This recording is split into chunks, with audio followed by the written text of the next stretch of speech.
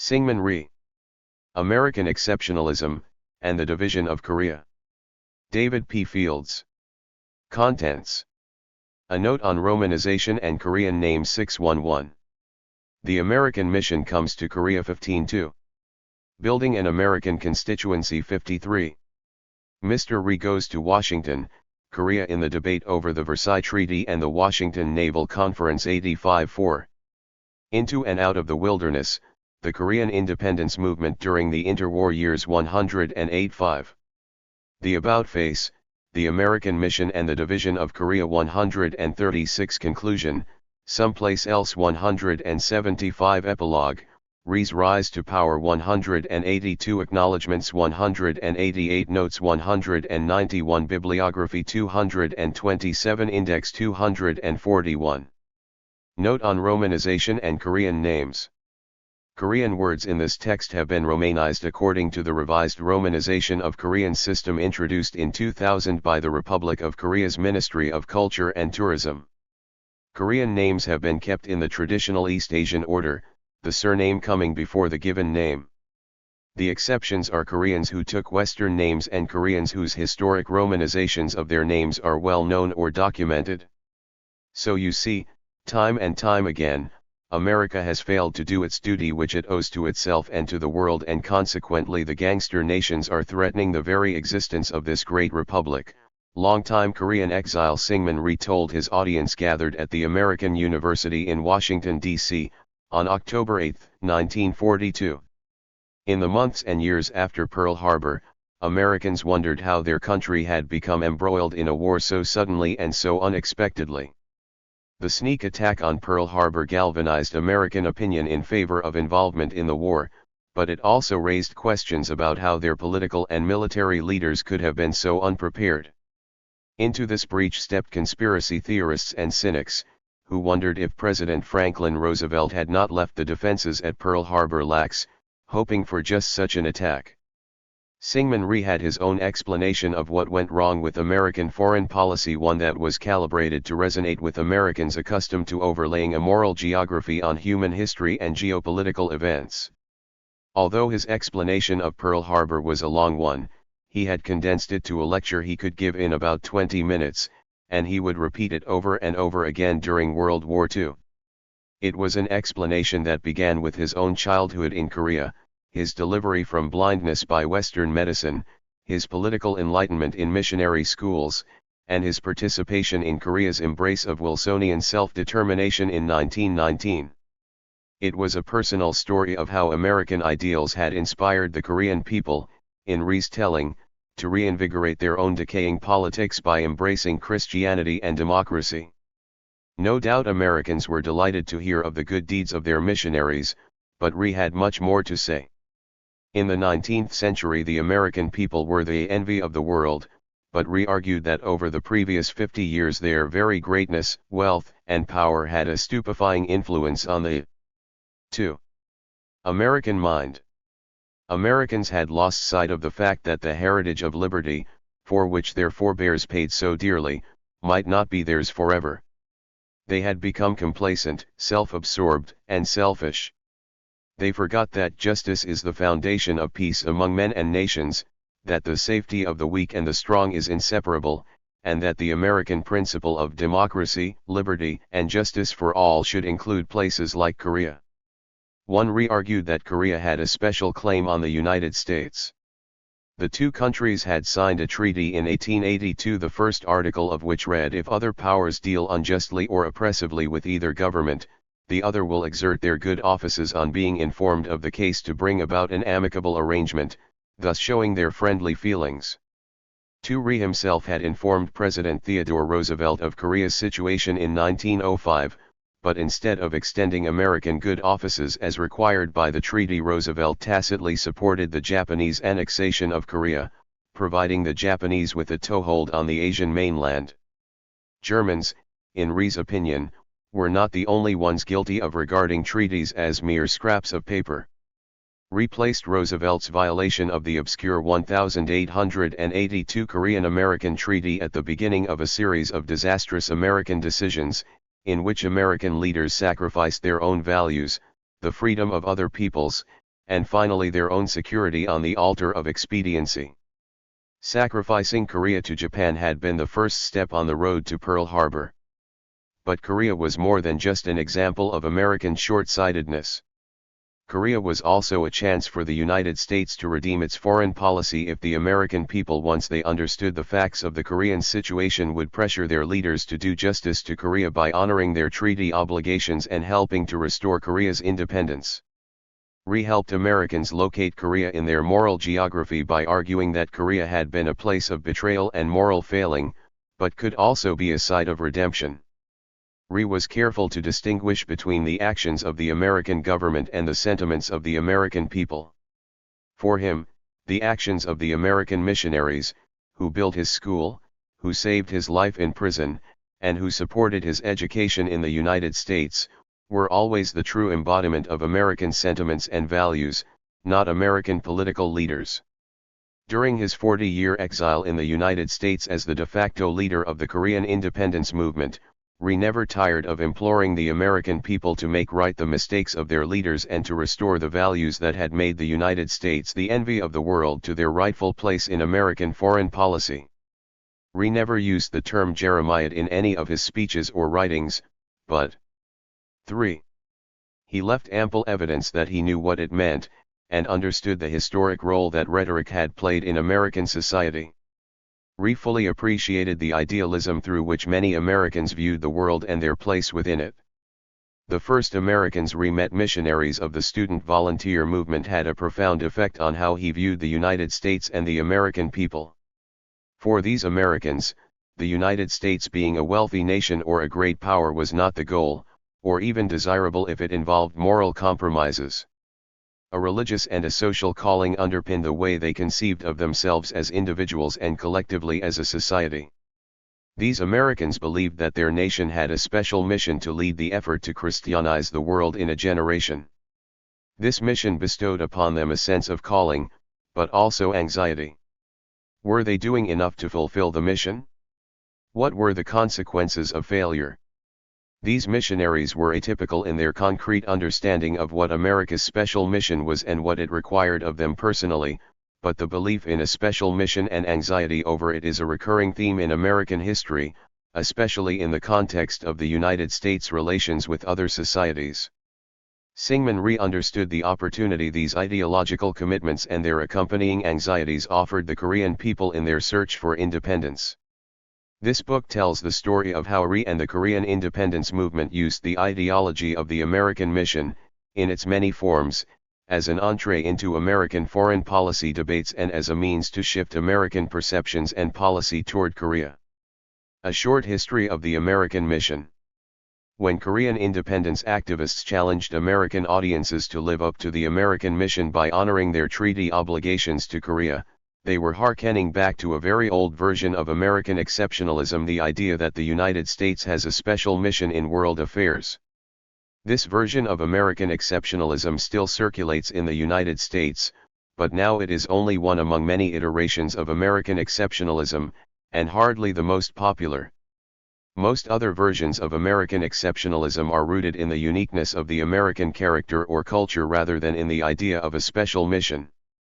They are more closely associated with hypernationalism and chauvinism and therefore do not garner much foreign support.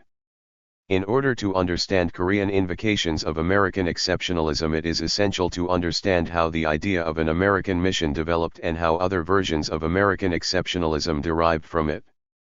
4. The idea that Americans have a special mission to the world is older than the United States itself. It was brought to North America by the Puritans and best epitomized in a few lines of John Winthrop's sermon, A Model of Christian Charity, given aboard the Arbella in 1630, "For we must consider that we shall be as a city upon a hill. The eyes of all people are upon us."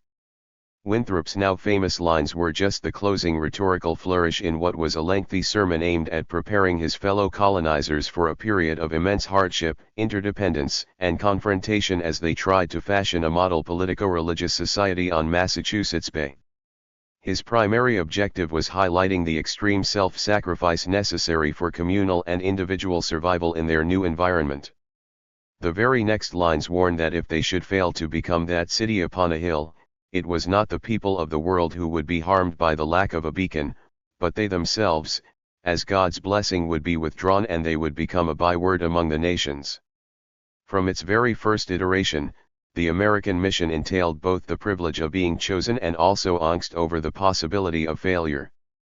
Despite the fact that Winthrop wrote his sermon for a particular group of people faced with a particular historical challenge, his invocation to his fellow colonists to build a city upon a hill in North America has survived and thrived up to the present and has become a foundational text for understanding American exceptionalism. Of course, the Puritans were not the only American colonists, and the intellectual baggage they carried with them was only one part of the complex mixture of the philosophical, political, and theological ideas that would fuse to create an American identity. And yet, through a process of historical selection, that is, the willful and unconscious crafting of a historical narrative, Winthrop's invocation to his fellow colonists has outlived its original circumstances to become emblematic of American domestic and international ambitions, to become a model for other nations by championing values at home and abroad that Americans deem, at that particular time, to be good. For all its longevity, the American mission has been controversial. While the idea that God had held North America in reserve for European colonists to found a politically and theologically purified version of their own civilization was not in doubt among themselves, the divine imprimatur on this endeavor made conflicts over which political and theological ideas should hold sway bitter and often violent. That such a manifest destiny dispossessed native peoples of their land, livelihood, and lives may have only occasionally troubled the early colonists, but many Native American writers, especially those educated in mission schools and converted to Christianity, were not hesitant to point out that 5. The means of building the city upon a hill were hardly a model of Christian charity. 3. For later generations of Americans, the treatment of Native Americans would be the ultimate refutation of their nation's founding myth. 19th century Americans were no less enamored than the Puritans with the possibilities of the American mission. They had an even broader vision of what they could accomplish, especially after the Civil War created a stronger central government and a more unified state. Whereas the Puritan mission was primarily religious, Americans throughout the 19th century recognized the religious, political, and economic potential of their ever-expanding nation. The key concept of this mission was potential. The United States are destined either to surmount the gorgeous history of feudalism, or else prove the most tremendous failure of time, wrote Walt Whitman in 1871. While Whitman was enthusiastic about American expansion and what it portended, he feared there was a spiritual and cultural void at the heart of American society, as if we were somehow being endowed with a vast and more thoroughly appointed body, and then left with little or no soul. For as the United States emerged as a global power in the late 19th and early 20th centuries, the meaning of the American mission, if not the idea itself, remained contested. Could the United States better serve the world through exemplary action at home or by actively promoting the American synthesis of political, religious, and individual liberty abroad? 5. Those who favored exemplary action at home have often been maligned as isolationists, but in fact isolationism has never enjoyed more than fleeting popular and/or regional support in American history.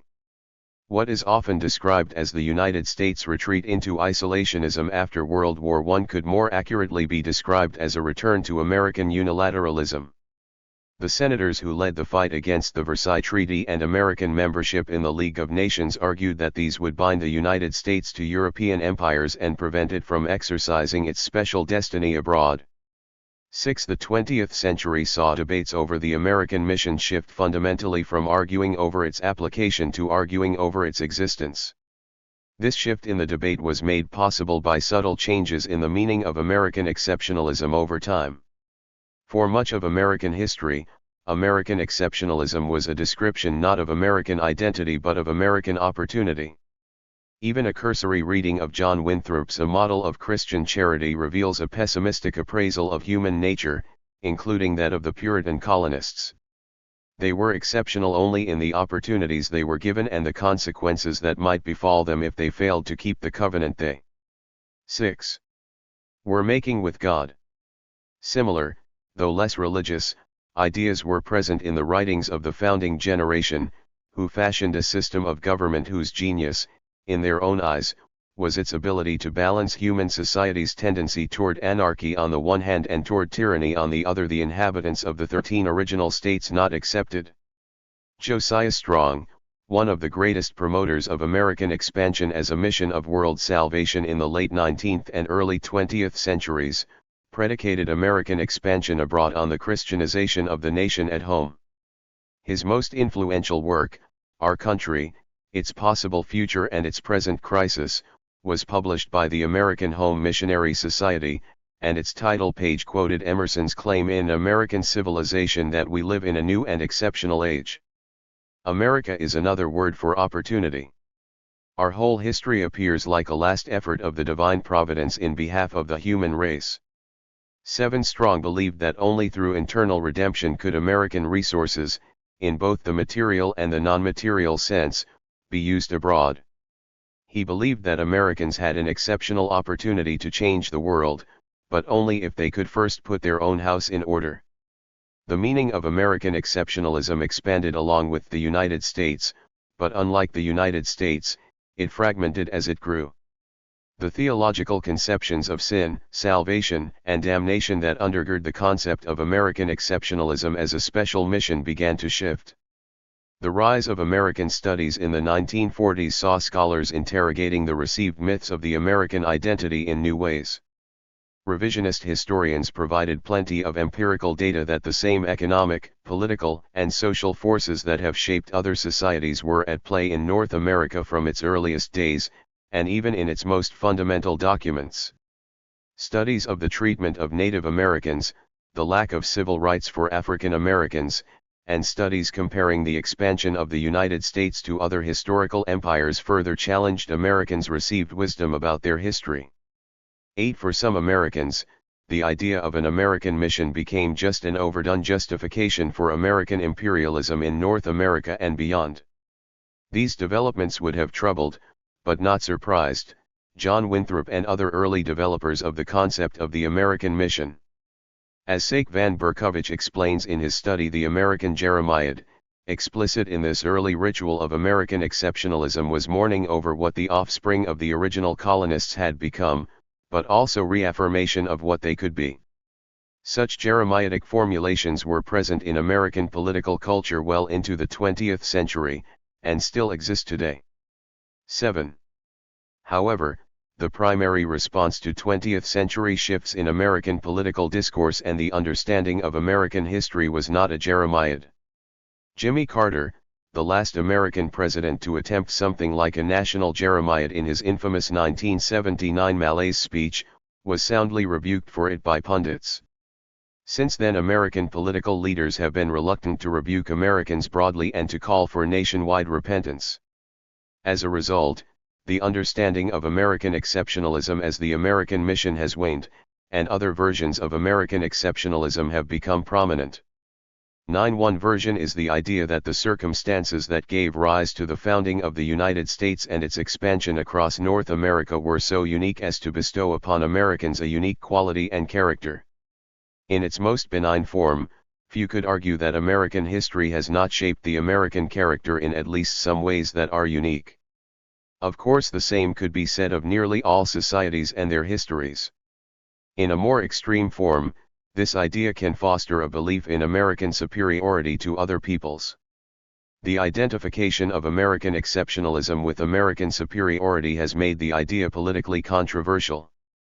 Perhaps because of its religious roots and long tenure in American history, American exceptionalism is often treated as a traditional American value by those on the right, while its association with American superiority and its eliding of more tragic narratives in American history have made it repellent to those on the left. The politicization of American exceptionalism has made many of the debates surrounding it normative, focusing on whether or not the United States is truly exceptional. On the one hand, scholarship showing the similarities between the United States and other societies and empires is useful on many levels. On the other, to suppose that such scholarship will disabuse Americans of their belief in American exceptionalism ignores that the idea has become an article of faith for many Americans. it is beyond the reach of empirical data. As Hilary Stad has pointed out, American exceptionalism is an ideology, and as such it does not matter if the United States is exceptional or not, so long as Americans believe that it is. 10 Such debates frequently dehistoricize American exceptionalism and flatten it into a belief about American identity and uniqueness going back to the 17th century.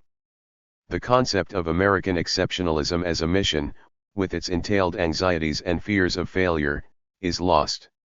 It becomes a thoroughly domestic ideology, interested only in describing the uniqueness of the American character, rather than a debate over the United States' role in world affairs. American exceptionalism construed as the uniqueness of the American. 8. Character is something that non-Americans find either of little interest or somewhat threatening. This is especially true of peer nations to the United States, who see in American exceptionalism a justification of American unilateralism that may come at their own expense. Such was the case in Vladimir Putin's 2013 op-ed in the New York Times, warning Americans not only against unilateral action in Syria but also against believing in their own exceptionalism.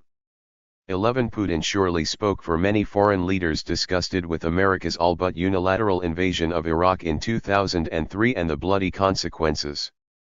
As Putin's criticism of American exceptionalism shows, the ideology can be a cause of friction in American foreign relations. However, this is not always the case. While American exceptionalism defined as a unique and immutable identity is likely offensive abroad, American exceptionalism defined as a mission to influence world affairs in a positive way has found foreign supporters from the 18th century to the present. The vagueness of this mission is what makes it so inviting. Exactly what this mission is and where and how it applies is constantly in flux. This is one of its primary attractions for political entrepreneurs. The constant haggling over it provides them with an opportunity to enter debates over American foreign policy and perhaps nudge it in their desired direction. This is what drew Syngman Rhee to the American mission, and this book is a study of how he and his surrogates used it and what the effects were. Before explaining further what will proceed in the following chapters, I should make two things clear. First, while I draw distinctions between the American mission and other forms of American exceptionalism, these iterations are not necessarily mutually exclusive. American exceptionalism as a mission and an identity have long intermingled to various degrees both in American culture and in the mind of individual Americans.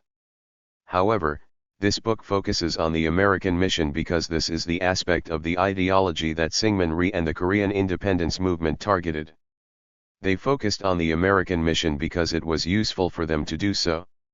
That in the process they might also contribute to Americans' understanding of themselves as a unique or even superior people probably troubled them little. Their goal, regaining Korean independence, was a concrete one, not an abstract one. Second, I am not making a normative judgment about the American mission, only examining how and why it would be invoked by Korean independence activists. As Seymour Martin Lipset pointed out 2 decades ago, American exceptionalism is a double-edged sword in American culture, allowing both pernicious and beneficial social phenomena to arise simultaneously from the same basic beliefs. 12 Lipset was writing primarily about American exceptional 9 ism in a domestic context, but the same could be said of the American mission. That the American mission has received periodic foreign support does not sanctify it. In its most cynical form it has been used to justify attempts to impose on other societies American norms in which they had little interest and for which they had little desire. In its most forward-thinking form it has been used to justify policies that demonstrate an enlightened self-interest which in fact demarcates the outer limits of altruism in any foreign policy, such as the return of the Panama Canal to Panamanian control or the Marshall Plan for Europe. The goal of this work is not to pass judgment on the American mission, but rather to describe how it operated within the context of US-Korean relations in the first half of the 20th century and contributed to the division of Korea, which yields larger insights into the role this ideology has played in American foreign relations broadly defined. Argument and organization. is a study of both American exceptionalism defined as a special American mission and how the Korean independence movement invoked such a mission to influence American policy prior to the division of Korea in 1945. By examining the Korean independence movement's use of the American mission, the book seeks to accomplish two goals. First, this work argues American exceptionalism is more a genus of ideas than a discrete ideological species. 13. By examining the American mission, I hope to persuade readers to adopt a more complex view of American exceptionalism. Contextualizing Korean invocations of the American mission provides a framework for understanding similar foreign invocations of that mission. From the American Revolutionary War hero the Marquis de Lafayette touring the United States in the 1820s urging the United States government to aid revolutionary Greece to Ahmet Chalabi and the Iraqi National Congress seeking aid to overthrow Saddam Hussein in the early years of this century, enterprising political leaders have found uses for the American mission. 14. The Korean embrace of the American mission during their country's colonization was far from an isolated incident. Foreign invocations of American exceptionalism make sense only if the ideology is more complex than the chest-thumping hyper-nationalism with which it is often associated. Showing the complexity of American exceptionalism, at least partially explains why the belief remains so potent in American society. While American exceptionalism as the uniqueness of the United States can easily be debunked by historians, sociologists, and statisticians, American 10. Exceptionalism as a mission is immune to these same attacks. The United States is demonstrably not the greatest country on earth by a whole host of objective indicators, but it is much harder to argue that the United States does not have incredible potential to influence world affairs in a positive manner. The idea of an American mission will exist as long as some Americans want to believe in it. Its vitality is enhanced further by non-Americans who are willing to invoke it. Second, this work hopes to make an important intervention into the historiography of US-Korean relations by arguing against the interpretation that the Korean independence movement was a failure. Of course, the movement was not successful at accomplishing its most ambitious goal, creating an independent and unified Korea out from under Japanese colonial rule. However, scholars have too often conflated the failure to achieve this goal with having no influence at all on American policy. The Korean independence movement was instrumental in shaping American attitudes toward Korea and was in fact crucial to the American decision to suggest to the Soviet Union in August 1945 that Korea be divided. The division of Korea was not an afterthought or a hasty decision taken without any consideration for the Koreans themselves. This book argues the division of Korea was at least partially the result of Rhee and his associates using the idea of an American mission to the world to successfully transform Korea into a place of symbolic importance in the American moral geography. They ensured that Korea could not be abandoned without consequences for the Truman administration and the already besieged State Department. The existence of idealistic Americans who believed in a special mission for their nation was essential to this outcome. Scholars can hardly be blamed for overlooking the impact of the Korean independence movement on American policy toward Korea. The leaders of the movement themselves, including Syngman Rhee, were unanimous in their judgment of the movement as a failure, especially after the division, an action they had no foreknowledge of, never supported, and vehemently opposed once they learned of it. If it had ever occurred to Rhee that his own 40-year lobbying career in the United States had contributed to the division of Korea, however involuntarily, he would have had no incentive to claim that influence, given the cascading negative consequences for Korea. Besides, immediately after their division and liberation, Koreans, both in Korea and abroad, had much more pressing matters to attend to than examining the unintended consequences of their often contentious independence movement. Is organized into 5 chapters.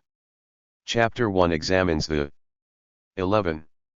Importance of American missionaries both to US-Korean relations and to the transmission of the American mission from one society to the other. This chapter describes Rhee's first encounter with the American mission via American missionaries, how he came to realize the potential of invoking the American mission for his own personal and nationalistic aspirations, and how such invocations were essential to his establishing himself as a leader of exiled Koreans in the United States. Chapter 2 examines the lobbying activities of Rhee and the Korean independence movement in the immediate aftermath of the March 1 movement and in the context of Woodrow Wilson's embrace of self-determination as an American war aim. The Koreans used this new American interest in international affairs to expand their lobbying activities beyond those who had been involved in the American missionary effort in Korea. Through grassroots organizing, print media, and Chautauqua lectures, the Koreans established a small but influential constituency of American supporters who were willing to publicly advocate for the Korean cause. Chapter 3 examines how Rhee and the Korean independence movement utilized this constituency to place pressure on American policymakers during the fight over the ratification of the Versailles Treaty and during the Washington Naval Conference of 1921 to 1922. The chapter pays special attention to the common cause the Korean activists and their American supporters made with the so-called irreconcilables in the U.S. Senate. The Korean independence movement provided these senators with an internationalist justification for opposing the treaty and thus an answer to the charge that they were advocating isolationism.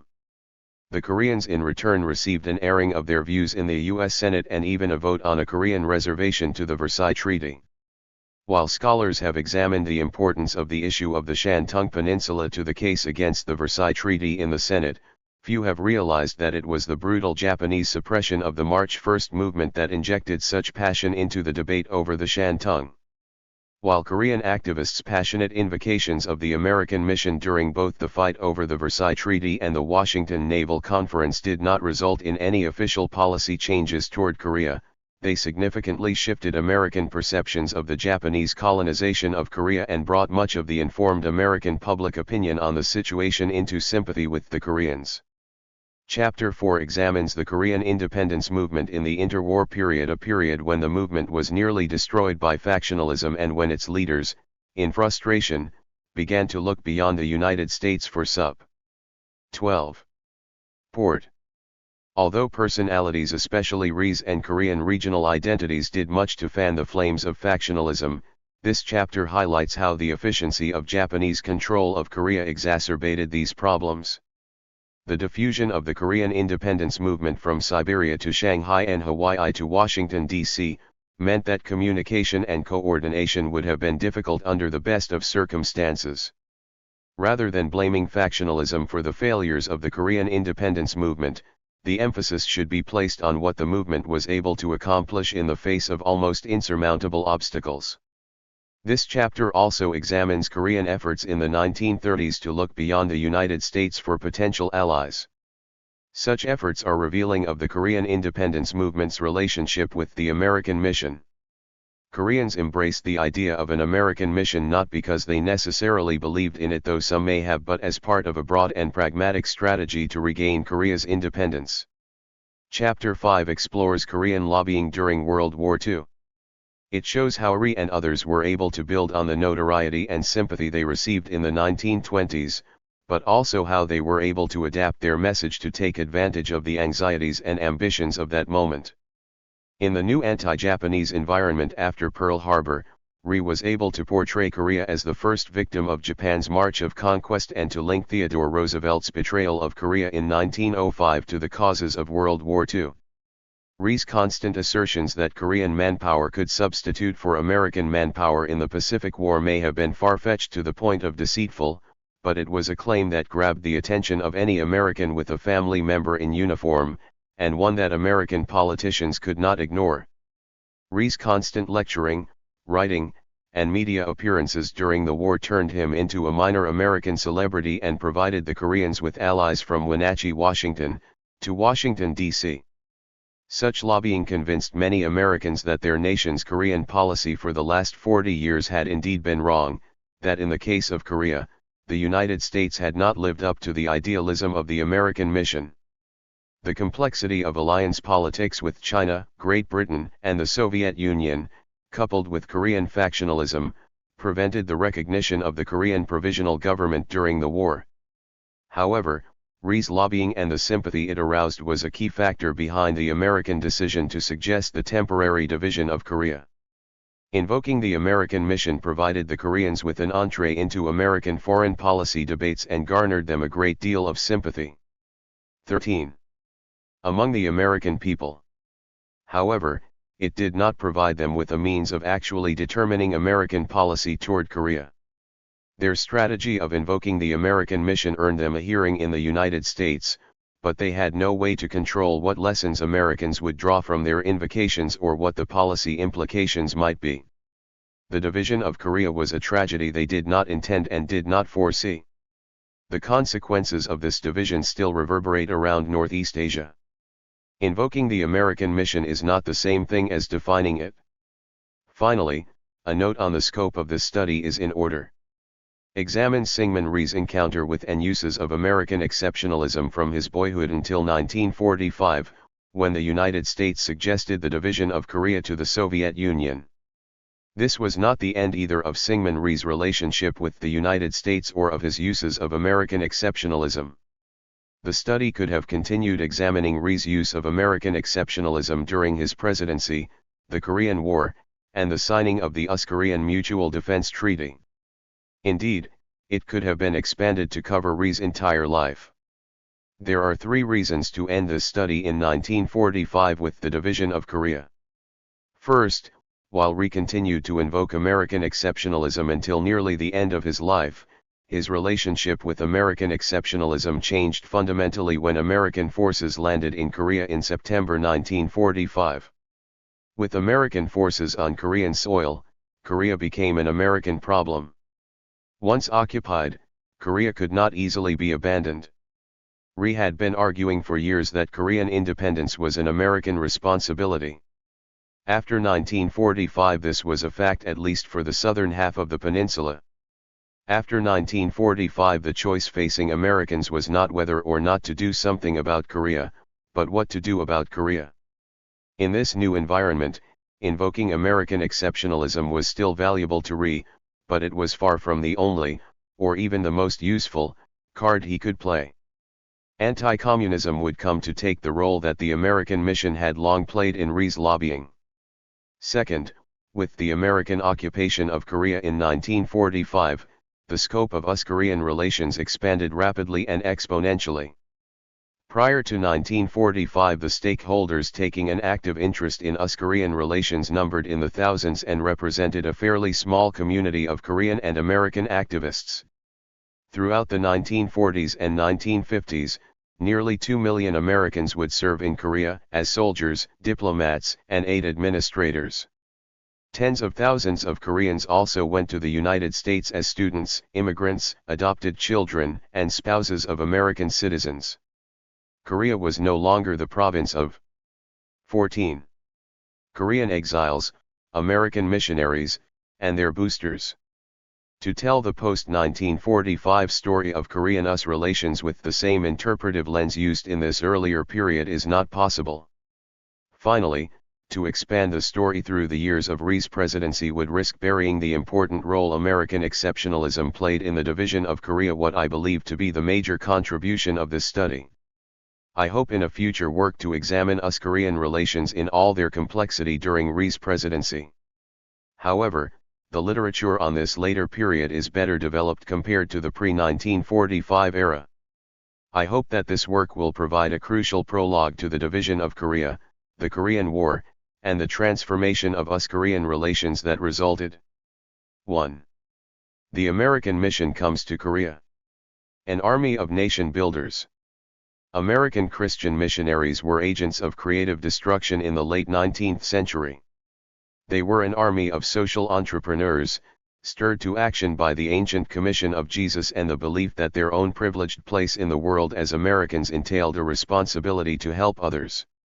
One encouraged by the revivals of Gilded Age America and the era's most famous evangelist, Dwight L. Moody, American and Canadian college students formed the student volunteer movement for foreign missions to recruit, train, and dispatch university graduates as foreign missionaries. Highly educated, motivated, and idealistic, their numbers included many of the best and brightest of their generation. They expected a life of hardship and sacrifice. They left the comforts of home and the companionship of their families for years and decades at a time. 2. They were not wishing to be martyrs, but death from disease, from accidents, or at the hands of those they were trying to convert was not a rare occurrence. They were unashamed cultural imperialists with strong beliefs in the superiority of their culture and the religion that underlay it. Their goal was disruption. They went out into the world to change it.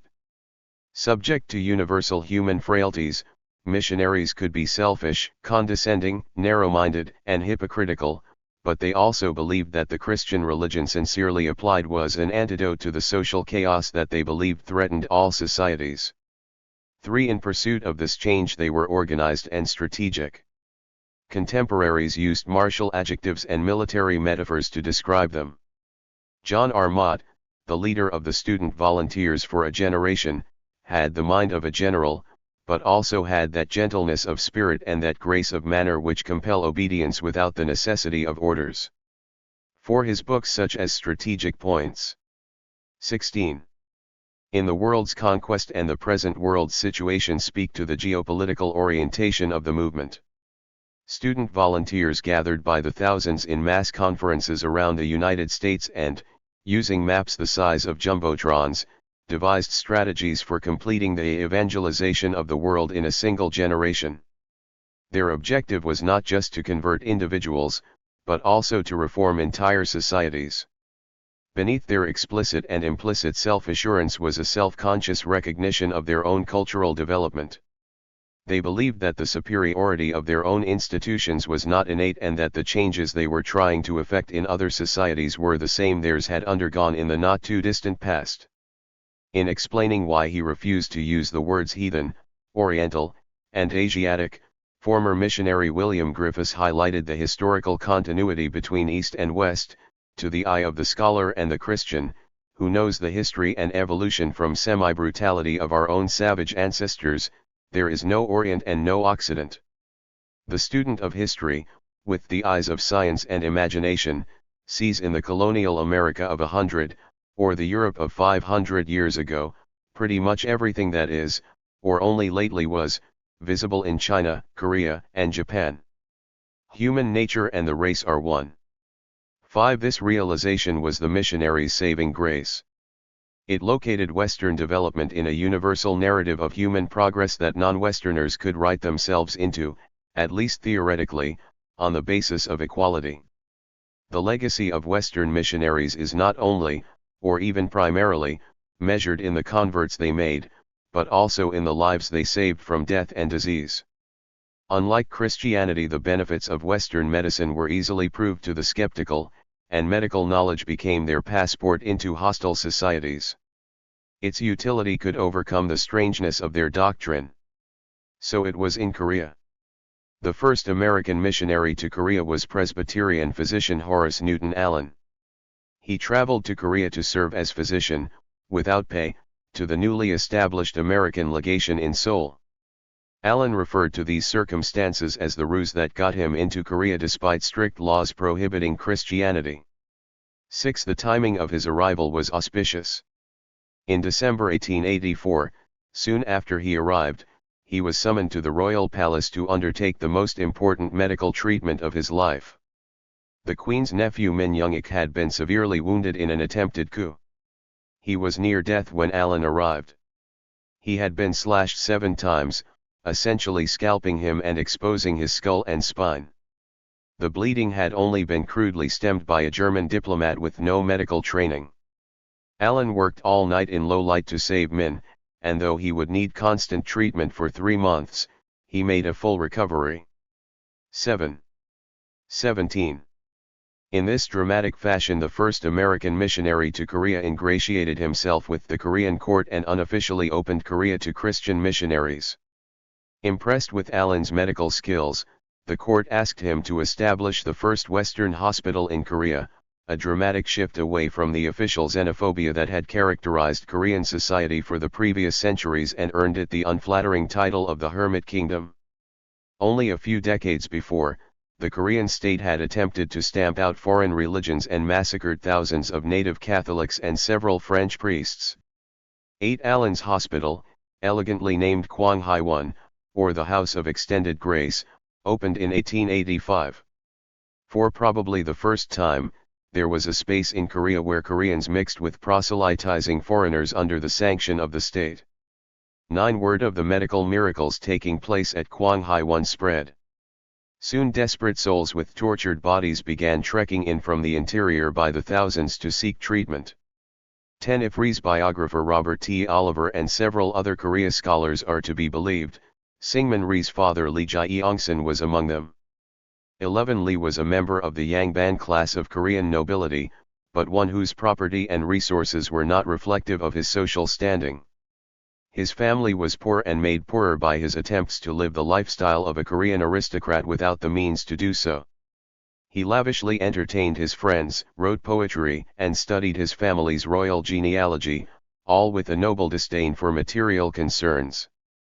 Genealogy was of paramount importance to someone who possessed a noble birth and little else. Lee's preoccupation with his lineage was augmented by worries about the tenuousness of his own ancestral line. For 5 generations his ancestors had managed to produce only one son, a circumstance Lee was not able to improve upon. A son had been born to Lee and his wife, but this Yukdi Dokja, or 6th generation only son, had died while still a boy. 2 daughters had followed. Then in her 40s Lee's wife bore another son, whom they called Seungneong, and the family's fortunes seemed to revive. Coddled from birth as befitting a Yukdi Dokja, the boy was the center of his family's attention as well as their hopes and aspirations. Lee's dream for his son was the dream of all struggling Yangban families, that the son could elevate the family's status by passing the civil service exam and joining the government bureaucracy.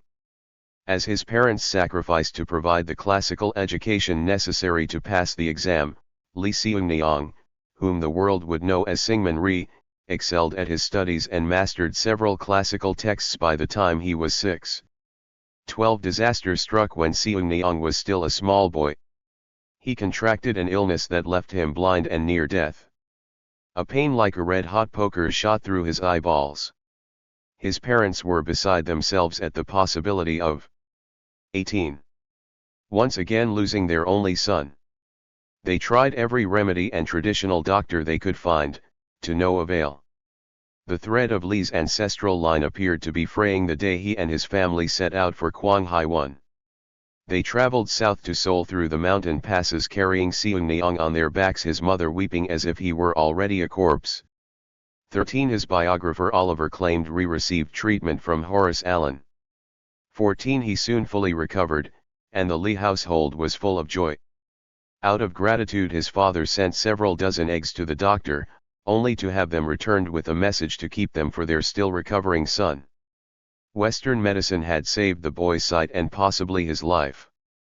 As he grew and traditional Korean society crumbled around him, Rhee remembered this experience and began to think about the West, Western technology, and Western religion in new ways and to wonder if it was not capable of more than just his personal physical enlightenment.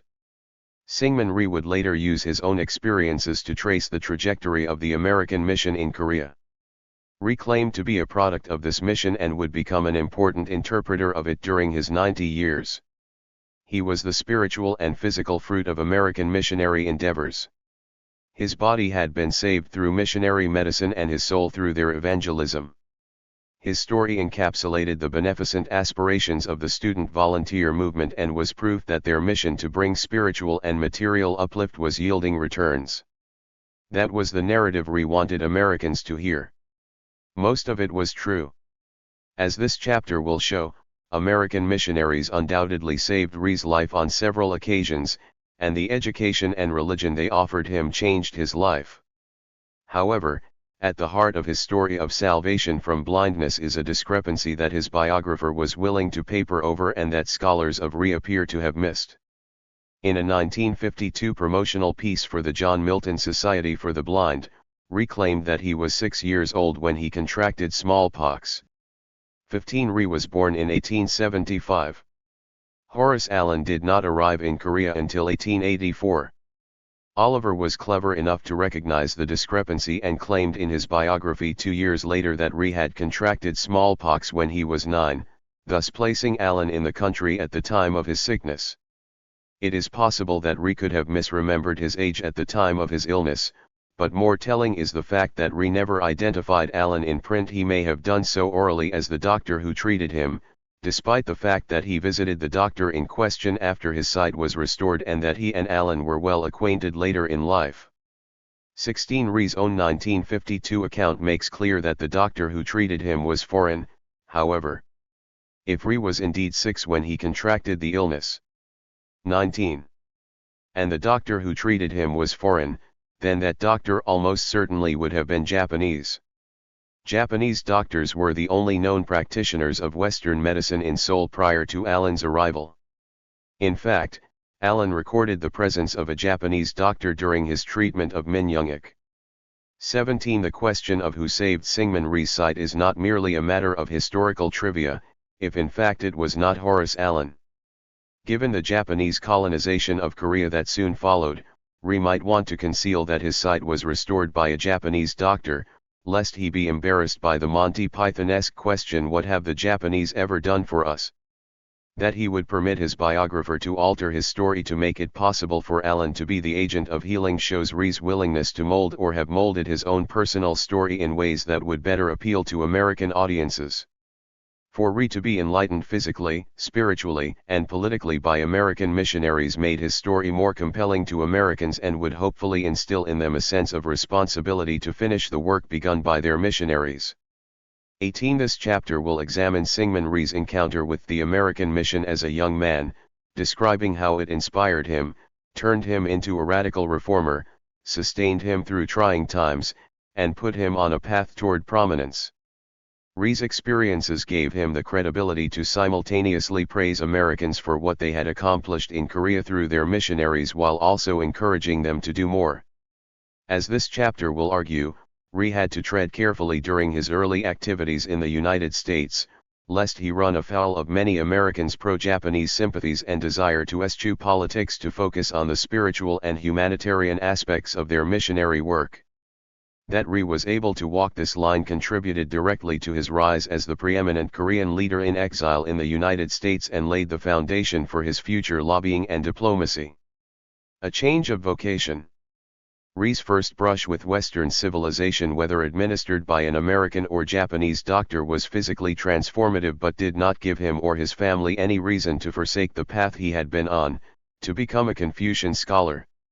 After being saved from blindness, he strained his eyes studying and memorizing classic Confucian texts in preparation for taking the Gwagyo, the civil service exam of the Joseon state. Rhee's political education and transformation began when the Japanese did to him what smallpox could not, and his hopes of taking the Gwagyo. 20. In 1895 the political order of East Asia was reversed when the Japanese defeated the Chinese in the First Sino-Japanese War and supplanted Chinese influence in Korea. With Japanese troops occupying Seoul, Japanese diplomats pressured the Korean government into Japanese-style reforms. Among them was the end of the Gwagyo and its replacement with an exam that privileged more practical forms of knowledge. 19. This reform ended what Rhee called in his autobiographical notes the sacred hope of all the ambitious young Koreans and the dream that he had spent his young life pursuing. 20. In fact, it was a blessing in disguise. The administration of the Gwagyo was so heavily influenced by family connections and graft that it is improbable Rhee could ever have passed it, regardless of his efforts. 21. The utter defeat of China in the Sino-Japanese War was a shock to conservatives in Korea and China, who believed their adherence to Confucianism made them superior to the Japanese. Even after defeat, many continued to cling to their faith in Confucian maxims as the basis for a good society and a strong state. Rhee did not.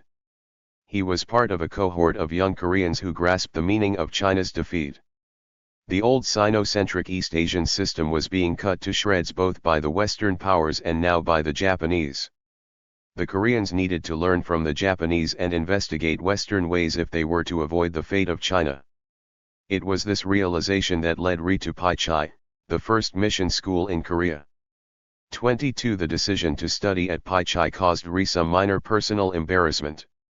He had ridiculed his friends who chose to study there back in the days when he was confident about his future as a Confucian scholar. 23. His initial attraction to the West was technical, not cultural or religious. He went to Paichai to learn English, hoping to become a modern civil servant in a modern Korea rather than a bureaucrat in Joseon Korea. That Korea was being transformed by its contact with the West was apparent to him, that he would be was not. After a few months at Pai Chai he assured his mother, who was concerned he might convert to Christianity, that Christian theology was so foolish no man of learning could believe it. 24. Pai Chai Mission School. The American missionaries that entered Korea in the late 1880s were all on the same mission but were not of the same mind.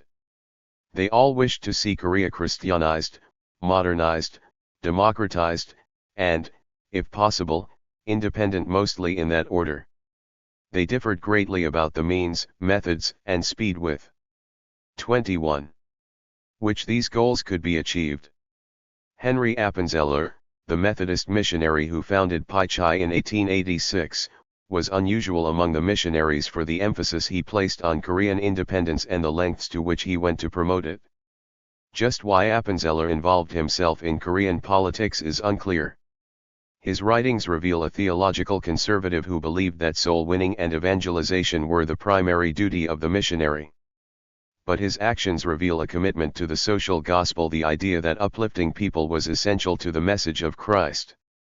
For Appenzeller, as for many missionaries of the student volunteer era, evangelism and uplift went hand in hand. 25. Appenzeller heard the call of missions while an undergraduate at Franklin and Marshall College. He initially planned to go to Japan, but on learning of the greater need in Korea, he volunteered to go there in December 1883. 26. Such strategic sensibilities were a hallmark of American missions during this era. 27. The Appenzeller family, pious though they were, struggled to accept his decision. It was essentially losing a son. They feared that he would be buried in Korea. He would be. But his death was just the end of a long separation imposed on him and his family by his calling. They were reunited only twice during the next 18 years. 28. Like many student volunteers, Appenzeller believed that the burden of Christian missions fell especially heavily on Americans, essentially blurring the lines between a religious and a national mission. He explained to his fellow missionaries in Korea, the discovery of the New World throws upon that land tremendous responsibility. The question that falls back upon is not so much what will America be, as what will the world be. And what is more, the burden of this responsibility falls upon the largest, wealthiest, and most populous country in America. We may shrink from it, but we cannot escape it. 29. Appenzeller conceived of this responsibility as not just changing people's spiritual lives but their whole society. Of that type of a nation builder and rejuvenator of society, as an exponent of that Christianity which makes over both the man and the commonwealth, was a superb type, wrote his biographer. 30. He founded Pai Chai as a nation-building institution. He considered every student at Pai Chai a future leader, and designed its curriculum accordingly. 31. School for Rearing Useful Men is a rough translation of Pai Chai's Chinese characters, and the institution tried to live up to its name by educating students in subjects and instilling them with values that would be useful to Korean society. Independence was an important value at Pai Chai, one promoted by Appenzeller. Independence was a fundamental element of his theology, because only an independent actor can willingly accept Christ's gift of salvation.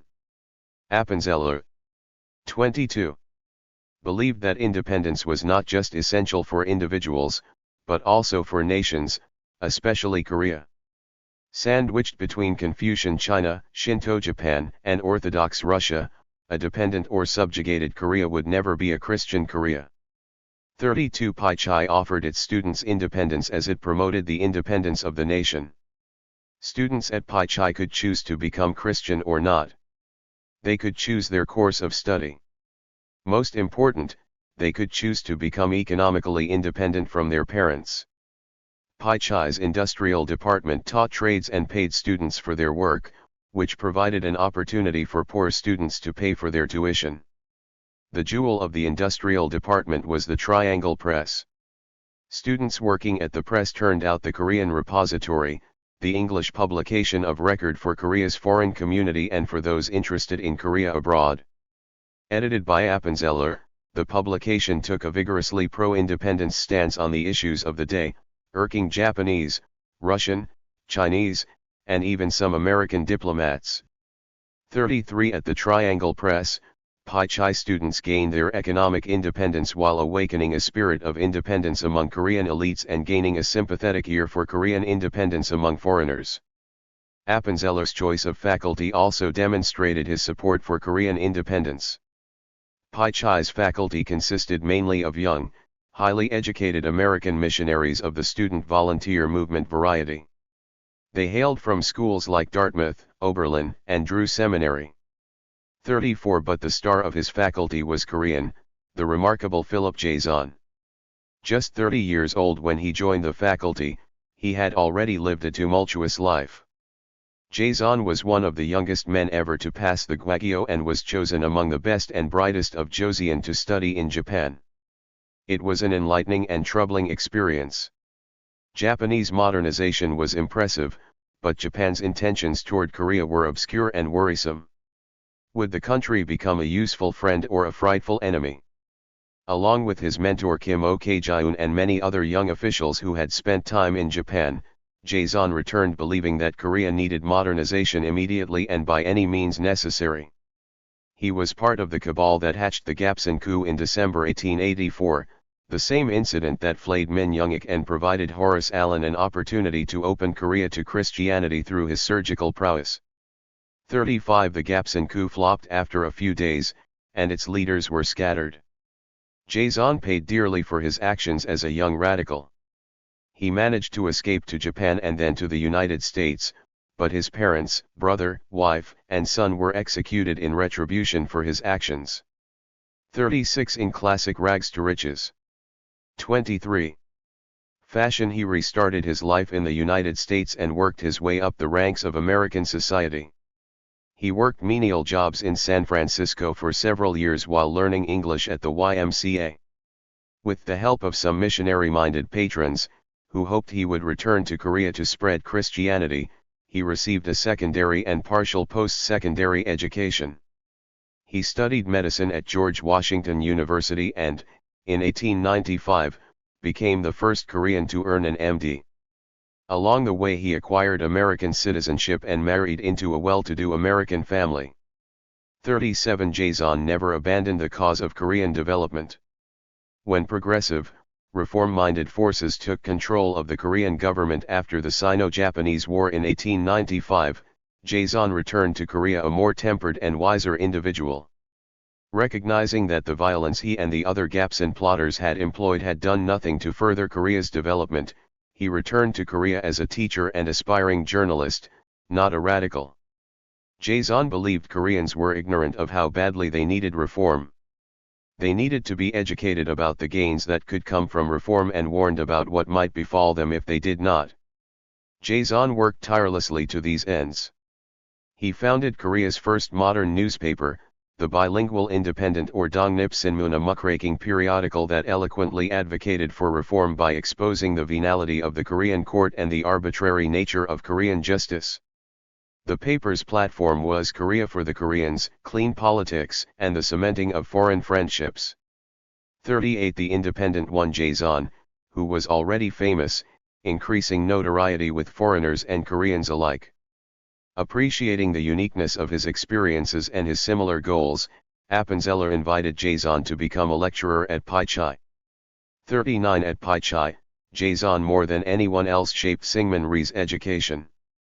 40 A bond developed between the two men that, despite the occasional rift, lasted their entire lives. Jason's experiences convinced Rhee that Korea needed to look west to secure its future.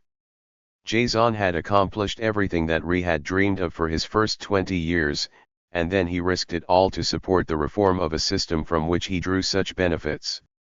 His actions taught Rhee that the best traditional Korea had to offer paled in comparison with the freedoms and material benefits of the West. Jason also had the advantage of quite literally speaking Rhee's language. Rhee wrote of his first encounter with Appenzeller at chapel sermon that the missionary's Korean was more or less unintelligible. 41 Not so with Jason. He could present the West, or at least his version of it, using all of the idioms, nuances, and metaphors of the Korean language. He could render the West intelligible to young Korean ears. 24. Appenzeller made sure Jason had the opportunity to do so. The Americans at Pai Chai taught the skills-based courses English, math, and chemistry and left the humanities courses to Jason. His lectures began with the geophysical layout of the world and then proceeded with a political and ecclesial history of Europe. 42. The exact content of Jason's lectures at Pai Chai is unknown, but his contemporary writings reveal what was on his mind.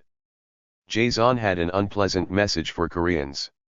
Despite their beliefs about themselves, they were backward and uncivilized by the standards of the Western world.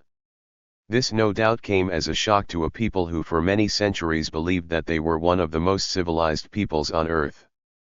Conservatives could not accept this analysis, but editorial after editorial in The Independent carried irrefutable proof that citizens of Western nations enjoyed a more comfortable material existence and greater liberty. They lived in better housing, drank cleaner water, and enjoyed better medical care. 43. But Koreans were not stuck in this unenviable position, Jason assured them. They could advance. What Korea needs most, he wrote, were educated men who understand not only how to rule, but how to teach others and guide them in the right path as a shepherd does his wandering flock. Only through the education of the people could the need for reform be recognized and the necessary political changes be accepted. 44. The students at Pai Chai were a receptive audience. The very nature of what the school offered, a Western education in a still conservative Confucian country, meant that its students were self-selected for their curiosity about the West and their openness to change. Jason's lectures nurtured this curiosity and whetted their appetite for change by demonstrating that a better society was possible. Reflecting on his time at Pai Chai, Rhee wrote that the concept of political liberty, by which he meant the rule of law, was the most important thing he learned there, and that only those familiar with the political oppression common in Korean history could imagine what a revolution should have been wrought in the heart of a young Korean who heard for the first time in his life that the people in Christian lands were protected by law against any tyranny of their rulers. I said to myself, it would be a great blessing to my downtrodden fellow men, if we could only adopt such a political principle. 45. Just how to do this was the question. By the late 1890s, Pai Chai students were willingly cutting off their topknots and debating openly how Korea might be reformed. Rhee was in the thick of it. With Jason's help, several students founded Korea's first debating society. 25. The Mutual Friendship Society, and a newspaper, the Mutual Friendship Society Circular. Rhee was selected as the newspaper's editor and, following in the footsteps of Jason's Independent, molded the paper into a muckraking daily.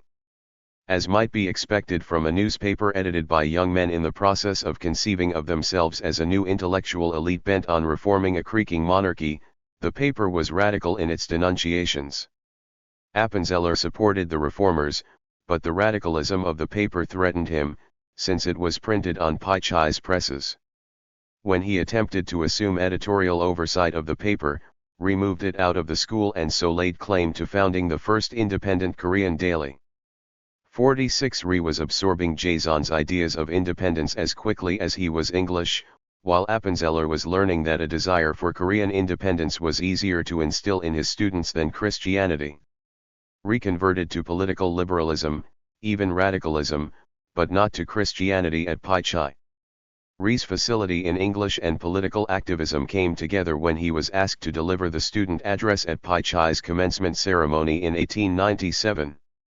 Since Pai Chai was one of only 2 foreign schools in Korea, its commencement was a significant event. More than 600 people, including government ministers, foreign missionaries, and diplomats, attended. Rhee, referred to as the school's embryonic valedictorian, gave an original address in English titled The Independence of Korea. The Korean Repository glowingly reviewed Rhee's speech. National independence only will offer the field needed for the training these young men are receiving, and the spirit which seemed to animate the entire occasion was that the national independence must be made a real, permanent, and lasting fact. Mr. Yee's diction was good, his sentiments fearlessly expressed and his enunciation clear and distinct. 47. Rhee was making a name for himself. Appenzeller had reason to be proud of his students. They were proof that he was fulfilling the mission that he left his home in Pennsylvania to undertake, not just to change the theology of individuals, but also to enhance the welfare of societies. Missionaries like Appenzeller saw themselves as the moral equivalent of imperialists, spreading not just their religion but the values and technologies that would enrich the lives of others. Rhee had imbibed that vision at Pai Chai and was now working to make it a reality in Korea. Appenzeller may have fretted over Rhee's failure to convert to Christianity and his increasing radicalization, but there was no denying that his students were undergoing a transformation and seeking to transform Korea as well. 26. The Independence Club. Rhee's fearless rhetoric and leadership in the Mutual Friendship Society began to open doors for him. The debating format pioneered by the society spread throughout Seoul and was taken up by other organizations, most notably the Independence Club, which was another of Jaeson's creations. 48 Jaeson formed the Independence Club as a political organization to support the efforts of his newspaper, The Independent, to bring liberal and democratic reform to Korea. 49 The club not only adopted the debating format of the Mutual Friendship Society, but also many of its members, including Rhee. The Independence Club launched Rhee's political career. The skills he had honed in the Mutual Friendship Society were now on display for public audiences numbering in the thousands. 50 As a member of the club and a friend of Jaeson's, Rhee became well known in the American colony in Korea and was able to mingle with reformist-minded government officials and prominent diplomats. 51 Rhee's membership in the club coincided with the height of the club's influence in Korean society and with Emperor Go-hong. The emperor's relationship with the club was complex and his support wavering. He was open to reform to the extent that it could be enacted without undermining his authority or upsetting the delicate balance of his court, which was divided not only between reformers and conservatives but between rival clans, provincial factions, and partisans of the several foreign powers interested in Korea. Go-hong was pliable. Whoever brought the most pressure at any particular moment could sway him. Grasping this, the Independence Club pioneered the use of mass meetings, sometimes right outside the palace, to pressure the emperor to reform. Here Rhee found his voice and proved most useful. His crisp rhetoric coupled with his youthful energy kept audiences engaged for hours, sometimes even days, of mass meetings. He was foolhardy in a way that enhanced his prestige. When Go-hong had leaders of the Independence Club arrested on fabricated evidence of a plot to overthrow him, Rhee led thousands of the club's sympathizers to Seoul's Central Police Station, where they staged a mass meeting demanding that their leaders be released or that they all be arrested with them. The club's leadership had urged Rhee to hide at Appenzeller's house and even sent Lee Jae-yongsan to beg his only son to return home. Rhee disregarded these appeals and noted triumphantly that, while others advised caution, crowds were following me.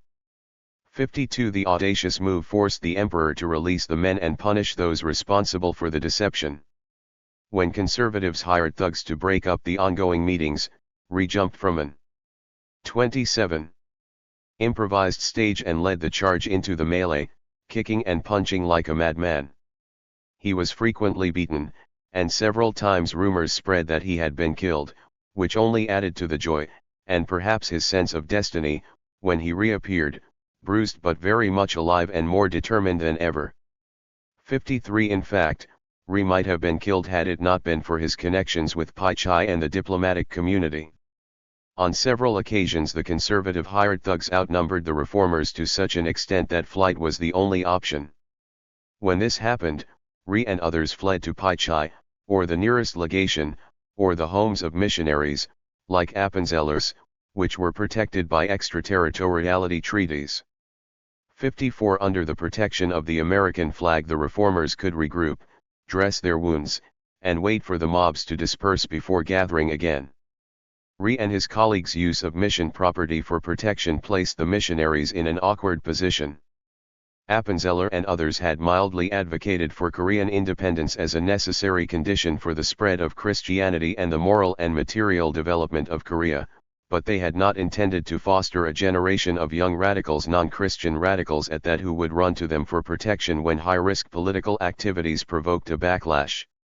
They did not support the radicalism of their students, but neither were they willing to refuse them shelter when doing so could result in their deaths. In this way they became unwilling enablers of Rhee's more radical actions. Some missionaries clearly felt conflicted about their relationship with Rhee. Appenzeller's untimely death in 1902 meant that he never had the opportunity to reflect on the long-term outcomes of Rhee's political career, but Rhee certainly believed that he had his mentor's tacit approval. Dr. Appenzeller was often standing at some corner watching the things as if he was proud of the Pai Chai men taking the lead in the new movement, Rhee wrote. 55 Another missionary mentor, Oliver Avison, did live long enough to reflect on his enabling of Rhee. In 1949 he wrote that even in his days at Pai Chai he recognized Rhee was a young rebel and feared I did not discourage you as I should have done. You may remember how I warned you of the dangers of the course you were pursuing. I remember it very well and how, after sitting quietly for a time, you spoke up and said, well, I am going to do it anyway. 56 Missionaries like Appenzeller and Avison were no doubt torn between their admiration for Rhee as a reformer and their fears about where his radicalism could lead. It could have easily led to his death, and also to the end of their work in Korea. The relationship was certainly a tense one at times, but it appears that American missionaries believed that Rhee's value to their work and the future of Korea 28 was great enough that a break with him should be avoided even as they tried to moderate his politics as much as possible. If Rhee was central to the Independence Club's rise, he was also instrumental in its fall. The club managed to wring some noteworthy concessions from Go Hong, including the right to appoint members to a newly established Privy Council that would have a say in governmental decisions. In this heady atmosphere of victory Rhee drastically miscalculated. Over the objections of more moderate voices, he recommended the recall and appointment to the Privy Council of certain exiled Koreans who had participated in the anti-royalist Gapsan coup.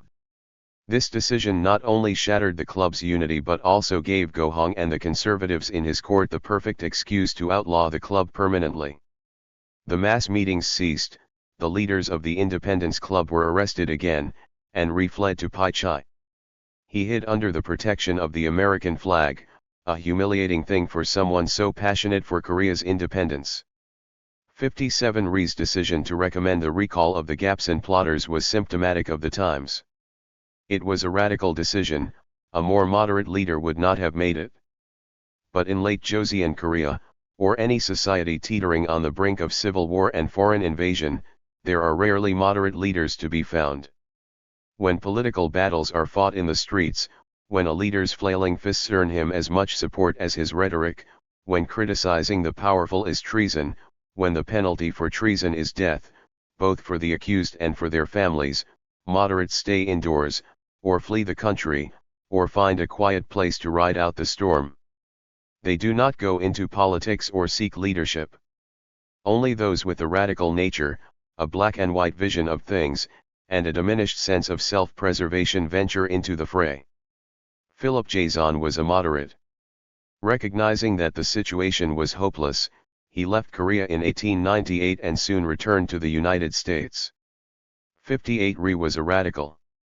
He assumed leadership when the moderates left. Rhee's radical animus came from within, but Pai Chai had awakened it. The knowledge and ideas he was exposed to at Pai Chai convinced him that Korean society needed fundamental change, not just new technology. 59 He came to embrace a mission of radical societal change, just like his missionary teachers. The difference was, American missionaries believed that reform would follow the gospel, whereas Rhee did not yet see a necessary connection between the two. Regardless of their priorities, American missionaries promoted both the gospel and reform at Pai Chai. They provided students with the knowledge, the space, and the tools to become reformers, and by doing so they unwittingly fostered radicalism. When this happened, American missionaries did not abandon their students. They continued. 29. To protect them, probably hoping that they could turn them back to a moderate path and convert them into Christian reformers. Through such actions, missionaries provided Rhee with just enough protection and encouragement to spur him on. Pai Chai equipped and sustained Rhee, but it never controlled him. His mission, to change Korea drastically and quickly, was all his own. Prison. The recklessness in Rhee that destroyed the Independence Club did not end with that incident. He was unhappy hiding at Pai Chai, but he was safe there. He probably could have waited in the school for an opportunity to flee to America or Japan, or, if he was willing to wait long enough, Appenzeller and Allen and Horace Underwood, all missionary friends of Rhee and confidants of the Emperor, might have been able to intercede for him. But Rhee did not stay at Pai Chai long, and the first time he emerged he was arrested. He left the school to act as a translator for a medical missionary who was on his way to treat a patient. They both assumed that extraterritoriality laws protected Rhee because he was accompanying an American on official business. 60. It was a foolish assumption. Rhee's arrest sparked protest from the American community and demands for his release. American officials visited Rhee every day in jail to ensure that he was not tortured. 61. The combined efforts of the American missionary community, especially Dr. Horace Allen, now American minister to Korea, might have secured Rhee's release had the young man's recklessness not reached new heights. Rhee claimed that he resented the missionaries' protection and that he wanted to get out without foreign intervention. He believed thousands of people were asking for a leader to call them together and was determined to answer. 62. He engineered an escape, only to be caught minutes later. During his few minutes of freedom, one of his accomplices shot a jailer, an action that made them all felons and eligible for the death penalty. Former Independence Club member Yoon Chi-ho summed up the foolishness of this episode by writing that Rhee shows very little sense. He never thinks of consequences. 63. Rhee probably thought about the consequences later that day. He was now no longer a political prisoner but a felon, beyond the protection of his missionary friends. He was taken back to prison, where some of his bitterest enemies awaited him, including the guard wounded in the attempted escape and conservative officials who had been enraged by the Independence Club's actions.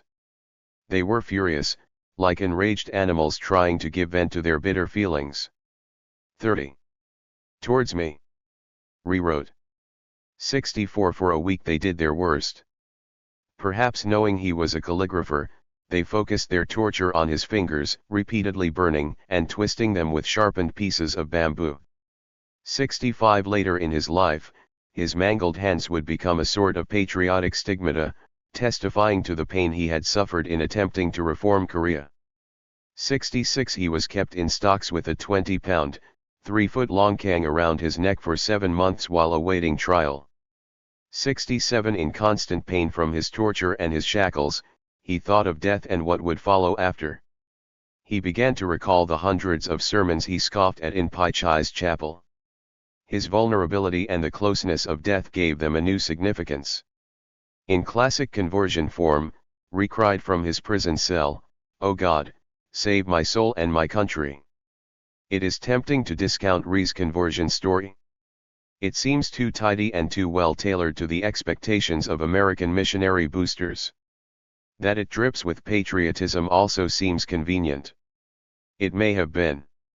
Although he wrote about his conversion while still in prison, he did not record saying this specific prayer until 1913, after he had told this story hundreds of times to American audiences. 68. The words may have been invented later, but the circumstances that produced them and the sentiments behind them were genuine. Like his restoration from blindness, Rhee's conversion was an experience that acquired meaning over time. By his own account, he seems to have undergone the prison equivalent of a foxhole conversion to Christianity when he was certain he was going to die, but unlike many such conversions, his outlasted his immediate circumstances.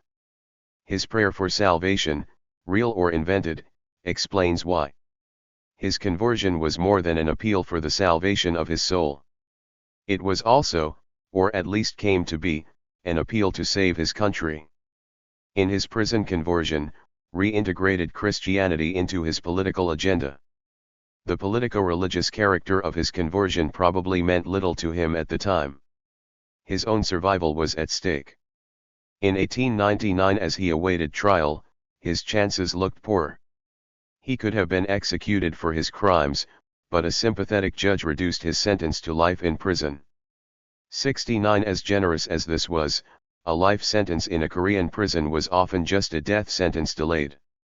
Hanzong prison had no heat, no light, no sanitation, provided no bedding or clothing, and only coarse grains, often adulterated with sand, for food. 70. In these conditions death from exposure and disease was common. Those with friends or relatives able to provide them with food, clothing, and medicine had a much better chance of surviving.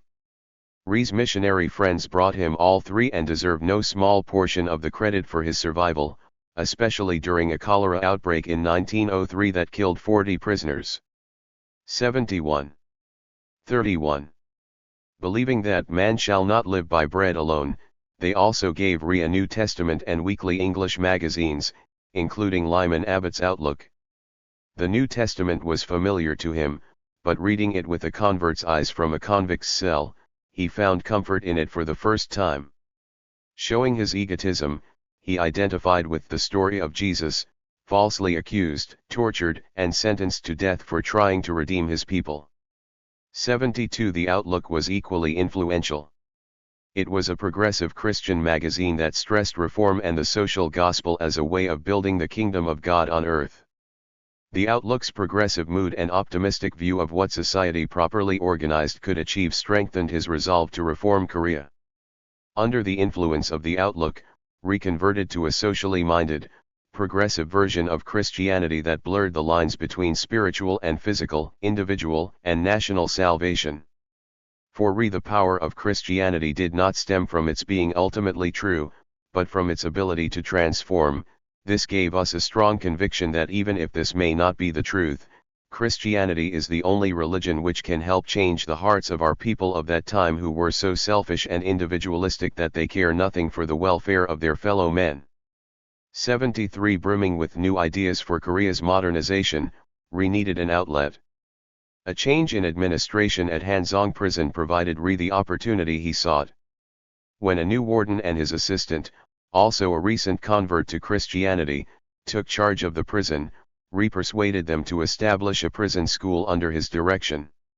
Rhee modeled his prison school on Pai Chai. Its mission was evangelical, but the education it offered was mostly practical, beginning with basic literacy but including classes in English, geography, Chinese classics, history, mathematics, and the Bible. A captive audience ensured solid attendance, and it was not difficult to find willing converts among so many desperate people. Rhee's missionary friends recognized the importance of this work and supported it. Although he had received help from American missionaries before, it had always been to save his life, not to support any of his personal ambitions. This changed with the prison school. The missionaries were supporting him with books, medicine, teachers, and money. Rhee could not have failed to notice that his conversion and his integration of Christianity into his reform ideas opened new avenues of support. As Rhee's educational activities gained favor with his jailers, he was given more freedom. He began writing for the Imperial News, a paper published by a friend who was desperately short-handed at the time. Rhee's editorials incorporated information he himself was learning about the outside world, especially 32. The United States, through the Outlook. He hoped to awaken the Korean public to the need for reform.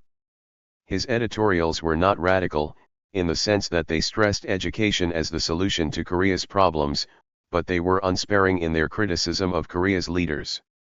It was likely for this reason that his editorial writing came to an end, perhaps under government pressure, in April 1903. 74. Never one to be idle, Rhee channeled his energies into compiling a Korean English dictionary, which would have been the first had he completed it. The Russo-Japanese War ended Rhee's dictionary in the middle of the letter F in 1904. Recognizing that Korean independence would likely be a casualty of the war, regardless of who won, Rhee hastily turned out a manifesto explaining why Korea's independence was lost and how it might be regained. The spirit of independence berated Korean leaders for allowing the country to fall into a state where its independence was threatened. The Korean people were not inherently inferior to anyone else, it said, it is only that our leaders keep the people uninformed and muzzled for fear that their own wrongdoing might be exposed or that their powers might be curtailed.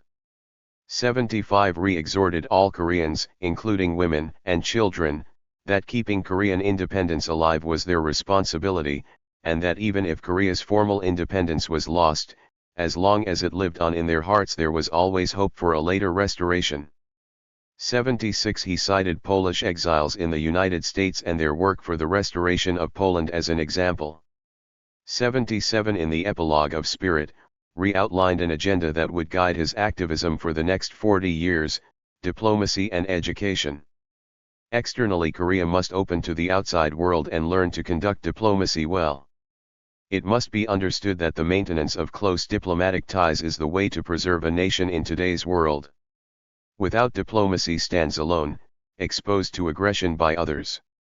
Therefore, even the strongest nation is in fear of diplomatic isolation. If I, first of all, do not violate the spirit of international law and behave in a fair and just manner, maintaining close and warm relations with various foreign powers, others will be honor-bound to treat me as a good friend. They will do the best within their power to help me whenever I am treated unjustly. Many nations will assist us without waiting for our request for assistance. This is the basic mechanism by which weak nations survive amidst strong powers. Rhee's faith in diplomacy and international law was similar to other Koret. 33. And at this time, however, unlike them, Rhee understood that Korea's treatment by foreign powers, regardless of international law, would also be determined by their ability to enact reforms. Korea would reap the benefits of this new era in international relations only after we emulate and put into practice the sources of their good laws, politics, scholarship, and morals. 78 This could be done through education, Western education. Instead of concentrating on old classics, everyone should focus on books of the new learning, wrote Rhee. We must learn with single-minded dedication things that are new. 79 Traditional education must be abandoned, and quickly, as it was not capable of preparing Koreans to meet the challenges of the 20th century. Mining, agriculture, manufacturing, and foreign languages were some of the subjects Rhee emphasized. Only by mastering these disciplines could Koreans retake control of their destiny and take their place in the society of civilized states. But technical education alone was not enough. Rhee pleaded with his countrymen to adopt Christianity as the new religion on which they could build a new society. Confucianism was not suitable for the modern age. It only regulated human actions and not the thoughts from which they proceeded, and therefore was not transformative.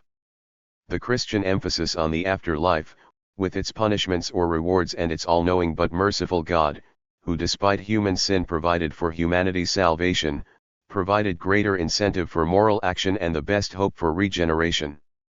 Rhee wrote, as our nation struggles to rise up from its fall and new buds try to sprout from decayed morass, unless we base ourselves on this religion, we may not reap true benefits even from our contact with the world. 80 When surveying the outside world, Rhee looked primarily to the United States. He had already benefited much from American missionaries, and he associated their actions with a broader American mission.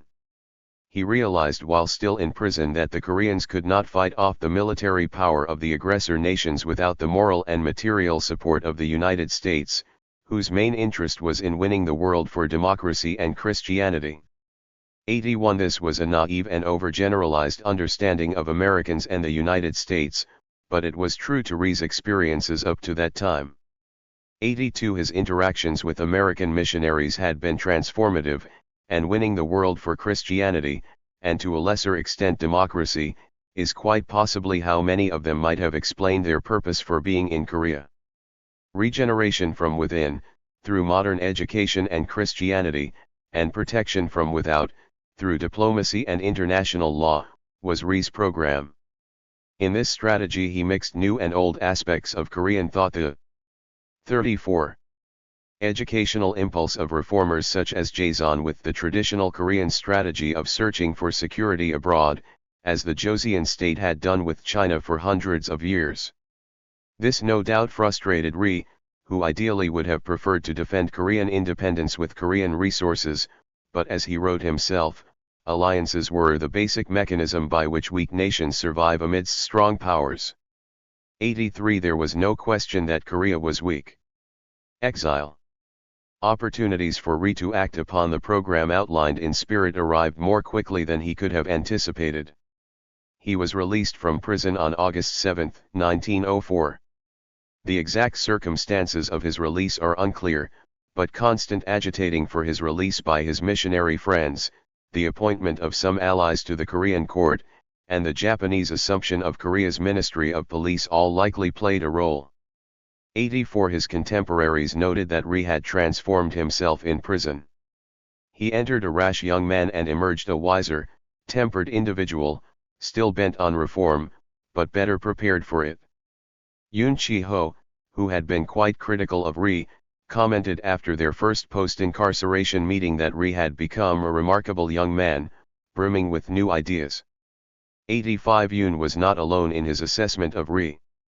After only a few months, the former felon was made principal of a newly established Methodist school, Sangdong Youth Institute.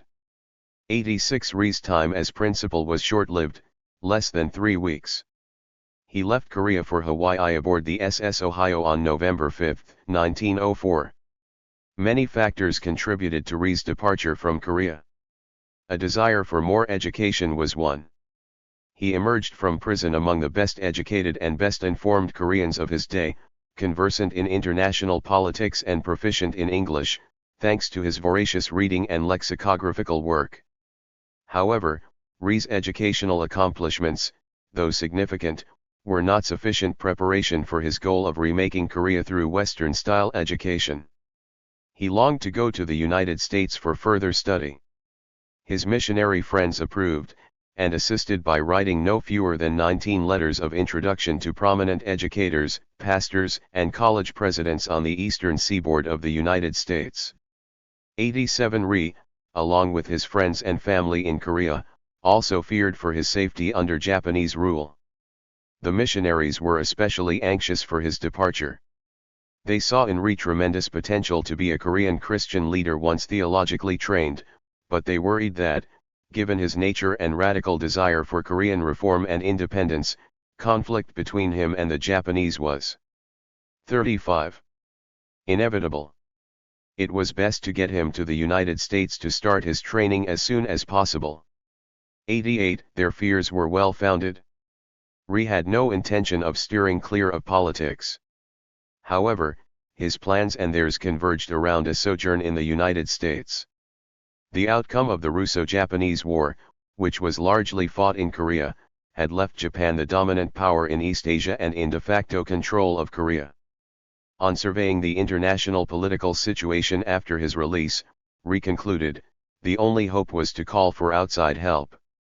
89 He was certainly not the only Korean to reach that conclusion.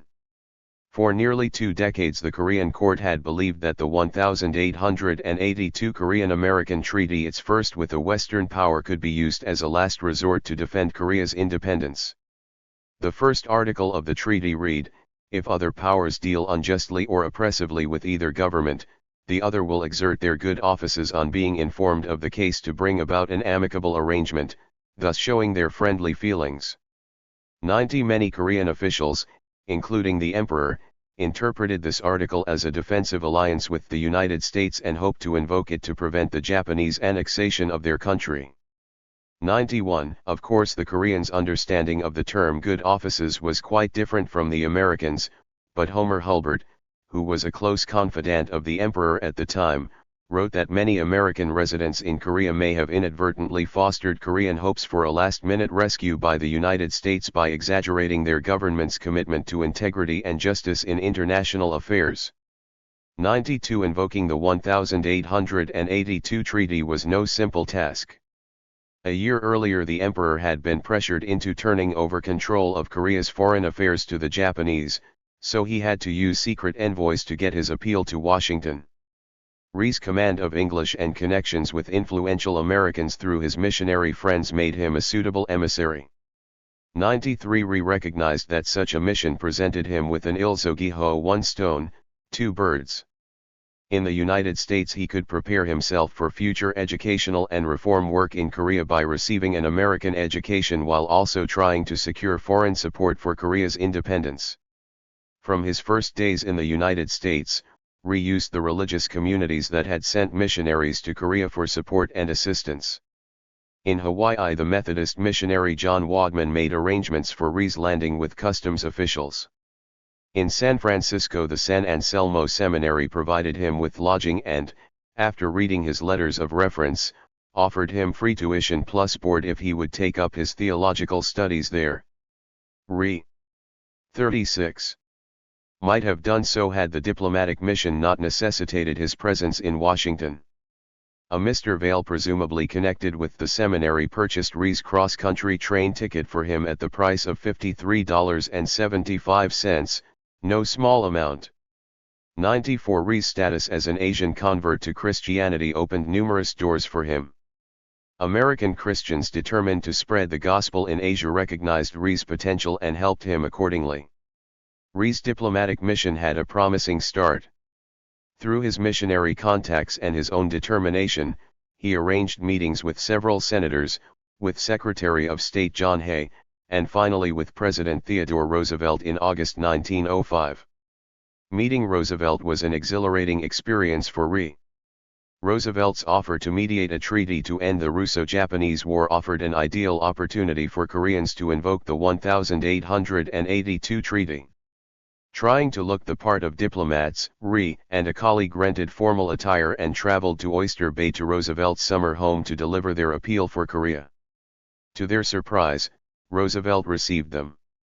The president listened to Rhee's appeal, expressed sympathy, but explained that he could not act on the appeal until it was delivered officially through the Korean legation in Washington. For a few brief hours, Rhee believed that his country's salvation was at hand. It was not. The Japanese had placed a pliant official, Kim Yoon-jong, in charge of Korea's Washington legation. Kim refused to forward the appeal to the U.S. government, leaving Rhee helpless and irate. Kim's refusal gave Roosevelt a perfect excuse for not lodging Korea's protest at the peace conference, and the resulting peace treaty between Japan and Russia cleared the way for the Japanese annexation of Korea in 1910. Although his first foray into diplomacy ended in failure, the experience enhanced rather than harmed Rhee's reputation. Securing an audience with Roosevelt to discuss Korea was a remarkable accomplishment. His mission was covered widely in the American press, adding to his fame in Korea and publicizing his name for the first time in the United States. 95 Rhee also had a simple and plausible explanation for the failure of his mission. 4 years after the Treaty of Portsmouth, Rhee blamed Kim Yoon-jong's obstruction almost exclusively. He was hesitant to accept the fact that the pro-Japanese Roosevelt administration had been complicit in Korea's annexation.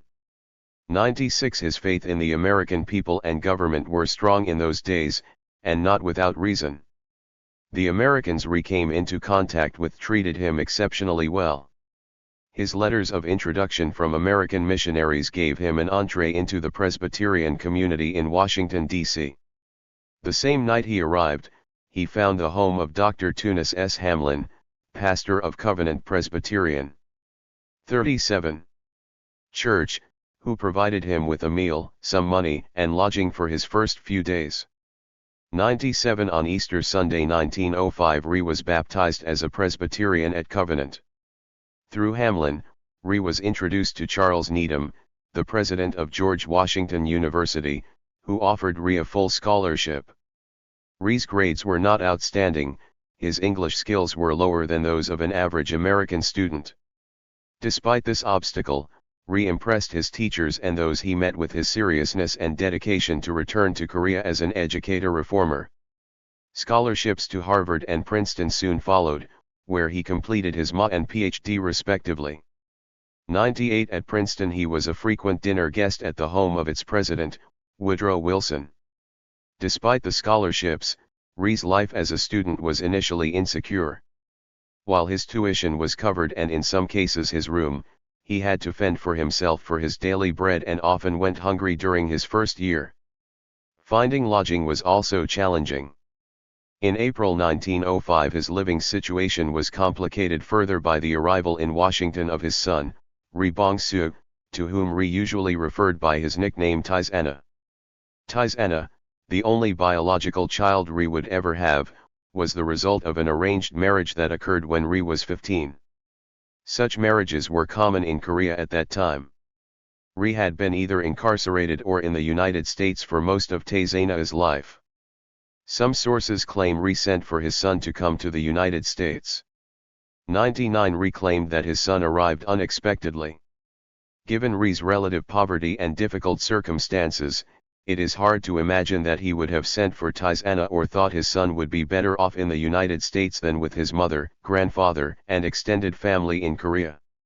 Whether Taizana's arrival was planned or not, it put Rhee in a difficult position. He was living in a small room in a boarding house and in the middle of a challenging transition to the life of a college student in the United States. After 2 months of struggle, Rhee attempted to place an advertisement in the Washington Times for a Christian family that would be willing to take in Taizana. He was not giving his son up for adoption, but rather seeking some temporary assistance so he could focus on his studies. He also hoped that Taizana could gain an elementary education in the United States before they both returned to Korea. The Washington Times obliged Rhee by turning his advertisement into an article recounting his activism, torture, conversion, and exile. The article reprinted one of the letters of recommendation written for Rhee by missionary James S. Gale, which described Rhee's life in dramatic terms and concluded, "He can tell a wonderful tale, all true to life, of the sorrows of the yellow race." 38. The article described both Rhee and Taizana in diminutive terms. Rhee was no larger than a 15-year-old American boy and Taizana scarcely looks his 7 years. Taizana had been studying for a few weeks at the Franklin School, a public elementary school, and Rhee claimed that he knew the alphabet and a few English words, but the paper reported that on first acquaintance, however, he cannot be persuaded even to smile. 100 Rhee did not have to wait long for an answer to his request. The same day the story ran, June 4, 1905, he recorded in his diary that Mr. Harbaugh came to take Taizana with him. 101 George W. Harbaugh, a street cleaning inspector, had a special connection with Korea. His daughter, Sadie B. Harbaugh, was a missionary there.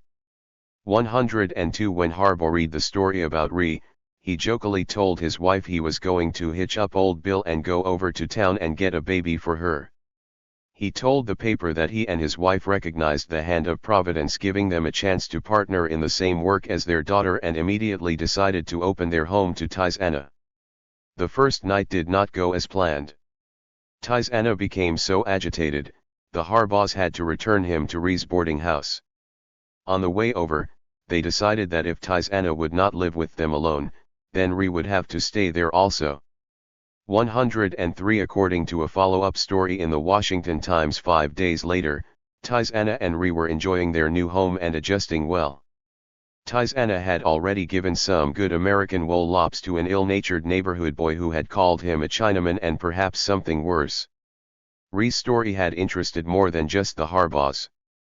The paper reported that many individuals, including Henry McFarland, president of the D.C. Board of Commissioners, were working to secure Rhee some employment over the summer months. 104 While the Harbaughs temporarily alleviated Rhee's domestic difficulties, his financial difficulties were partially alleviated by two benefactresses, Lizzie G. Starks and Esther E. Boyd. 105 Just how Rhee met them is unclear, but both women appear to have owned property in Ocean Grove, New Jersey, where Rhee visited in June 1905. Ocean Grove, sometimes called God's Square Mile, was a popular summer destination for American Methodists. From May until September each year, the village had the air of a permanent camp meeting. Rhee no doubt met many devout Americans there who were interested in his story and willing to help. Starks was the widow of a physician who had owned a sanatorium and hotel in Ocean Grove and was a woman of some means. She sent Rhee $50 checks every few months for the next several years. 106 Starks would eventually move to Hawaii in the 1910s to work as a teacher at Rhee's school. 39. Rhee met Esther Boyd around the same time. Boyd was also a widow, author of children's books, and a devout Methodist deaconess. She owned a cottage in Ocean Grove and accepted boarders. It appears that Rhee lived at the Boyd cottage during summer vacations and other recesses for the next several years. Boyd was with Rhee during one of the greatest tragedies of his life, Taizana's death. At some point prior to February 1906, and for reasons unknown, Taizana and Rhee left the Harbaughs. Rhee likely either moved into a dormitory at George Washington University or back into a boarding house in Washington. Taizana was sent to Philadelphia. Just where he was living is unclear. On Saturday, February 24, Rhee received a telegram that Taizana was ill. Rhee, who was recovering from a bout of tapeworm himself, replied asking if he needed to come at once. The answer came back: resting easier, I have written, will write again. Rhee decided to wait for the letter. He likely wanted to delay traveling to Philadelphia both to give himself time to recover and because he had a speaking engagement at Riverdale Presbyterian Church the next evening. On Sunday afternoon at 2, Rhee received a telegram from Mrs. Boyd telling him to come at once to her niece's house in Philadelphia.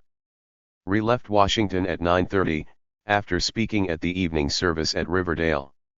When he arrived in Philadelphia at 2:30 in the morning, he was told Taizana was in quarantine at a local hospital. In fact, he was already dead. He had died at 7 that evening, before Rhee even left Washington. 107. Rhee did not write much about Taizana's death. He wrote a strictly factual account in his diary, and in his autobiographical notes merely wrote, "My son came. I had to find a home for him in Philadelphia. There he died." It was one of the saddest stories to tell. 108. Although Rhee left his feelings mostly unstated, he surely felt guilty about not leaving for Philadelphia at once when he was notified his son was ill. Had he done so, he would have been with Taizana during his final moments. Just what role Mrs. Boyd played in this episode is unclear, but it appears the tragedy drew her and Rhee together. As mentioned, Rhee spent the next several summers living with Boyd in her cottage in Ocean Grove. In 1959, the editor of the Ocean Grove Times sent Rhee, now President of the Republic of Korea, a letter that included a clipping from the paper recounting Rhee's visit to Ocean Grove to spend the Christmas holiday in 1909. The clipping described Rhee as a protégé of the late Mrs. E. E. Boyd. Rhee answered the letter from the editor personally, fondly recalling the time he spent in Ocean Grove and inquiring if the editor knew of the whereabouts of Mrs. Boyd's niece, because he would 40. Like to get in touch with her so I could let her know that I have never forgotten the kindness of Mrs. Boyd.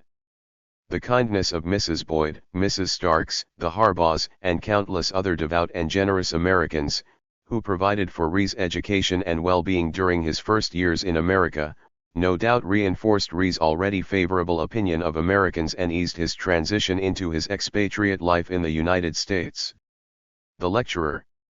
Rhee arrived in the United States with stories to tell and soon learned there was no shortage of people willing to listen. Within 1 month of arriving, Rhee gave his first lectures at one Mr. Smith's Church in Washington, D.C., on January 8, 1905. The next month he spoke at Gurley Memorial Church and received $12.79 for helping my study. He continued to lecture about once a month until November, when his speaking engagements increased rapidly. That month he spoke 5 times, in December he spoke 15 times. Soon he was receiving invitations all over the Northeast.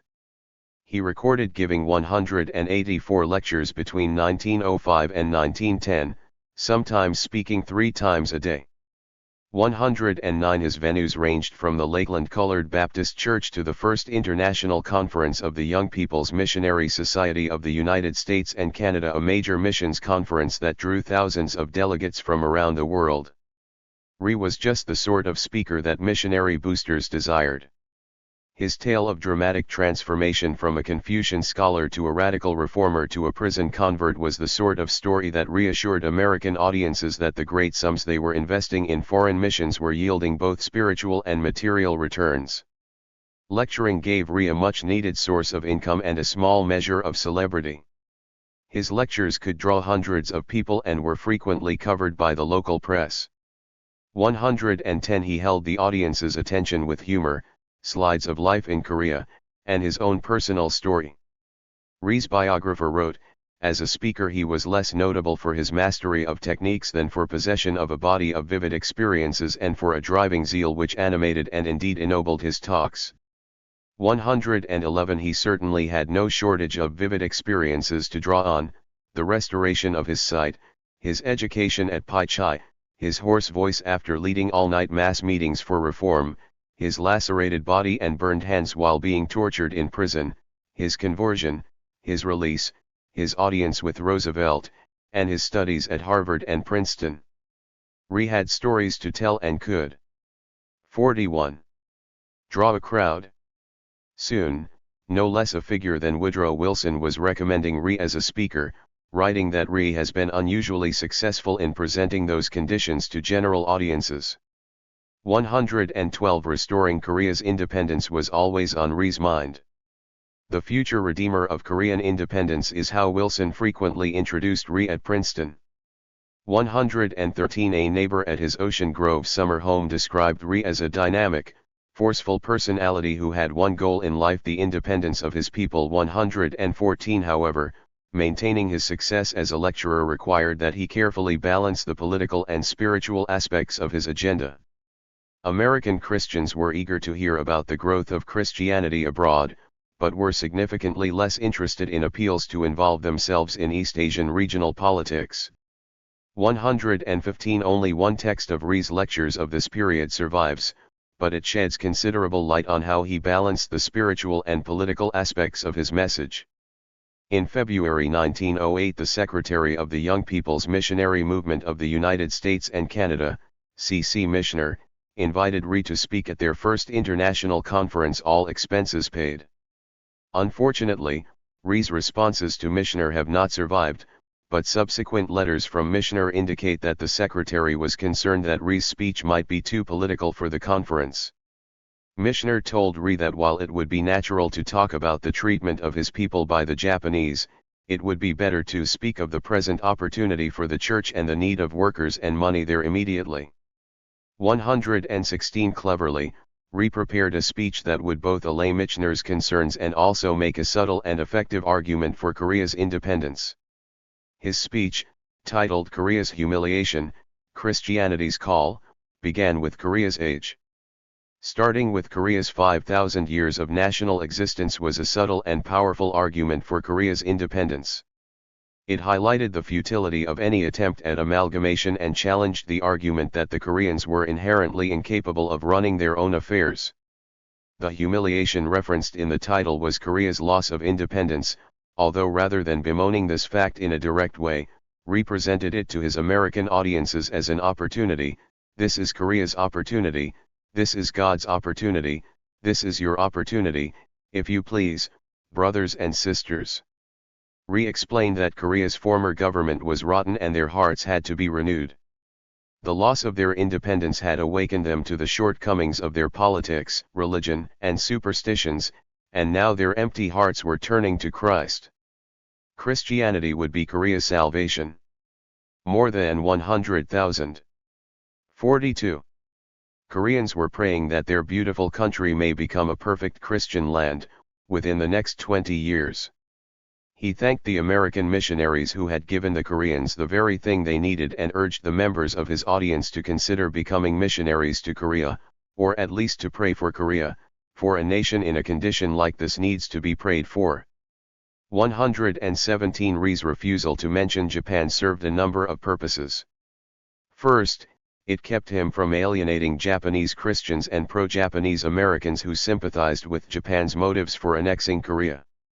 Not offending was especially important on this occasion, since he was sharing the stage with a Japanese Christian. Second, leaving Japan out of the speech allowed him to spiritualize a conflict that did, and would, have political ramifications.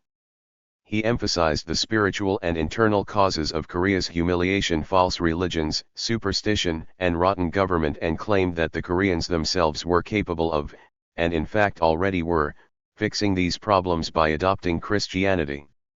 What he did not say, and what his audience may not have completely grasped, was that turning Korea into the first Christian nation in Asia would mean conflict with the Japanese, who were wary of Christianity in Korea and its association with Korean nationalism. By cleverly framing Korea's struggle in spiritual terms, Rhee was able to appeal for American support in what would eventually be a political struggle. In this speech, Rhee leveraged the energy of the student volunteer movement itself, a spiritualized version of the American mission to further Korea's political ends. Rhee acknowledged that this was a long-term strategy. He hoped that Korea could become a Christian nation in 20 years. This was in keeping with the strategy he had laid out for Korea's independence in spirit.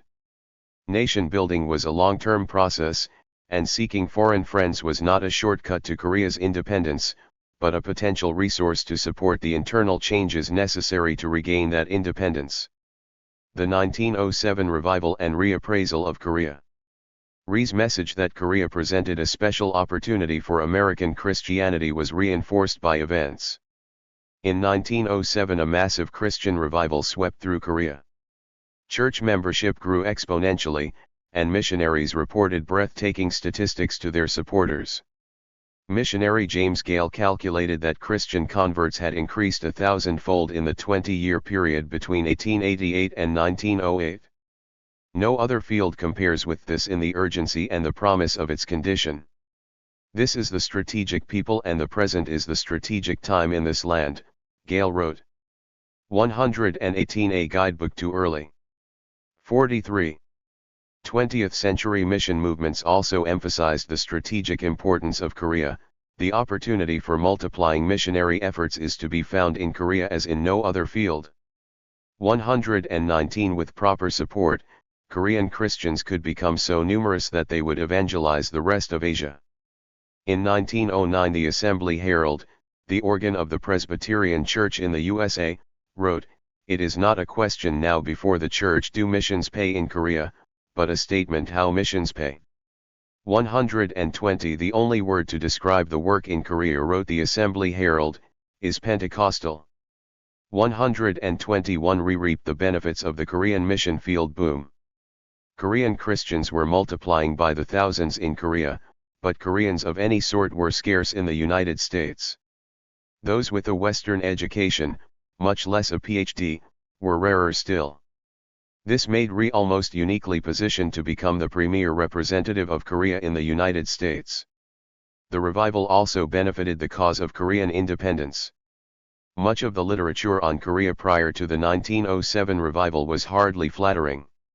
While covering the Russo-Japanese War in 1904, George Kennan, an elder cousin of American diplomat George F. Kennan, wrote an article for the Outlook magazine titled "Korea, a Degenerate State." The article was aptly titled. Kennan compared Korea unfavorably with even China, which would grow if it were set free and stimulated. Korea, on the other hand, was so diseased as to lose its power of growth, and it can be restored to a normal condition only by a long course of remedial treatment. Grounded in this analysis, Kennan was naturally a supporter of the Japanese colonization of Korea. 122 Although Rhee himself essentially argued that Korea was a degenerate state in his spirit of independence, he believed that Koreans could reform themselves from within if given the opportunity to do so. Rhee was no doubt aware of Kennan's article and resented it. A reference to this article appeared in Oliver's biography of Rhee, written 50 years later. Oliver claims that Kennan's article influenced Theodore Roosevelt to support Japanese colonialism in Korea. 123 While this may or may not have been the case, Rhee understood that such publicity harmed the cause of Korean independence. Even missionary literature on Korea prior to the revival was not flattering. It is hard to find a figure more sympathetic to old Korea than missionary Homer B. Hulbert. His 1906 book The Passing of Korea was dedicated to the Korean emperor, who Hulbert felt was being much maligned by foreign observers unfamiliar with the details of Korea's situation. Still, Hulbert gloomily reviewed the progress Korea had made since it opened to foreign influence. The effects were barely visible outside a few port cities, and even these advancements were not. 44. necessarily harbingers of things to come. In Hulbert's opinion, economic development uncoupled from spiritual, civic, and moral development might actually do further harm to Korea, since railroads, telegraphs, and postal facilities in the hands of unreformed and venal bureaucrats would only be added instruments of oppression.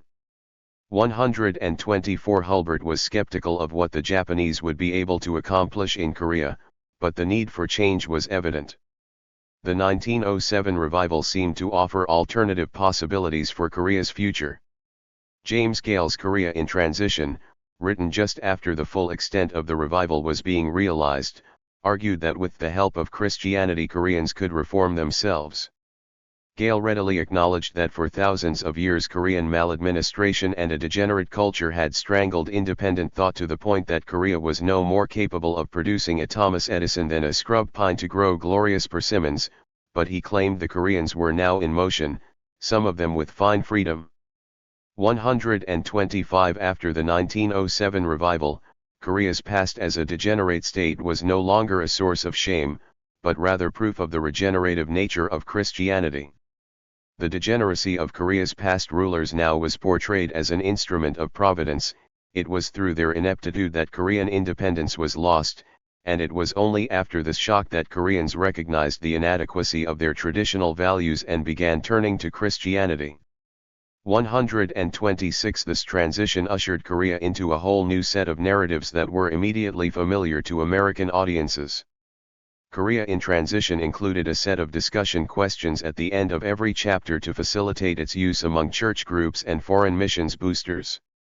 These questions helped Americans locate Korea, with its unfamiliar history and culture, into the familiar narratives of decline, repentance, and regeneration so prevalent in the history of Christianity.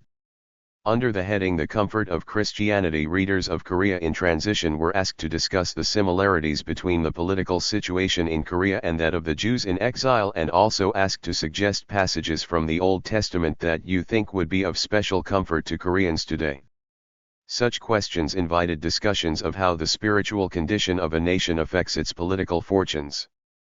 Many of the prophetic books of the Old Testament linked ancient Israel's political fortunes to its religious faithfulness.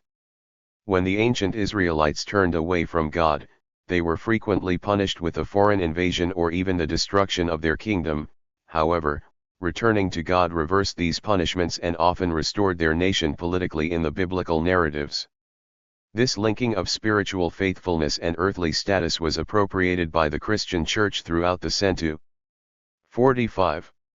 Rise, and it would have been natural for many Americans to accept Korea's loss of independence as the result of, or even a punishment for, the degeneracy of its culture and society. In these narratives, public repentance and mass revival are often precursors to political restoration.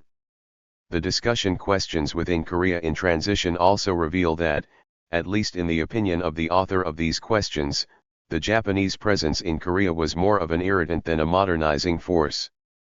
Questions such as how would you feel if your country were garrisoned with foreign troops, and what is the difference between initiating reforms yourself and having them dictated from without, left little doubt that even while the missionaries were publicly neutral on the question of Japanese colonialism, American Christians were being nudged in the direction of viewing the situation through the eyes of the Koreans and not the Japanese.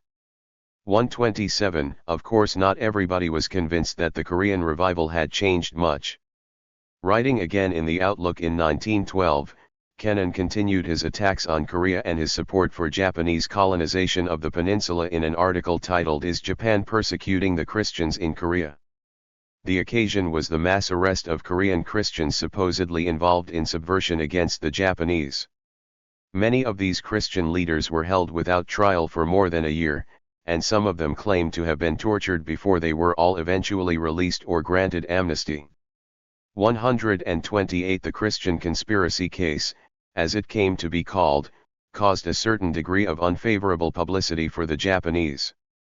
Kennan came to Japan's defense, dismissing the worst charges by citing a lack of evidence of torture on the bodies of the accused and also by reminding his readers. A Korean sees about as much moral turpitude in a lie as we see in a mixed metaphor or split infinitive. 129 Revival or no, Kennan did not seem to think the Koreans had advanced all that far. Kennan's reason for writing the article was to correct what he believed was disinformation about the Japanese administration in Korea being spread by overly zealous mission boards and their boosters in the United States. That Kennan felt the characterization of Korea as a degenerate state needed bolstering indicates how perceptions of Korea had changed since 1907. It is impossible to know just how many Americans changed their views of Korea because of the 1907 revival and the explosion of Christianity there, but it is certain that for those that wanted to believe it, the revival in Korea offered a different narrative of Korea from those in circulation before 1907.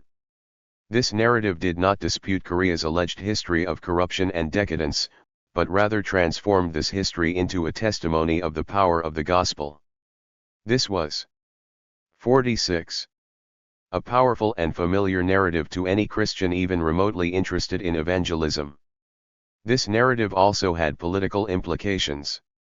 If Korea's loss of independence resulted from its moral decline, what would be the results of its spiritual renewal? Surely few Americans at the time were willing to make the leap from the revival of 1907 to the re-establishment of Korea's independence, but the framework had been established for a connection between the two. Rhee's return.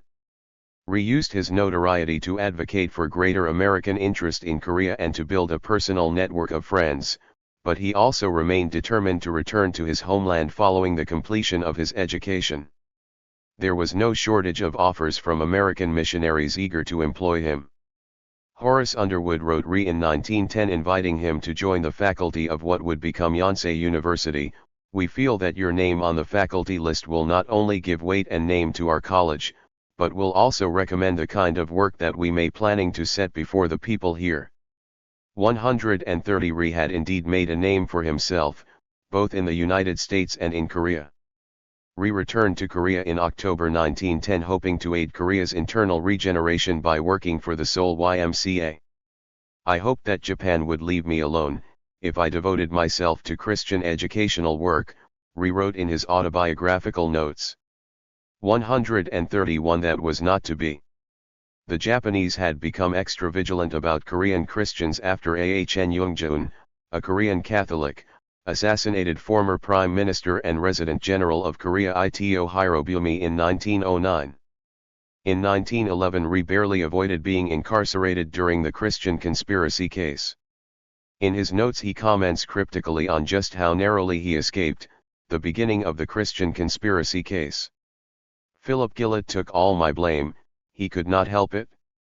132 Rhee's biographer Oliver claimed that no less a figure than John R. Mott, National Secretary of the YMCA and President of the World Student Christian Federation, intervened on Rhee's behalf. Mott happened to be in Korea during the arrests and told the Japanese that Rhee was so well known in America that his arrest would stir up considerable trouble. 133 The situation in Korea drew such attention in the United States that President William Howard Taft personally received a delegation of missionaries that had come to Washington to discuss the arrests. 134 In this tense environment, his missionary friends again urged Rhee to leave the country. Methodist Episcopal Missionary Bishop for Korea and Japan Merriman Harris made arrangements for Rhee to attend a Methodist International 47 conference in Minneapolis as a Korean lay delegate. Before he left, the Japanese warned Rhee to do nothing that would embarrass Japan and to return in 6 months. Rhee may not have known his own plans when he left Korea, but after just a few weeks in the United States it was clear he would not be returning. Displaying his characteristic zeal, he made a speech on the floor of the Methodist Episcopal Conference calling for the independence of the Korean Church, which alienated the conference's leaders but met with the approbation of Methodist missionaries in Korea. 135 Rhee claimed that his speech was misunderstood by the leaders of the conference, although he does not say how. Regardless, after the conference it was not safe for Rhee to return, nor entirely certain that the Methodist leadership would desire it. Unsure where to go, Rhee undertook a 6-month tour of the United States. The entries in his diary of this journey reveal his expansive network of friends and his reputation as a preacher and lecturer. Rhee moved from city to city lecturing in YMCAs or preaching in churches.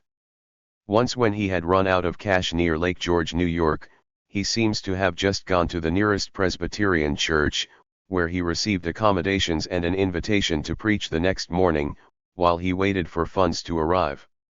136 During this tour he called several times at the New Jersey governor's mansion to visit Woodrow Wilson and his daughters. Wilson's daughter Jessie was considering entering the mission field, and Rhee encouraged her to consider Korea. Rhee was with the family in June when Wilson learned that he had received the Democratic nomination for president. 137 Rhee's life story and activities received a significant amount of exposure during this period.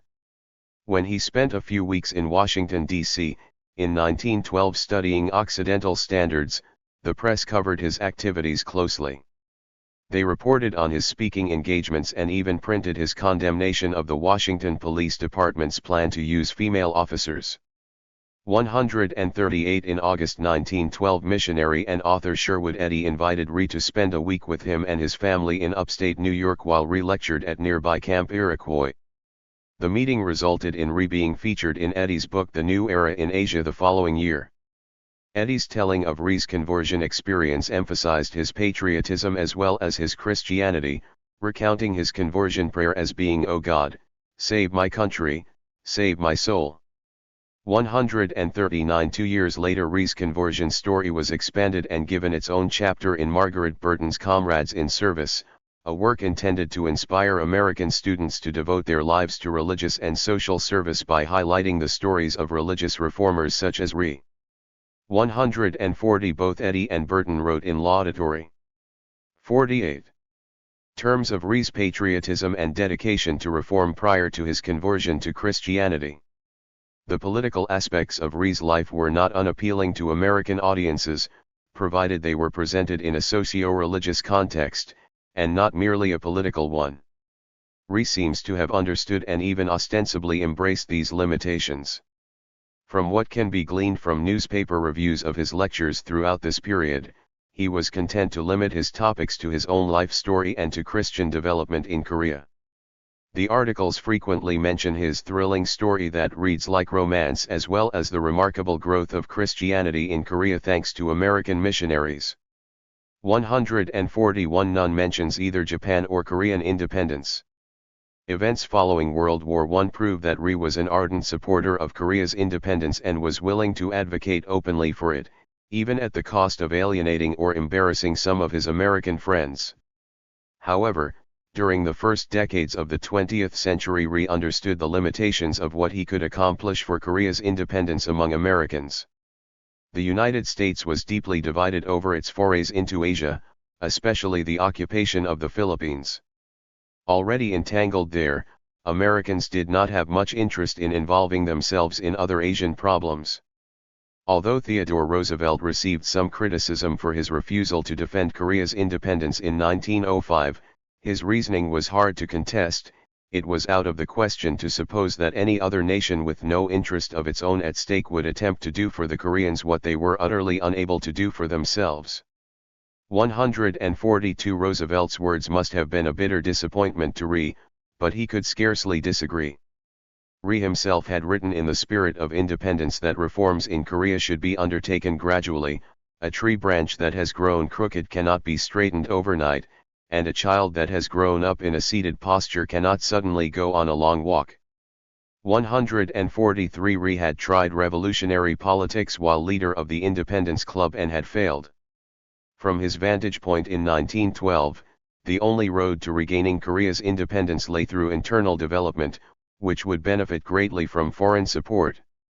Given this reality, Rhee was willing to invest his time strengthening the ties between Korea and American Christians rather than alienating them with demands for independence. Conclusion. After his 1912 tour, Rhee settled in Hawaii, where a large Korean population offered him the best opportunities to work among Koreans for independence. 49. There in 1913 he founded a school that he hoped would do for young Koreans what Pai Chai had done for him. While he dedicated himself to educating, he stayed engaged with Korea and in contact with American friends, hoping for a new set of circumstances that would be more favorable to Korea's struggle. The circumstances that limited American interests in Korea to those activities that could be subsumed under the label of missionary endeavor would not last forever, or even much longer. The pull that the American mission exerts on American society is not constant, it has its peaks and troughs. It was a peak during the late 19th century that sent student volunteers off to places like Korea, where they were agents of creative destruction, saving lives, changing societies, and creating new types of leaders. The people, technology, and ideas that the American mission propelled into Korea had changed Rhee's life radically. They were the waves that swept Rhee into the reform movement, in and out of prison, and into prominence in the United States. But in Hawaii in 1913 he may have wondered if these waves had marooned him on a small island in the Pacific where he would live out his days as just a schoolteacher with an interesting past. He could not have predicted that in the next few years Americans' sense of mission would experience a massive resurgence, that the missionary zeal of the student volunteer movement would spread to the highest reaches of the American government and transform itself into a crusade for democracy. He scarcely could have hoped that his former teacher and friend Woodrow Wilson would be leading the charge. 2. Building an American constituency. The Prophet of the Plains. The Reverend Thomas M. C. Birmingham may have spent his life as a minister of the gospel in half a dozen sleepy Nebraska towns, but his interests were anything but provincial. The portrait that graced the letterhead of his personal stationery showed a stern-looking man with intense eyes and a long patriarchal beard that surely bobbed in approval as he sermonized from his pulpit at the Methodist Episcopal Church in Milford, Nebraska, population 716. One preaching and prohibition politics occupied most of his time, but his greatest success, modest though it was as a self-proclaimed prophet with a vision that extended far beyond the Great Plains. I am heaven ordained with good news, glad tidings, a prophetical message from the throne, duly authorized and commissioned to declare that the American people can exceed in prosperity, advance more rapidly in civilization, and exert an influence for good worldwide over the whole habitable earth, he trumpeted in his 1913 sermon titled World Peace Under American Leadership. 2. He claimed this sermon was inspired by a prophetic word he received that summer that put world events in a divinely ordained context. The European nations were raging, pouring money and resources into standing armies, and beating the drums of war. The vision revealed to Birmingham that this gathering storm was an opportunity for the United States to fulfill prophecy and its particular destiny, to lead the nations to beat their swords into plowshares and spears into pruning hooks, and learn war no more. 3. There would be a European conflagration, after which a general disarmament would begin among the nations under American leadership. 4. The American people are now called to the moral leadership of the human race that threw us peace, prosperity, and civilization. 51. May spread over all the earth. The way now to fulfill that highest mission and grandest destiny that ever came to any people in all the annals of time is to recognize that we are the chosen nation under the New Testament to hasten the coming of the kingdom of God among men, spread peace, prosperity, and civilization over all the world. 5. Birmingham was not the first American divine to receive prophetic visions of American grandeur, but he could lay claim to the unique honor of having his prophecy printed in the Congressional Record, thanks to the assistance of his friend, Nebraska Senator George W. Norris. This was no small measure of notoriety for a small-town preacher, especially when Norris's assistance was exaggerated to represent congressional approval of his prophecy. 6. When World War I broke out a year after his prophecy had been printed, Birmingham became a Midwestern sensation. In 1914 and 1915 he took his prophecy on the road by lecturing with the Red Path Chautauqua Association and so stepped onto the largest stage the Midwest had to offer. His promotional materials invited all to hear of the coming world peace and that America is the chosen nation of God under the New Testament to lead in the consummation. Birmingham's message was well received. The Mead Advocate wrote that his Chautauqua lecture was worthy of the cause of the 20th century, of Congress that ordered it printed, and of the possibilities now before the American people in fulfilling the destiny of the United States. 1. Reverend Thomas Griffiths praised Birmingham's novel and original idea about the United States being in the order of providence a chosen nation under the New Testament, like Israel was under the Old Testament. The Hebrews sang the song of peace and goodwill among men. The mission of America is to make that sentiment a reality in the social, industrial, and political life of the nations. 7. Contrary to the praise of the Reverend Mr. Griffiths, the idea that the United States had a divinely ordained mission was neither new nor original. The Reverend Mr. Birmingham, with his prophetic sermons and global visions of millennial peace, was certainly not your average American, but his vision of the United States as a nation chosen by God for world leadership was only a hyper-religious rendition of an idea that has inhabited the American mind from the founding of the European colonies in North America. The discovery, from the European perspective, of a continent so rich in resources and ripe for exploitation and the rebirth of democratic government, there were circumstances too compelling for Americans not to believe they had a special destiny as a nation, a special mission to the world. The effects of this mission on American society are complex and uneven. For those who believe it, it can be a source of pride. 52. Not everyone is chosen. It can be a source of anxiety. Have Americans deported themselves in a manner worthy of their mission? To be a chosen people is to be a scrutinized people, and to claim moral authority begs for criticism. The Korean independence movement in the United States under the leadership of Syngman Rhee understood the ambitions and anxieties of these chosen American people, thanks to their first-hand experiences with American missionaries in Korea. They sought to leverage these to create an American constituency to support their struggle for Korea's independence.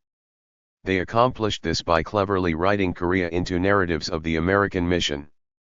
They highlighted the rapid spread of Christianity in Korea and the possibility of the first Christian nation in Asia to grab the attention of Americans who believed that spreading Christianity was central to the American mission. 8. They compared their struggle for freedom from Japanese oppression to the American struggle against British domination, and linked their desire for liberty to the American desire to promote liberty abroad. They also played on Americans' anxieties about their chosen status by reminding them of their role in the destruction of Korea's independence by failing to fulfill their treaty obligations, an act unbefitting a people aspiring to world leadership. They portrayed Korea both as the poster child for the possibilities of the American mission and as a place where that mission was on trial. For believers in the American mission, like Birmingham, such appeals were difficult to ignore. The March 1 movement, Syngman Rhee, and the strategy of the Korean independence movement. The first day of March in 1919 is one of the most important days in modern Korean history. The Republic of Korea, in the preamble to its constitution, traces its birth to this day. On this day 33 Korean leaders gathered in Seoul to draft a declaration of independence and to begin a nationwide, nonviolent protest against Japanese colonization. The document captured both the essence of emerging Korean nationalism and the optimistic internationalism that flourished in this historical moment when it was hoped that one of the greatest wars in history would give way to a time of lasting peace. We shall not blame Japan, they wrote, we must first blame ourselves before finding fault with others. By taking responsibility for Korea's loss of independence, they also claimed responsibility for its future development independent of the Japanese. They proclaimed that not only justice, but also the future peace of East Asia, demanded an independent Korea. An occupied Korea would be an embittered. 53. Korea, striking at the Japanese at every opportunity, and a launchpad for Japanese attacks on China and the beginning of a war in Northeast Asia. Now was the opportunity to avoid this tragedy. They placed their faith in the international community gathered in Paris, and especially in Wilson. Their language resounded with Wilsonianism, behold, a new world is before our eyes. The days of force are gone, and the days of morality are here. The spirit of humanity, nurtured throughout the past century, has begun casting its rays of new civilization upon human history. 9. To test if the days of morality had actually arrived, the 33 signers of the document encouraged Koreans to take to the streets waving homemade Korean flags, which could be easily fashioned out of Japanese flags, and shouting, "Manse," or "May Korea live 10,000 years." 10. They carried no weapons, but their actions were calculated to provoke, and the Japanese obliged them. Thousands of Koreans were cut down on the first day alone, and many thousands more in the following weeks. Tens of thousands were arrested, brutally tortured, sometimes to death, and then left in prison for months without being charged. The Japanese did their best to smother the news of the demonstrations and of their own brutal response, but there had been too many witnesses and the world was too well connected to suppress the murder of thousands of people who were demanding justice, especially at a time when the world's leading statesmen were gathered in Paris ostensibly hammering out an agreement that would create a more just and peaceful world. The oppression of Korea had been in the spotlight before. In 1908, 2 members of the Korean National Association murdered Durham W. Stevens, an American employed by the Japanese to advise the Korean Foreign Ministry, for publicly proclaiming Koreans were happy with the Japanese administration of their country and then refusing to disavow his statements when confronted by some very unhappy Koreans in San Francisco. The coverage of the Stevens murder trial was surprisingly sympathetic to the Koreans. Their defense attorney cleverly shifted the focus of the trial away from Stevens's murder and onto the Japanese invasion of Korea by having the defendants plead not guilty on grounds of patriotic insanity. The jury were at least partially convinced. They dropped the charges against one of the defendants and found the other guilty of only second-degree murder. 11 Korea also grabbed headlines during the so-called Christian conspiracy case of 1912, in which hundreds of Korean Christians and a few missionaries were arrested on the allegation that they were plotting to assassinate the Japanese Governor-General of Korea. The resulting media attention put the Japanese in an unfavorable light, especially among American Chris. 54. Tiens. 12 These two events did much to focus attention on Korea and to garner American sympathy, but there was no greater Korean organization in place capable of turning these moments of sympathy into sustained support for Korean independence. 13 The March 1st movement changed this by giving the Korean independence movement an organizational structure. On April 23, 1919, representatives of Korea's 13 provinces met secretly in Seoul to form what would become the Korean Provisional Government as the first step in regaining their independence. 14 To head this government, they chose 44-year-old Syngman Rhee. In some respects he was a surprising choice. He had not been in Korea for more than 7 years. He had little experience in administration outside of his small school in Hawaii. His brief leadership of the Independence Club in the 1890s had been controversial. But Rhee also possessed many positive qualities. He was highly educated, articulate, and famous both because of his writings from prison and his diplomatic activities in the United States. Rhee was undeniably a patriot, who had already suffered much for the sake of his country, and since he had been either in prison or in exile during the crucial moments of the Japanese annexation of Korea, he was free from the charge of collaboration. Rhee also had connections with powerful Americans, especially Woodrow Wilson. The Wilsonian rhetoric in the Korean Declaration of Independence is unmistakable, and Wilson's support for self-determination was a main source of inspiration for the March 1st movement. 15 Rhee had not only been a student of Wilson's at Princeton, but he became a personal friend of the Wilson family, even receiving an invitation to the White House in 1913 for the wedding of Wilson's daughter. Word of this invitation quickly spread in Hawaii. Rhee became known as the only man in Hawaii who received an invitation to the White House wedding. He finally became so tired of it that he asked people to stop. Because of his personal connection with Wilson and the president's reputed interest in Korea, Rhee wrote that many people had the impression that the president would surely do anything he could to help Korea at this time. Rhee's personal connection with Wilson was critical to his election as president of the KPG. 16 Rhee's selection was a fateful one, for it all but determined the character and strategy of the Korean independence movement.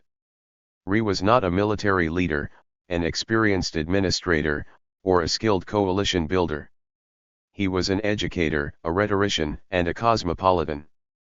His selection ensured that the strategy of the Korean independence movement would focus on raising awareness, persuasion. 55. And appeals, rather than assassinations, uprisings, and other forms of violence. Rhee's 1904 manifesto The Spirit of Independence was a call to self-improvement and national consolidation, not to arms. He did not believe the Koreans could defeat the Japanese by violence. We cannot accomplish it by building an army, by having power, by the governments conducting skillful diplomacy, or by devising clever stratagem. Only by promoting learning and moral education will the knowledge and fidelity of the people be made known to the world. Foreign nations will then become our dear friends. They would help us spontaneously. And we would become strong without an army. 17. The Korean path to victory was to develop their sense of nationhood, and wait for the world to awaken to the injustice Korea had suffered and to the long-term imperial ambitions of the Japanese. Prior to World War II, Rhee did not ask Americans for arms, but for moral support. He asked them to recognize the injustice of Korea's annexation and the brutality of its treatment by the Japanese. He asked them to acknowledge that they had a legal responsibility to come to Korea's aid because of the 1882 treaty and that they had a moral responsibility to support Korean independence because of their own history, values, and ideals. Wilsonianism. Despite Wilson, if Rhee's selection as the first president of the KPG was heavily influenced by his personal connection with Wilson, then the Korean representatives in Seoul would have been disappointed to discover that Rhee had already been trying unsuccessfully to enlist Wilson's support. Even before the March 1 movement and his election as president, Rhee and many other Koreans recognized the opportunity that the Wilsonian rhetoric of self-determination offered Korea. When the armistice was declared in November 1918, the KNA, the largest of the Korean organizations in the United States, elected Rhee and another American-educated Korean, Henry Chung, to represent them at the Paris Peace Conference. 18 Chung and Rhee lost no time in putting the case for Korea before President Wilson. Their appeal to Wilson of November 25, 1918 was one of hundreds, if not thousands, that Korean organizations would make over the next 26 years to American political figures, religious and civic organizations, and the American people in general. Their letter began with a summary of Japanese oppression in Korea, emphasizing the economic, cultural, and religious restrictions placed on Korean life. The Japanese were consigning the Koreans to industrial serfdom by policies that deprived them of land and extracted 56 natural resources from the country. The Japanese were systematically killing an independent Korean identity through the destruction of Korean historical archives, the burning of books, and the imposition of the Japanese language in Korean schools. Christianity was being insidiously discriminated against while emperor worship was required of all Korean school children. And all this was only a few of the many flagrant injustices to which the Koreans were subjected. 19 Korea's situation was dire, but not without hope. We, the common people of Korea, with a passion for self-government and political independence, come to you knowing that Your Excellency is an arbiter of justice and a champion of equal rights for all peoples, strong or weak, and that the end of the war was a significant time when the particular purposes of individual states are about to give way to the common will of mankind. This common will demanded justice for their nation. But their appeal was not based on pity alone. They reminded Wilson that the Korean-American Treaty of 1882 had never been abrogated or rescinded, and so there was a moral obligation on the part of the United States to aid the Koreans in their aspirations for self-determination. Beyond a moral obligation, there were sound strategic reasons for the United States to support Korean independence. We feel that the United States cannot afford, for the safety of its own interests, to tolerate Japanese Prussianism in the Far East while its prototype is crushed in Europe, and that the world cannot be made safe for democracy as long as 20 million liberty-loving Koreans are forced to live under an alien yoke. Quoting Wilson to Wilson, they reminded the President of his joint address to Congress of February 11, 1918, in which he asserted all well-defined national aspirations shall be accorded the utmost satisfaction. They claimed that well-defined national aspirations characterized the Korean people as much as any other. 20 Wilson did not respond. Rhee repeatedly wrote Wilson, his personal secretary Joseph P. Tumulty, and even his daughter Jessie Wilson Sayer trying to reach the president. He only received apologetic letters from Tumulty saying the president was too busy to take up the matter personally. 21 While Wilson and Rhee had a personal relationship, it is unclear how close they actually were. Rhee was an occasional guest at the Wilson household even after his graduation from Princeton, but he may have been closer with Wilson's daughters than with their father. He claimed he became intimate friends with Wilson while at Princeton, but only mentions corresponding with Wilson's daughters.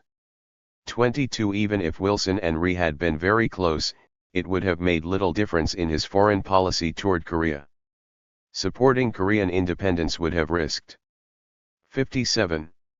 Much of Wilson's post-war vision.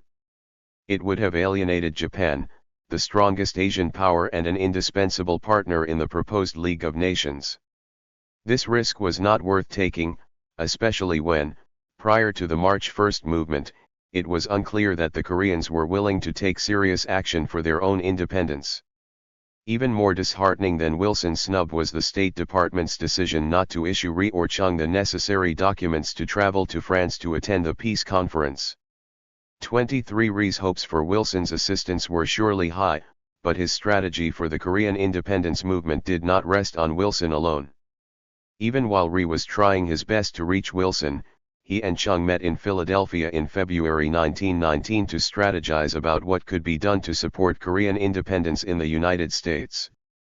They were joined by Philip Jason, Rhee's former teacher at Pai Chai in Seoul, who had entered the printing business in Philadelphia.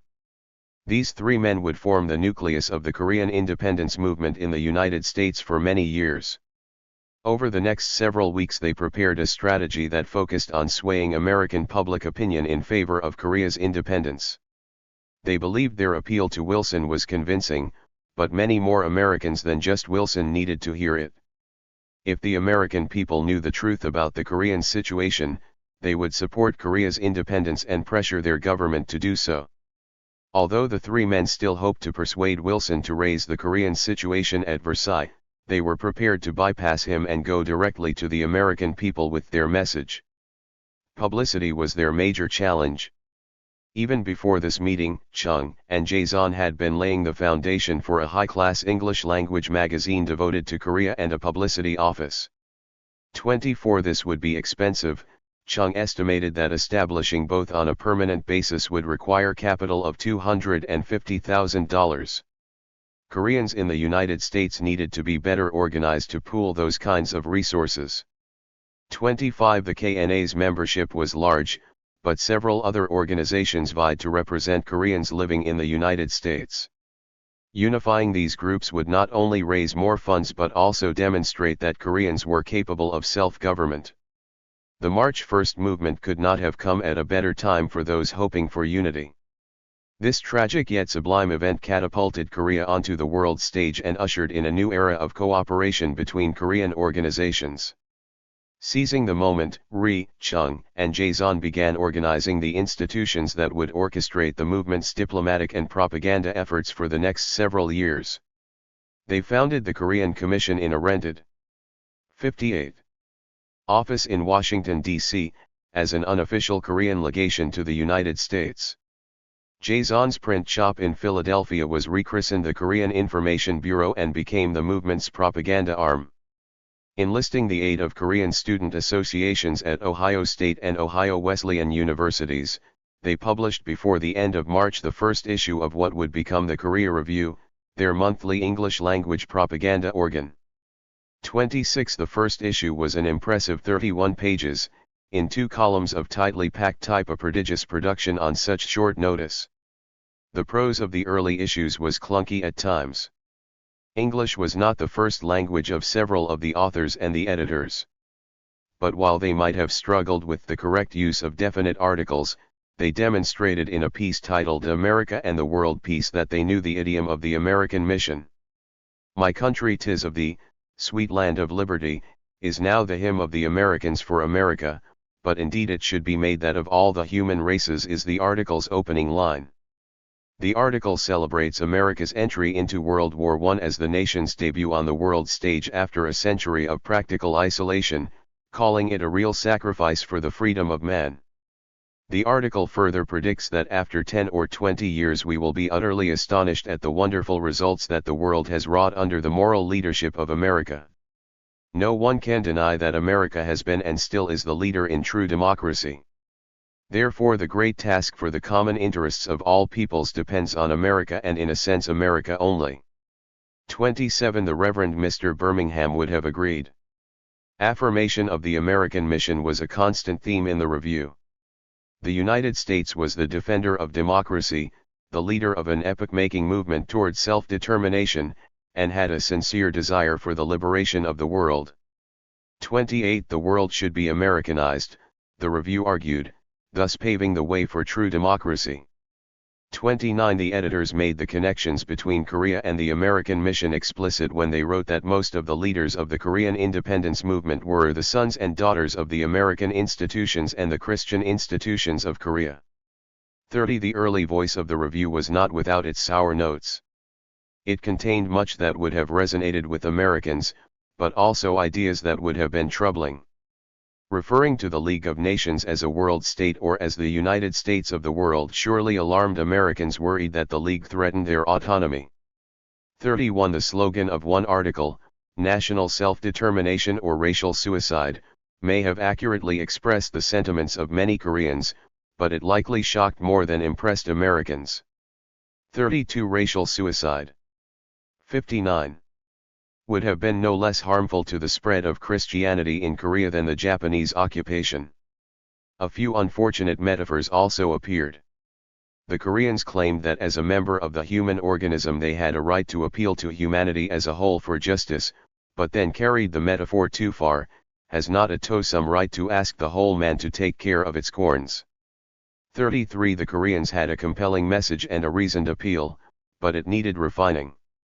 Before they could convince thousands of Americans to support Korean independence, they would have to convince a devoted few to help with their messaging. The First Korean Congress.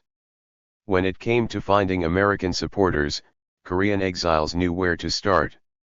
The networks of churches and religious organizations that had sent American missionaries to Korea could be traced backwards to find Americans already sympathetic toward Korea and more likely to support Korean independence, especially when it was presented as a necessary condition for the continued growth of Christianity in Asia. Rhee began revitalizing the many contacts he had made while lecturing in American churches and civic organizations. Jason drummed up similar support from the Christian community in the Philadelphia area, whose churches had sent many missionaries to Korea, including Pai Chai founder Henry Appenzeller. Leveraging this support, in mid-April 1919 they organized the First Korean Congress in a theater in downtown Philadelphia. The Congress was called to unify Korean communities in the United States and Hawaii into a common front for Korean independence, but it was also the inauguration of Korean lobbying activities in the United States, publicizing the Korean Declaration of Independence and the organization of a provisional government. The dual purpose of the Congress was evident in the first few lines of Jason's opening address when he told his audience, which included many Americans, that they were gathered there to undertake a solemn and momentous mission. To bring about permanent peace in the Orient, that democracy and Christianity may be firmly established in the continent of Asia. 34. That he was speaking primarily to the Americans in the room is undeniable. Koreans had no need of framing their struggle in the broader trends of political or religious developments to find motivation, but such framing was essential for American audiences trying to locate not only Korea's geographical position but also its moral significance to the United States. There is no nation in the world whom the Koreans love more than the United States of America, excepting only their own country, Jason explained.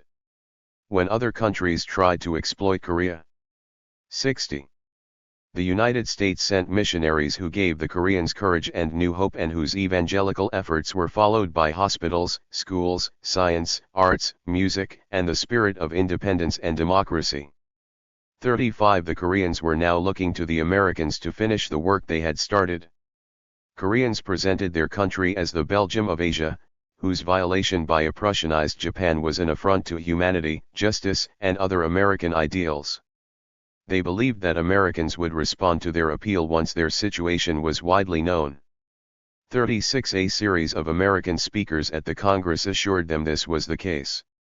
The Reverend Dr. Floyd Tompkins, rector of Holy Trinity Episcopal Church, one of the largest in Philadelphia, told the Congress that Korea is the pride of these later missionary days and that American Christians would do whatever they could to assist Korean independence. He urged the Koreans to put their case before the United States Congress and assured them they would receive some sort of recognition of their struggle. 37 Father James J. Dean, president of Villanova College, told the Congress that if they zealously brought their case to the attention of the American people, they would awaken American public opinion, which was slow to rouse, but mighty in action. 38 Mrs. E. L. Cook, a returned missionary from Seoul, went even further when she assured the Congress that if you will arouse your soul you will have sympathy and you will have help and America will come to your rescue and you will be able to win your cause. 39 Proving that sympathy for the Koreans reached beyond missionary or even Christian circles, Henry Berkowitz, rabbi of one of the largest synagogues in Philadelphia and founder of the Jewish Chautauqua Association, also gave a moving address expressing the sympathy in the Jewish heart for all oppressed peoples. 40 The Koreans needed little encouragement to appeal to the American public for support. Rhee had been making such appeals for almost a decade. However, the encouragement the Congress received from the American speakers surely buoyed the hope of the delegates that this strategy might be successful. At the suggestion of Jason, Rhee was selected to compose a short appeal to the American people on behalf of the Congress. An appeal to America was clearly modeled on the earlier appeal that Rhee and Chung had written to President Wilson, only now, after the March 1 movement, with more vivid evidence of Japanese brutality. The document expressed confidence that the American people would respond to the Koreans' appeal because of their love of justice and their history of being a champion of the oppressed. Your nation is the hope of mankind, it proclaimed, so we come to you. The appeal also reminded America 61 cans of their obligations to Korea under the 1882 treaty. It closed by once again quoting Wilson, "There is no subject that touches the peace of the world that is exempt from inquiry or discussion in the proposed League of Nations." 41 Understanding that actions speak louder than words, the Koreans ended the three-day Congress with an act of political theater. Having secured permission from the Philadelphia Police Department, they paraded the 6 blocks from their meeting place at 17th and Delancey to Independence Hall, accompanied by a mounted escort and a brass band. Each delegate held an American flag in one hand and a Korean flag in the other. They gathered in the room where the Declaration of Independence had been signed, and there reread the Korean Declaration of Independence as proclaimed on March 1, only a few weeks before. After posing for some photos, they processed out of the room solemnly touching the Liberty Bell with their right hands on their way out. The symbolism was unmistakable, wrote historian Erez Mainla. The Korean movement against colonial rule was akin to, and drew inspiration and legitimacy from, the history and ideals of the United States. 42 The First Korean Congress was a success in more ways than one. Its timing was impeccable.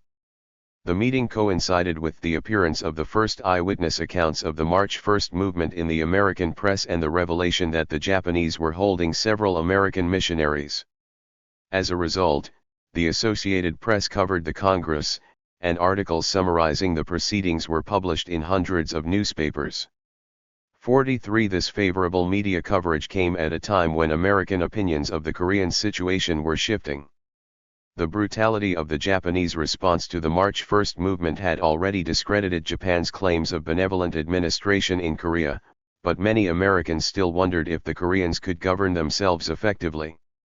Koreans were hoping that the March 1 movement, the organization of the KPG, and the First Korean Congress would all be read as evidence that they could. 44. The League of Friends of Korea. The First Korean Congress resulted in the formation of a network of American supporters of Korea. On hearing the assurances that the American people would support the Korean cause once they were informed of the situation, Jason suggested that a Korean Independence League or similar institution be formed to bring the facts of the Korean cause before the American public. 45 Floyd Tompkins in conjunction with the other American participants at the Congress began. 62. This work in Philadelphia under the name League of Friends of Korea. Dr. Tompkins's standing in the Philadelphia Christian community was high, and he put his reputation to good use. The Board of Governors of the First League of Friends of Korea branch in Philadelphia boasted 6 influential ministers from the Methodist and Presbyterian churches as well as several prominent businessmen. 46. The League's objectives were to inform the American public of the true conditions in Korea, to extend sympathy to Koreans in their struggle for freedom, to use its moral influence to prevent their cruel treatment, and to secure for them religious liberty. These facts should be known, the League's first press release read, not only for the sake of Korea but for the good of the United States. We the Friends of Korea believe that the principle of equal right to live and develop in freedom for weak and strong alike, should be upheld by America, as we fought for that purpose. As Christians we feel it to be our moral duty to inject ourselves into the issue, for reasons of Christianity and humanity. The American public must make its voice manifest upon the great principles involved, for failing to do so will be shirking our duties. 47. The League's initial statement was a remarkable testimony to its members' overlapping identities as Christians and Americans and demonstrated that their sense of duty to support Korea resulted from these overlapping identities. Under Tompkins's energetic leadership the League grew rapidly. From its base in Philadelphia it opened branches in Washington, New York, and Chicago. Prominent Christian ministers, such as racial progressive Ernest Fremont Tittle, were represented on the boards of these new branches, but so were academics and newspapermen such as H. L. Mullen, president of Boston College, and John C. Schaefer, the owner and editor of 6 Midwestern newspapers, including the Chicago Evening Post and the Indianapolis Star. 48. The League publicized the Korean situation and formed new branches by holding mass meetings in communities around the nation. These mass meetings were 1- or 2-day events that featured local entertainment and centered around a series of lectures on the Korean situation. The League used various kinds of Christian networks, especially local ministers' associations, to plan these meetings and to provide local speakers and entertainers to fill out the programs. These meetings frequently resulted in resolutions being sent to Congress demanding some action be taken showing sympathy for Korea. In many cases, at the conclusion of the meeting, officers were selected to organize a new branch of the League. Americans attending these mass meetings heard arguments for American support of Korean independence that were similar to those Rhee and Chung first made to President Wilson, but the impact of this reasoning was enhanced. 63. When the Koreans' assertion of an American responsibility to act was echoed by local American political and religious leaders. Whenever we see the cause of liberty imperiled we are ready to cast our lot in common with those people. This is the true spirit of America, the Reverend Dr. Robert M. Blackburn told those assembled at the first mass meeting of the League of Friends of Korea on May 15, 1919 in Reading, Pennsylvania. Blackburn continued, "It is because I prize highly the liberty which is my birthright that I stand here tonight ready to cast my lot in common with the people of Korea whose liberty has not only been threatened but has been filched away." George M. Jones of Trinity Lutheran Church of Reading told the same audience that the Koreans have taken after the ways of the West and now they want their freedom like the people of the West. Jones went on to claim that the 1882 treaty obligated the United States to defend Korea and demanded that the United States live up to it. The mass meeting ended with the endorsement of a resolution to be sent to the Pennsylvania congressional delegation calling for an expression of sympathy for Korea. 49. Thanks to the League's efforts, sympathy for Korea spread rapidly.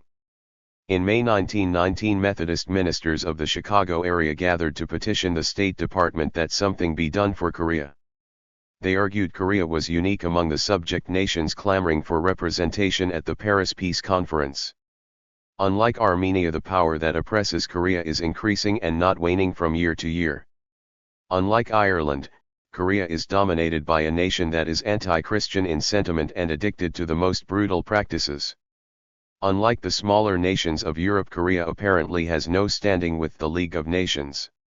The ministers detailed how the remarkable growth of Christianity in Korea was being snuffed out by the Japanese and how the only hope for its continuation was fellow Christians in distant lands.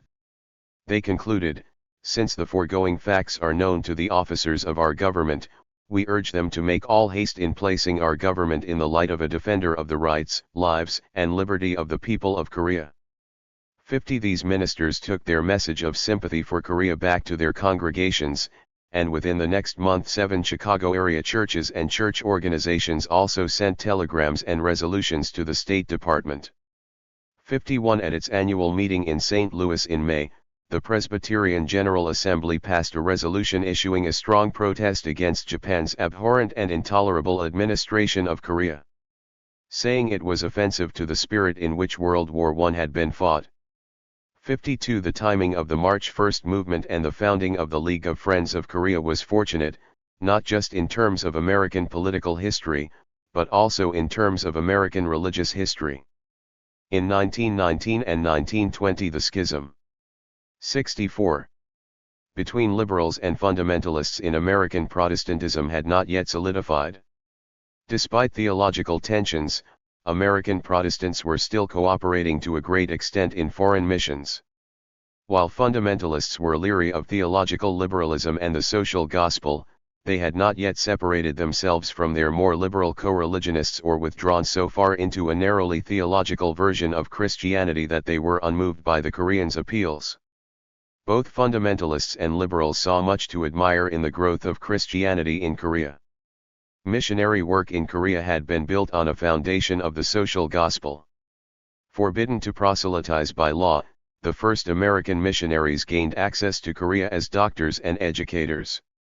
Their hospitals, schools, and universities were pleasing to American Protestants that valued the social gospel. If emerging fundamentalists found this focus troubling, after 1907 their misgivings would have been assuaged by the massive revivals sweeping Korea and the explosion of Korean converts to a theologically conservative Christianity. 53. The ability to attract proponents of the social gospel as well as theological conservatives earned the League of Friends of Korea support from across the spectrum of American Protestantism. Ministers such as Floyd Tompkins and Ernest Tittle were certainly from the liberal side of that spectrum. So was Charles Wood, rector of the Church of the Covenant, who spoke at the opening meeting of the Washington, D.C., branch of the League. 54. Wood's congregation was one of the largest in Washington and favored by many of the capital's elite. However, the Korea Review also printed a letter of support from eminent revivalist and leading fundamentalist R.A. Torrey, expressing his support for their work and wishing that every member of the U.S. Senate would consider the Korean situation. 55. Torrey was one of the editors of the Fundamentals, a collection of essays that so authoritatively defined the tenets of American conservative Protestant theology that its adherents would become known as fundamentalists. As the coalition of American Protestants concerned about Korea grew, so did the demand for authoritative accounts of the Japanese suppression of the March 1st movement. Desperate for news, even the New York Times began printing the private letters of missionaries in Korea. They could not have been more sympathetic. One missionary reported that the treatment of Koreans made his blood boil and aroused his sympathy for an oppressed and defenseless people crying out for justice.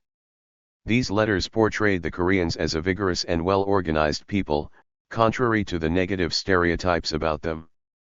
56. The coverage gave Korean leaders a newfound notoriety, despite its editorial 65. Position that Koreans were an excitable race and its belief that most Americans did not favor independence for Korea. The New York Times printed rebuttals by Syngman, Rhee and Henry Chung to pro-Japanese articles. The two explained that their mission was not to sabotage US-Japanese relations or to entangle the United States in a war for Korea, but to ensure the future peace of the Far East by encouraging the United States to use its moral influence to end Japanese imperialism. 57. The moral influence of American Christians angry over Korea was first felt within the Christian community itself.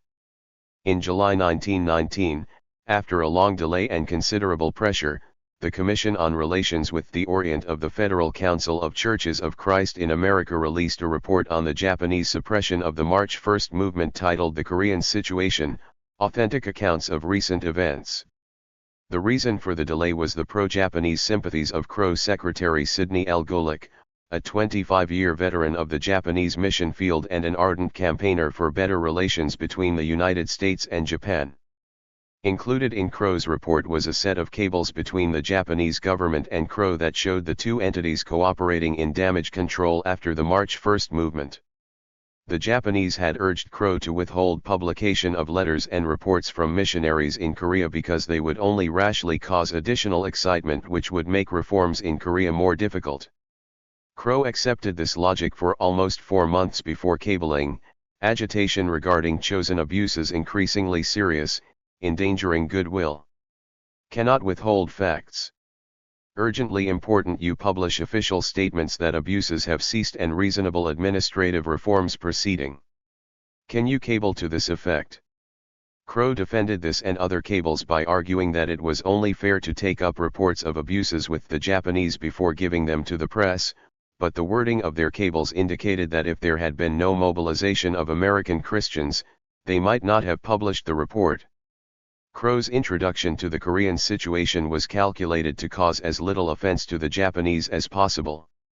It refused to comment on political questions, such as whether Korea should be independent, and attempted to place most of the blame for the violence on Japanese militarists and reactionaries while calling for Americans to give the strongest possible moral support to Japanese liberals and progressives. 58 Golik's Japanese sympathies so infuriated the Koreans that Henry Chung even accused him of being a Japanese agent.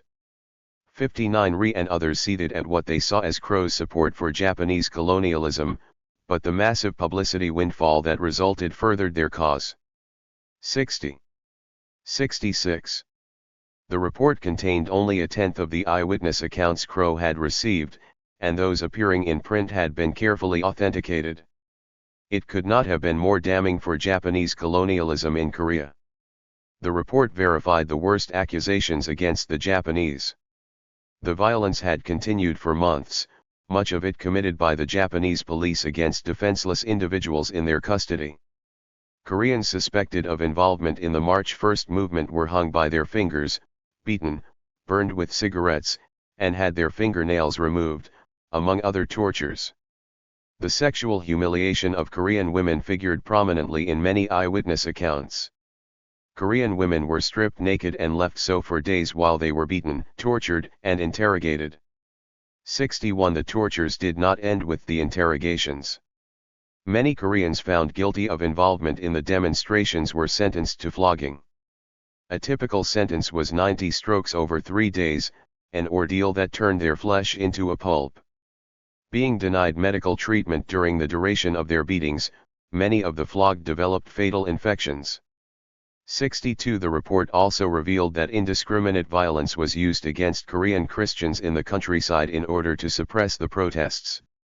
On April 16, nearly a month after the height of the protests, Japanese police gathered all of the male Christian residents of Jamari in the village church, where they were summarily executed and the church burned. The fire spread to nearby houses, destroying nearly the entire village. When the American consul arrived to investigate, he learned that other Christian villages nearby had also been burned. Missionaries also reported villages and churches burned, which substantiated the Koreans' claim that the Japanese were singling out Korean Christians in retribution for their leaders' participation in the March 1 movement. 63 Crow's report revealed that Japanese brutality was not just an isolated overreaction to a nationwide demonstration, the violence had been systematic and premeditated. Despite Crow's intentions to use the report to strengthen Japanese liberals' influence in Korea, it served to discredit the Japanese colonial endeavor. Rather than being the final word on atrocities in Korea, Crow's report opened the floodgates of media attention on the situation. The New York Times, the Los Angeles Times, and the Washington Post reprinted portions of the report, and the Associated Press distributed it to local papers from La Crosse, Wisconsin, to Bakersfield, California. 64 In June and July the first photos of Japanese atrocities also began appearing in the United States. Severed limbs, gangrenous flesh, and shattered skulls silenced those who accused the Koreans of fabricating sensational stories and fueled sympathy for their cause. 65 This increase of sympathy helped the Koreans through what was otherwise a 67. Depressing time. In May of 1919 it became clear that the hopes placed in Wilson and the League of Nations would come to nothing. Far from rolling back Japanese encroachments in Asia, the Japanese enhanced their position by gaining control of the Shantung Peninsula in China. Furthermore, the wording of the Covenant of the League of Nations guaranteed the territorial integrity of its members and explicitly claimed to have no jurisdiction in domestic matters, two clauses that the Koreans interpreted as preempting any attempts to use the League as a forum for regaining their independence. 66 Frustrated, Rhee turned against Wilson and the League to focus on Congress and the American people. In his first official message as president of the KPG in June 1919, Rhee told the members of the Korean National Council that their efforts should be focused on the United States, because there the Koreans enjoyed the goodwill of a great, generous, and liberty-loving people, and ultimately, through their influence and pressure and final practical help, of a great government. Rhee assured them that prominent American citizens had formed numerous societies and leagues to support the Korean cause and that clippings showing American sympathy came to his office every day. If they stuck with this strategy, the future looks very bright for Korea. 67 Rhee's assessment was obviously optimistic, but the March 1 movement and the international response to it had given Koreans more reason to hope than at any time since Rhee's meeting with Theodore Roosevelt during the Portsmouth Peace Conference in 1905. Cooperation between Korean organizations in the United States provided Rhee with sufficient funds to hire a small staff for his Washington office and Jaison's in Philadelphia. With these resources, Jason turned the Korea Review into a much more sophisticated publication capable of advocating for American support without the awkward prose and metaphors of earlier editions. Sympathetic media coverage allowed the League of Friends of Korea to expand and to plan more elaborate mass meetings. The San Francisco branch's A Night in Korea at the St. Francis Hotel in October of 1919 featured a full program of entertainment, including vocal and instrumental numbers, poetry readings, a motion picture, and an exhibition of the Korean arts performed by pretty Korean university girls. Henry Chung gave the keynote lecture, The Case of Korea, which warned that, if not stopped, the Japanese would become an irresistible vampire among the nations 30 years hence.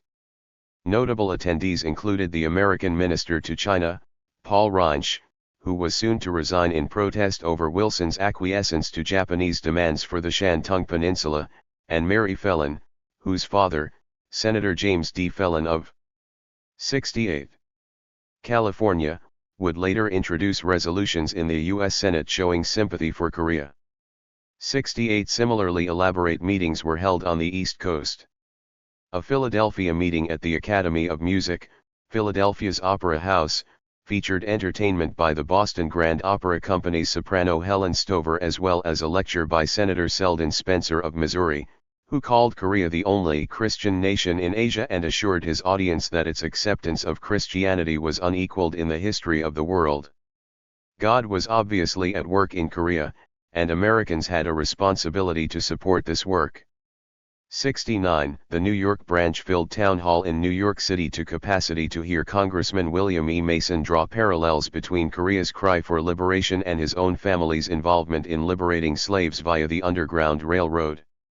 Mason claimed that promoting liberty abroad had been American policy since Thomas Jefferson's administration, and this policy necessitated aid to Korea.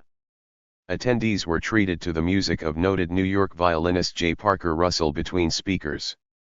70. In less than 2 years the League of Friends of Korea went from Reading, Pennsylvania, to Town Hall in New York City, from local pastors and church choirs to U.S. congressmen and professional musicians. It became an enormously valuable asset to the Korean cause. The League offered Americans concerned about Korea an opportunity to collectively respond to the Korean situation. It also gave the Koreans legitimacy. Rhee and Jason no longer represented only their countrymen. When lobbying for Korea, they could tell their audiences that there were already thousands of Americans of the best sort supporting them. Indeed, patriotism was closely linked to Christianity in the League's propaganda.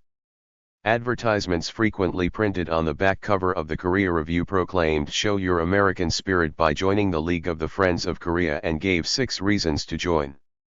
The first was membership in this league means that you are a red-blooded American who believes in a square deal between individuals as well as between nations, your sympathy is with the oppressed, and your aim is to uphold justice and liberty in all lands. Although Christians dominated the League, its appeals drew as heavily on the American mission of promoting justice and liberty as it did on the Christian Great Commission. In this particular advertisement, it was not until the fourth reason for joining the League that the Korean mission field was mentioned. 71. The League also had its shortcomings. It favored breadth over depth. Eager to claim as many members as possible, membership in the League was free and rather informal. Tompkins claimed the League had 25,000 members by 1921, but there is no indication that the League kept a centralized membership roll. 69. So this could not have been more than a guess, and probably a rather optimistic one. 72. Advertisements for the League announced that for $3 a year one could become an active member entitled to a subscription to the Korea Review, but this sum only covered the cost of the subscription and would not have provided the League's central office, which was actually Jaeson's Korean Information Bureau, with adequate funds to develop the League's membership.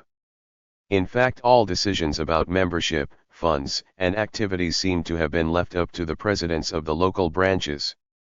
This decentralized structure allowed the League to expand quickly, but also meant that the leadership had difficulty coordinating its activities. In some ways, the League was more a mailing list of supporters than an organization. Decentralization meant that the goals of the League were not always in accord with those of the Korean independence movement. Most of the local branch petitions stopped short of calling for the restoration of Korea's independence, even while they argued that the United States had certain responsibilities toward Korea. 73. This may have been by design.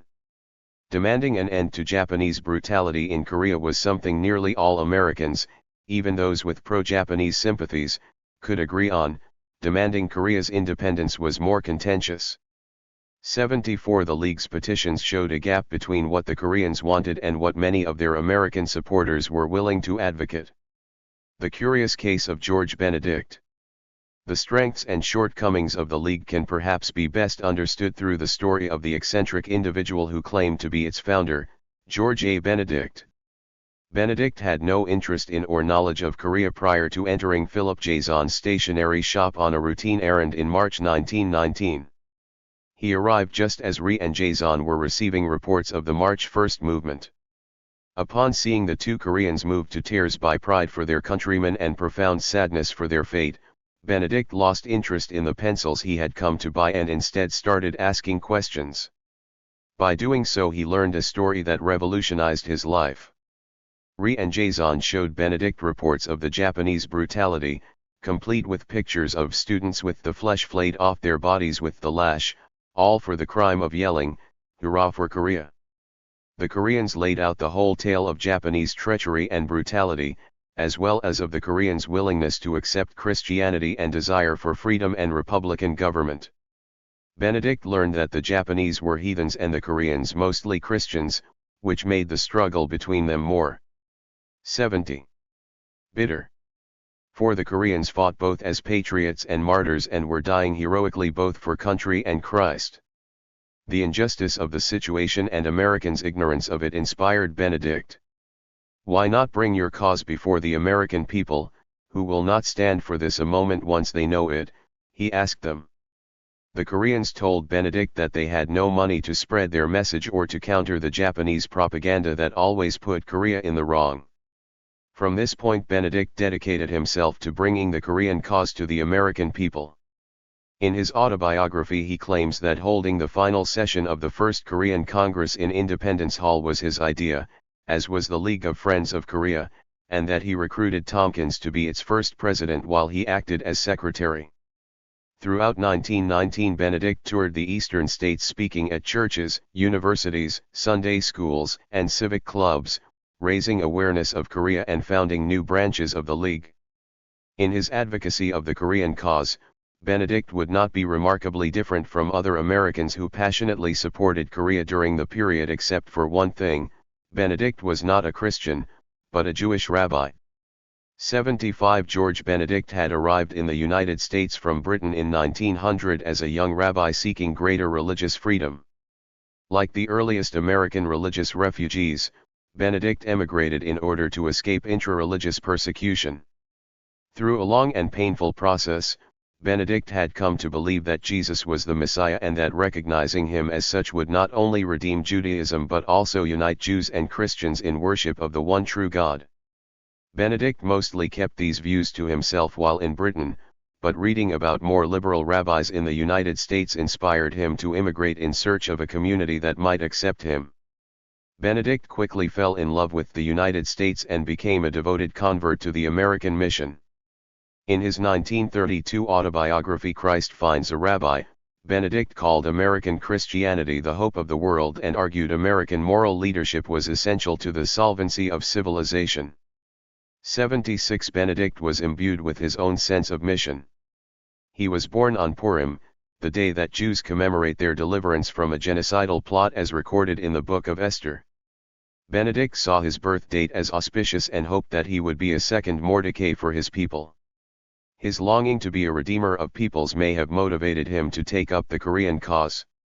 77 Benedict claims that when he first met Rhee and Jason he was by no means a Christian, but that through his exposure to Korean Christians and their American supporters he came to understand the power of Christianity, which he believed emanated from Jesus' sacrifice on the cross.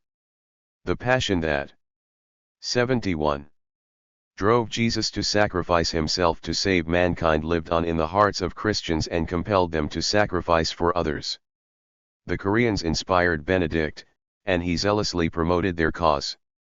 He was a dynamic speaker who knew how to craft his message. Two of his addresses on Korea, reprinted in the Korea Review, reveal how he made use of the American mission to prick the consciences of his audiences. In his rhetoric Benedict sounded much more like a Yankee wasp than an immigrant Jewish rabbi. In an address titled Korean Martyrs, Benedict compared Jason and Rhee to Franklin and Washington, men not ashamed to submit their cause to God, believing it righteous, and claimed Rhee was one of the truest, most earnest Christians living in the wide world. He claimed the awakening of Korea was the result of the American mission at work there and that America's response to Korea would signal just how serious the United States was about fulfilling this mission. I ask you to come to the rescue of a martyred people, martyred for those very principles which are, or should be, dear to our own hearts. 78 In another address he asked his audience repeatedly, "Are we Americans?" and demanded that the question be answered not by the test of the mouth, but by the test of deed. World War I had been a harsh test of Americanism, but even by that victory Americanism is not made safe.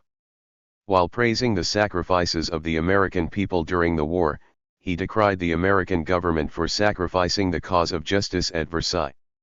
The failure to confront the Japanese at Versailles was a betrayal of Americanism, which now had to be rectified. 79 Benedict, despite being an immigrant, or perhaps because of being an immigrant, had learned to speak the idiom of the American mission. The Koreans did not seem too concerned that Benedict was a rabbi. Over supper one evening, Rhee asked Benedict to consider becoming a missionary to Korea. When Benedict declined, saying he was not a Christian but a Jewish rabbi and that he was helping the Koreans for the sake of humanity and not for Christianity, Rhee responded, "What is humanity at its best but Christianity? Christ is working in you, has half won you, and will win you altogether." 80 Benedict called Rhee's statements prophetic, and a few months later, while speaking on behalf of Korea at the Third Christian Church in Philadelphia, Benedict took communion for the first time and became a Christian Jew like Paul on the road to Damascus. 81 Although Benedict considered taking communion a conversion of sorts, he maintained his Jewish identity and continued to serve as a rabbi. He was soon under attack in the Philadelphia Jewish community for speaking in Christian churches in defense of Korea. Benedict defended himself by enlisting other Jewish leaders to join the Korean cause, including Henry. 72. Berkowitz, who was a notable Reformed Jewish rabbi. Berkowitz even agreed to participate as a speaker in the First Korean Congress. He also went further to protect Benedict when he admonished fellow rabbis for criticizing Benedict's activities. Just because he is a Jew and a rabbi is the reason why his heart should be engaged in this cause, he told a rabbinical opponent of Benedict's. 82 Benedict's experience demonstrates the power of the Korean appeal to move even those who were not Christians. Benedict himself was an oddity in this regard because of his unorthodox beliefs about Jesus, but his ability to convince Berkowitz and others to support Korea is a powerful testament to the resonance that many Americans, regardless of their religious affiliation, could find in the Korean story.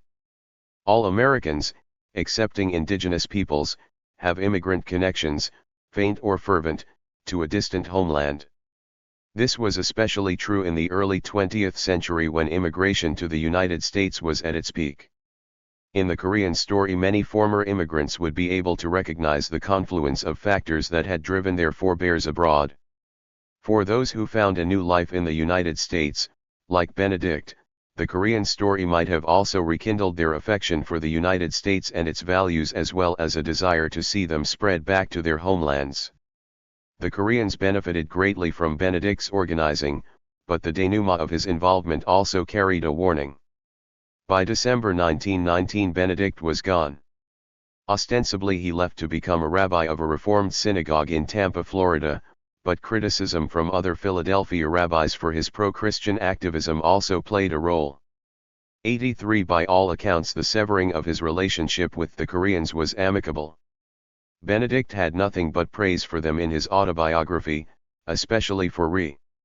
Rhee sent him a warm letter of thanks for his service on receiving his resignation as secretary of the League of Friends of Korea, adding that his good activities will long live in the memories of our people. 84 But Benedict's autobiography also gave another reason for his departure. He believed that he had worked himself out of a job. He wrote that the resolutions sent to Congress by the League of Friends of Korea caused such American ire that the massacres and outrages ceased. Such is the respect Japan has for the United States. 85 By the fall of 1919, the worst of the Japanese abuses against the Koreans had ended. The Governor-General of Korea had been replaced, and Japanese policy shifted toward less violent means of control. The situation had improved, but Benedict's declaration of victory was myopic and self-serving. It should have been a warning to the Koreans of the volatility of appealing to the American mission. The Koreans were attempting to build a coalition to restore Korea's independence, but the issue that stuck out to most Americans was the 73. Japanese violence. Koreans could not separate the two, but Americans could. Ending the violence was a cause that would unite nearly all Americans, but supporting Korean independence was not. So while many Americans could recognize the injustice done to Korea by its colonization and could acknowledge the enabling role the United States played in Korea's annexation, the temptation to declare mission accomplished when the violence ceased was irresistible for some. Benedict was notable among American friends of Korea for his passionate entrance and early exit, but few Americans had the appetite to extend the American mission as far as the Koreans wanted to take it, championing Korea's independence. As a result, even as the number of their American supporters grew, the gap between what most Americans were willing to push for and what the Koreans hoped for was widening. Korea on the Chautauqua Circuit. The League of Friends of Korea was not the only avenue for Koreans to reach Americans with their message. The League's mass meetings, with their mixture of entertainment and informative lectures, were modeled on Circuit Chautauqua. Though almost forgotten today, in the days before radio, the popular Chautauquas provided millions of Americans living outside of major cities with access to intellectual stimulation and entertainment. Circuit Chautauqua had its roots in the Lyceum movement and the Chautauqua Institution, both of which provided educational programs for working adults in the latter half of the 19th century. Lyceums and Chautauquas became important institutions in many small and medium-sized towns in the Midwest and the eastern United States. But not all communities could afford to maintain such an institution. Seeing an opportunity, Iowan Keith Vaughter founded the Redpath Chautauqua Association in 1904. Vaughter's innovation was that instead of each community maintaining its own Chautauqua or Lyceum, a central bureau could book speakers and entertainers who would then travel from town to town offering a 3 to 5 day program of lectures, plays, and musical performances out of a large tent. By keeping the programs on tour for months at a time rather than planning one-time events, the Chautauqua associations took advantage of economies of scale and were able to secure professional talent at a price small-town America could afford. For a few days every summer the Chautauqua tent served as a university, theater, and arts center for countless small towns across the American heartland. Circuit Chautauqua quickly became a major American institution in the 1910s and 1920s. Williams Jennings Bryan, Robert La Follette, Eugene Debs, 74, and Carl Sandburg all spoke on Chautauqua circuits. So did 6 presidents: Calvin Coolidge, Warren Harding, Heber Hoover, Theodore Roosevelt, William Howard Taft, and Woodrow Wilson. 86 The Chautauqua is the most American thing in America, Roosevelt is reported to have said. 87 Koreans realized the opportunity the Chautauqua offered them to spread their message. Initially, the League of Friends of Korea set up its own tours for Rhee, Jaeson, Chung, and others in Rotary clubs, YMCAs, and universities across the Northeast and Upper Midwest in the summer of 1919. 88 These speaking engagements drew attention to the Korean cause, but keeping speakers on the road taxed the League's human and capital resources.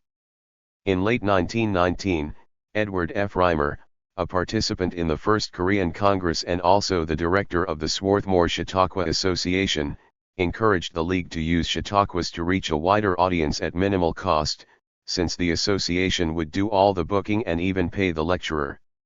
In the summer of 1919, Reimer went on the Chautauqua circuit himself and spoke to more than 90,000 people on the subject of Korea.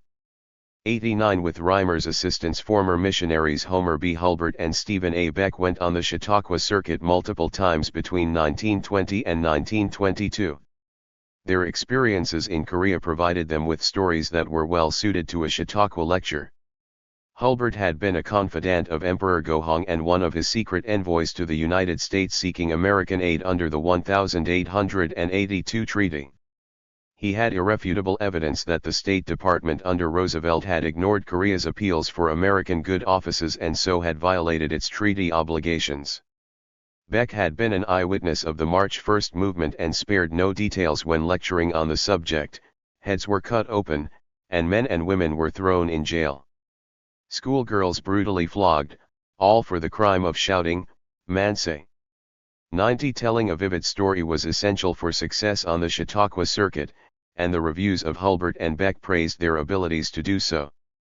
The Boston Transcript called Hulbert's lectures more interesting than romance, a true story, and yet it has all the fascination of the best fiction.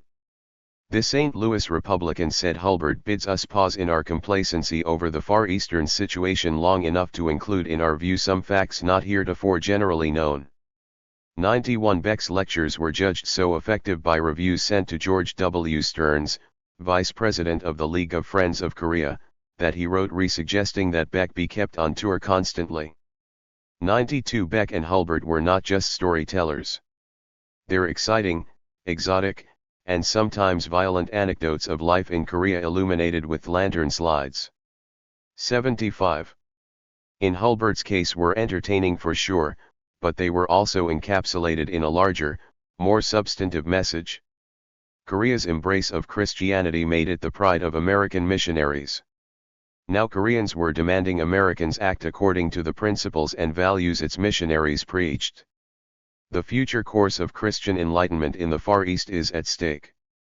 Korea has virtually forced the hand of Western civilization, and we must decide what we are going to do about it, Hulbert wrote in the Presbyterian national publication Interior in October 1919.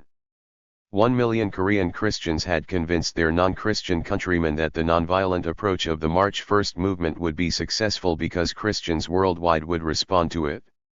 Now their non-Christian countrymen were saying, "You told us the Christian world would listen. You induced us by visions of an outraged Christendom to fling ourselves unarmed upon the bayonets of Japan, and all for what?" Hulbert explained that the Koreans were calling out to the Christian world and saying, "It is now up to you to determine whether the love of liberty which Christianity, brought to us by you, has inculcated shall prove our own undoing. All the gains of Christianity in Asia could be reversed if Americans did nothing," he warned. "Americans must demand Korea's freedom in God's name, in the name of common liberty, and in the name of the very basis of our own republic." 93 Hulbert and Beck were not the only speakers on the Chautauqua circuits taking up the issue of Korea during this time. William T. Ellis, a notable writer on religious topics and biographer of Billy Sunday, went on the Swarthmore Chautauqua circuit to lecture about Korea in 1920. 94 Dr. George E. Regal regularly lectured on Japan for several Chautauqua circuits, and while the contents of his lectures are not known, these two poems, which he submitted to the Korea Review, 95 leave no question about his views on Japan's colonization of Korea. Korea and Jantung Korea. Two maidens, he possessed her. Bound and gagged, not as the bridegroom. Beaten to insensibility, tenderly pressing his kiss lie along the highway. Upon her lips God. In consummation the people see them, of their mutual love, but, behold, but as the bully, the rapers the thief, stealthily approach the assassin, again. Binding and gagging and raping. 76.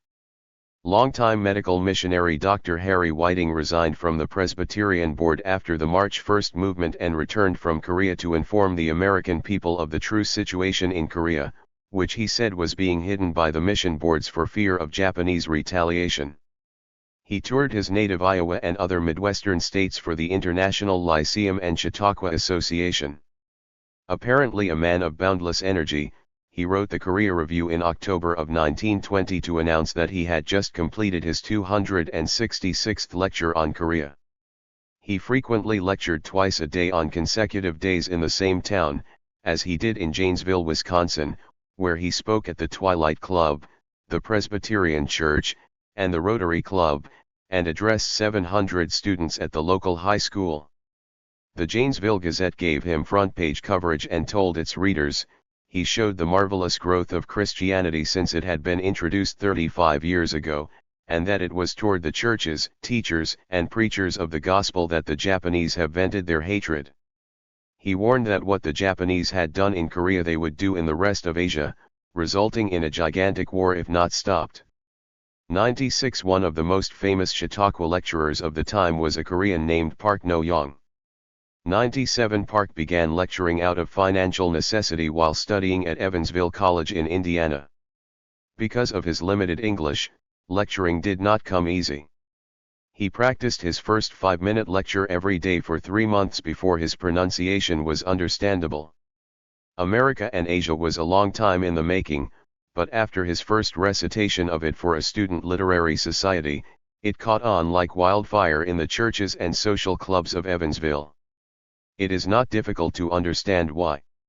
The new wind of freedom is blowing through the ancient corridors of the East and a new era of civilization is dawning, Park proclaimed. If the new era which is now dawning in the Orient is to be blessed with success and glory, America must assume the role of leadership. Uncle Sam must play the role of a modern Moses in leading the teeming millions of awakening peoples in the founding of a new culture and a new civilization. Only the United States, which had always fought and bled for justice and righteousness, for the rights of mankind and the freedom of the world, was capable of this role. 98 This short affirmation of the American mission launched Park's career. He expanded the lecture and gave it repeatedly in churches and clubs around Indiana, building his confidence as a public speaker. In 1924 he was discovered by the Redpath Chautauqua Association of Chicago and hired at $85 a week premium wages at the time to lecture on their circuit. Over the years Park expanded his repertoire to include humorous comparisons of American and 77 Asian societies, in which he lampooned both. He became predominantly known as a humorist and writer, albeit one with a PhD from Harvard. Park continued speaking and writing on substantive issues regarding Japan's expansion into East Asia, always with an eye toward securing greater American involvement in the region.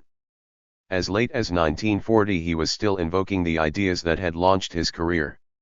99 The Chautauqua associations gave the Koreans unprecedented exposure. These speakers entered Circuit Chautauqua during its golden age. In 1924, 8,000 communities around the United States hosted a Chautauqua, with an attendance of some 40 million. 100 Jason estimated that Hulbert and Beck alone had presented the case of Korea to 200,000 people during their 1920 tours.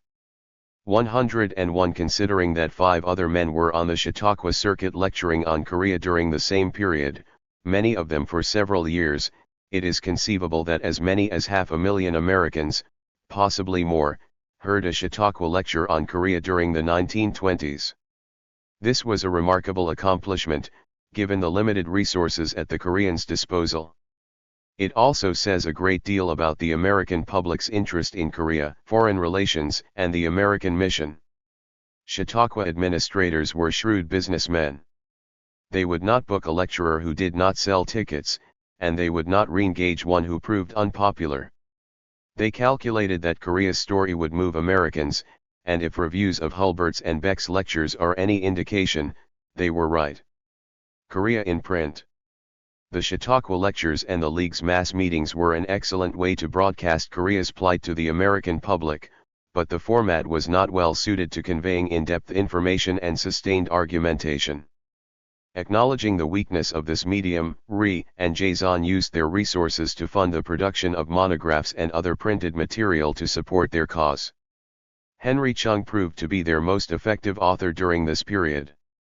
His 3 books between 1919 and 1921, which were published with the direct support of the Korean Commission, put the Korean case in writing, complete with full scholarly apparatus. Chung, who earned his Ph.D. from George Washington University in 1921, maintained a scholarly distance in his writing that impressed knowledgeable readers and earned him positive reviews. In The Oriental Policy of the United States, Chung argued that the Japanese long-term goal was the subjugation of the Asian mainland. That the book was Pub. 78. Lish just prior to the March 1st movement may have strengthened Chung's argument, giving the book an almost prophetic tone. His follow-up The Case of Korea, published in 1921, was the most comprehensive account of the March 1st movement written during the Japanese occupation period. Chung spared his readers none of the details, including a whole chapter on flogging, but also focused on the economic and religious suppression of the Korean people. His final chapters were dedicated to the hollowness of Japanese reforms in Korea, portraying them as a tactical shift in their long-term strategy of expansion. 102 Chung's work received accolades from both the academic and political community. The prefaces to The Oriental Policy of the United States and The Case of Korea were written by Jeremiah Jenks of New York University and Senator Selden P. Spencer respectively. In his preface, Spencer emphasized the American responsibility for Korea under the 1882 treaty. This treaty gave to Korea a big boyfriend upon whose strength and justice the 20 millions of Koreans instantly relied. Whatever may be the diplomatic situation of today, this fact cannot be morally overlooked. 103 The Korean Commission heavily subsidized The Case of Korea by contracting with publishers to buy hundreds of copies, which they then distributed free of charge to churches, libraries, and individuals in more than 20 states. The Commission's seeding of this publication paid dividends. It was reviewed by 14 major newspapers including the New York Times, the Los Angeles Times, and the Washington Post, and through the Associated Press reviews appeared in hundreds of small-town newspapers. 17 monthly publications also reviewed the book, including the Literary Digest, Review of Reviews, and The Outlook.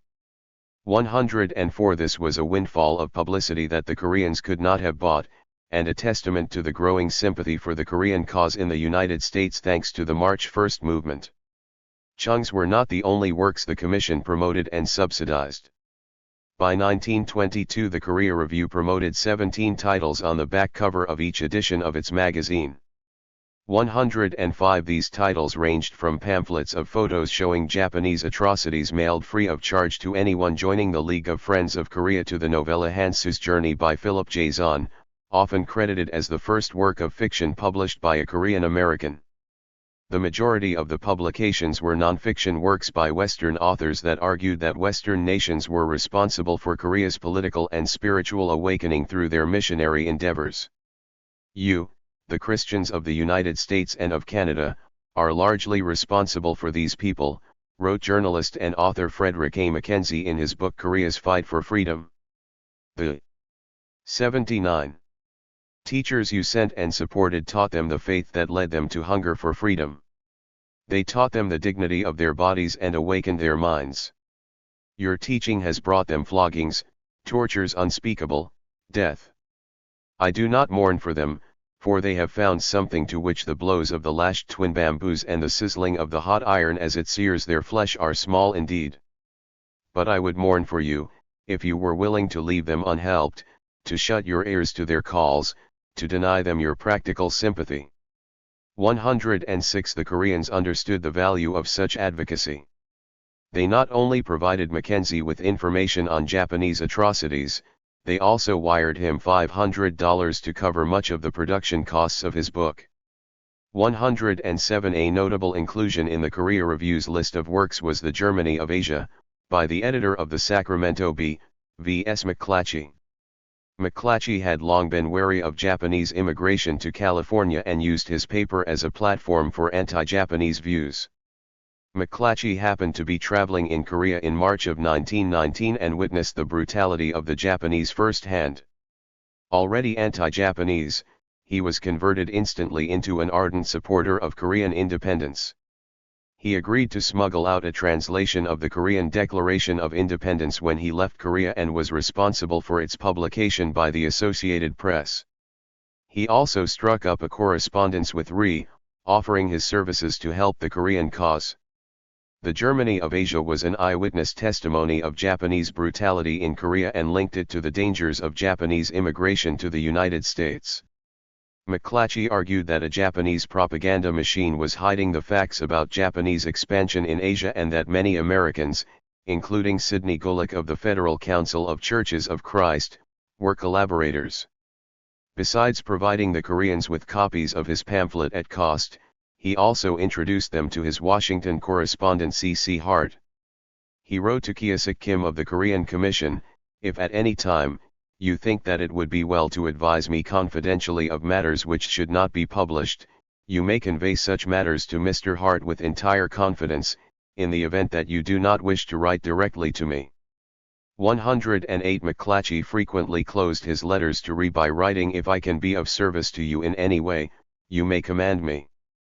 109 Rhee's relationship with McClatchy. He and McClatchy remained close until at least 1935 offers an insight into how Rhee and the Korean independence movement navigated race relations in the United States. 110 Most of the Americans that these Koreans dealt with were a self-selected group whose ideas on race ranged from progressive to paternalistic.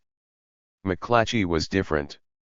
Immigration historian May Guy called him one of California's most virulent 80 racists.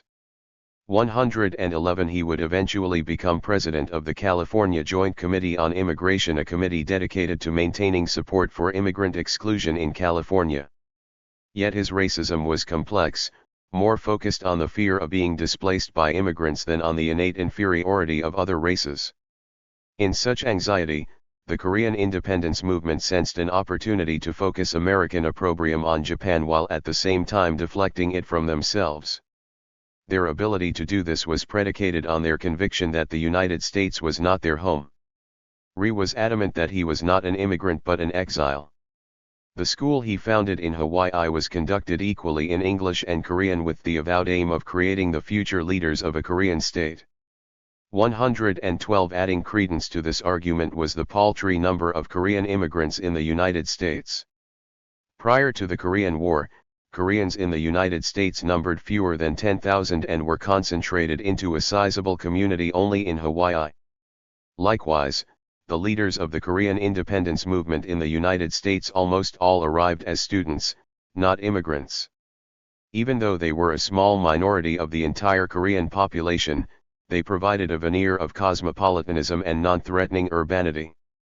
The real basis of cooperation between McClatchy and Rhee, however, was their shared hatred of the Japanese. Rhee offered McClatchy further evidence of Japanese perfidy, and McClatchy offered the Korean independence movement media coverage. The Koreans were certainly not above stoking racial resentment of the Japanese in order to further their cause. Rhee would describe the Japanese in racialized terms that many Americans would recognize in his 1941 book Japan Inside Out. Of course, stoking such racial resentment was a risky strategy. Few Americans, racists or otherwise, were as well traveled as McClatchy and as aware of the great cultural distinctions between the civilizations of East Asia. Rhee understood as much. In a 1934 letter to newspaper magnate William Randolph Hearst, Rhee condemned a recent editorial by Hearst that claimed Japanese and Americans could find ways to live in peace, while also vigorously protesting the idea that any war between the United States and Japan would be between the white and yellow races. Rhee explained that the Koreans felt no racial kinship with the Japanese and would side with anyone, white, yellow, or black, in their fight against them. He wanted it clearly understood that the great threat to the peace of the Pacific was not the Yellow Peril, but the Yamato Peril. 113 Early 20th century American society was full of prejudice, to be sure. Rhee and others almost certainly experienced many of the same indignities. 81. That other non-whites in the United States experienced during the same period, though his extant writings do not record any such incidents. In his diary, Rhee kept fastidious records of exactly what hotels he used in each town he visited. This may have just been a personal proclivity, but it may have also been an effort to keep a record of places where he was assured of a room and good service. From his actions, it appears Rhee recognized that American racial attitudes presented obstacles, but also opportunities for his movement. Rhee surely preferred to work with racial progressives when possible, but he was not averse to allying with even avowed racists when it was useful to do so. McClatchy proved to be a powerful ally whose influence stretched beyond California. He sat on the board of directors of the Associated Press, which picked up many Korea-related stories, nearly all of them sympathetic.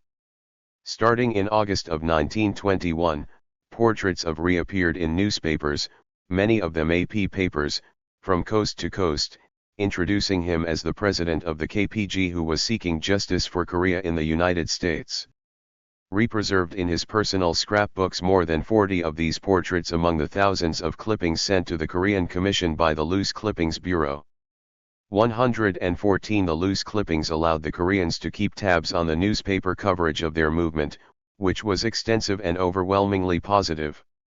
In late 1920 an unsigned Korean Information Bureau report claimed that since March 1919 more than 8,000 newspaper articles had appeared in American newspapers in all parts of the country and listed 351 of the most notable articles.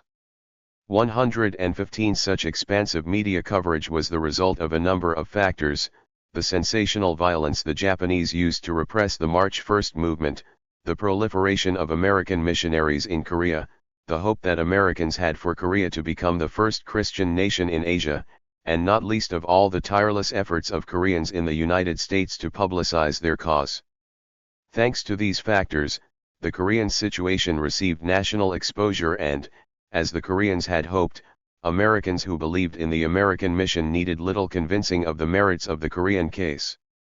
They recognized it placed some degree of responsibility on the United States. Conclusion: the profit of the planes too.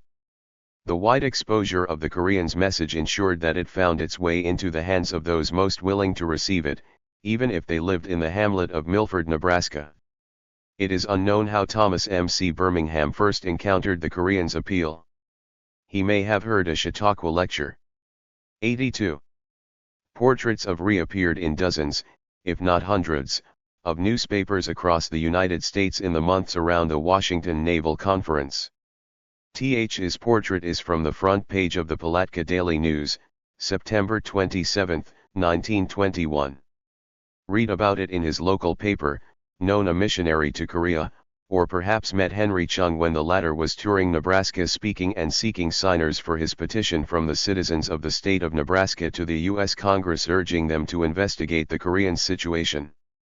116 There were so many ways Birmingham might have come into contact with the Koreans' message is a testament to their efforts. Given his beliefs about the heaven-ordained destiny of the United States, The Koreans' accusation that the United States had been complicit in Korea's loss of independence was no trifling matter, and their appeal to the United States for their salvation and the salvation of Christianity in Asia stirred him to act.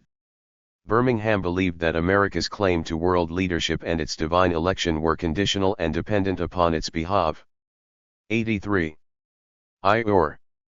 If these accusations were true, Germany was not the only country guilty of regarding treaties as mere scraps of paper. Troubled by their accusations, he wrote the Korean Commission in December 1921 stating his acquaintance with the justice of the Korean cause and requesting further information regarding the treaties broken by Theodore Roosevelt.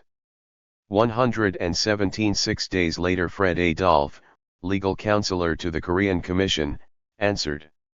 He sent Birmingham materials outlining the Korean case and detailing the United States treaty violations. "There is a new world of hope and courage in your letter," Dolph wrote. "There lies back of it sincere sympathy and perhaps prayers for 20 million Christian people in bondage under a Shinto ruler.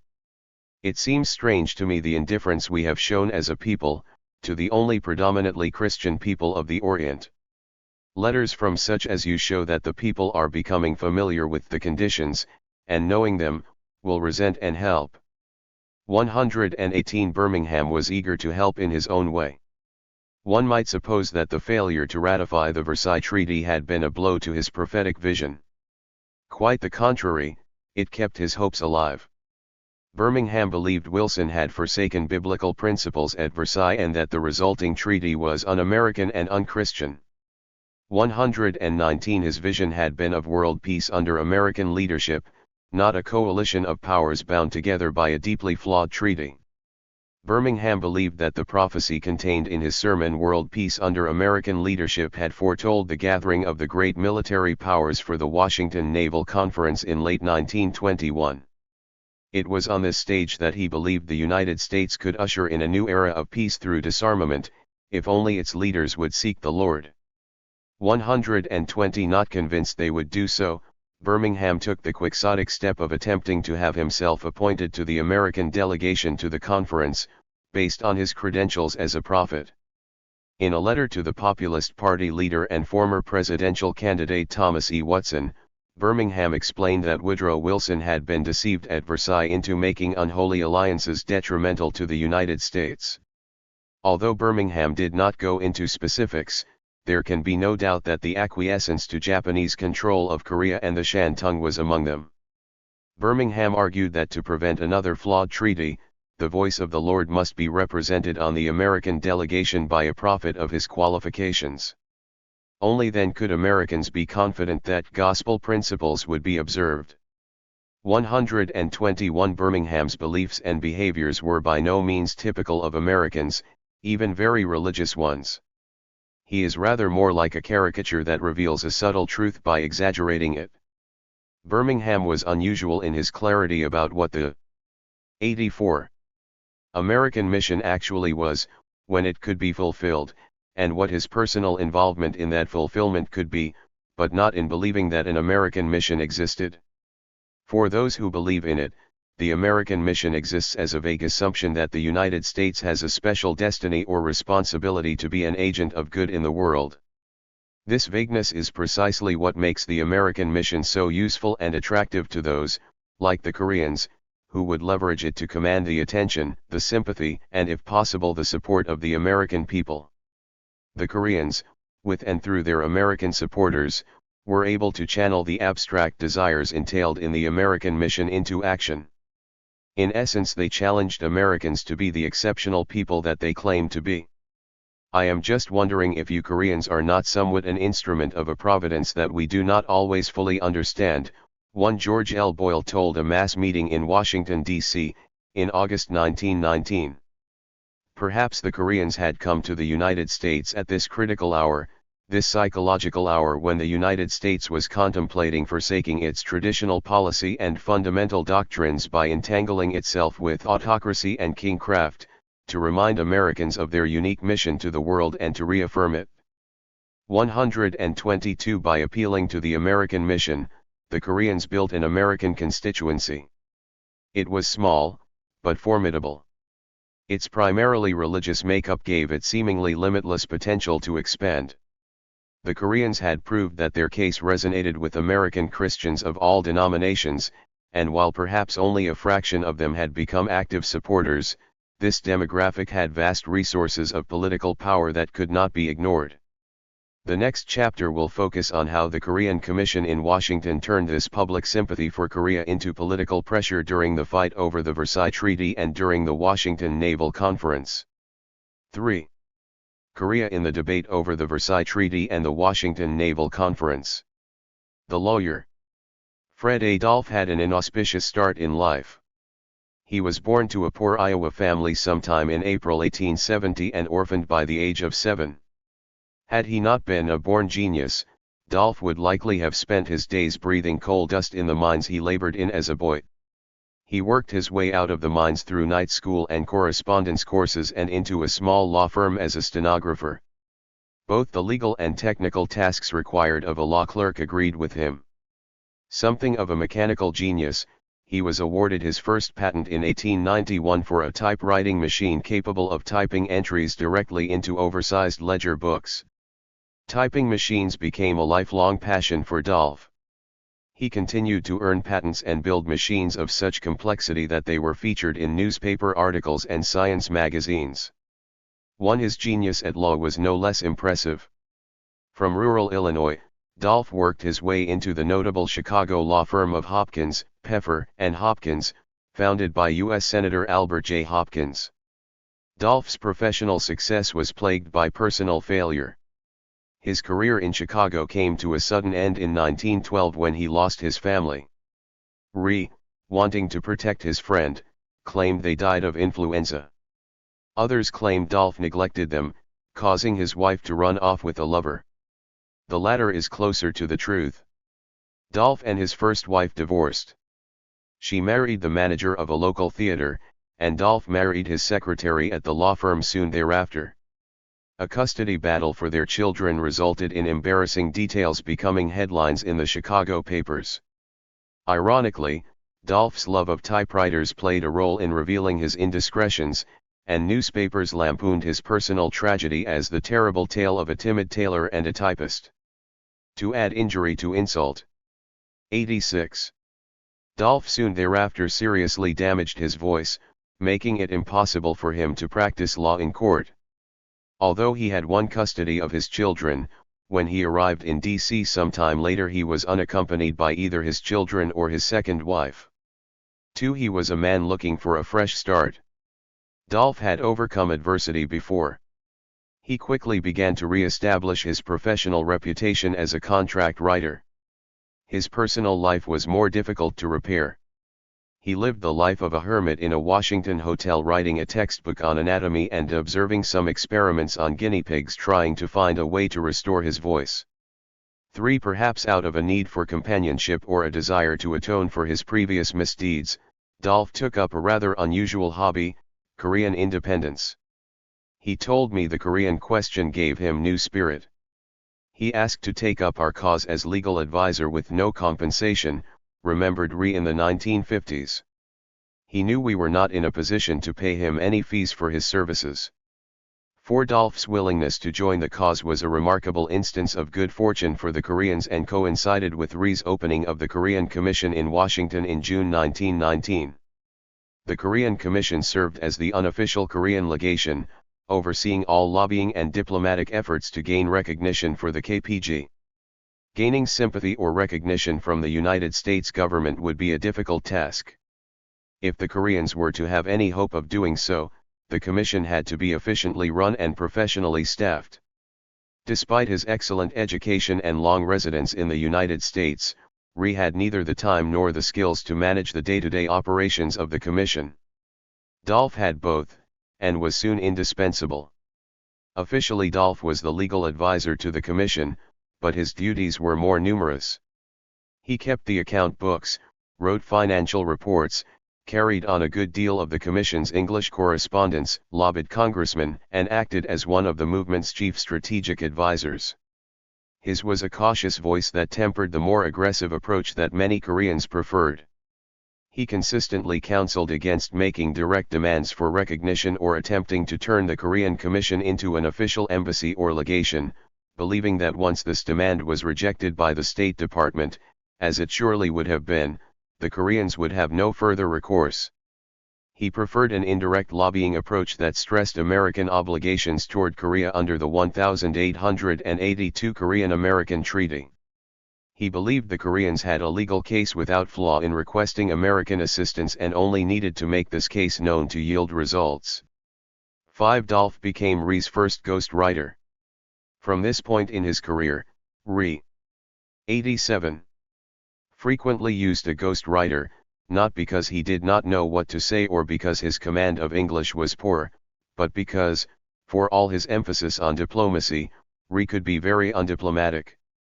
6 men like Dolph checked Rhee's more aggressive tendencies and helped him tailor his ideas to an American audience. They say I gave a very good speech Friday night, the credit due, at least partly to you, Rhee wrote to Dolph after a mass meeting in October 1919. You will write some more for me, will you not? 7. Having impressed Rhee with his rhetoric, Dolph was soon ghostwriting for Rhee's colleagues. Dolph wrote English addresses for other Korean Commission members, a brief history of Korea under the name of the first chairman of the Korean Commission, Kyeosik Kim, and several letters to the membership of the League of Friends of Korea for Philip Jason. 8. Because Dolph's correspondence is incomplete, these should be considered only a selection of the ghostwriting he did for the Commission. Dolph also wrote under his own name. His legal background gave his writing a dispassionate tone that balanced the sensationalism and sentimentalism in much of the Koreans' propaganda. I tried to put forward the absolute certainty of our position as an appeal to the thinker without any claptrap or sentimentalism, he wrote describing his strategy for presenting Korea's case. 9. Dolph's writings were impressive for their ingenuity. Determining that oblique attacks on Japan might be more effective, Dolph wrote 2 pamphlets for the Korean Commission that used Japanese official statistics to show that their annexation of Korea and incursions into Manchuria were not profitable and, furthermore, that these incursions were being financed by foreign capital. 10. Determining whether the Japanese Empire was operating at a profit or a loss was surely beyond the accounting powers of one man, but Dolph's financial expertise and use of Japanese statistics were enough to unsettle some American investors, many of whom were likely already disturbed by Japanese brutality in Korea. Requests for Dolph's pamphlets came by the dozens to the Commission from private individuals and university and public libraries. 11. Such effective propaganda did not escape the notice of Japanese diplomats, who, according to Rhee, paid Dolph a visit to inform him that he could do more to help the Korean cause by working with the Japanese instead of against them. Dolph refused. 12. Dolph's lobbying and writing were a crucial complement to the publicity work being done by the League of Friends of Korea and the Korean Information Bureau.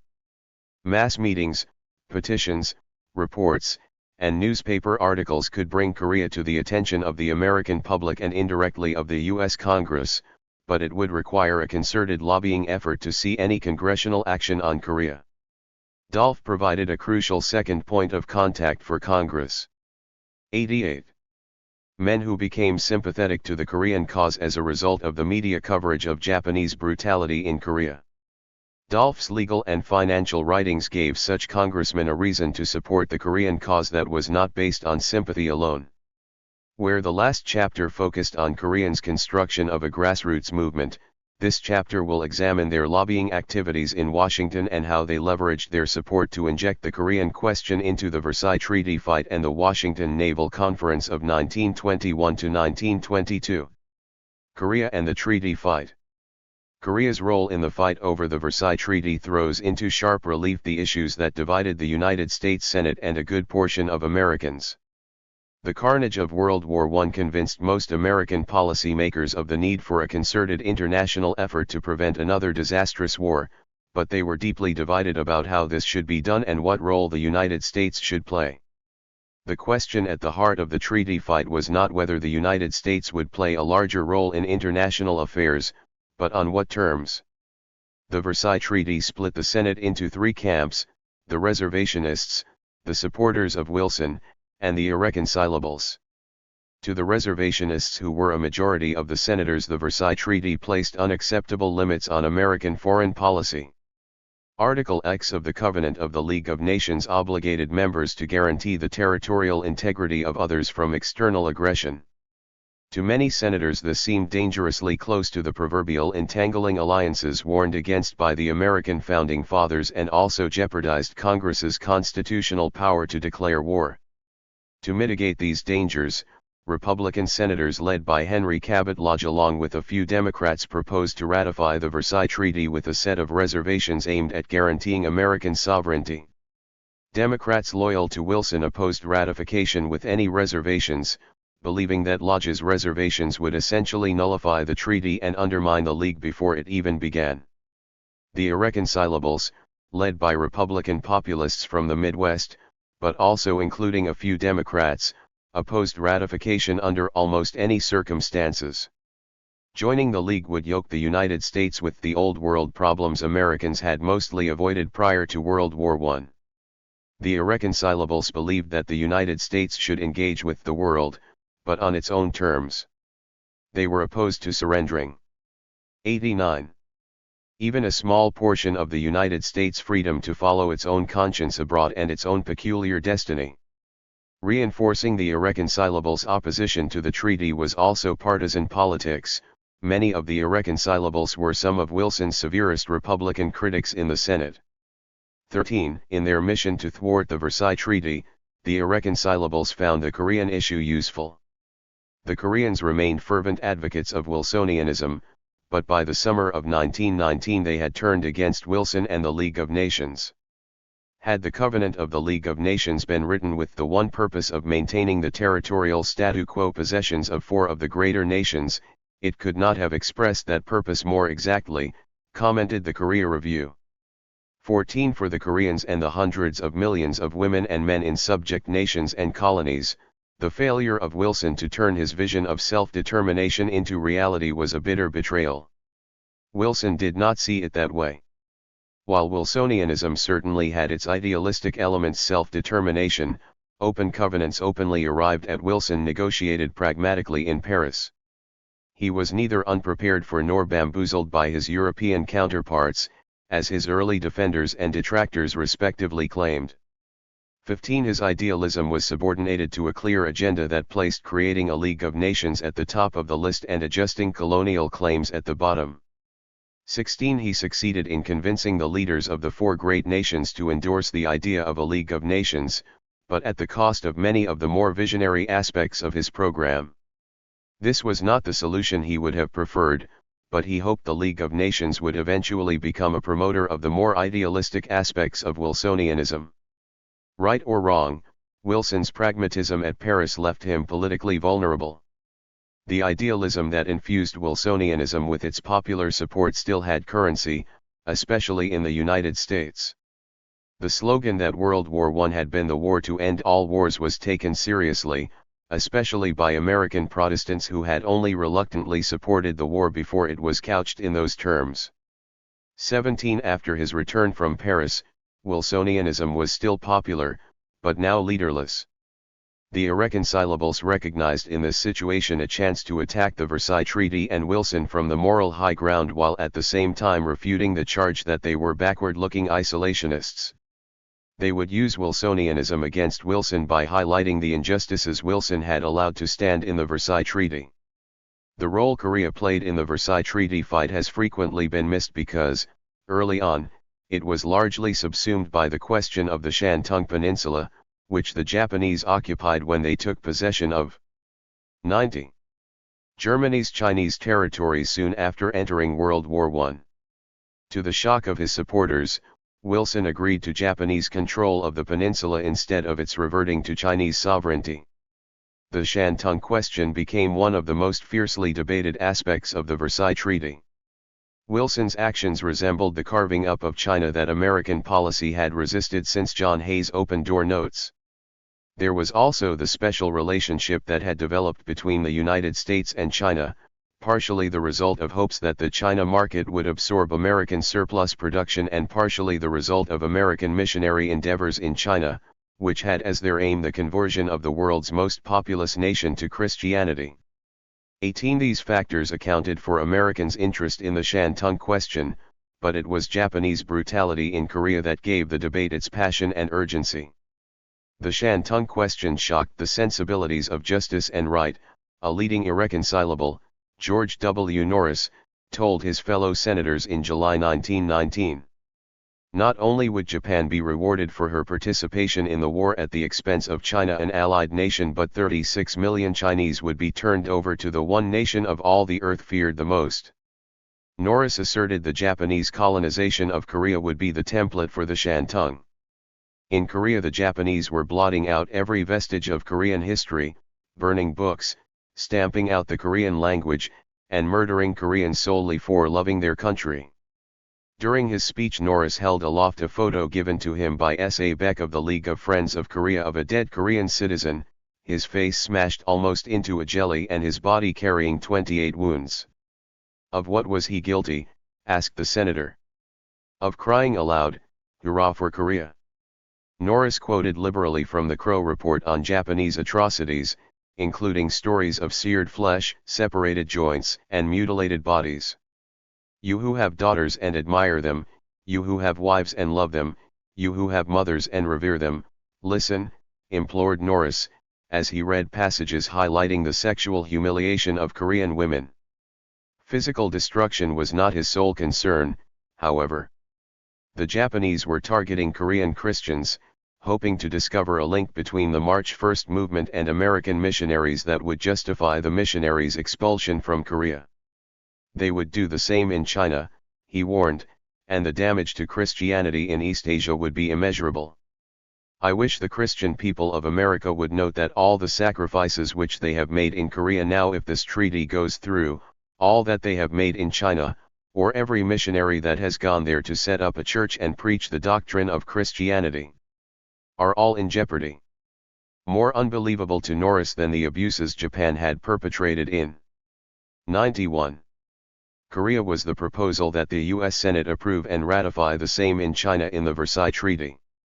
We cannot build a temple of justice upon a foundation of sand, Norris said.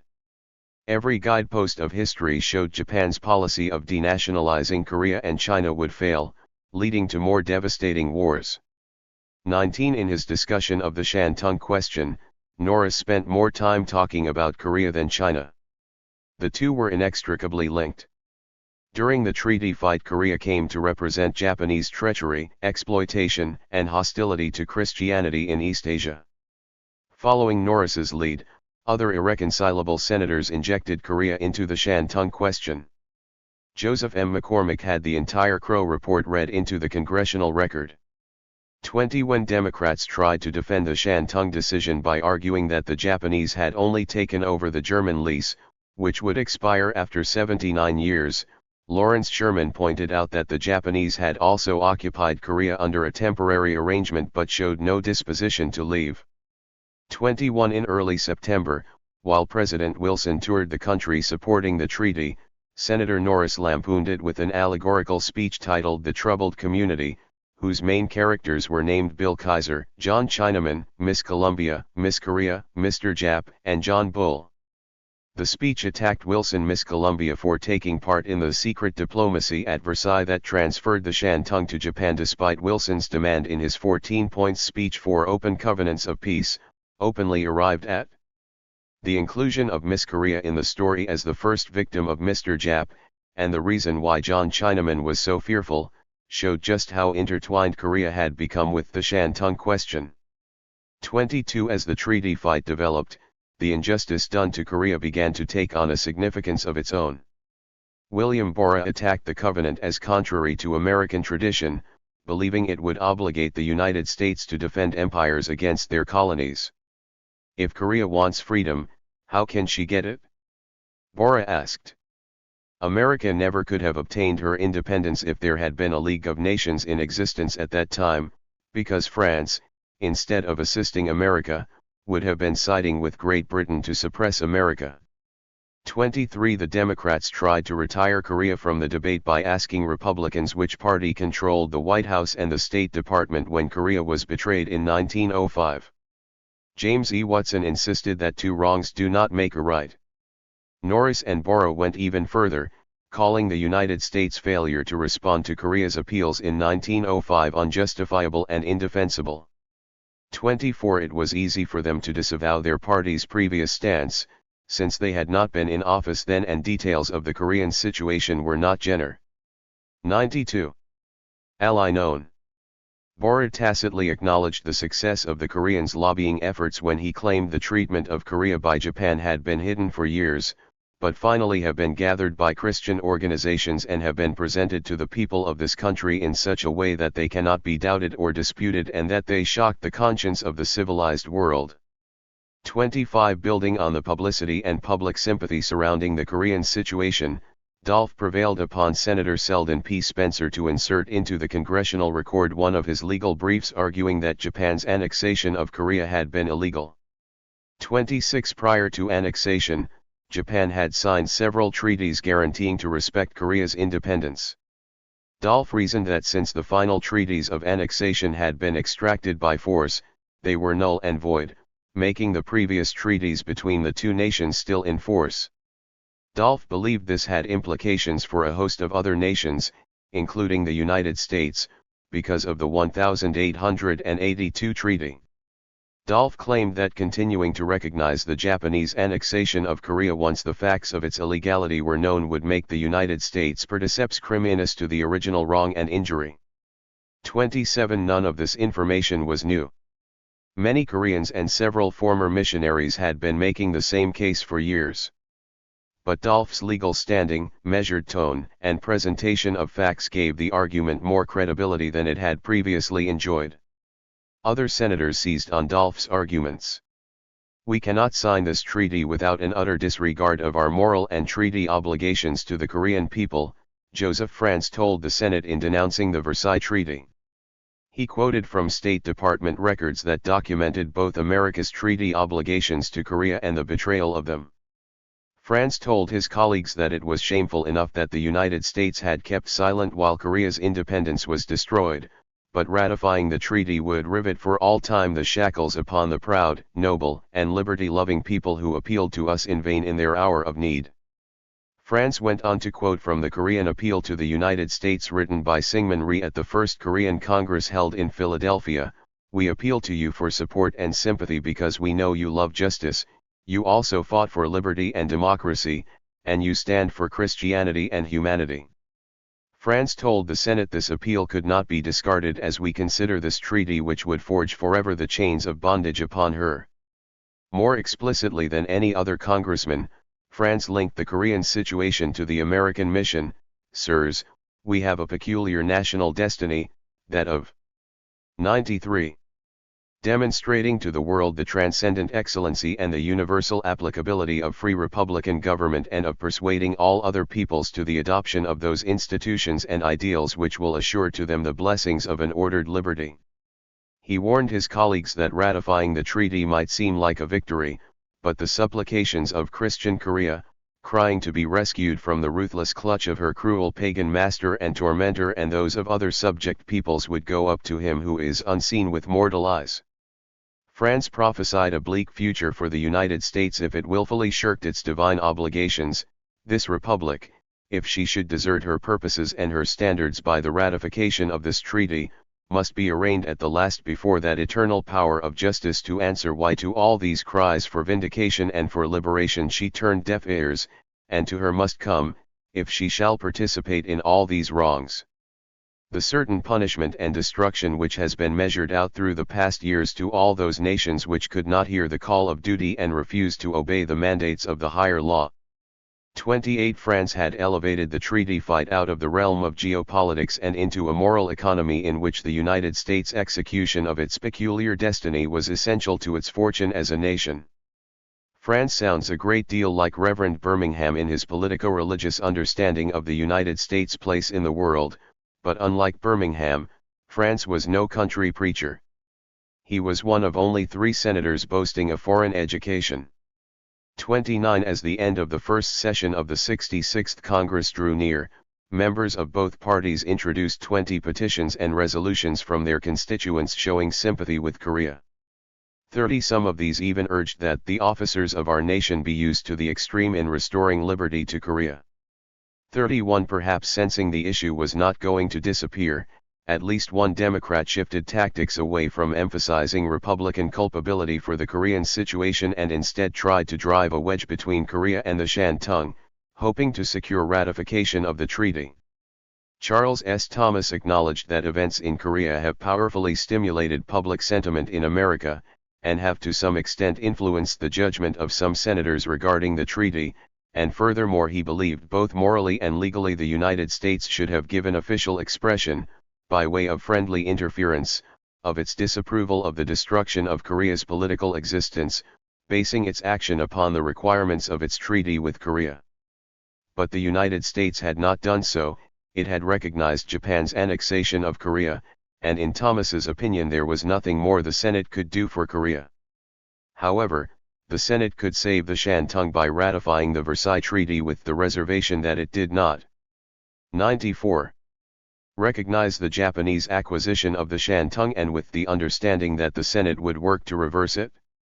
By separating the two, Thomas argued, the Shantung could still be saved. 32 Bora, speaking for the Republicans, agreed that the United States had failed Korea but refused to concede that it was a dead issue. Having made the treaty which we had made, I think we are under obligations to exercise our friendly offices in preventing the amalgamation or incorporation of Korea with Japan. He excoriated the Democrats for their expediency. No one is in doubt as to what is right and as to what we really should do if we were acting upon moral grounds. 33 In fact the Senate and the House each had an opportunity to shun expediency and to transform American sympathy for Korea into legislative action, albeit of the most inert type. Representative William E. Mason and Senators James D. Phelan and Selden P. Spencer all authored resolutions to their respective houses to show sympathy with the Korean people in their struggle for independence, but none made it out of committee. 34 The Versailles Treaty itself fared little better when it finally came to a vote on November 19, 1919. The version of the treaty with reservations fell short of winning a simple majority, much less the two-thirds required for ratification. The irreconcilables and the Democrats who refused any reservations voted together to kill the treaty by a vote of 39 to 55. A quick parliamentary maneuver revealed that nearly a two-thirds majority of senators were in favor of reconsidering the vote. The obvious desire for a compromise kept the debate over the league alive for another 4 months as mild reservationists of both parties tried to peel members away from the irreconcilable and Wilsonian camps. During these extra months of debate, the issue of Korea persisted. While pro-ratification senators tried to conjure a two-thirds majority, irreconcilable Senator McCormick theatrically spun thread for lace on the Senate floor while mocking his colleagues for spinning phrases hour after hour trying to pass the treaty. There are some of us who have considerable correspondence to answer. A great flood of protests has come into my office in the last few days against the horrors perpetrated in Korea, he told his fellow senators.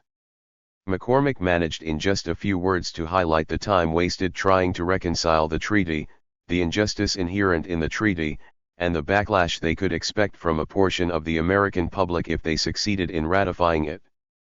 35 The issue of Korea stayed alive in the treaty fight until the very end. On March 18, weary from months of debate, senators began to call for a second vote on the treaty. The Senate voted 18 times that day, as senators tried to submit last-minute reservations to either secure a deal or scupper one. In 95.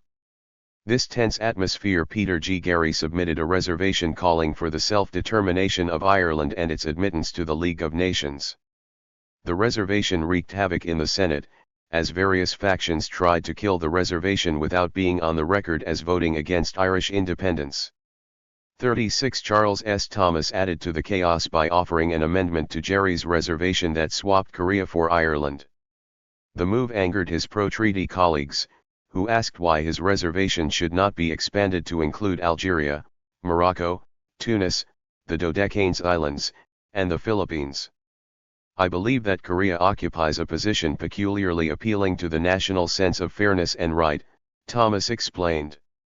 He reminded his colleagues of the 1882 treaty and argued that Korea might have maintained her independence had not President Roosevelt disregarded his responsibilities. Thomas explained he did not approve of such specific reservations to the Versailles Treaty, but if the Irish were going to get a reservation, the Koreans deserved one as well. 37A vote to table Thomas's amendment failed.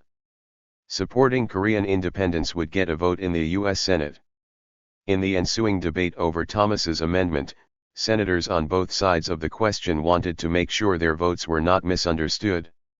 Henry Cabot Lodge explained that, despite his deep sympathy for Korea, he voted to table the Korean amendment because he felt that it was tangential to the Irish reservation. 38 David I. Walsh told the Senate that he voted against tabling the amendment because he wanted to go on record in favor of the application of the principle of self-determination to Korea. 39 Thomas J. Walsh offered just the opposite reasoning.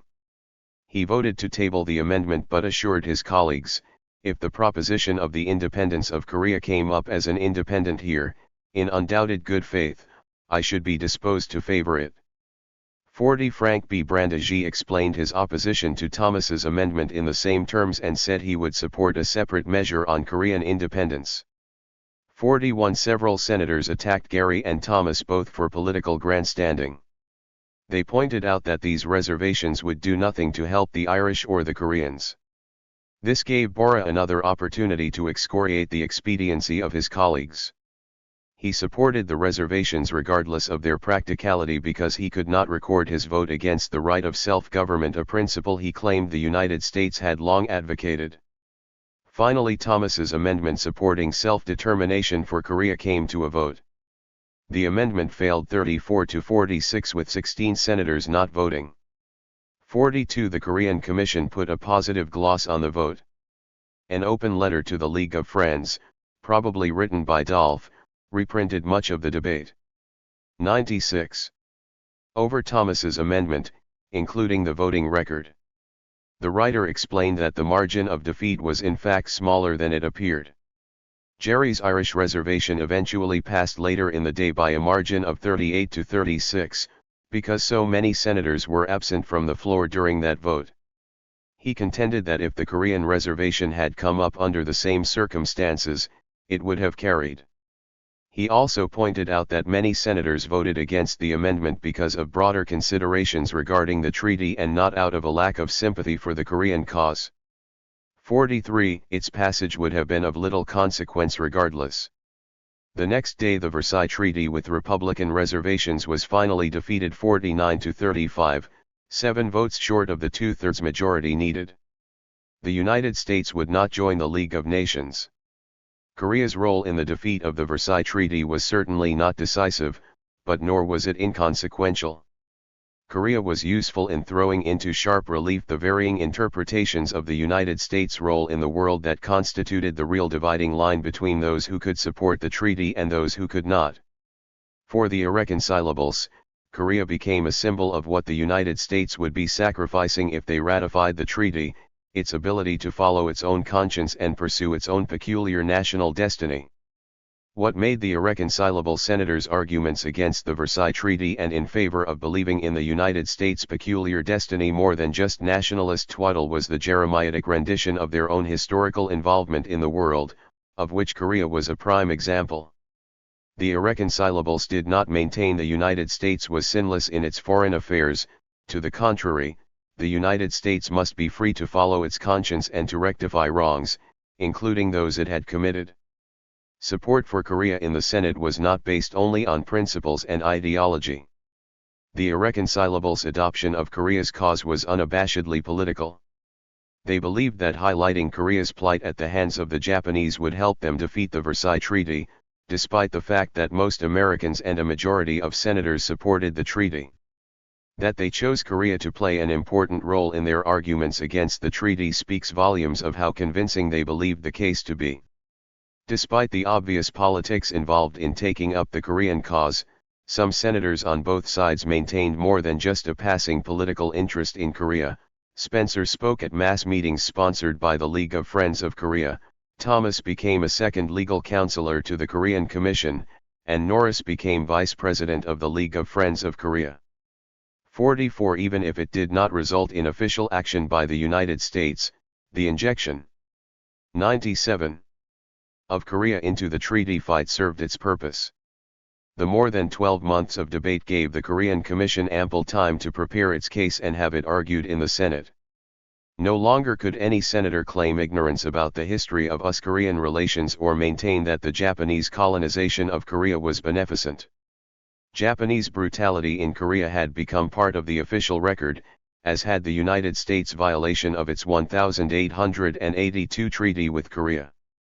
These facts shifted the mood in the Senate and brought it into unofficial sympathy with the Korean people. Even when voting against the Korean reservation or arguing against any official declaration of sympathy, most senators were careful to place their actions in a context of personal sympathy for Korea's plight. The Senate's treatment of Korea showed the power of the Koreans' appeal, a power largely derived from its invocation of the American mission. The Senate did not ultimately acquiesce to it, but neither could senators ignore it. Korea and the Washington Naval Conference. The Koreans' success in inserting themselves into the treaty fight was remarkable, considering that it occurred while they were still getting organized. The Korean Commission and the League of Friends of Korea were not founded until June 1919, already months into the treaty fight. The Korean Commission's location in Washington, D.C., and the nature of its work allowed it to get up and running quickly, but the League of Friends of Korea took months to develop. The Chautauqua lectures that did so much to publicize the case of Korea did not begin in earnest until the summer of 1920. The end of the treaty fight found the Korean independence movement hitting its stride, and with reason to be optimistic. The election of Warren G. Harding energized Koreans. Harding was bent on establishing American leadership in world affairs without the restraints of the League of Nations, which as a senator he voted against. The Korea Review all but officially endorsed him during the 1920 presidential campaign, calling him a Christian statesman who understood the needs of the country and the world, and who would re-establish American leadership among the nations of the earth by championing the cause of justice, ideals of democracy and principles of human liberty. 45 The Korea Review celebrated Harding's victory in November 1920 and told its readers that Harding intended either to revise the League of Nations or to form a new association of nations based on the principles of justice through international cooperation. Unlike the original League, which tried to promote peace by balancing the interests of the great powers, this new 98th organization would be a broad coalition of nations of goodwill determined to act unselfishly to maintain peace. The review argued that while some would call this idea impractical, it deserved a trial. The editors of the review personally endorsed the idea. We believe American leadership along this line will bring success and that a new sense of justice may be born among all peoples. Good Americans must support Harding and this new vision of American leadership abroad as they endeavored to live out the principles of Christianity more completely at home, setting an example that the whole world may emulate. 46 Harding would place the United States back on the path to unilaterally fulfilling its peculiar destiny, a path Wilson's critics believed he had forsaken for diplomatic expediency. Later that November, Jason wrote a letter to President-elect Harding laying out the Koreans' appeal. It drew heavily on Dolph's research and briefs, citing the illegality of the Japanese annexation, the failure of the United States to fulfill its treaty obligations, the Japanese oppression of Koreans, and their financial mismanagement of Korea. He asked Harding to consider taking two practical steps to show American sympathy for Korea. First, the United States should interpose its good offices according to the 1882 Korean-American Treaty to protest the Japanese oppression of Korea and use all of its powers of persuasion and argument to force Japan to remedy the wrongs that she had done to Korea. Second, the United States should recognize that a state of belligerency exists between the Republic of Korea and Japan. This would enable the KPG to have official communication with the United States and would be a powerful symbolic display of American sympathy. Jason cited the American recognition of the belligerency of the Czech National Council, also a government in exile, as a precedent for such action.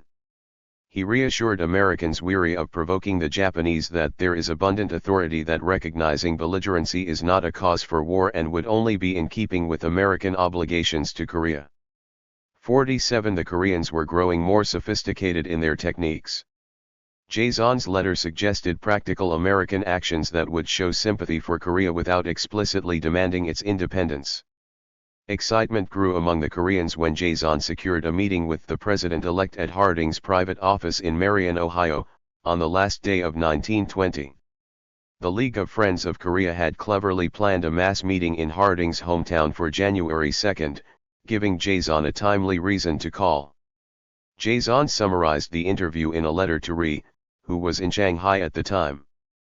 Fearing the Japanese might intercept the letter, Jaeson kept the details vague.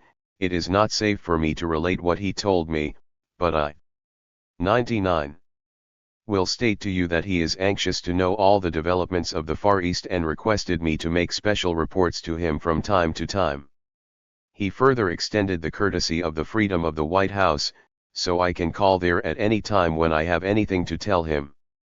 His views on the Oriental matters and Korea in particular are those of a first-class patriotic American statesman. 48 Senator Spencer was also encouraging the Koreans. He told Henry Chung, now Secretary of the Korean Commission, in an interview in March 1921 that something might be done for Korea once Harding's organization to replace the League of Nations was in place.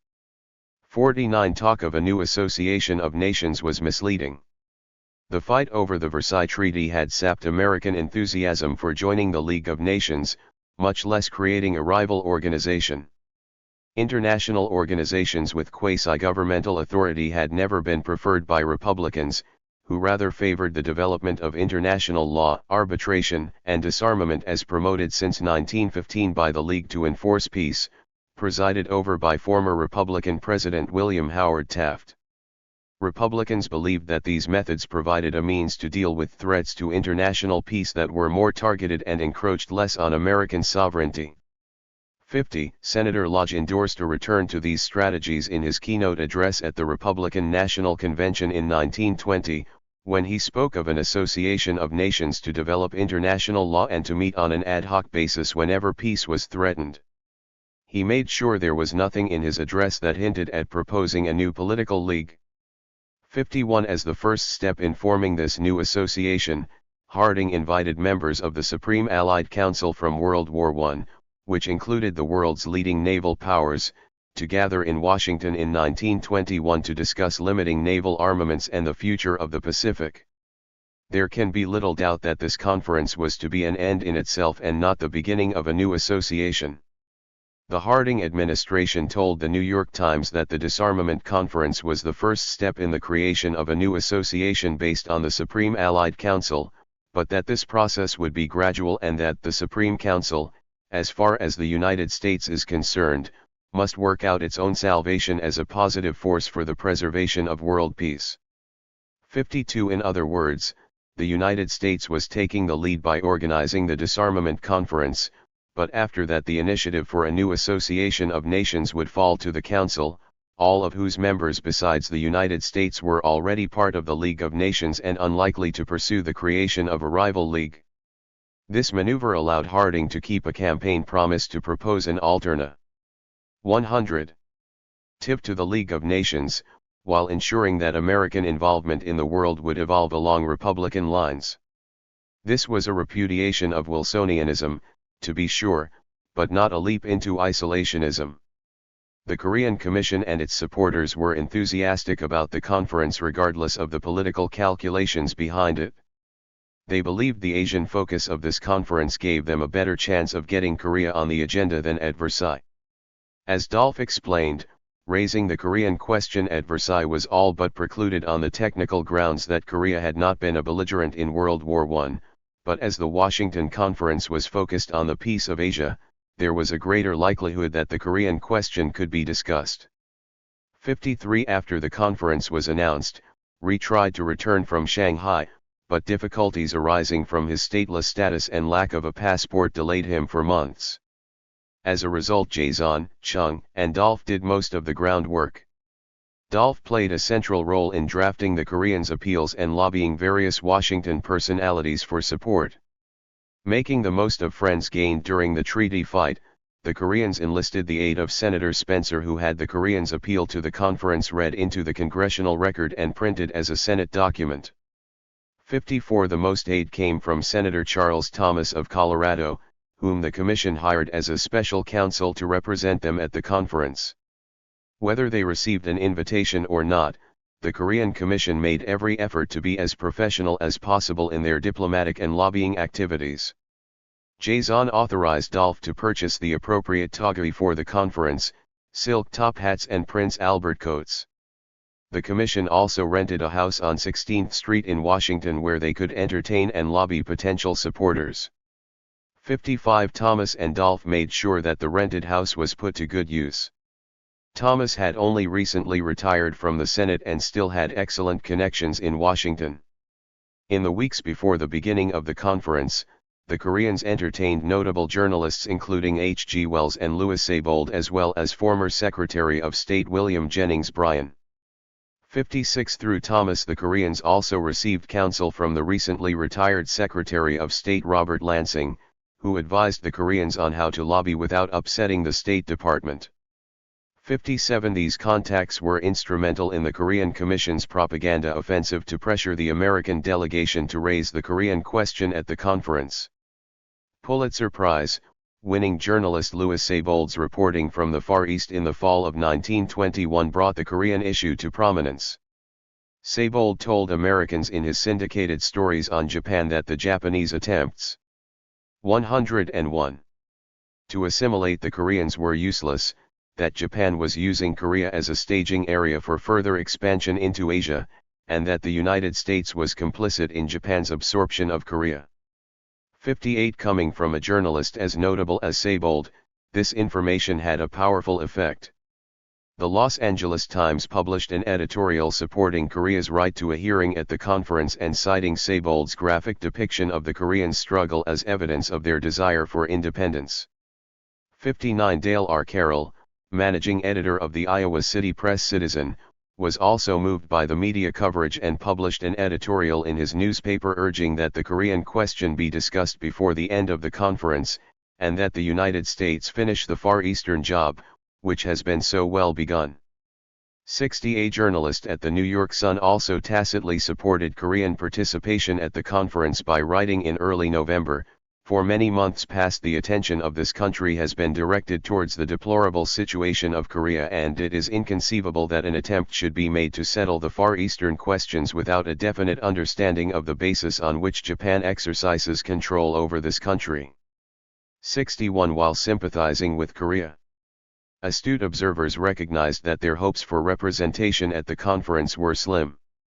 H. G. Wells wrote favorably of his interview with Rhee and reported that he heard ever and again an appeal for something to be done for Korea in Washington. But Wells argued that the best way to help Korea and other subject peoples was disarmament. Only disarmament had the potential of alleviating the fear of aggression that led Japan to take Korea in the first place, Wells wrote. 62 Journalist Cyril Player, who included a sympathetic portrait of Rhee in his book, Arms and the Men, concluded in an article on Korea and the conference, "Everyone knows Korea has a case. The American people are by no means unsympathetic toward the Koreans. If there is apathy, it is the apathy of regret, tinged with weariness and impregnated by a miserable feeling of impotence to put matters right." 63 Another writer asked, "What answer can the American commissioners make to this Korean appeal? Their country has been allocated to Japan by international covenants, which our government respects. Yet it gripes one's heart to think that, by our inaction, we must admit to them that we are unable to come to their aid. Civilization evidently has many stages yet to make before it fully emerges from barbarism." 64 The Korean Commission's work was not just done in newspapers. The League of Friends of Korea continued to hold mass meetings in cities around the United States and urged its branches to send resolutions to Washington. Rhee, Jason, and Chung spoke at Kiwanis clubs and social organizations in 102. The Washington area at every opportunity. Homer B. Hulbert spent the summer of 1921 on the Chautauqua circuit challenging American audiences with his lecture East Meets West, in which he detailed the American betrayal of Korea and its own treaty obligations. Hulbert made clear that the American mission was at stake and asked his audiences if they were ready to definitely haul down our colors and let democracy die in the Far East, or whether the spirit of Lafayette shall make us say of Korea as he said, "I will not see democracy die without an attempt to succor it." 65 In a final push for publicity, the Korean Commission delivered a petition to the American delegation signed by more than 25,000 Koreans, from every provincial district, the former royal family, and representatives of 52 social, industrial, and religious societies.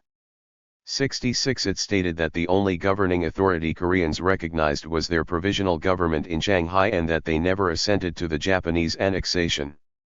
They labeled the emperor who signed the annexation treaty as a mental incompetent and claimed that he was forced to sign under duress. They argued that making Korea an independent buffer state was the only way to guarantee the peace of Asia. 67 The great personal risk taken by the signers of the petition captured an unprecedented amount of media attention, including the front page of the New York Times.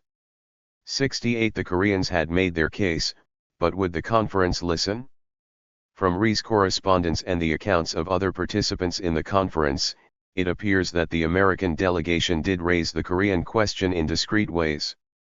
Dolph claimed to have sources that kept him well apprised of what occurred within the American delegation and, if they are to be believed, the Koreans nearly scored a major victory when Senator Spencer was tapped to be the fourth member of the delegation, only later to be dropped when British Prime Minister Lloyd George decided to attend the convention, necessitating Secretary of State Charles Evans Hughes's taking Spencer's place. 69 Spencer's inclusion on the delegation would have placed a devoted friend of Korea in a position to exert some influence. Even without a strong ally on the delegation, Senator Thomas managed to persuade Senate Minority Leader and delegation member Oscar W. Underwood to agree to give the Koreans a hearing before the American delegation at least. 70 According to Dolph, Senator Underwood also succeeded in having the Koreans' written appeal to the conference referred to committee over the strenuous Japanese objection that Korea was not on the agenda. That is first blood for us, reported Dolph, though we may never see or hear of it, as this took place in executive session. He told Jason this information was highly confidential and not for disclosure. 71. 103. Whether by Dolph's personal connections or through Senator Underwood's efforts, the Koreans did get to present their case privately to Secretary Hughes during the conference. During the meeting, Hughes explained that while he was sympathetic toward Korea, he would not raise the issue of Korea publicly at the conference for fear of a Japanese walkout, which would be detrimental to the future of Asia, Korea included. He believed coming to an agreement on naval disarmament could check further Japanese encroachments in Asia and preserve the peace of the region. Allegedly, Hughes promised the Koreans they would not be abandoned. He would raise the issue privately with the Japanese delegation in an attempt to moderate Japanese policy toward Korea. According to several sources, Hughes did meet with the Japanese and criticized their policies in Korea as unbecoming of a modern civilized nation. He warned them he was raising the Korean question with them privately now, but if their policies did not change he would be forced to take official action because of the pressure placed on him by religious organizations and public opinion. Allegedly, the Japanese were disturbed by Hughes's statements and agreed to moderate their policies in Korea.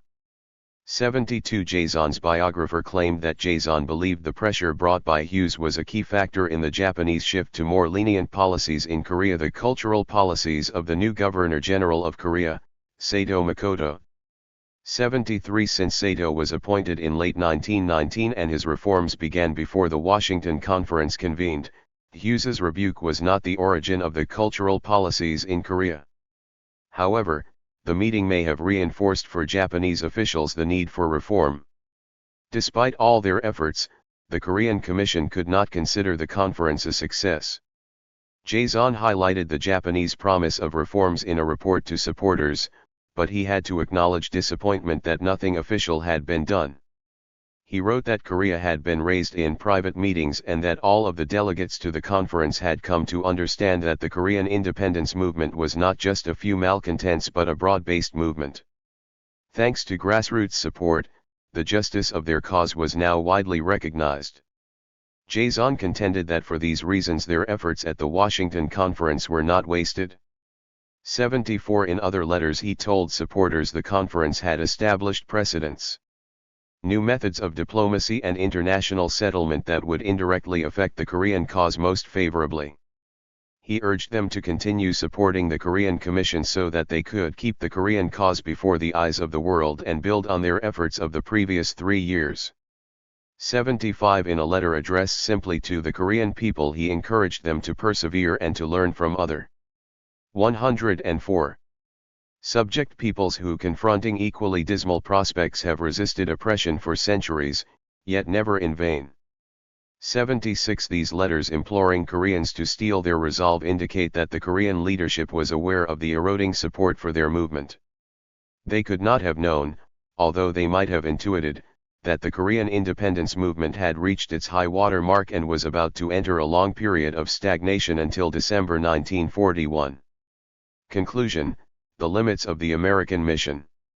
The Korean experience during the treaty fight and the Washington Conference demonstrated how right and wrong they had been in pursuing their American-centric strategy for regaining Korea's independence. They were correct that the case of Korea couched in the language of the American mission would resonate with many Americans. It attracted a small cadre of devoted Americans, such as Fred Adolph, Floyd Tompkins, and George Benedict, who helped establish the movement. The publicity and lobbying work they did earned them the sympathy of many Americans. Thousands responded just as the Koreans hoped. They wrote their congressmen, signed petitions, submitted editorials, and joined various organizations to promote Korea's independence. These Americans were drawn to Korea's defense for humanitarian and religious reasons, but both of these impulses were mediated through their sense of mission as Americans. They accepted the basic tenet that the United States had a special mission to promote liberty, justice, and Christianity, and that this mission demanded support for Koreans. Through their efforts, the Korean question was discussed in churches, newspapers, and chautauquas throughout the nation. The popular pressure brought by these groups and individuals brought Korea into the public discourse during the period between the Versailles Treaty fight and the Washington Conference. Sympathy for Korea abounded, but translating the sympathy for Korea into concrete action by the American government was a different and more difficult task. American policymakers believed the United States had much to lose and little to gain by risking a conflict with the Japanese over Korea. Such a confrontation would have alienated the most powerful nation in Asia and might have precipitated a Japanese withdrawal from the League of Nations and the Washington Conference, resulting in the loss of even the meager restraints that these put on future Japanese expansion into Asia. Furthermore, it would have been imprudent to initiate a conflict with the Japanese when it was apparent that the United States lacked the will, and quite possibly the means, to force any change. 105. In Japanese policy in Korea. The Koreans were correct that the surest way to check Japanese expansion into Asia was to force them out of Korea, but this was unrealistic at the time. The inertia of previous policies worked against confronting the Japanese. The United States had recognized the Japanese annexation of Korea, and until the March 1 movement, it was unclear whether or not the Koreans valued their independence enough to fight for it. Resistance was sporadic. Theodore Roosevelt's justification for failing to come to Korea's aid on the basis that the United States should not be expected to do for another nation what it was unwilling to do for itself seemed reasonable, even if it did mean Americans technically violated their treaty obligations toward Korea. By the time Koreans made their sentiments unmistakably clear in March 1919, it was too little too late in the eyes of many. Although it aroused sympathy around the world, the March 1 movement made clear that the Koreans had no hope of defeating the Japanese by force. To hard-nosed Americans this made the Korean struggle for independence categorically different from the American Revolution, which the Koreans often invoked. The American revolutionaries sought allies in a war they were already fighting and had a chance of winning. The Koreans appeared to be looking for allies in a war they had not earnestly begun and had no chance of winning on their own. All these factors worked against the United States government confronting the Japanese over Korea, or even raising the Korean question in a way that might lead to confrontation, especially when they believed other means existed for indirectly aiding the Korean people. Few American policymakers were indifferent to the fate of Korea, but they believed it wise not to let the best be the enemy of the good. This principle explains Secretary Hughes's actions at the Washington Conference no less than President Wilson's at Versailles. Hughes believed that more could be accomplished for Korea and East Asia and with less risk to American interests by privately protesting conditions in Korea with the Japanese. These indirect actions fell far short of the expectations of the Korean Commission and their American supporters, but considering the weight of factors stacked against direct American involvement in Korea's conflict with the Japanese, the paucity of American interests in Korea, and the complete lack of a Korean voting bloc in the United States, the Koreans received an adequate return on their lobbying. They fell well short of accomplishing their goals, but necessity had forced them to aim very high. The Koreans had overestimated their ability to leverage the American mission. They were correct in thinking that the American mission could be invoked to build a constituency of American supporters, but they were wrong to suppose. 106. That they could focus the energy of this constituency on a particular policy goal, Korean independence. Americans' sense of mission is such an appealing target for foreign lobbyists because it is so imprecise and constantly changing. For one generation of Americans it might be to Christianize the world in a generation. For another it might be self-determination or universal human rights. It is not limited to any particular geographic space. In theory it can apply everywhere. In any situation where a wrong has clearly been committed, the American mission demands that the United States be on the side of justice. Many Americans may never have heard of places like Korea, Armenia, or the Shantung, but if the injustice is great enough, it is not too difficult to find believers in the American mission who can be mobilized to support the cause. The vagueness and universality of the mission are what make it attractive to foreign lobbyists, but they are also what make it so unwieldy. The American mission is a vision, not a strategy. There are no tactics and no concrete goals besides keeping the United States on the right side of history. In the Korean case, this meant that many Americans sympathized with the Koreans suffering under Japanese colonization, especially after the March 1 movement. The violence was horrific and the roles of aggressor and victim so clear that it was obvious whose side Americans should take. Japanese targeting of Christians further clarified the issue for many Americans, and Christian churches and organizations provided the backbone of the Koreans' American constituency. But it was the violence, not Korea's loss of independence, that demanded action. Many Americans became staunch supporters of Korean independence, but the majority of those who wrote their congressmen, attended mass meetings, and subscribed to the Korea Review were more concerned about ameliorating conditions in Korea than with supporting Korean independence. For those who believed it, the American mission demanded that they do something for Korea, but it only demanded that they do so much. It demanded that they clearly condemn Japanese actions in Korea and take steps to ensure the continuation of Christianity on the peninsula, neither of which had Korean independence as a necessary condition. For many Americans the Japanese promise of reforms was a sufficient accomplishment to satisfy their consciences. After 1919 there were few supporters of Japanese colonialism, and surely most Americans would have supported Koreans regaining their independence if that had been an easily attainable goal. But it was not, and their sense of mission as Americans did not demand they go that far.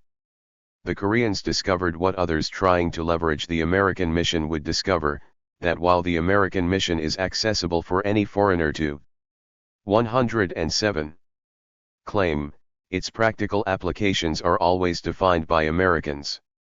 Americans are sensitive to the charge that they have not lived up to their own values, but only they will define what steps need to be taken to re-establish themselves, and only rarely will these steps involve risking American interests. Building a coalition around America's sense of mission is relatively easy given the right conditions, and so is spurring it to some sort of action.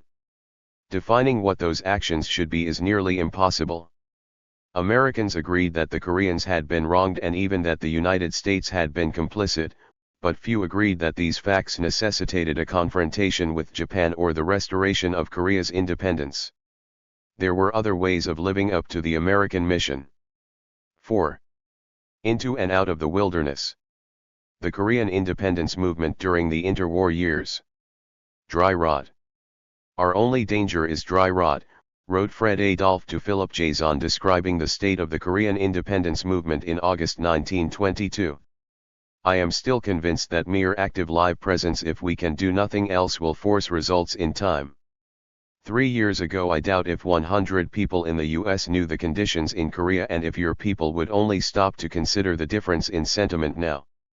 Dolph believed that the setback at the Washington Conference did not substantially change Korea's position.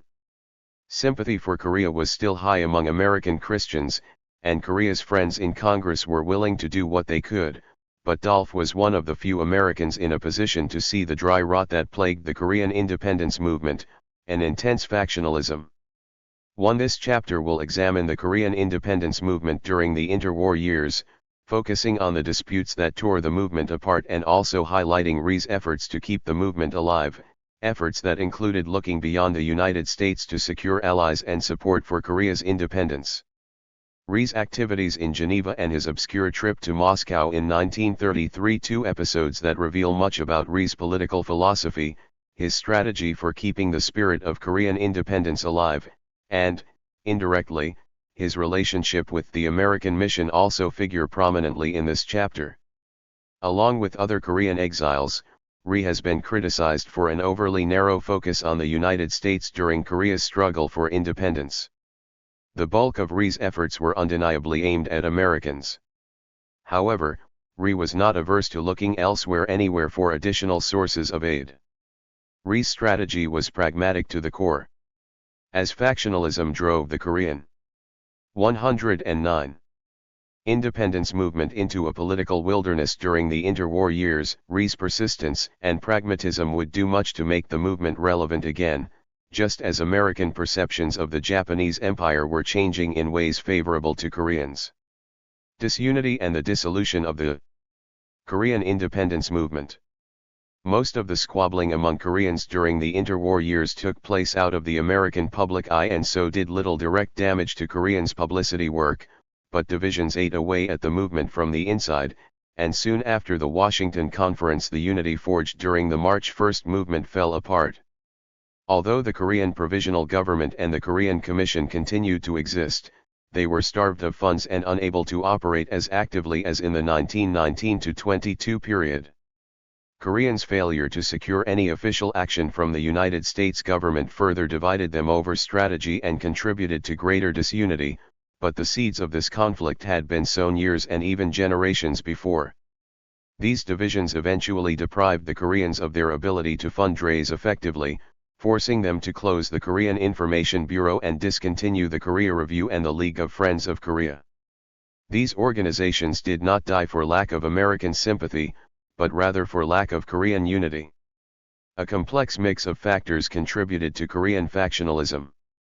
A strong North-South regionalism had existed in Korea for hundreds of years because of the systematic exclusion of residents from the northern provinces from high government positions during the Joseon dynasty. 2 Korean migrants took these regional rivalries with them to the United States, where they viewed Koreans from different regions with suspicion. Strategy also divided Koreans. Rhee, Jason, and Chung favored foreign diplomacy and the development of an educated Korean diaspora as the vanguard of Korea's independence. Park Yong-man and other Koreans in China favored armed struggle and sabotage as a way to resist the Japanese. Rhee would come to embrace these methods during World War II when the prospect of Lend-Lease aid from the United States made the development of Korean military forces feasible, but for much of his career he viewed armed struggle against the Japanese as quixotic at best and needlessly destructive of Korean life. These divisions were exacerbated by a clash of egos. In this regard, Rhee has often stood out for heavy criticism, much of it justified. He could be Ungra. 110. Sias, quick to take offense, and stubborn. He was highly sensitive to criticism and suspected the loyalty of anyone who questioned him too vigorously. The hypersensitivity that sometimes plagued his interpersonal relationships can be seen in a letter to Philip Jason during one of the many disputes between Rhee and other members of the Korean Commission. From now on, Rhee wrote, I want all my friends to be very careful with what they say to me, if they want to work in harmony with me. Of course I shall not allow my feelings to interfere with the work, but I refuse to take any more of those humiliating remarks from anyone without expressing my feelings. For few who worked closely with Rhee did so without falling out at some point. But Rhee's hypersensitivity was not entirely without reason. Many of the attacks made against him by rivals were vicious.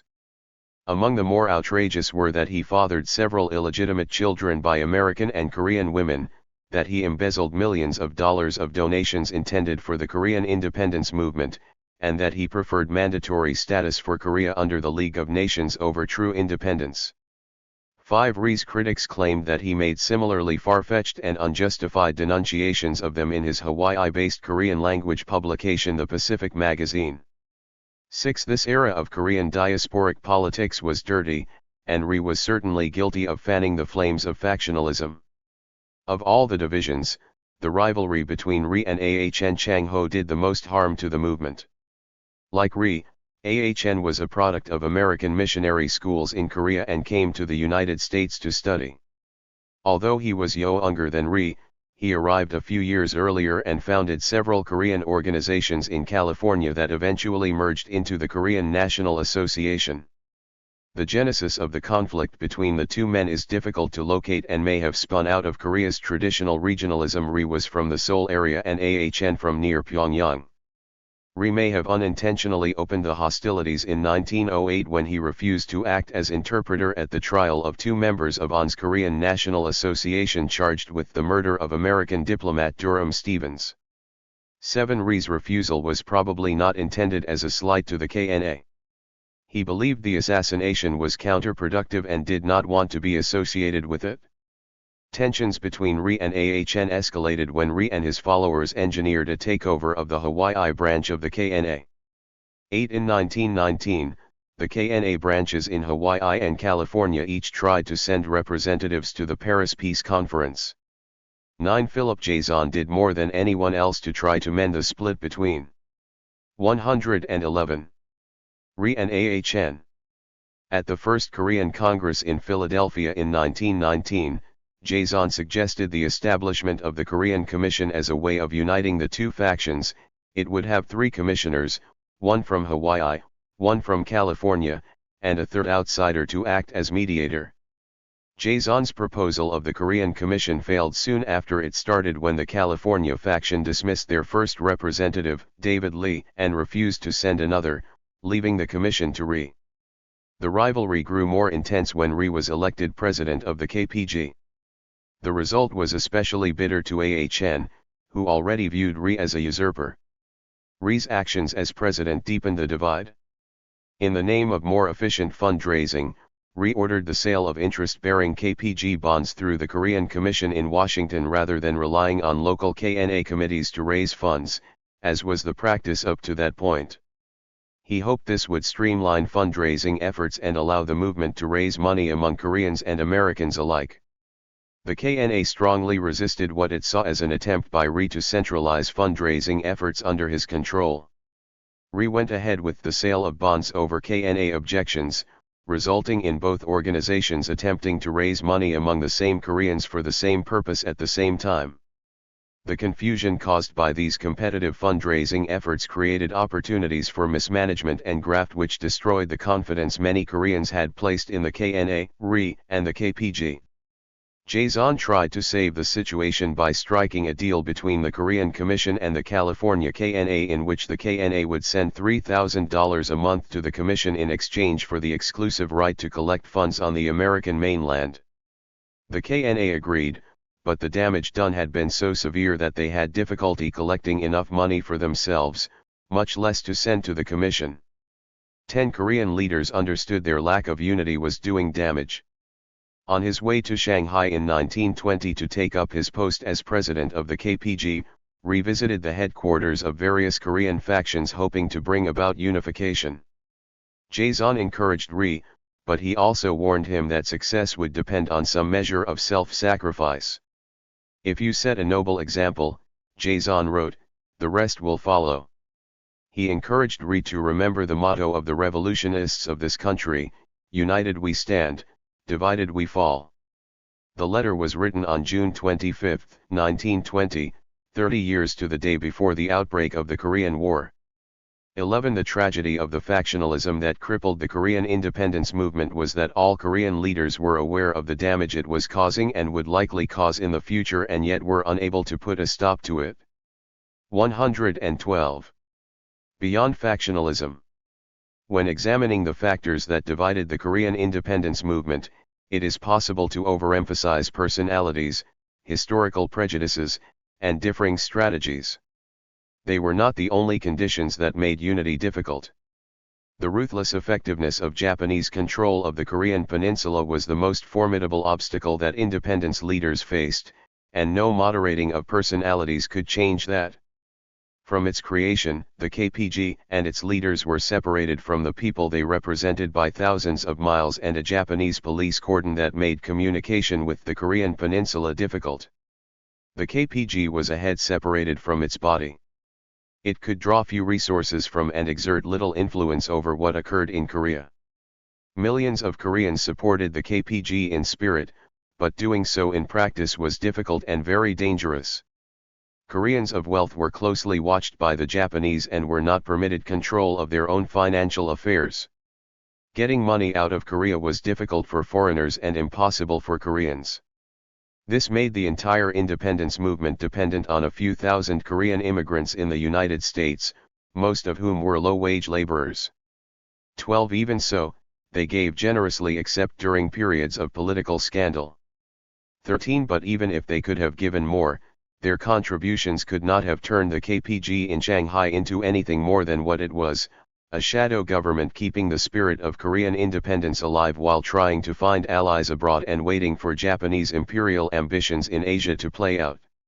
Had it been better funded, the KPG might have been able to take advantage of the destruction of the Japanese Empire in 1945, but it never could have challenged the Japanese for control of the Korean peninsula. The independence movement's reliance on Koreans living in America intensified factional competition for resources. No faction believed that it could accomplish its goals without the support of the entire Korean community in the United States, and so they continuously trespassed on each other's territory, furthering the divisions.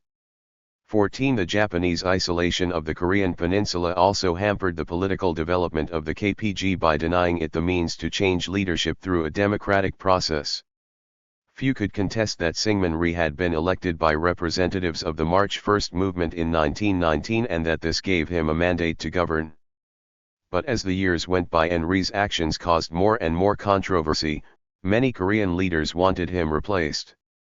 In fact, Rhee was replaced as president of the KPG in 1926, but by an internal process that could not claim the same degree of legitimacy as the post-March 1 movement Elec 113. Rhee continued to identify himself as President of the Republic of Korea, and his supporters continued to view him as such, well into the 1930s.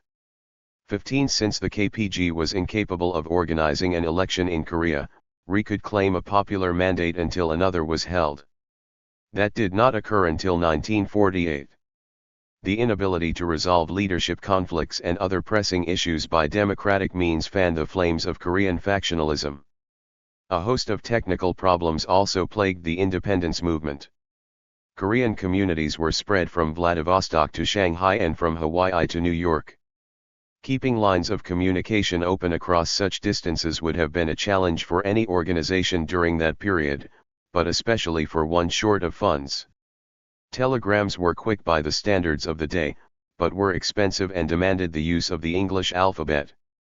16 cables had to be sent either in English or in Korean written phonetically with the English alphabet, a process called romanization. Few Koreans in the movement outside the United States spoke English, so most cables had to be sent in Romanized Korean. Methods of Romanizing Korean were not yet standardized, which meant that no two Koreans would Romanize a cable the same way. Regional language differences, such as accents, further complicated cable messages, as did errors in transmission. Many cables sent between Koreans in China and the United States could be deciphered only after much effort. Even then, the meaning was not always clear. Sometimes they could not be read at all. 17 letters were the alternative to cables, but these were painfully slow, often taking weeks to travel between Shanghai and Washington.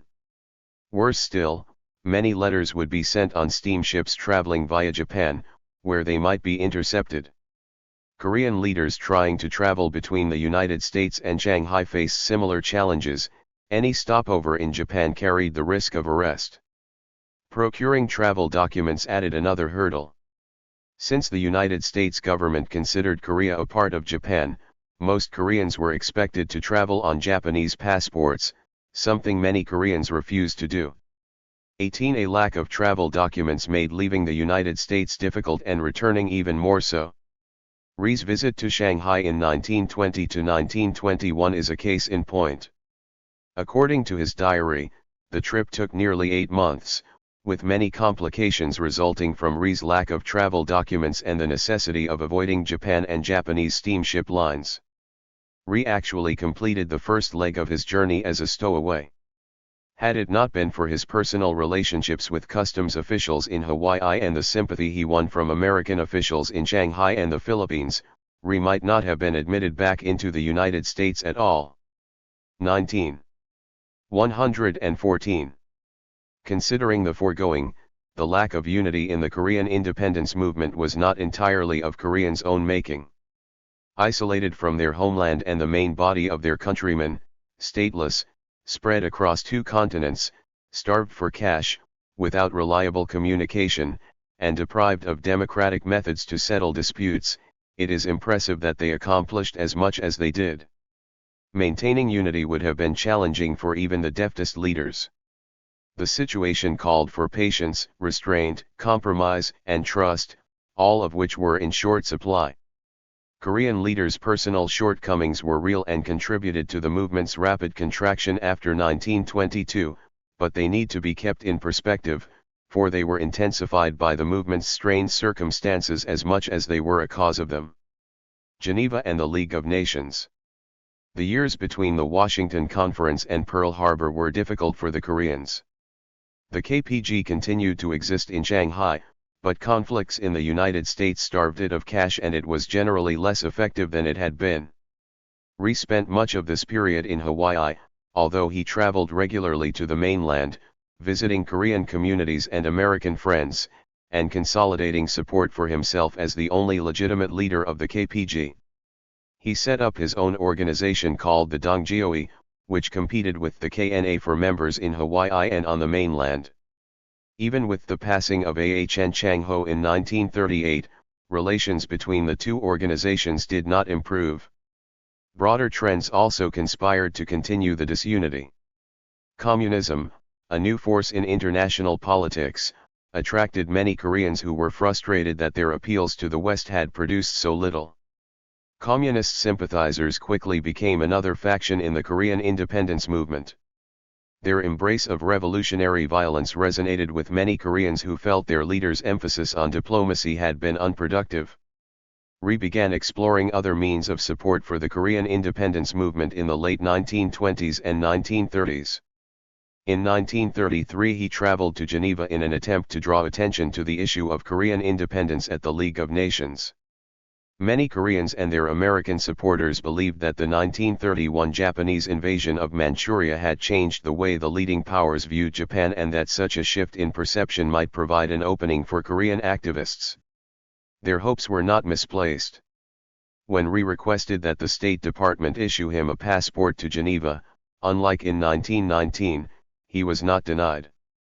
He was issued a quasi-diplomatic passport signed by Secretary of State Henry. 115.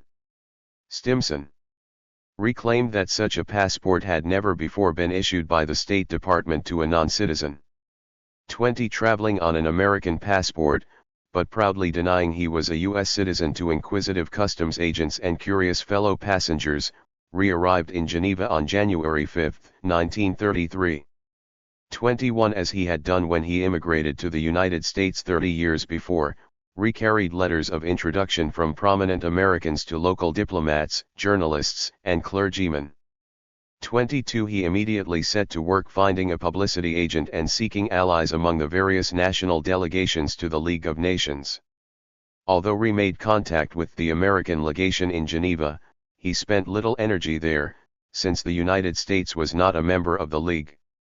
Rather, Rhee devoted the bulk of his time toward the Chinese delegation and the small states of the League, which many observers told him would be natural allies of Korea. Rhee focused on the Chinese delegation because China and Korea shared a common enemy. Japan's invasion of Manchuria and the creation of the Japanese-backed state of Manchukuo out of several Chinese provinces was then being debated in the League of Nations. The Japanese partly justified their invasion by arguing that they were bringing civilization to a wild part of Northeast Asia and that the interests of Japanese citizens were endangered by the lawlessness of the region. Besides, they claimed their actions were popular.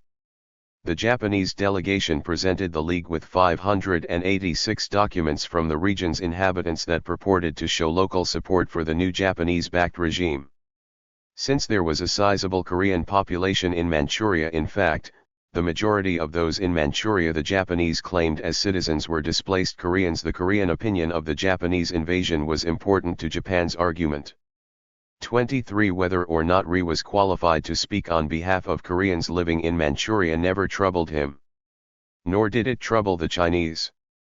As Rhee explained to Dr. Weiching Williams-Yen, a member of the Chinese delegation, presenting the Korean question to the League will mean to beat the Japanese from another angle. 24 The Chinese delegation encouraged Rhee to prepare a statement that it could present to the League showing that Koreans in Manchuria did not support the Japanese. Within a week of arriving in Geneva, Rhee had already engaged a Spanish anti-opium activist named Alfredo E. Blanco to act as his publicity agent. Like so many others who assisted Rhee and the Korean independence movement, Blanco refused any payment for his services. He had been an officer in the opium section of the League of Nations until his personal advocacy of a scheme to constrict the world's opium supply went beyond what his superiors 116 believed was appropriate for a supposedly neutral office. Blanco was forced to resign in 1928 but stayed in Geneva running a one-man lobbying organization called the Anti-Opium Information League. 25 Given Blanco's passionate devotion to his cause and perseverance in the face of opposition, he and Rhee likely recognized themselves in each other. They were both devotees of what seemed to be lost causes. Within a week Rhee and Blanco had a document ready for the Chinese delegation to submit to the League. But Chinese enthusiasm evaporated once they read the proposal. Rhee strayed far beyond the question of Manchuria, demanding recognition for the KPG and admission to full membership in the League of Nations. In response the Chinese reneged on their offer to present a communication from Rhee to the League. In a flurry of meetings with the Chinese delegation over the next 3 days, Rhee managed to undo the damage and agreed to submit a statement limited to Korean immigrants in Manchuria. Rhee should have foreseen the problems with his initial draft. Only a week before, he had met with Polish physician and advisor to the Chinese delegation Ludwik Rajkman, who tried to convince Rhee that it was not yet time to bring up the Korean question. Rhee was only able to persuade Rajkman by assuring him that he would present the Korean question side by side with the Manchurian problem and that he did not expect the League to get our independence for us but to bring it up to make it a live issue. Perhaps both men left the meeting thinking they had reached an understanding where none in fact existed. 26 Rhee rewrote his proposal and submitted it to the Chinese delegation only to have it rewritten again by the delegation's American counselor, a Mr. Collins. Not surprisingly, Collins's edits were unacceptable to Rhee, and he reworked it himself. Upon resubmission to the Chinese delegation, Rhee was informed the Chinese would write the memorial themselves and submit it to the League within the next 10 days, causing Rhee to vent in his diary that we cannot count on the Chinese any longer. He roundly criticized their delay and suggested the Chinese should do whatever they thought best for themselves and he would do what he thought best for Korea. Collins tried to heal the rift with Rhee and promised action within 10 days. This meeting took place on 26 January, only 3 weeks after Rhee's arrival in Geneva. 27 While Rhee waited, he opined to Blanco that the Chinese must have some reason of their own to hesitate in making the presentation of the Korean question, and that he and Blanco should do what they could for Korea on their own. 28 Rhee busied himself preparing his own statement and making friends among the delegations of the small nations of the League. His diary for January 117 and February 1933 records meetings with the Irish, Finnish, Estonian, and Norwegian delegations. Rhee was also trying to secure meetings with the Czechoslovakian and Spanish delegations. He appeared to be looking for a replacement for the Chinese, a sponsor to submit his own statement to the League. Rhee received some encouragement from Sean Lester, a member of the Irish delegation and a future Secretary General of the League. Lester met Rhee on numerous occasions and even offered to ask the Secretary General to circulate Rhee's statement if Lester could secure permission from his government to do so. He also advised Rhee that, while the League Secretary General would most likely ignore his communication, carefully prepared press releases sent the same day he petitioned the League might gain just as much publicity. 29 Ultimately, Rhee followed Lester's advice. He sent his own letter to Secretary General Eric Drummond on February 8, 1933, and also sent copies to every League member and every press correspondent in Geneva he could find. 30 The letter argued that Japanese ambitions extended beyond Manchuria and that no resolution of the current crisis was possible with Japan remaining in possession of the Korean peninsula. As Lester predicted, the Secretary General took no action on Rhee's letter, but Rhee's appeal was covered in the local and international press, including the New York Times and various American news syndicates.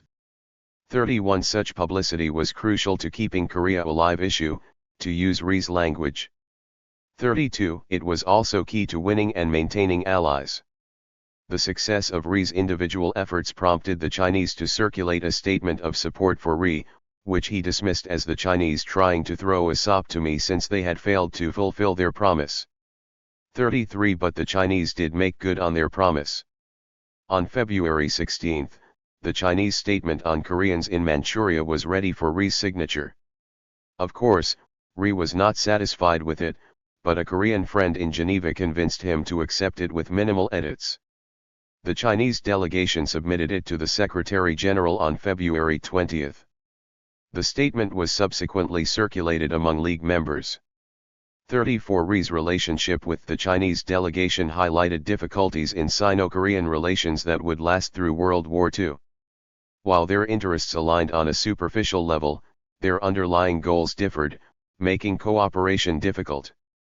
The Chinese wanted Rhee to focus only on Koreans in Manchuria. Rhee wanted to use Manchuria to draw attention to Japan's misrule of Korea, which he believed undermined the whole project of the Japanese Empire. Personalities also clashed. Despite his perseverance, Rhee was by no means patient. The Chinese delegation moved too slowly and was too indirect for Rhee's taste. 118. Rhee's successes in Geneva were important to him personally. The financial situation of the Korean independence movement was no better in the early 1930s than it had been in the 1920s. Rhee needed results in Geneva to convince Korean communities in the United States and Hawaii that their funds were being well spent and to give more. Rhee's efforts paid off when he received a telegram from Honolulu on March 6 saying that his supporters in Hawaii would provide for his expenses in Geneva for 1 year. This no doubt pleased him greatly. Rhee was keeping busy in Geneva, shuttling back and forth between the delegations and also working on the manuscript of what would become the Koreans in Manchuria. But he was also having a very good time. During these months in Europe, entries in Rhee's extant diary became more complete and more personal than in other years. A small Korean community in Geneva welcomed Rhee. Shortly after stories about him began appearing in the local press, one of Rhee's former students from the Seoul YMCA contacted him from Zurich. Rhee Han-ho had lived in Switzerland for 10 years and distinguished himself as a judo expert and field hockey player. Rhee became quite close with Rhee, his Swiss wife, and her sister and brother-in-law. The five of them spent the Easter holiday together and took several tours of the Alps. Rhee seems to have developed a strong attachment to Rhee and his family. At the close of one of their tours together, Rhee wrote, "The ladies were weeping and I felt so bad that I could not get over the sadness of the parting." 35 Rhee also fell in love in Geneva. He did not record at the time the story of how he met Francesca Donner. His diary first mentions her in connection with the unromantic topic of trying to secure a loan from a German bank, presumably to cover his living expenses. 36 Donner was an Austrian translator working at the League of Nations, and he probably contacted her because of her fluency in German. Donner was 25 years younger than Rhee. When they met, she was 32 and he was most likely 57. Both had been married before, but only Donner had been formally divorced, while Rhee's traditional arranged marriage when he was a teenager had essentially dissolved when Rhee left Korea for a second exile in the United States in 1912. Rhee and Donner's courtship was short. They met in Geneva during the spring of 1933. They spent a week together in Vienna in July and another few days together in Rome in August. Strangely, someone, perhaps Rhee himself, tried to excise their meeting in Rome from the transcribed version of his diary. 37 Somewhat prudish, perhaps Rhee did not want it to be widely known that he and Donner met there unchaperoned. The next mention of Donner in his diary is in 1934, when Rhee sought 119. The State Department's assistance in securing a visa for her to come to the United States to marry him. The marriage caused some controversy among the already fractious Korean community. According to Rhee's critics, he had always preached against mixed marriages. His marriage to Donner only convinced them of his hypocrisy. 38 Still, Rhee's supporters in Hawaii probably caused him the most pain when, after his marriage to Donner in 1934, they cabled him twice asking him to visit Hawaii alone. They wanted him to leave his wife of 2 weeks in New York. 39 Whatever controversy attended their marriage, the match seems to have been a happy one. Their marriage lasted until Rhee's death, and Francesca would play a key role in Rhee's political career, often acting as his personal advisor. That so many of Rhee's personal documents were kept in English was perhaps for her benefit. The Moscow option and Rhee's pragmatic lens. After the Chinese delegation submitted their document on the Koreans in Manchuria in February 1933, Rhee decided there was little more he could accomplish in Switzerland. He had won a minor public relations victory and kept Korea alive issue, but as Norwegian delegate to the League of Nations and Nobel Prize winner Christian Lang candidly explained to Rhee, it would be a waste of time to try to raise the issue of Korean independence or of Korean membership to the League at that time. Lang explained to Rhee that his actions had caused some unofficial discussions among the delegates about the status of Korea, but that they came to the conclusion that Korean membership in the League was impossible. 40 The courteous and cordial Mr. Lang convinced Rhee that further exertions in Geneva would be futile, and after this meeting Rhee began focusing his efforts on a scheme he first recorded in his diary a week before, contacting Soviet officials in Moscow. Rhee's trip to Moscow has received little scholarly attention. It does not fit with the narratives of Rhee as an arch-conservative and a virulent anti-communist that both his supporters and his critics take as a starting point. Rhee's anti-communist credentials were hard-earned and, by the late 1940s, no doubt dearly held. However, Rhee's views on communism for much of his life were flexible. In an article titled Communism, Right and Wrong in his publication The Pacific magazine in March 1923, Rhee spelled out his then-current thoughts on communism. It will come as a surprise to those familiar with the anti-communism of Rhee's later life that in this article he spends almost as much time describing what communism got right as what it got wrong. 41. 120. The most favorable aspect of communism to Rhee was its acknowledgement of the equal value of all human beings. Rhee's frame of reference for this judgment was the rigid caste system of late Joseon Korea. Rhee lamented how in the Korea of his birth average Koreans no matter how talented had to consider fools and idiots of noble blood as their superiors. He wondered how much human capital was wasted because of such prejudice. Had Rhee stopped there, this would not be a ringing endorsement of communism. Many ideologies, including capitalism, could make the same critique of caste and class systems? But Rhee argued that while such systems were disappearing, new forms of slavery were taking their place. Rhee complained that while slavery was nearly universally illegal, in the name of salary and wages people could still be made to live the life of a slave. It was the desire to make people equal, both philosophically and materially, that Rhee considered the positive aspects of communism. Rhee's critiques of communism focused on the methods contemporary communists were using to bring this equality about. Rhee believed that the public ownership of all property was impractical and would lead to resources being given to those who had neither the skills nor the desire to use them. He also believed that destroying the capitalist class and the intelligentsia would retard economic and social development.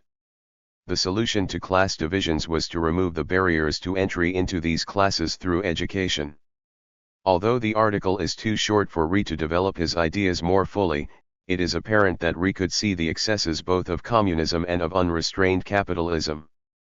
His final critiques focused on communism's attacks on two institutions that he had spent his life building up, religion and nationalism. Rhee acknowledged that organized religion had not always been a progressive force in world history but argued that Christianity, particularly Protestantism, was a means of developing equality and freedom and that churches were essential to developing human virtue. To Rhee, communism's animus toward nationalism was incomprehensible. Rhee could not envision a society organized around anything other than ethnic nationalism. His Korean background is crucial here. Rhee wrote that as long as the Japanese were occupying Korea, Korean nationalism was indispensable. The time to discuss the merits of nationalism would come once the Japanese were expelled and not even the silhouettes of their warships could be seen from Busan harbor. Until then, Rhee claimed, he would not countenance the destruction of nationalism, even if it could make him a millionaire. In the final paragraph of this article, Rhee elucidated his core ideological conviction, one that remained more or less consistent throughout his life: to us Koreans, the most urgent, the most important, and the biggest issue is liberation. 121.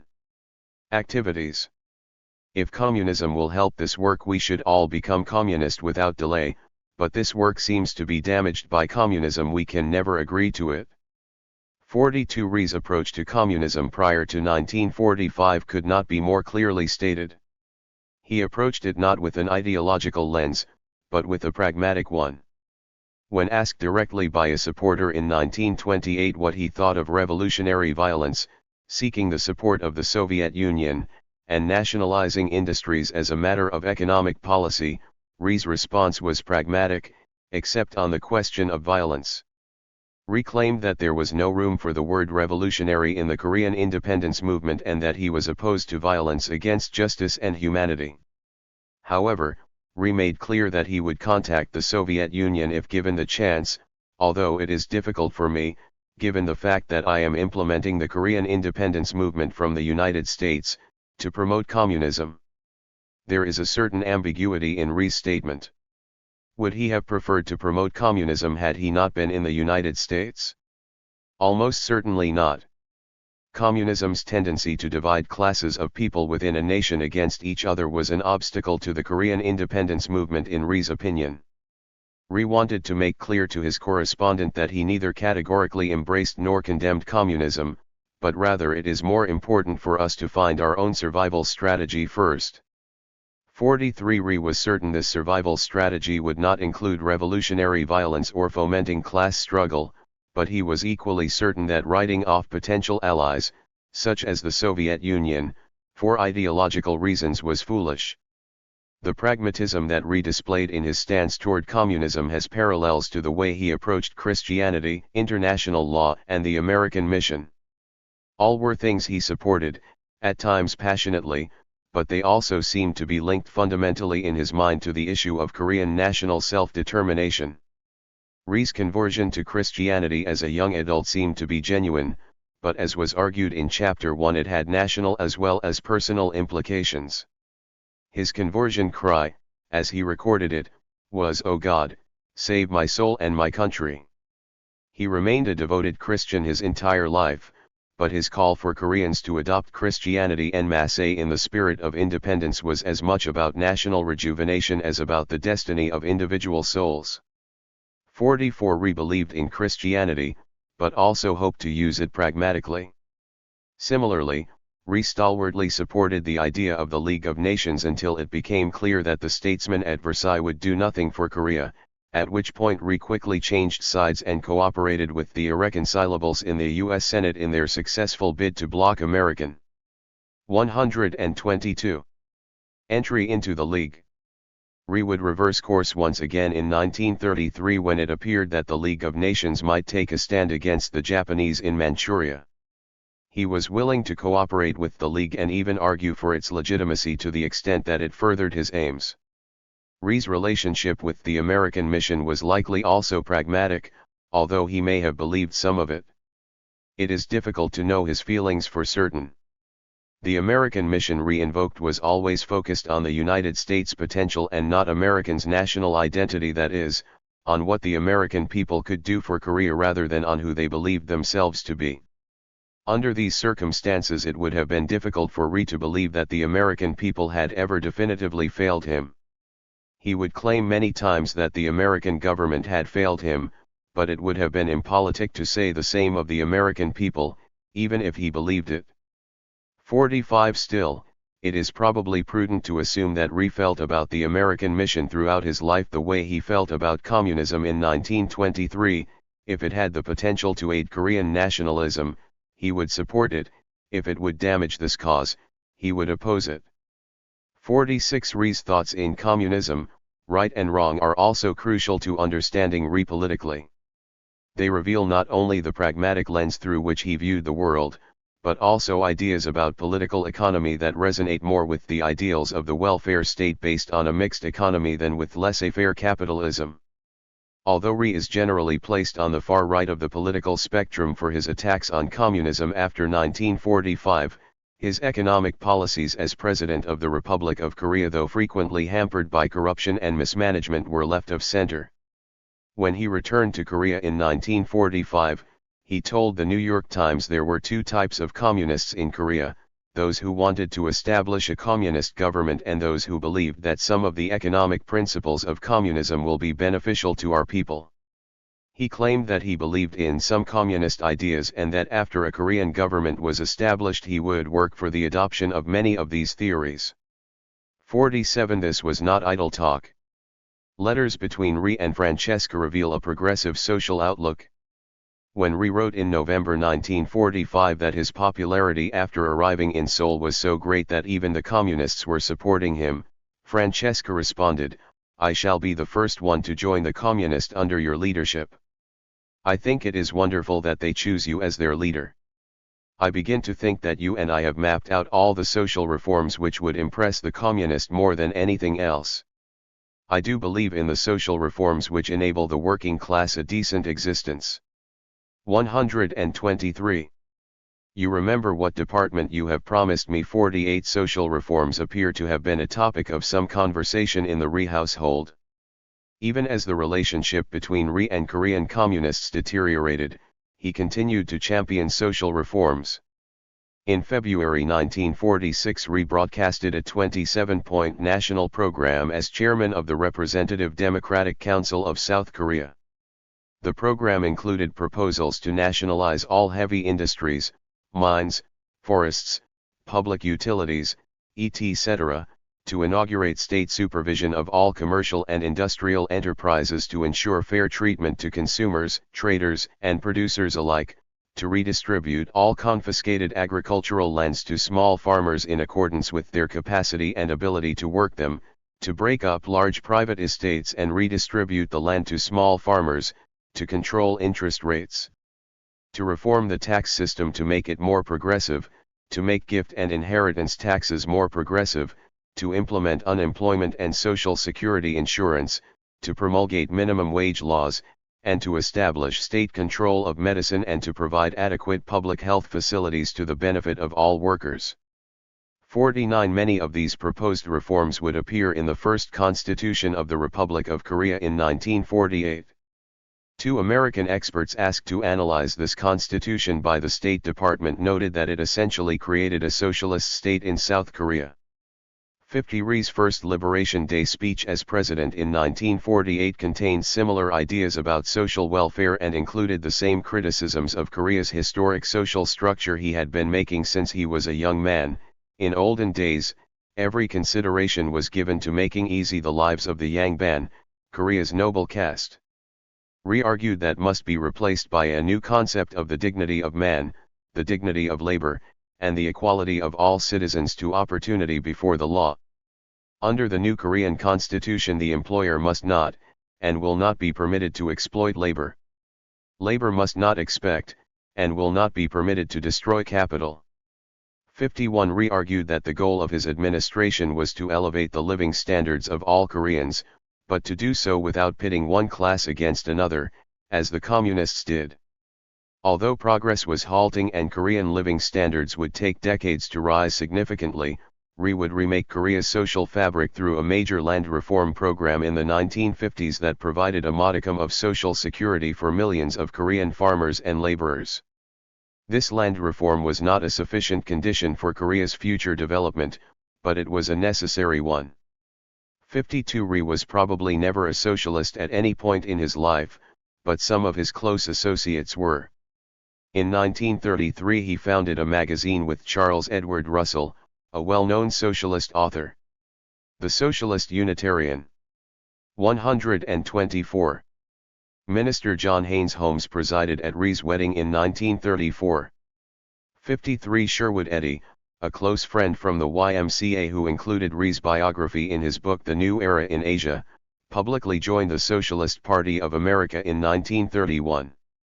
Rhee hired as the Korean Commission's first publicity agent Lawrence Todd, an avowed socialist who had previously spent several years as the personal secretary of Meyer London, one of only two socialists ever elected to the U.S. Congress. Todd would later become a communist and spent decades as the Washington correspondent for the Soviet TASS news agency. 54 That Rhee would keep company with left-of-center Americans is hardly surprising, given the historical context of race relations in the United States. All of these men were racial progressives by contemporary standards. Holmes and Russell were co-founders of the National Association for the Advancement of Colored People. Todd briefly worked for the NAACP, and Eddy spent the later years of his life trying to construct an interracial cooperative community in Mississippi called the Delta and Providence Cooperative Farms. While the topic of race in Rhee's papers is conspicuous by its near absence, Rhee could hardly have spent 40 years in the United States and not have directly or indirectly experienced some prejudice. Still, Rhee was not primarily drawn to these men because they were socialists or racial progressives, though the socialist emphasis on equality and social change likely resonated with him and their views on race probably encouraged him. Rhee was drawn to these men because they each had something to offer him in his struggle for Korea's independence. Their socialism was no impediment to Rhee's accepting their support. Prior to the 1940s, even as Rhee harbored skepticism toward communists because of their methods, some aspects of socialist philosophy resonated with him. Rhee's 1933 trip to Moscow must be understood in this light and informed by his pragmatic approach to politics and international relations. The trip revealed Rhee's commitment to leaving no stone unturned in his search for support for Korean independence. That he undertook this trip at all indicates how his views on communism prior to 1945 were flexible and pragmatic. 55 Rhee's mission to Moscow was not a secret one. He sounded out both the American consul and the Chinese delegation in Geneva before the trip. He explained his purpose to the Chinese as to meet with Russian authorities and also to go to Siberia to have some understanding with our leaders there. The Chinese encouraged him. The American consul described his plan as interesting. 56 When he met the Russian minister to Vienna, he emphasized the need of cooperation between Russia, America, and China to counter Japanese aggression. He may have had some misgivings when the minister warned 125 him to be very careful in order to avoid those whom I should not meet. 57 That would not be a problem for Rhee. He was in Moscow for only 7 hours before an officer of the foreign ministry arrived at his hotel and promptly asked him to leave the country. At first Rhee was incredulous and asked to speak with the foreign ministry.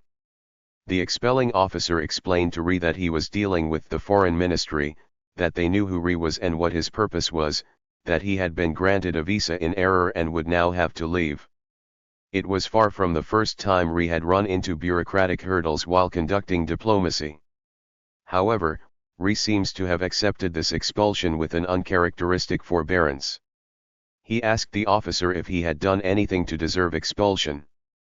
The officer replied it was nothing personal, but he would have to leave regardless. Rhee asked the officer to deliver a letter to the foreign ministry explaining his mission. This the officer agreed to, but insisted that Rhee leave the next day. Rightly or wrongly, Rhee deduced that the Japanese must have trailed him to Moscow and were placing pressure on the Russians to expel him. Rhee's first instinct was to make his expulsion public and create sensation for news story, but a better judgment prevailed and he decided to keep it to himself so that in course of time we may make use of it to our advantage. 58 Just what use Rhee expected to make of it is unclear. Despite asking him to leave, the Soviets did not confine him to his hotel, and that night he had dinner with members of the Chinese legation in Moscow. They all expressed their regret over his situation but also advised him that nothing could be done. The next day, July 20th, the same officer returned the letter Rhee had written, saying that the foreign ministry could not receive it. With perhaps unwarranted graciousness, Rhee told the officer he was leaving the Soviet Union with no unpleasant feelings of any kind and that he was appreciative of the manner in which they expressed themselves to me. He chose to construe the officer's visit as an official expression of regret and apology rather than a summary expulsion. 59 Later that night, Rhee was on a train bound for Poland. The reasons for Rhee's quick expulsion from Moscow are impossible to know with any certainty. Perhaps the Japanese had exerted some pressure. Perhaps Rhee's visa was issued in error. The sedate manner in which Rhee accepted his expulsion revealed the different approaches he had to the Soviet Union and the United States. In a democracy like the United States, Rhee understood that bypassing the government and making a case directly to the people was always possible. In his relations with the U.S. government in the 1940s, as the next chapter will examine, Rhee was by no means afraid to make things public, to create 126 sensation, and to denounce American officials and policies. But Rhee understood the limits of these methods in the Soviet Union. He also understood the implications of Soviet proximity to Korea. As neighbors, the Soviet Union and an independent Korea would need to have cordial relations regardless of political ideology. Rhee's mission to Moscow failed to accomplish the goals that he had set for it, but it also reveals a great deal about Rhee's ideological commitments, the way he viewed the world, and his understanding of Korea's place within it. Rhee on the road. After his abortive trip to Moscow, Rhee was ready for some rest and relaxation. He spent the next few days in Zurich with Rhee Han-ho and his family, taking trips into the Alps and steeling himself for what lay ahead. Just before leaving for Moscow he had received news the Korean Commission was on the verge of closing because of a lack of funds. 60 The news was startling enough that Rhee proposed to cancel his trip to Moscow, but his supporters in Honolulu encouraged him to make the trip and then return as soon as possible. Soon after returning to Switzerland, Rhee learned of another disaster. His Dongji investment company had gone bankrupt. 61 Rhee had set up this company with the support of Koreans in Hawaii. The idea was to create a model Korean community that would also turn a profit by providing the U.S. Navy with keel blocks made from ohia trees. The company won a contract only to learn that producing keel blocks was beyond their technical skills. They failed to fulfill the contract and incurred fines from the Navy, accumulating more than $20,000 in debt in the process. 62 Both Rhee and the Korean independence movement were on the verge of financial disaster. After his few days with Rhee in Zurich, Rhee made a brief tour of Italy and Monaco before departing for New York on August 10. The next few months were a period of great physical exertion for Rhee. After spending a few days in relative comfort with supporters in New York, he undertook an epic 9,000-mile road trip across the United States, visiting nearly every Korean community, major and minor, from New York to Los Angeles, in an effort to save the Korean Commission and shore up support for his faction of the Korean independence movement. Several different traveling companions accompanied Rhee in the second-hand Willys coupe he purchased for the journey with funds raised from supporters in Chicago. Driving across the United States in the 1930s was no simple matter. Many of the roads were unpaved and in disrepair, distances between towns were great, and lodging facilities were extremely basic to non-existent in the Great Plains and Mountain West. Rhee's 127. Typical impatience did not make the trip any easier. He was pulled over for speeding by a police officer in Milwaukee. He crashed the Willys twice, stranding himself in rural Nebraska and Colorado.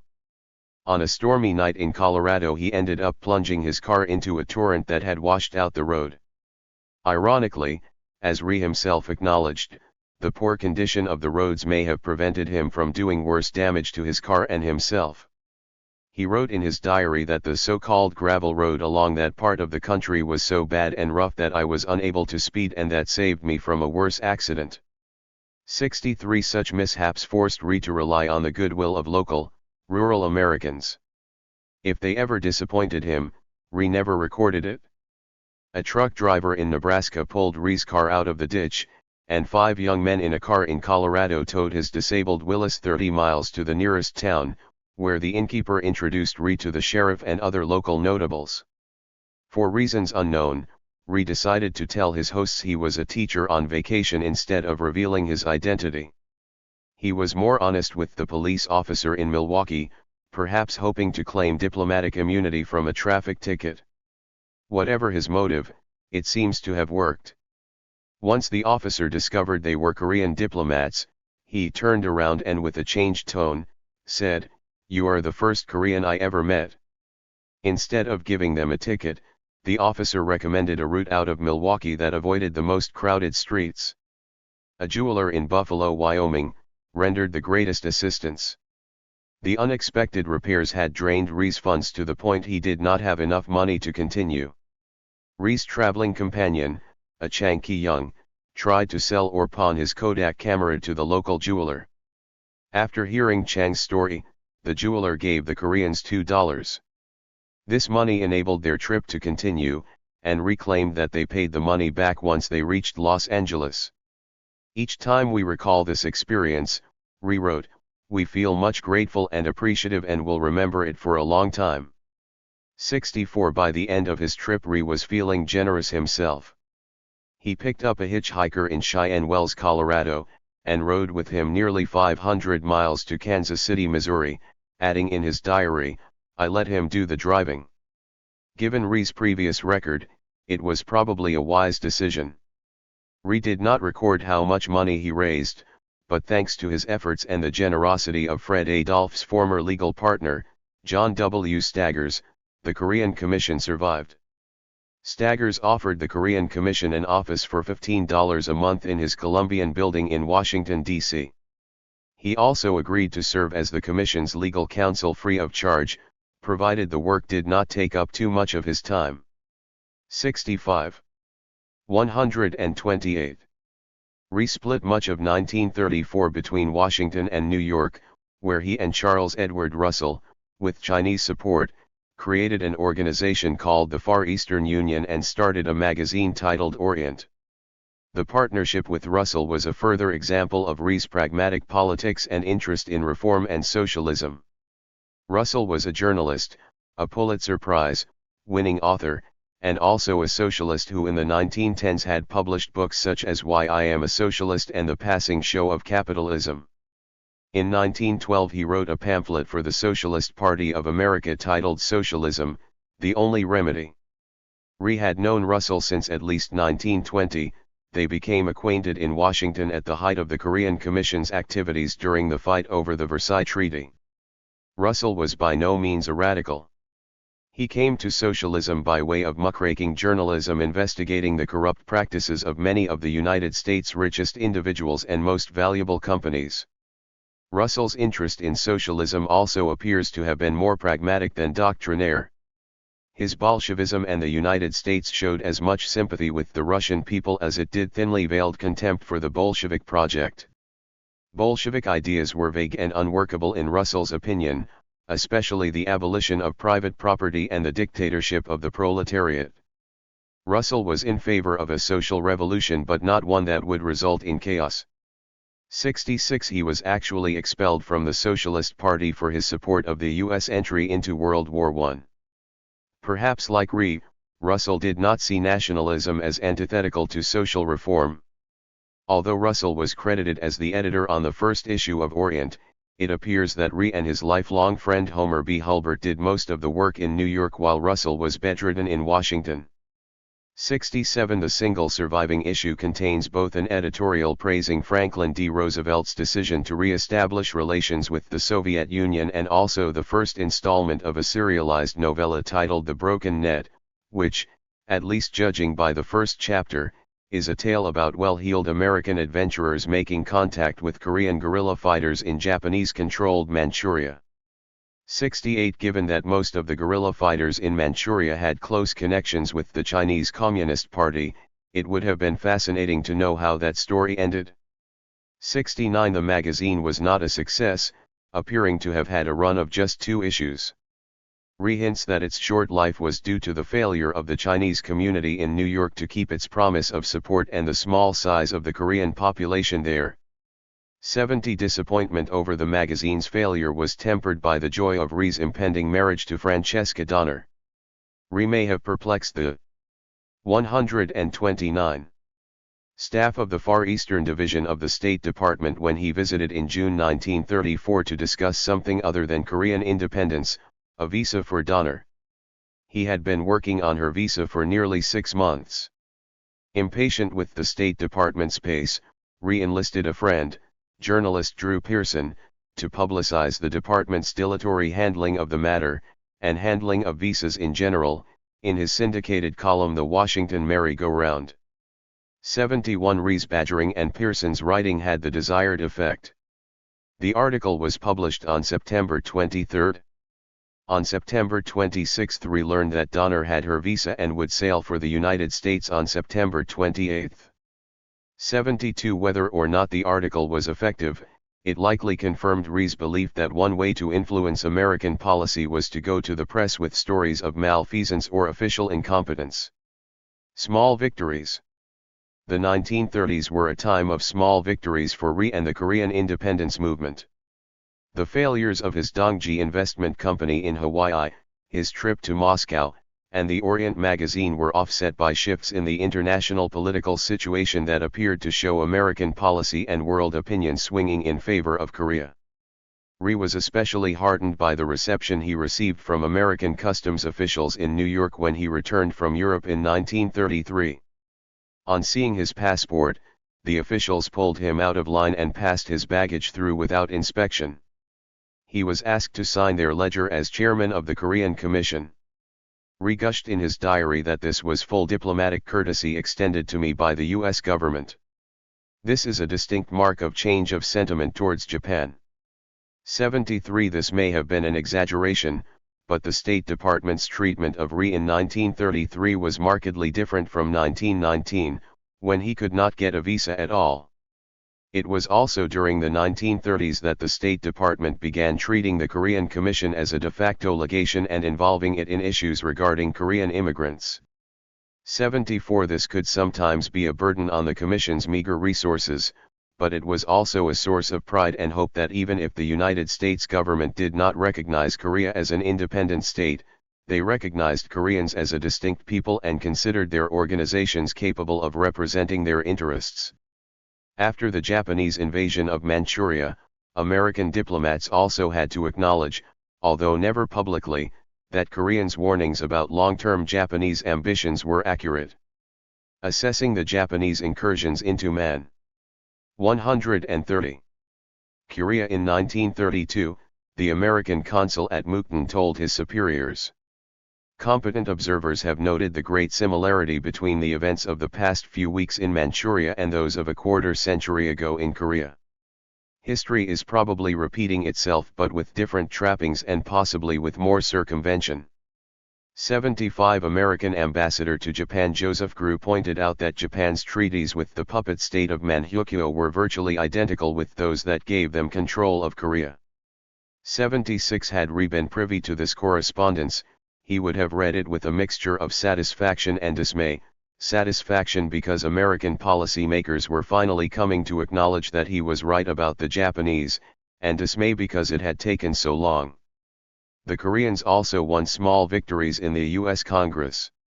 In March 1933, Hawaiian Territorial Representative Victor S.K. Houston and Senator Hiram Bingham managed to shepherd an act for the relief of the Dongji Investment Co. through Congress. 77 The act released the company from nearly $8,000 in fines and damages that the U.S. Navy was seeking for breach of contract. The relief was not enough to save the company, nor Rhee, a serious embarrassment, but the legislation nearly halved the company's remaining debts. In 1939, two congressional allies, Senator Guy M. Gillette and Representative Kent E. Keller, introduced identical bills that proposed to allow Korean students admitted into the United States after 1924 to remain until political conditions in Korea made it unlikely that any such Koreans will be subjected to persecution because of religious, political, social, or economic views, upon his return to Chosun.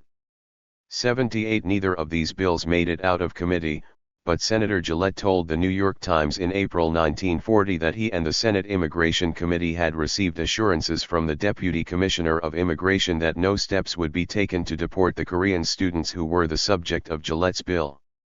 79 In 1940 the federal government also allowed Koreans to register as Koreans instead of Japanese under the alien registration requirements of the Smith Act. A decision that reveals American officials' understanding of the distinction between Koreans and Japanese even if they did not officially acknowledge that Korea existed as a nation. 80 None of these bills or policy changes represented a major victory for the Korean independence movement, but, in Rhee's phrase, they kept Korean independence a live issue. Were these small victories attributable to Korean lobbying, or did they result from changing perceptions of the East Asian situation prompted by Japan's expansion during the 1930s? This is a critical question. Given the further 131 Japanese incursions into Manchuria, the horrific massacre of Chinese civilians at Nanjing publicized worldwide by the infamous Bloody Saturday photograph and the now obscure Panay incident, during which a U.S. Navy gunboat was sunk by the Japanese in the Yangtze River, Americans were quickly losing the will to accommodate Japan's further expansion. Anti-Japanese sentiment was on the rise. That Koreans benefited from Americans' shifting perceptions of Japan is undeniable, but these benefits were not obtained by default. Rhee and other Korean leaders struggled to make changing perceptions work in their favor. Increasing anti-Japanese sentiment in the United States would have done little to benefit Koreans and might have harmed them if American policymakers proved incapable of distinguishing between Koreans and Japanese or had no incentive to do so. Perhaps the most important thing Rhee and his followers did during this period was to continually remind Americans that Koreans and Japanese were different peoples, that they were enemies rather than allies, and that the United States was partially to blame for Korea's annexation into the Japanese Empire. This was much more of an accomplishment than Rhee and the Korean independence movement are normally given credit for. Had it not been for their efforts, few Americans would have been able to distinguish between Koreans and Japanese or been aware of their historical enmity. Americans consulting a map or atlas of East Asia created after 1910 would have learned Korea, or rather Chosun, to use the Japanese term, was part of Japan. 81 Those consulting an encyclopedia would learn the same thing. The fact that Koreans were applying to join the Japanese army by the hundreds of thousands would have further confused American perceptions of Korea had this information been widely known. 82 By the end of World War II, Koreans who had actively fought for the Japanese outnumbered those who had actively promoted Korea's independence by an order of magnitude. That Rhee managed to keep Americans focused on the small number of Koreans in the independence movement and to convince them that these Koreans represented the voiceless majority of Koreans living under Japanese rule was a noteworthy accomplishment. It not only led to better treatment for Koreans in the United States during World War II, compared to their Japanese counterparts, but also influenced the way the United States thought about Korea during the war, which will be examined in the next chapter. By keeping Korea alive issue, Rhee managed to ensure that Korea and Japan remained distinct entities in the minds of Americans, and so was able to use the growing anti-Japanese sentiment to further the cause of Korean nationalism. 132. These three cartoon strips from Norman Marsh's Dan Dunn, Secret Operative 48, taken from the Wisconsin State Journal, July 1942, demonstrate the tenuousness of Korean status in the United States after the attack on Pearl Harbor. Japan Inside Out. Rhee was not content to reap the harvest of Americans' changing perceptions of Japan. He attempted to shape them to the extent he could. Sensing the time was right for a renewed warning about Japan, Rhee spent much of 1940 and 1941 writing one. Japan Inside Out is the only full-length monograph Rhee wrote in English, and perhaps one of the few published pieces he wrote without a ghostwriter. His voice and opinions are unrestrained. The Japanese are a small folk, small in body and brain, circumscribed in their small island world for centuries. 83. He describes American pacifists as fifth columnists for the Axis nations. 84. Aside from the more aggressive tone, Rhee's arguments had changed little since his first days in the United States. Americans had a responsibility. 133. Toward Korea. Because of the 1882 Korean-American Treaty, an independent Korea was central to any lasting peace in Northeast Asia. The United States could avert a general conflagration in Asia by taking a firm line against Japan. What had changed was his evidence. It was mounting. Rhee compared his years of warning Americans about Japan's true intentions to someone who tried to warn incredulous neighbors of a forest fire, only to be dismissed until they begin to feel the heat. 85. Rhee cites the Panay incident, to which he devotes an entire chapter, the loss of business interests in Japanese-held territory in China and Korea, and the widely recognized vulnerability of the Philippines as examples of the Japanese strategy of pushing the Americans out of Asia. Japan Inside Out was not just a warning, however. It was also an exhortation. More than American interests in the Far East were at stake, Rhee argued. A world war was beginning, pitting the Berlin-Rome-Moscow-Tokyo axis against the free nations of the world. Totalitarianism against democracy, and American isolationists were soon to be disillusioned if they believed that the United States could remain disengaged without suffering the consequences. The United States was about to become an island in a sea of totalitarianism. 86. Sooner or later an attack would come if the United States did not take action to rally the Allies and begin its own preparations for war. 87. Rhee declared that America's failure to confront totalitarianism not only put the nation at risk, it also denied the principles on which the United States was founded, for the spirit of '76 that animated revolutionary America was not solely about securing liberty for the American people, but also about encouraging it among all oppressed peoples of the world. 88. In Rhee's telling, this spirit of '76 had dominated American foreign policy through the Spanish-American War, when the United States took control of the Philippine Islands and Cuba in order to liberate them. The open-door policy in China and the investment of the Boxer indemnity in educational initiatives for Chinese students were proof that the United States alone was capable of making large sacrifices for the uplift of mankind. But Rhee lamented that recent generations of Americans had become fixated on economic matters and shirked their international obligations. 89. Americans had shown some evidence of the spirit of '76 in 1919, but the experience at Versailles had left them disillusioned and isolated. This, Rhee submitted, was no longer an option.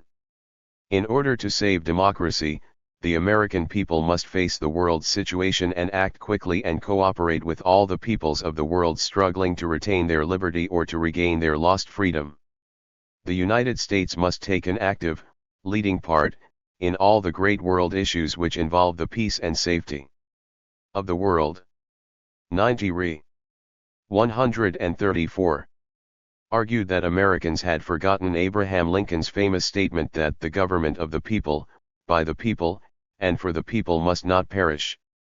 91 Rhee's call was not just for renewed American leadership in championing liberty, but for a reaffirmation of the American mission to the world.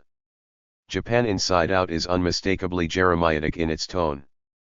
The United States was not living up to its vocation to be a world leader in the cause of liberty and human freedom, and its self-centeredness was leading it toward destruction.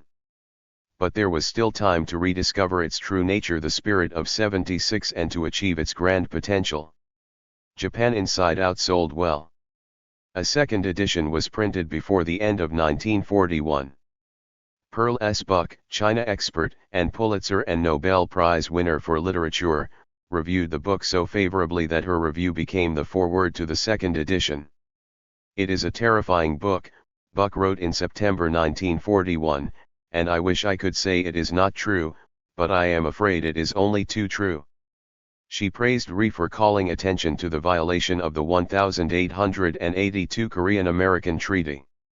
For Buck, that violation was the spark which started the conflagration, and she claimed it will make our generation in history a disgrace to humanity.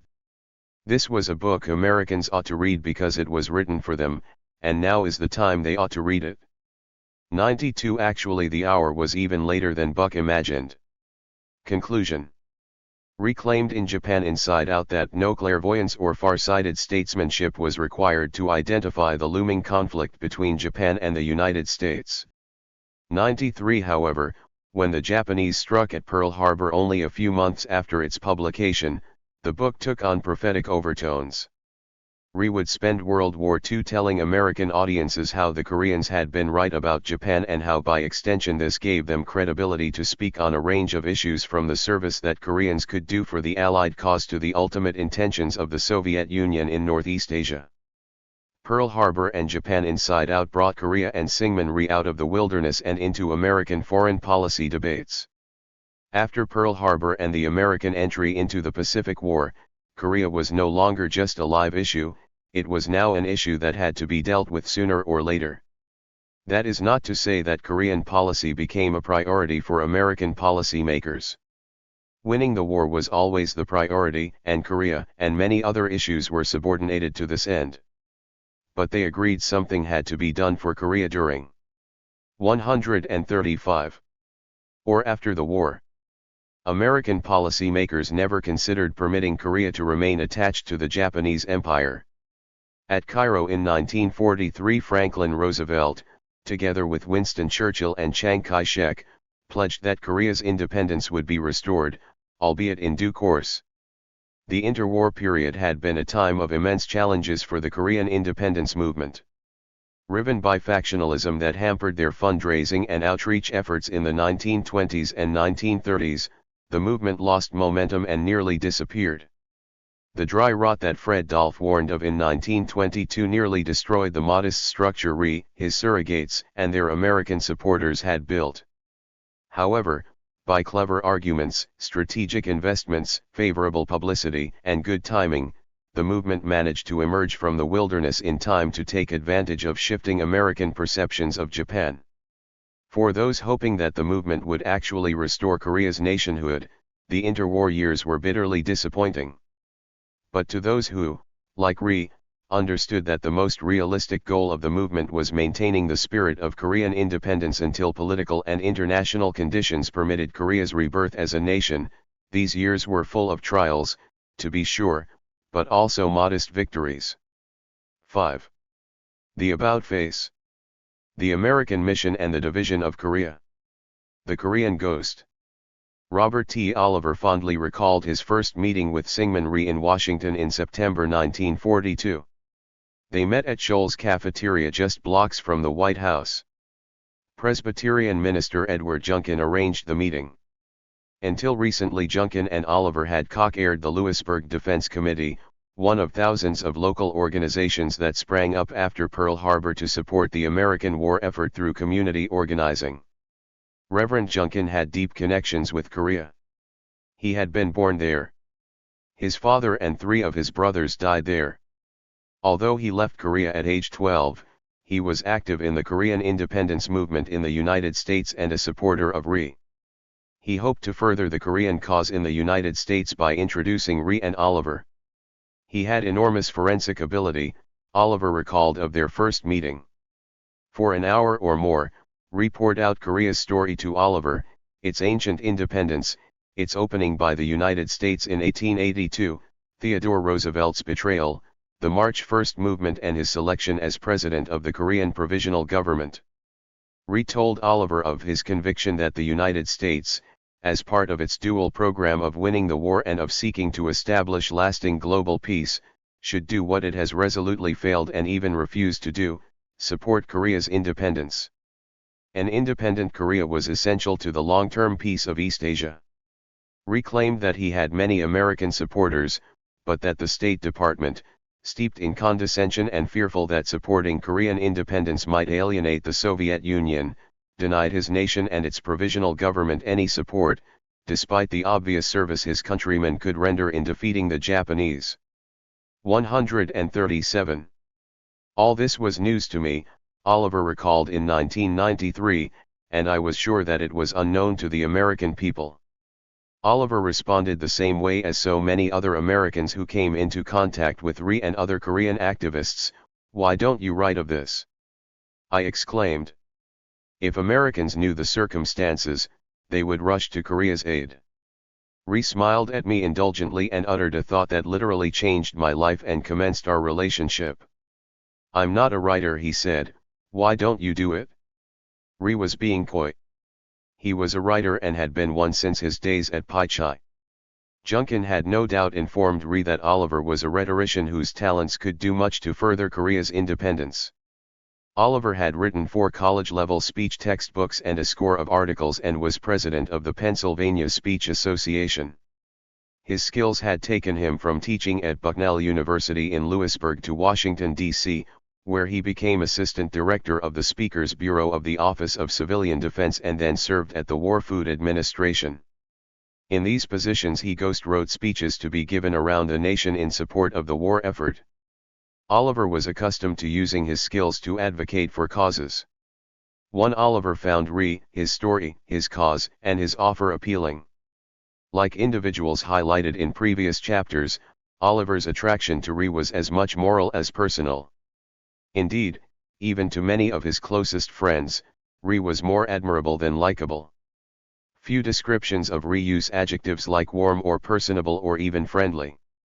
Rhee has been often denounced as stubborn, wrote Oliver. To me his persistence in the face of such prolonged discouragement was proof that his principles were soundly based and steady. The two men actually had little in common. Oliver grew up poor in rural Oregon and entered graduate studies in speech only after an admiring professor offered him an unexpected assistantship. To that point his love had been British literature. His outlook was parochial, and he was Rhee's junior by 34 years.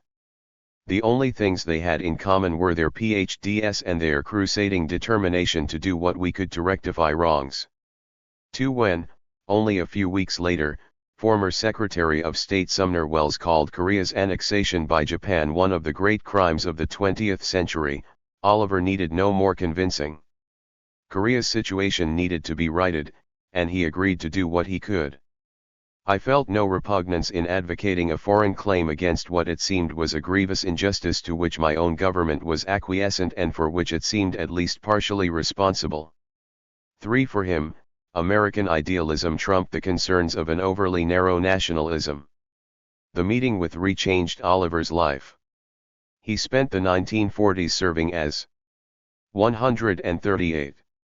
An informal advisor to Rhee and writing to support Korean independence. For his 1944 book Korea, Forgotten Nation told the story of US-Korean relations in terms that Korean activists heartily approved. Rhee wrote the book's foreword. Oliver organized the book around the 4 freedoms proclaimed by President Franklin Roosevelt in 1941.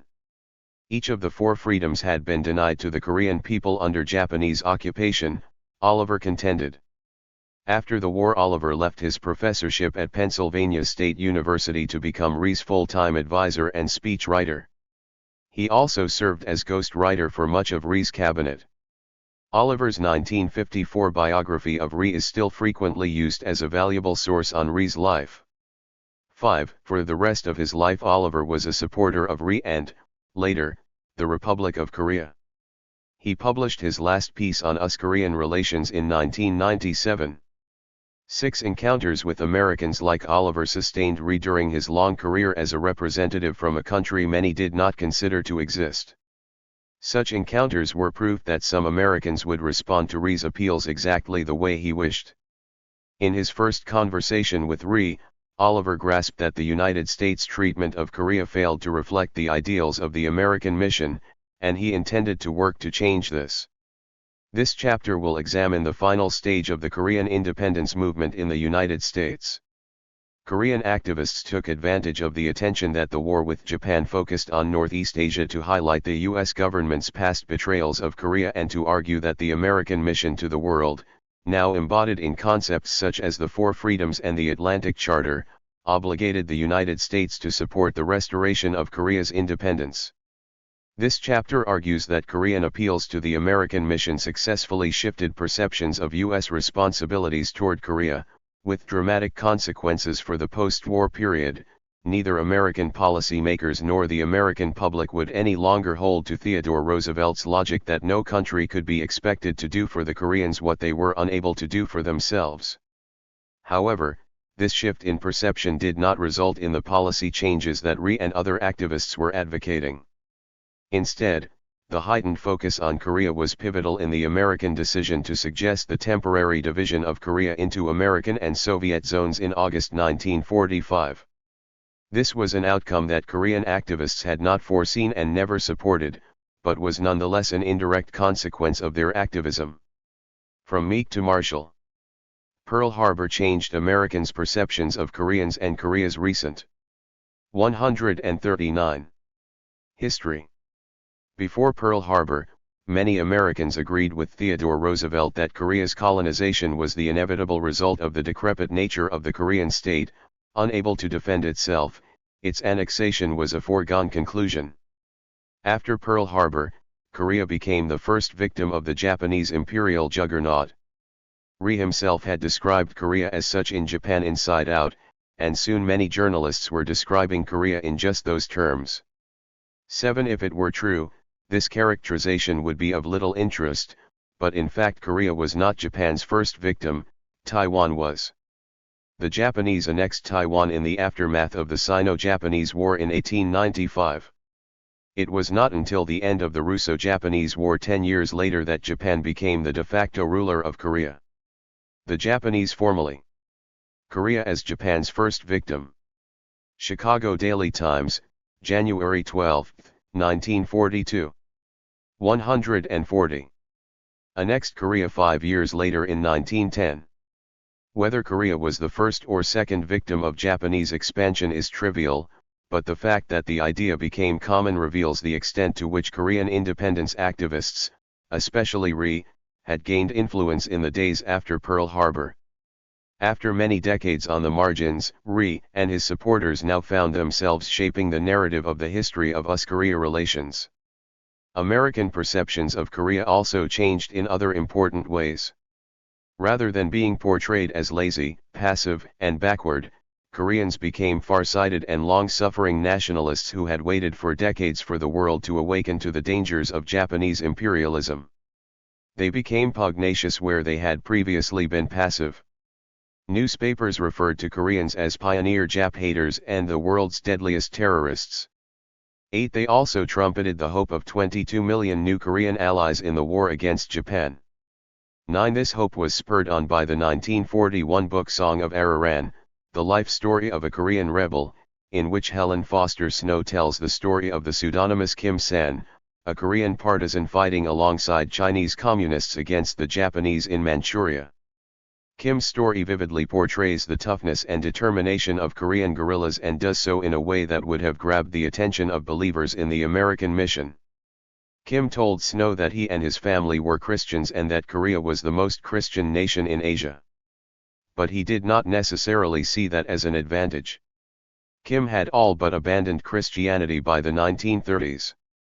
He had been a student in a Christian school during the March 1st movement and remembered his Korean teacher announcing the declaration of Korean independence to the class and assuring them, if our meetings are orderly and peaceful, we shall receive the help of President Wilson and the great powers at Versailles, and Korea will be a free nation.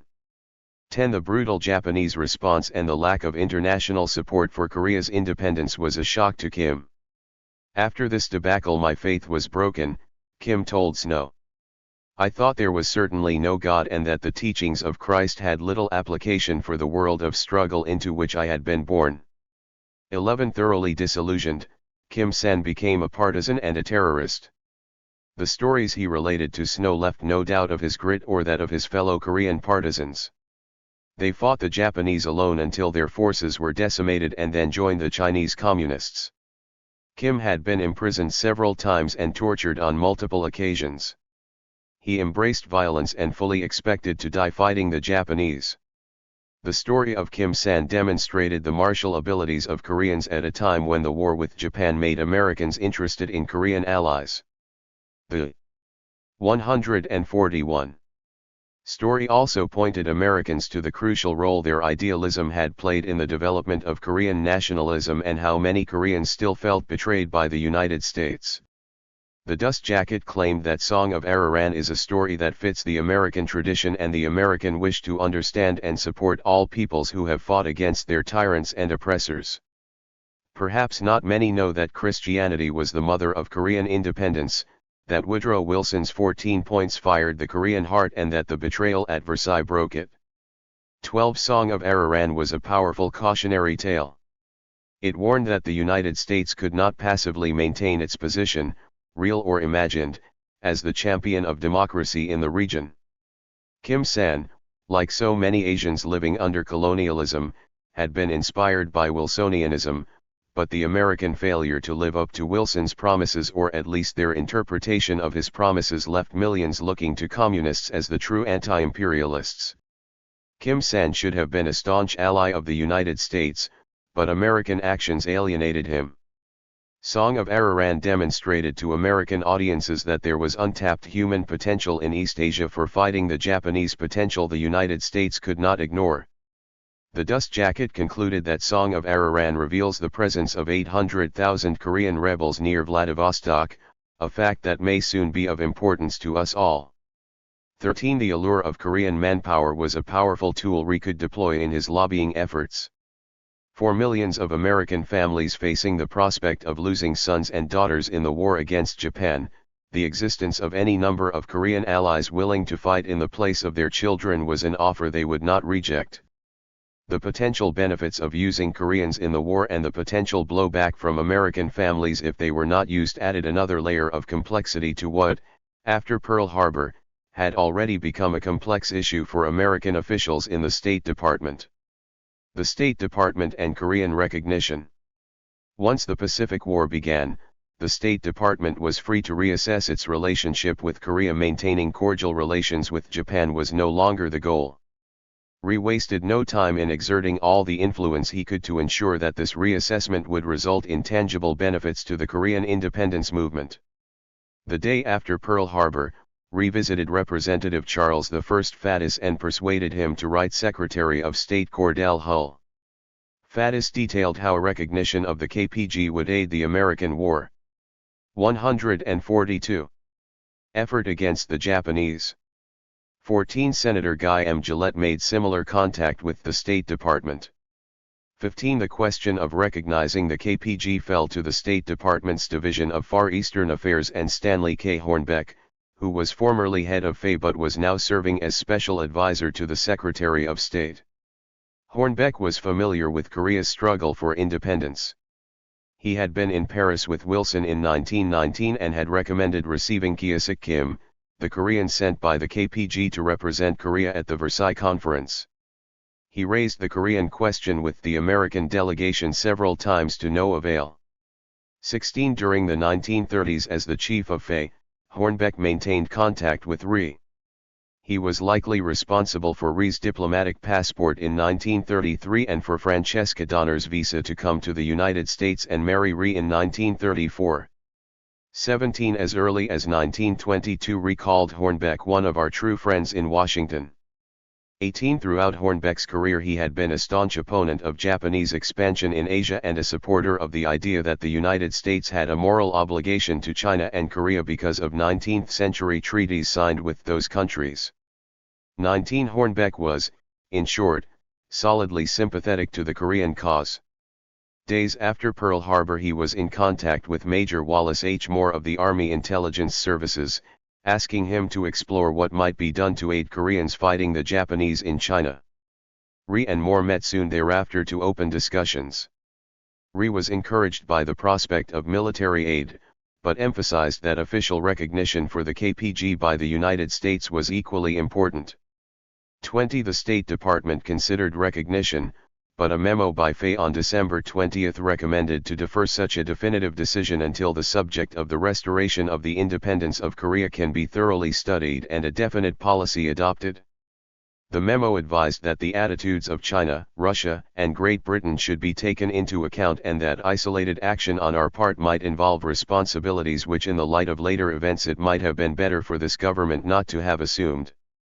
Faye understood that American recognition of the KPG would likely influence the post-liberation politics of Korea and so wanted to consider its options carefully. The memo concluded that U.S. Ambassador to China Clarence Gause should investigate the organization and physical following of the KPG prior to any further decisions. 21 The instructions Gause received were simple, but carrying them out was not. The Chinese government could give him little information, because they were undertaking their own investigation of the KPG. However, the Foreign 143 Office did tell Gause that there were only about 200 Koreans in and around Chungking nationalist China's wartime capital and that the KPG excluded numerous leftist Korean guerrilla groups fighting the Japanese in Manchuria.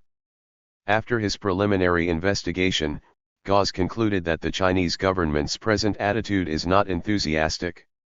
22 Gause's subsequent contact with KPG officials yielded little additional information. His interview with KPG Foreign Minister Cho So-ang was most vague and unsatisfactory. 23 Cho was unable or unwilling to answer basic questions about the KPG's finances, composition, or relationship to other Korean independence organizations. More alarming, when asked about the Chinese government's relationship with the KPG, Cho whisperingly suggested that China was maneuvering to bring Korea back under Chinese suzerainty after the war. 24 Had there been any enthusiasm in Washington for recognizing the KPG, Gause's findings would have killed it. Although Cho was vague in his answers, he spoke volumes about the KPG's situation.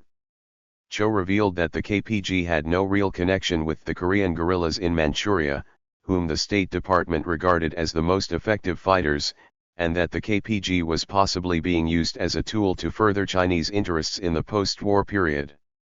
Recognizing the KPG at that time would have had few military benefits and might have caused significant political complications after the war. Although Gause's reporting gave at best an impressionistic portrait of the KPG's situation, it was enough for Faye to draft its first policy recommendations on February 20, 1942. Titled Some Aspects of the Question of Korean Independence, the State Department's memo showed the subtle but significant ways American policy toward Korea was changing. In this 20-page document, Faye claimed that pro-Japanese sentiment among Koreans living in Korea was only skin-deep, and that given the choice between independence and full civil rights in the Japanese Empire, which Koreans did not then enjoy, Koreans would unanimously choose independence. However, the report made clear that Korean independence would entail many practical difficulties and considerations. Faye believed that the Koreans had little to no experience in administering their own country and providing for their own defense. Severing the Korean economy from the Japanese economy would involve difficult and painful processes. Faye concluded, "It is obvious that, because of their political inexperience and defenselessness, the Korean people at first would neither know how to run their country nor be able to defend it from reconquest, and that for a generation at least Korea would have to be protected, guided, and aided to modern." 144. Statehood by the great powers. It would seem to be no more than essential justice, however, that the Korean people should be so protected, guided, and aided, and given the opportunity they never really had to be independent and develop along their very distinctive cultural lines. The Koreans are intelligent, quick, and willing to learn, progressive, and patriotic, and it is believed that, given disinterested protection, guidance, and aid, they will in a generation be able to stand on their own feet and contribute to world prosperity and advancement.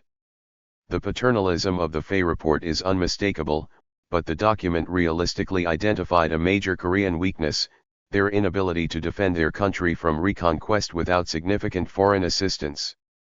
For the duration of the Japanese occupation, Koreans had been prohibited from owning weapons, and they were only rarely accepted into the Japanese army prior to 1944 for fear they might revolt. After liberation, the only Koreans with any military experience or training would be those under the influence of the Chinese and Soviet armies and the few who had served in the Japanese army. Turning any of these groups into the nucleus of a new Korean army would entail its own dangers. The term reconquest in Faye's analysis is indicative of their fear that the first years of a newly independent Korea might closely resemble its last years as an independent nation, when Japan, China, and Russia fought 2 wars for control over the Korean peninsula. To prevent history from repeating itself, Faye argued that Chinese and Soviet approval of any KPG was essential. Furthermore, no provisional government should be recognized until it 1. Was as representative as possible, 2. Had the support of known leaders within Korea, 3. Had a substantial following, and 4. Was capable of contributing militarily to the war effort. Once these criteria were met, recognition would be discussed with China, Britain, and the Soviet Union. If there was agreement among the Allies, a provisional government could be recognized and integrated into the war effort. Such a government would likely be transferred to the peninsula following the war, albeit under an international commission. An early mention of what would become the policy of trusteeship for Korea that would administer Korea until the Allies deemed it no longer necessary. In Faye's analysis, neither the KPG nor any other Korean expatriate organization currently met those criteria. Faye claimed that the State Department need not dampen their hopes of independence but should avoid any premature commitments in this respect until the situation developed further. 25. 145. One might be tempted to interpret the State Department's decision not to recognize the KPG as evidence of continuity in American policy regarding Korea stretching back to 1905. Throughout the period, the United States government refused to support Korea's independence and after 1919 to recognize the KPG because the perceived risks of doing so outweighed the benefits. Though the State Department's decision not to recognize the KPG in 1942 does represent a surface-level continuity with prior U.S. policy, this apparent continuity should not mask the change that occurred during this period. Faye's memorandum was the most official disavowal to date of Theodore Roosevelt's assertion that no nation should be expected to do for Korea what the Koreans were unable to do for themselves. The Faye writer went so far as to invoke essential justice as an argument for supporting Korean independence. Koreans were described in the report as distinct, homogeneous, sturdy, intelligent, quick, willing to learn, progressive, and patriotic. The memo also implicitly embraced the argument that the Korean independence movement had been proclaiming for decades, that an independent Korea was essential to the peace of Northeast Asia and so was in America's national interest. The influence of nearly 40 years of pro-Korean independence lobbying by expatriates and their American supporters suffuses the memo. Few if any American statesmen in 1910 would have described Koreans as intelligent or patriotic. The memo also reveals that even at this early date in February 1942, Faye was already feeling the pressure that Rhee and his supporters were applying. It stated, "By no means should the United States be stampeded into proclaiming the independence of Korea or into recognizing any shadow organization of Koreans as the provisional government of Korea prematurely." The memo's recommendation to delay recognition of a Korean government was not the result of a lack of support for Korean independence. It was chiefly a decision aimed at preventing Korea from becoming a source of conflict between allies before the war was won. Prematurely supporting Korean independence would only irritate our own friends and give the Japanese a good laugh. 26. Korea was clearly subordinated to Allied war aims, but the interests of Koreans were not wholly neglected. By refusing immediate recognition of the KPG and laying out conditions for future recognition, Faye also hoped that it could push Korean factions to unify further, fostering a Korean provisional government that was more representative and would be more stable in the post-war period. Similarly, the idea of trusteeship was not designed to deny Korea independence, but to preserve it through the immediate post-war period when a new Korean state would be most vulnerable to Soviet and Chinese designs. Faye considered Korea's long-term 146 interests even as it sought to balance those with the short-term interests of fighting the war. 27. The State Department's fears that the KPG was being used as a tool of Chiang Kai-shek to re-establish Chinese control over the peninsula were well-founded. As conversations between KPG Foreign Minister Cho So-ang and Ambassador Gauze continued in Chungking, a disturbing picture emerged. The Chinese had agreed to support the KPG financially in November 1941. But such support would come at a price. China would exercise complete control over KPG armed forces and seemed determined to keep them from becoming an effective military force. Disgusted, many motivated fighters left the KPG to join forces in Yan'an with Chinese communists who were actually fighting the Japanese. 28. China provided the KPG with just enough support to ensure that it remained relevant and thus a possible avenue for Chinese influence in the future, but not strong enough that it might become independent of Chungking or pose a threat to the Soviets, who might establish their own provisional government among Soviet Koreans living in Siberia. Kim Koo and other Koreans in the KPG made the State Department aware of this situation in hopes that it would encourage American policymakers to recognize the KPG and free it from Chinese control. They even suggested moving the KPG to Washington. 29. Revealing the true nature of the KPG's predicament had quite the opposite effect on the State Department, which grasped the futility of trying to free the KPG from Chinese restrictions while it was, of necessity, operating on Chinese soil. Removing the KPG to Washington would hardly improve the situation, sparking suspicions that the United States was attempting to dominate the Korean peninsula at the expense of its allies. Revelations from Chungking confirmed the department's fears that a rivalry for Korea had started among the allies even before the war was over. Under the circumstances, American officials feared that any recognition of the KPG would be playing into Chinese hands, strengthening China's position in Korea during the post-war period and possibly sparking countermeasures from the Soviets. That the Soviet Union had not yet entered the war against Japan meant that Korea's future was especially difficult to discern. In this context, the Chinese informed Roosevelt in April 1942 that they were planning to recognize the KPG without delay and asked for the American position on this action. The State Department feared that the Chinese were trying to enlist them to nip in the bud the development of any Soviet-supported Korean group, and to give China's restored influence in Korea an American blessing. 30. Despite these complications, an unsigned State Department memorandum of April 1942. 147. Acknowledged that factors weighing against the recognition of the provisional government would be discounted if by recognition our war effort were to be substantially aided. However, that was far from certain. That U.S. recognition of the KPG would cause 23 million Koreans to rise against the Japanese, which many newspapers and Korean boosters were reporting, was an obvious exaggeration.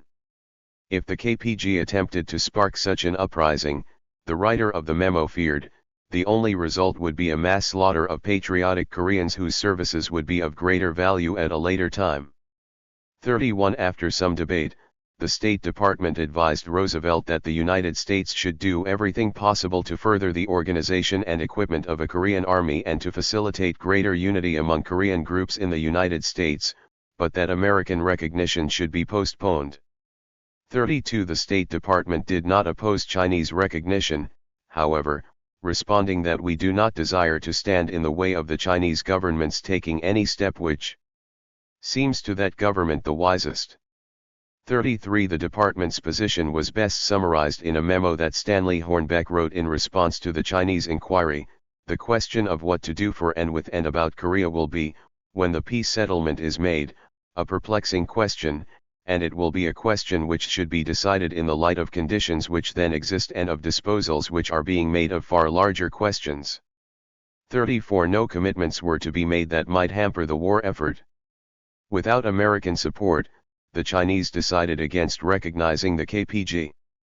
Korean frustration with Washington and Chungking grew. But the State Department's policy toward Korea was not as inimical to Korean interests as many Korean activists supposed. The State Department favored the restoration of Korean independence. The question was how to do it without harming Allied unity during the war and cooperation afterwards. American diplomats did not believe that recognition of the KPG, dominated as it was by Chungking, served these purposes. The OSS and Korea. Other agencies gave the Koreans more encouragement. Just prior to the creation of the Office of Strategic Services, Col. William Donovan requested that Rhee prepare some messages to be broadcast into the Far East as Allied propaganda. 35 Despite the State Department's objection, at least some of the messages were broadcast, no doubt enhancing Rhee's prestige among the Koreans who heard them, as will be discussed in the epilogue. In the spring of 1942, the 148th OSS reached out to Rhee for 50 Korean applicants to receive special training for possible clandestine service in the Far Eastern Theater. Such a program had several potential benefits to the American war effort. If the KPG eventually developed into an efficient government capable of contributing to the war effort or exerting influence in the post-war period, the United States could claim to be a supporter. But even if the KPG failed to develop, this training program could be used as a psychological weapon against the Japanese. As an OSS memo pointed out, if we make the Japanese nervous for fear we are inspiring the Koreans to anti-Japanese acts, that alone might be valuable, potentially inducing the Japanese to devote more resources to policing Korea. The memo stated that the OSS hoped to create a Korean organization through which they would work, one that might be given a symbol of power, but not the power itself. It should be under the final control of the United States. The memo suggested, Dr. Syngman Rhee might be given some title commensurate with his age, education, and reputation, but actual executive authority would be left to younger, more responsible, and aggressive Koreans whose good character is assured. 36 In 1943, American policymakers were already overestimating their ability to control Syngman Rhee. Of course, Rhee was happy to oblige. He judiciously used his selection by the OSS as evidence that he enjoyed American support. This proved useful in bolstering Rhee's position in Korean factional disputes. In private conversations with Americans, Rhee also used the cooperative arrangement with the OSS to criticize the State Department for not recognizing the KPG. Rhee argued that the OSS Korean program was proof that Koreans could be useful in the war, further undermining the State Department's delay of recognition. 37 Rhee's manipulation of the training program for factional purposes angered some inside the OSS, such as George S. McCune, who argued that the program should be terminated. The OSS demurred. There was no proof that Rhee had specifically named the OSS as the program's sponsor, although Rhee had revealed that he was cooperating with the War Department. Rhee's partial revelation may have suited the psychological component of the program well. 38. The Cairo Declaration. By the spring of 1943, the fight for recognition of the KPG had stagnated as the Korean question became mired in alliance politics. The Chinese would not recognize the KPG unless the Americans did. The Americans would not until the KPG became an effective government, something the Chinese would not per 149. MIT, as it clashed with their own plans. Both China and the United States feared Soviet intentions for the Korean peninsula in the post-war period, but openly conferring with the Soviets was not possible, since the Soviet Union was technically at peace with Japan. Even if such a conference had been possible, discussing the Korean question would have been extremely delicate, as it quickly would have become evident each party was suspicious of the other's designs on Korea. Given the foregoing, the wisest course of action was to wait for whatever developments the war would bring.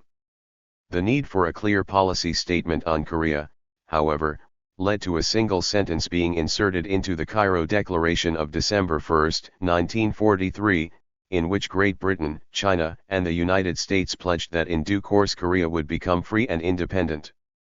Such a statement allowed the United States to go on record as supporting Korean independence, a response to the public pressure being brought to bear on the situation while also taking a wait-and-see approach during the war. Although the Cairo Declaration never mentioned trusteeship, savvy observers understood that some sort of protectorate was implied by the phrase "in due course." These same observers also noted the about-face in American policy toward Korea over the last 40 years. The New York Times stated that not even the wildest imagination in 1905 would have dreamed that the United States would use force to undo Korea's annexation. 39. A reporter for the overseas news agency wrote that while the United States had tacitly accepted Japan's occupation of Korea, the Cairo Declaration indicated that we are now officially ashamed of our former attitude. 40. But the Cairo Declaration did not satisfy the Koreans. KPG President Kim Koo called the phrase "in due course" absurd and threatened that the Koreans would not stop fighting until they were independent. 41. The Koreans could not wait. Rhee may or may not have been aware of Chinese attempts to control the KPG, but he was aware that the Soviet Union was in the best position to exercise control over Korea in the post-war period. He wrote the State Department warning that the Korean Communist Army, trained and maintained by the Soviet government, will undoubtedly move into Korea before the Korean government can enter, erecting a grave situation for Korea and China, as well as for the United States. 42. Rhee believed that the Allied diplomatic impasse over Korea could be broken and a communist takeover of Korea prevented by the recognition of the KPG. American recognition could provide the KPG with instant legitimacy that would dissolve the Korean factions, even the communists in Siberia, into a unified movement. Rhee hoped the flow of Lend-Lease aid would turn the KPG's forces, the Korean Restoration Army, into a real fight. 150. Ing unit, forcing the Chinese to recognize the KPG as an ally and not a vassal. The State Department agreed with Rhee that the occupation of Korea by Soviet-dominated Korean forces was likely in the post-war period, but the department argued that the recognition of the so-called Korean Provisional Government of professional revolutionaries constantly quarreling amongst themselves in China would not prevent the situation anticipates. 43. If American foreign policy had been entirely controlled by the State Department or official bureaucrats, the question of Korean recognition would have been closed in mid-1942. But the construction of a foreign policy is a complex negotiation between officials, citizens, lobbyists, and pressure groups in which a myriad of interests, motivations, and ideologies are involved. Syngman Rhee understood this. While the State Department's decision was a significant hindrance to his work, it was not an insurmountable barrier. He would continue working just as he had for decades, telling Korea's story, connecting it to the American mission, winning new allies, and mustering them into a movement that would continue to pressure Washington to correct the mistakes of the past. As he had in 1919, Rhee set out to appeal directly to the American people for action on Korea. The Korean-American Council. Rhee was no doubt frustrated by the State Department's prevarications regarding recognition of the KPG, but he was prepared for them. In his 4 decades of struggle for Korean independence, Rhee had come to understand the importance of public opinion and publicity in American politics.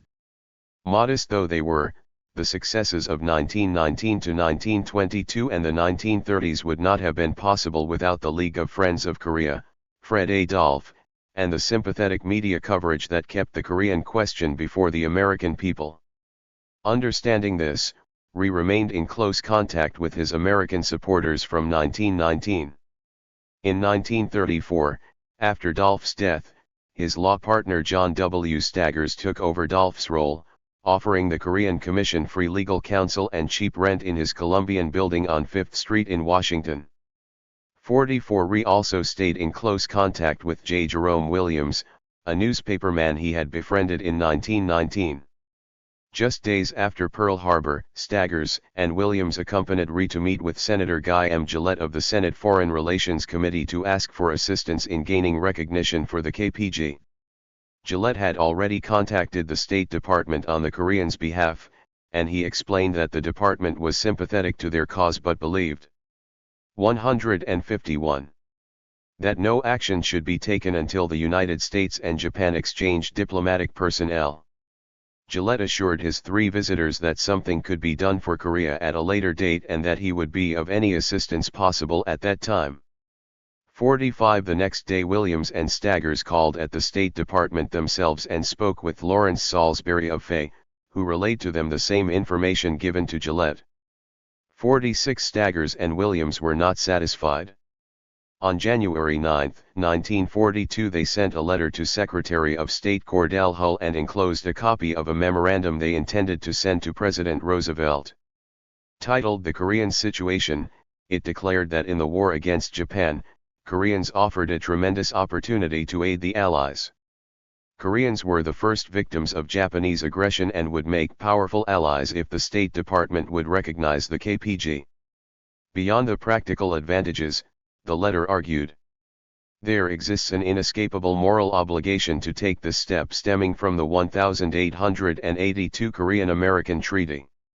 They wrote that many Americans believe in the justice of the Korean cause and that their country, in the new era unfolding under the leadership of President Roosevelt, should morally uphold the sanctity of its treaty obligations.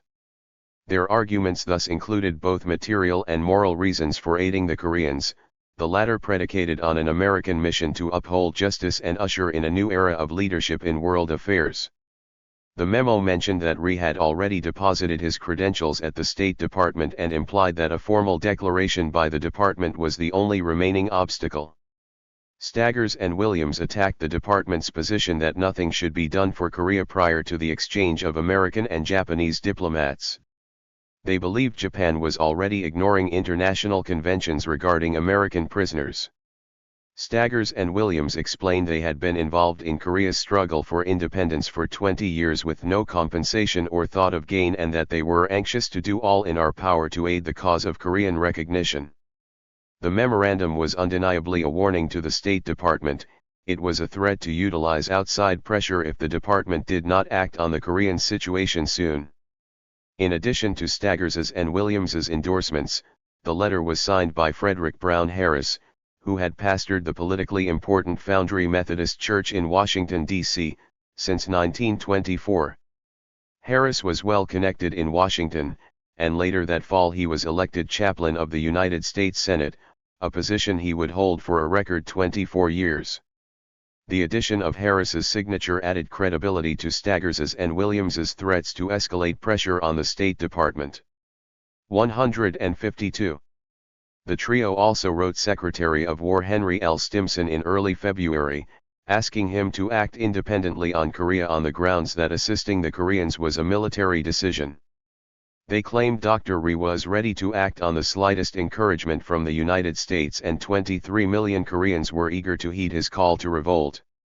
This letter and others written by the trio contained characterizations of the March 1 movement and Rhee's political power that angered his Korean rivals. The letter implied that Rhee had been the architect of the March 1 movement and was the undisputed leader of the Korean people. The first statement was simply untrue, the latter was an exaggeration. 47 The letter also made the bold assertion that America, as a nation, never recognized the Japanese annexation of Korea and reminded Secretary Stimson that the 1882 Korean-American Treaty was still in force. 48 According to Harris, Stimson responded on February 24 in the manner expected of one whose courageous and honorable views on the Far East have long been an inspiration to many Americans. Unfortunately, that letter has not been preserved. 49 Sometime in February Williams, Staggers, and Harris began calling themselves the Korean-American Council and ramped up their efforts to pressure the State Department. In cooperation with the United Korean Committee in California and the Korean Commission, the three men organized the Korean Liberty Conference at the Lafayette Hotel in Washington over 3 days. The conference culminated on Sunday, March 1, 1942, 23 years to the day after the March 1 movement. The conference was an impressive collection of journalists, missionaries, clergy, politicians, academics, and diplomats. The goal of the conference's 15 speakers was to use the history of US-Korean relations to convince the audience that the United States had a moral responsibility to recognize the KPG. The idea of an American mission suffused the conference, as did the Jeremiatic logic that the United States was being punished for failing to live up to that mission. Representative John M. Coffey told the conference, "We made the mistake of thinking that if Korea were sacrificed to Japan's plea for needed expansion, she would be satisfied." The mistake had been compounded, in Coffey's opinion, by policy after policy of Japanese appeasement, including the inability of Congress to pass a bill for dredging harbors on Guam for fear it might alarm the Japanese. "We have Pearl Harbor to remind us of our foolish policies of which we were guilty before the war and which we should never repeat." 50 Geraldine T. Fitch, a long-term missionary to China, was more direct. 153. Now what I am going to say may hurt. But it must be said. We were Korea's sister nation, we had insisted that she desert her isolation and detachment, we had opened the door, we had promised in case of trouble we would protect her. What did we do to fulfill our promises? We acquiesced to Japan's crime. I say it must be said, because this was the beginning of totalitarianism which today darkens the whole world. This was the beginning of disregard of international treaties. The United States of America helped usher in the era where treaties are no longer binding, war is no longer declared, and human life no longer sacred. Americans had to confront their guilt for the Treaty of Portsmouth, and the sooner we make restitution to the Korean people by recognizing the Korean Provisional Government, the better, she concluded. 51 other speakers, such as Paul F. Douglas, the president of American University in Washington, D.C., went beyond the question of morality and argued that recognizing the KPG was a practical strategic decision. 52 Homer B. Hulbert, a veteran of the 1919 Campaign for Independence, told the conference moving stories of his time in Korea during its last days as an independent nation and of the role he played in that struggle. Korea's subjugation literally haunted him. Sometimes in the night watches I wake and think about that land. I see before me Hagar, driven out of the tents of Abraham into the desert. He recounted the biblical story of how God took pity on Hagar in the desert and sent angelic messengers to save her and her sons. Hulbert concluded, God needs no winged angels to work his will on earth, he uses men. This messenger, charged with the duty of leading Korea out of the desert back into the family of free nations, is the United States of America. 53 The State Department came under particular attack by several of the conference speakers. Richard Eaton, a journalist, denounced the department's position that nothing should be done for Korea until American diplomatic personnel had been repatriated. He told the audience, "We have no just reason to practice appeasement towards the Japanese, whose actions we know will be guided by their own interests and not by any lenience on our part."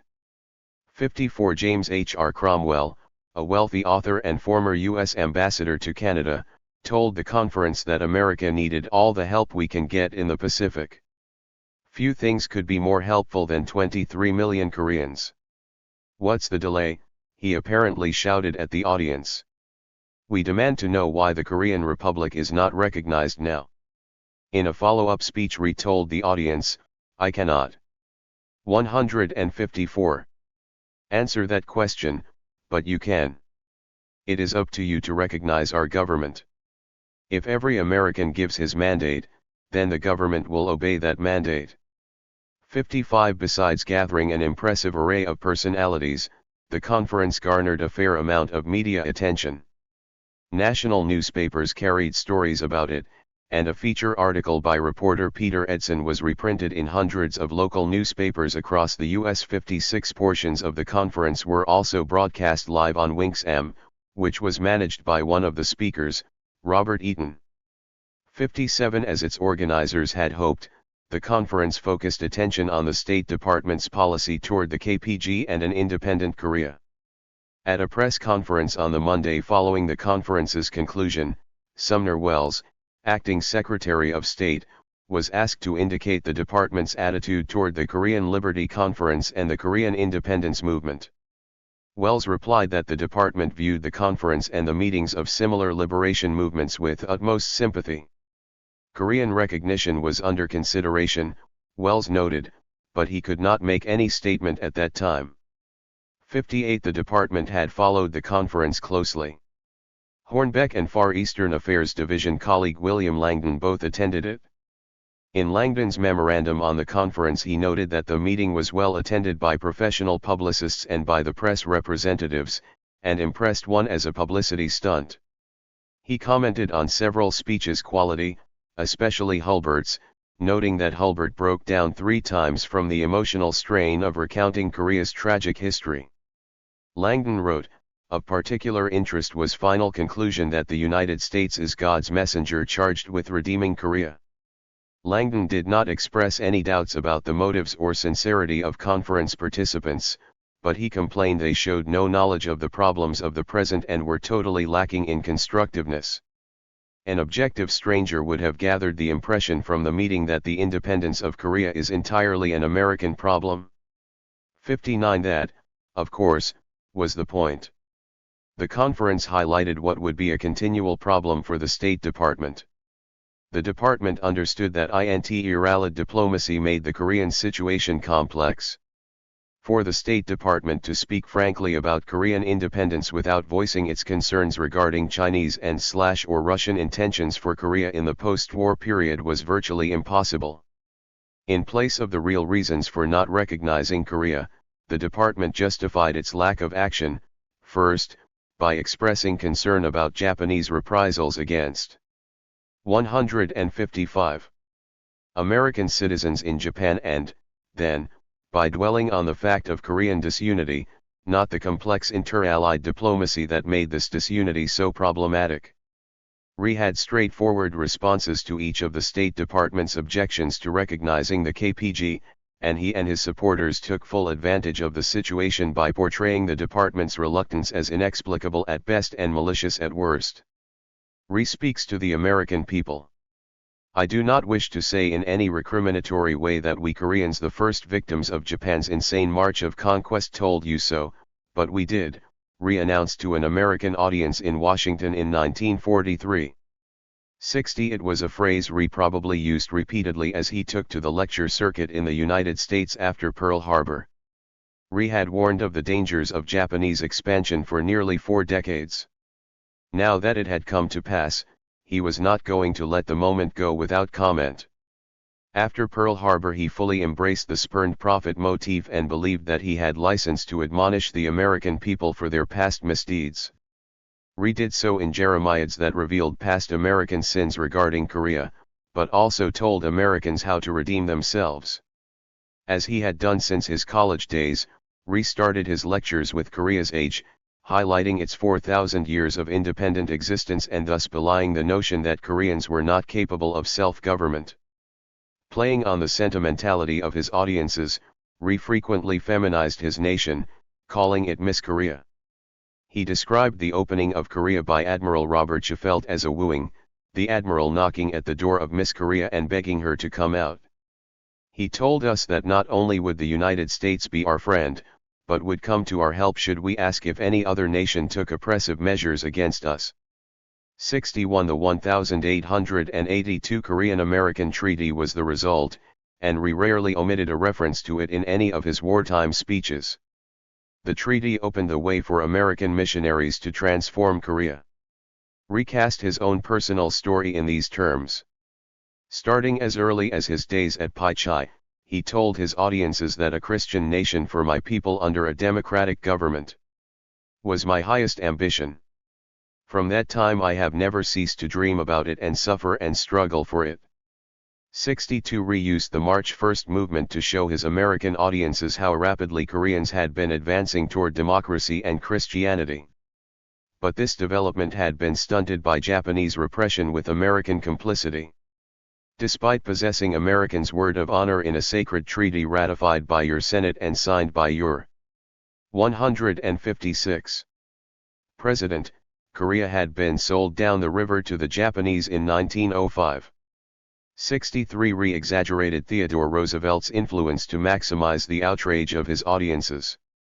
He told them, one word from the President of the US at that time would have saved Korea and maintained peace in Asia, but Americans were too deeply engrossed in Japan's propaganda stories to do anything for Korea. And Korea became Japan's arsenal and base of operations on the mainland of Asia. 64 Rhee believed that Wilson did little more to stand up for the Koreans or to confront the Japanese in 1919 when he chose expediency over morality at Versailles. Despite these betrayals, Rhee did not blame the American people, at least not most of them.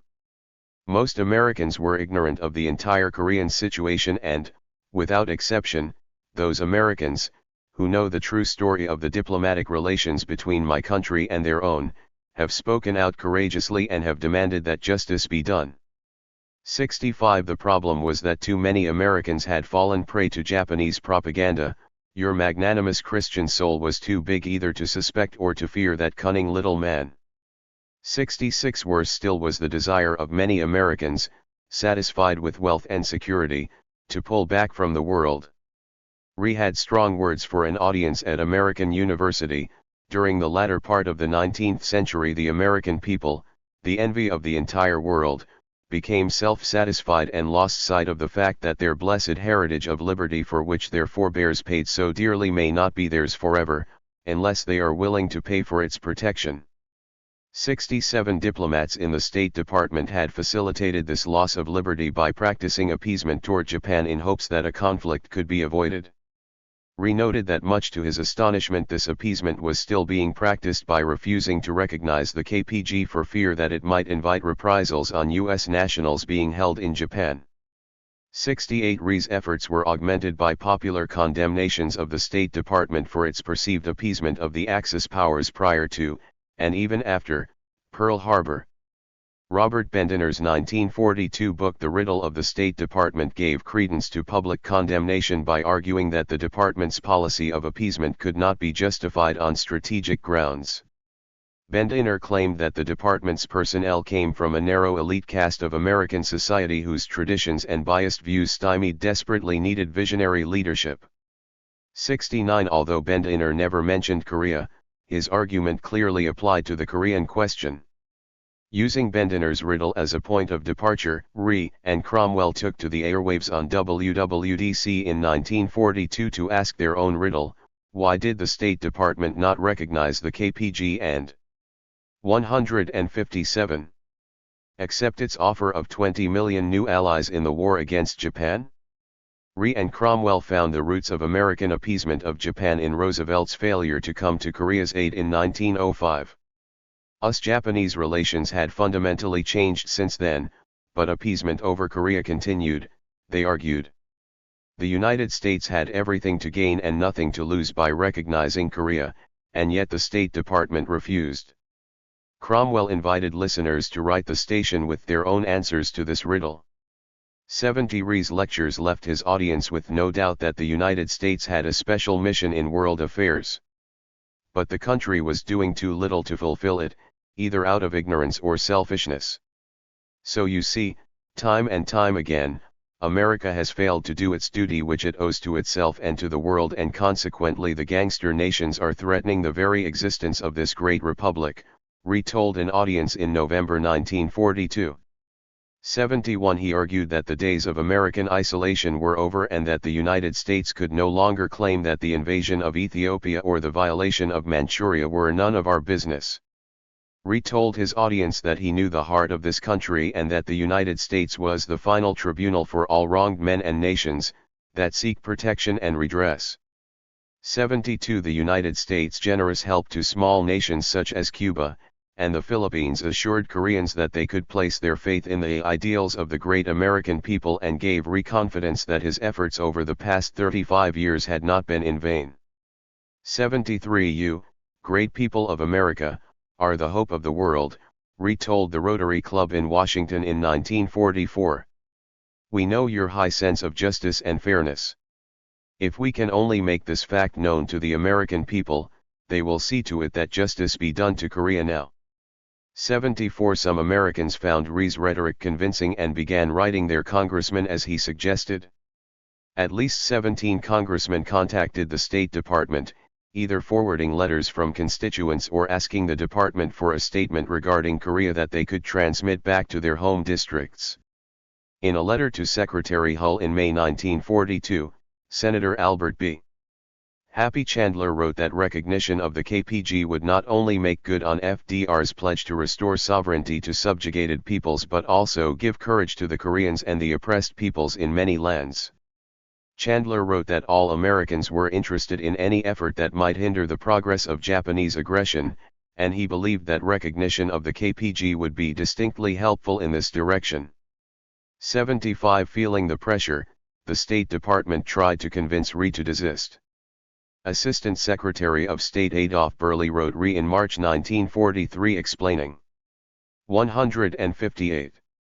That neither the State Department nor any government agency was indifferent to Korea's fate and that they were doing what they could to help. He referenced exempting Koreans from enemy alien status but told Rhee the United States was not the only power interested in Korea and that the Axis had to be defeated before the Korean issue could be settled.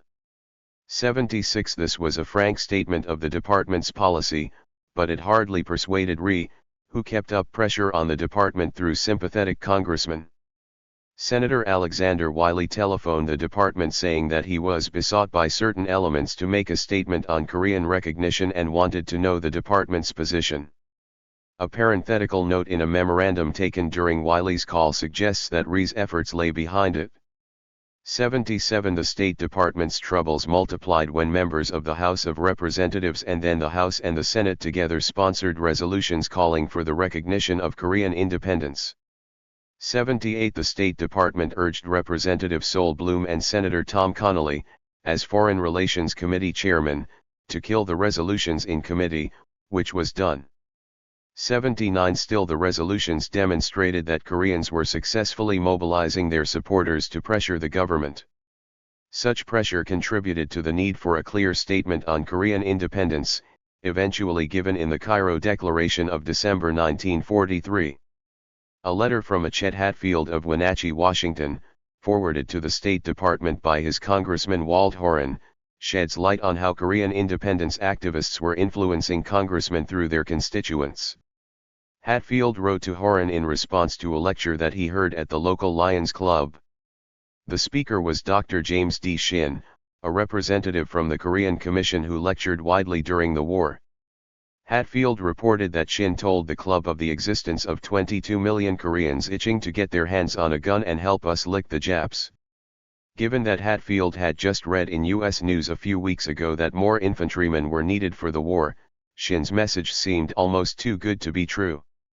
Shin told the local Lions that the Koreans had a provisional government, the KPG, ready to organize Koreans for the war effort, but despite its offer it had not been recognized or given lend-lease aid. I think the big question in everyone's mind here in Wenatchee who heard Dr. Shin was why to both these statements. Hatfield was sure that Horan was already familiar with Dr. Shin and his program and that the congressman would do all he could to further Koreans' aims without any urging from constituents.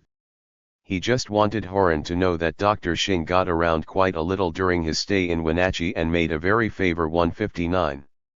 Able impression on almost everyone he met.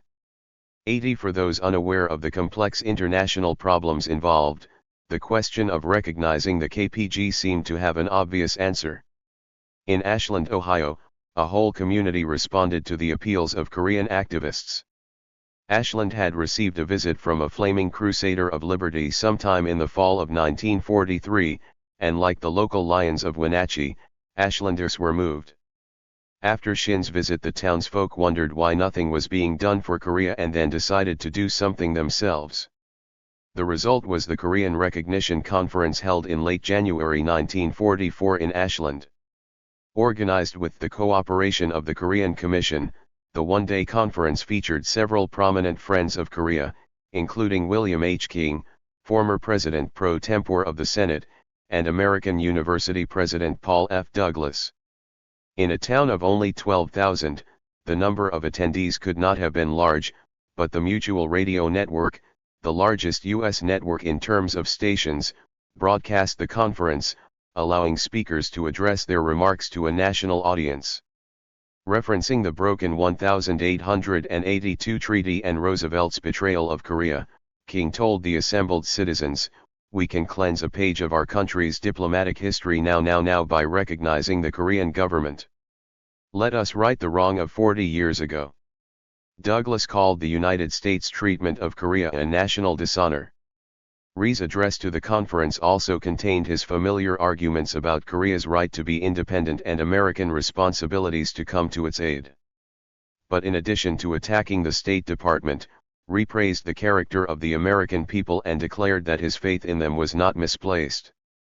"During the 49 years of my fight for Korea's freedom, even during the darkest days, when there was not a ray of sunshine, I never lost sight of a hope that someday the great people of America would come to know the truth about Korea, and then they would see that justice was done to my people." The voluntary action of the people of Ashland was proof that Rhee's cherished dream of nearly half a century was at least partially coming true. 81. The Korean cherry trees. Rhee also found creative ways of highlighting Korea's struggle. In 1943 he led a campaign to rename the Japanese cherry trees that surround the tidal basin on the National Mall in Washington, D.C. Along with other Koreans, Rhee contended that the trees were actually Korean in origin and proposed that they be referred to as Korean cherry trees. It was perhaps the easiest political victory he 160 ever achieved. After Pearl Harbor, the future of the trees was in doubt. Days after the attack, vandals chopped down some of the trees, and others were calling for their removal. Rhee's claim that the trees were Korean freed the trees from their Japanese taint and gave their admirers a justification for keeping them. Although the name of the trees was never officially changed, newspapers, especially the Associated Press, took to calling them the Korean cherry trees. For a while the name stuck. 82. Turning the debate over the trees into an object lesson, Rhee, in collaboration with American University President Paul Douglas, decided to plant a grove of Korean cherry trees at the university. In April 1943, in a solemn ceremony, Rhee told the audience that the trees in many ways symbolized Koreans' attempts to warn Americans about the Japanese. He claimed that Koreans had known for years that the trees were not Japanese, but no Americans would listen to them until after Pearl Harbor, just as Americans had also failed to heed Korean warnings about Japan. Rhee also denounced an unnamed horticultural society which, learning the origin of the trees, decided they should be called Oriental flowering cherry trees instead of Korean cherry trees. "My dear friends, this would be trivial," Rhee told the audience, "were it not symptomatic of the manner in which Japanese propaganda influences continue in this great country." He claimed the lingering influence of this propaganda caused Americans to doubt Koreans and to continue to disregard their warnings and advice. 83. Rhee's crusade to rename the trees brought him an unlikely ally, one of Congress's staunchest white supremacists, Representative John E. Rankin. Despite Rhee's extensive travels and lectures in the United States over his 40-year exile, he had avoided the American South and counted few Southerners among his supporters. Rankin is the notable exception. In March 1943, Rankin first proposed on the House floor that, with spring rapidly approaching, the trees become known as Korean cherry trees. He told his colleagues that he had only recently become aware of the trees' true origins and renaming them seemed preferable to chopping them down, as a great many indignant Americans want to do. The next month Rankin took this crusade a step further by authoring a concurrent resolution stating that the trees surrounding the tidal basin shall be known as Korean cherry trees and referring the bill to the Committee on Public Buildings and Grounds. That same day Rankin had read into the record a letter sent to him from a Californian. The letter recounted a recent conversation between the letter writer and a well-traveled Korean on Japan's ultimate intentions for the United States. The letter suggested that Koreans, if listened to, could provide more information on the 161 Japanese than all the crackpots recruited by the Office of War Information. 2 months later, in June 1943, Rankin read into the congressional record the speech Rhee gave at the American University ceremony, in which he memorably stated, I do not wish to say in any recriminatory way that we Koreans, the first victims of Japan's insane march of conquest, told you so, but we did. 84 Rhee's relationship with Rankin is another proof that in his struggle for Korean independence he would take help where he could find it, even if it came from white supremacists. The Koreans scored another victory when the U.S. Postal Service added a Korean stamp to its series of stamps dedicated to nations overrun by the Axis powers. The series originally consisted of 12 stamps, all bearing the flags of European nations overrun by the Nazis, and was issued from June to December 1943. The Korean stamp was issued 10 months later and would become the only country outside of Europe to be represented in the series. As opposed to the State Department, the Postal Service had no doubt who spoke for the Korean people. They consulted Rhee on the design of the stamp. 85. Making friends in high places. The lecturing, conferences, tree planting, and other grassroots activities of Rhee and his supporters, though small in scale, propelled Korea into ever more important forums. In early 1942, Pearl S. Buck followed up her favorable review of Rhee's Japan Inside Out by planning an event titled Korea and the United Nations under the auspices of the East and West Association. Buck actively recruited prominent Americans to speak at the event. In a telegram to New York Governor Herbert H. Lehman, she explained that encouragement to Koreans at this critical time will be of great value to our own national morale as well as theirs. Lehman could not attend, owing to long-standing commitments, but Buck managed to line up National Book Award, winning author Vincent Sheehan and prominent scholar Owen Lattimore to join her and Rhee on stage. Paul Robeson provided the musical entertainment. 86 Rhee's star continued to rise. In December 1943, Newsweek ran a story titled Rhee's Revival that featured a statesman-like photo of him at his desk at the Korean Commission. The story somewhat exaggerated Rhee's influence, stating that his spirit of independence was read by all literate Koreans and mistakenly claimed that Rhee was imprisoned by the Japanese instead of the Korean monarchy as a young man, two errors that Rhee may not have been interested in correcting. 87. 162. Rhee's diary for 1944, the only year during World War II that is extant, reveals the extent to which he became a minor American celebrity. At Princeton he was entertained by Albert Einstein, who told him, somewhat cryptically, "He who lives a good life, lives hidden." In Washington, D.C. he met with author Upton Close and journalist Walter Trohan. In New York he lunched with the three head men of Time, Life, and Fortune magazines. 88 Also in New York, Rhee was a featured speaker at the Second National Conference of the Emergency Committee to Save the Jewish People of Europe. He shared the stage with prominent Mormon and U.S. Senator Albert D. Thomas as well as Zionists Hillel Kook and Yuan Smerdenko. 89 Rhee was taking every opportunity possible to present Korea's case. On February 16, 1944, Pearl Buck's East and West Association hosted a second Korean event at New York's Town Hall Theater, featuring Buck as the main speaker. Buck argued that Americans had twice betrayed Korea, Roosevelt by violating America's treaty obligations in 1905, and Wilson by refusing to show sympathy with Koreans' embrace of self-determination. She told the audience that Koreans were again looking to the United States for help to ensure their independence from Japan and, indeed, from all other alien governments after the war.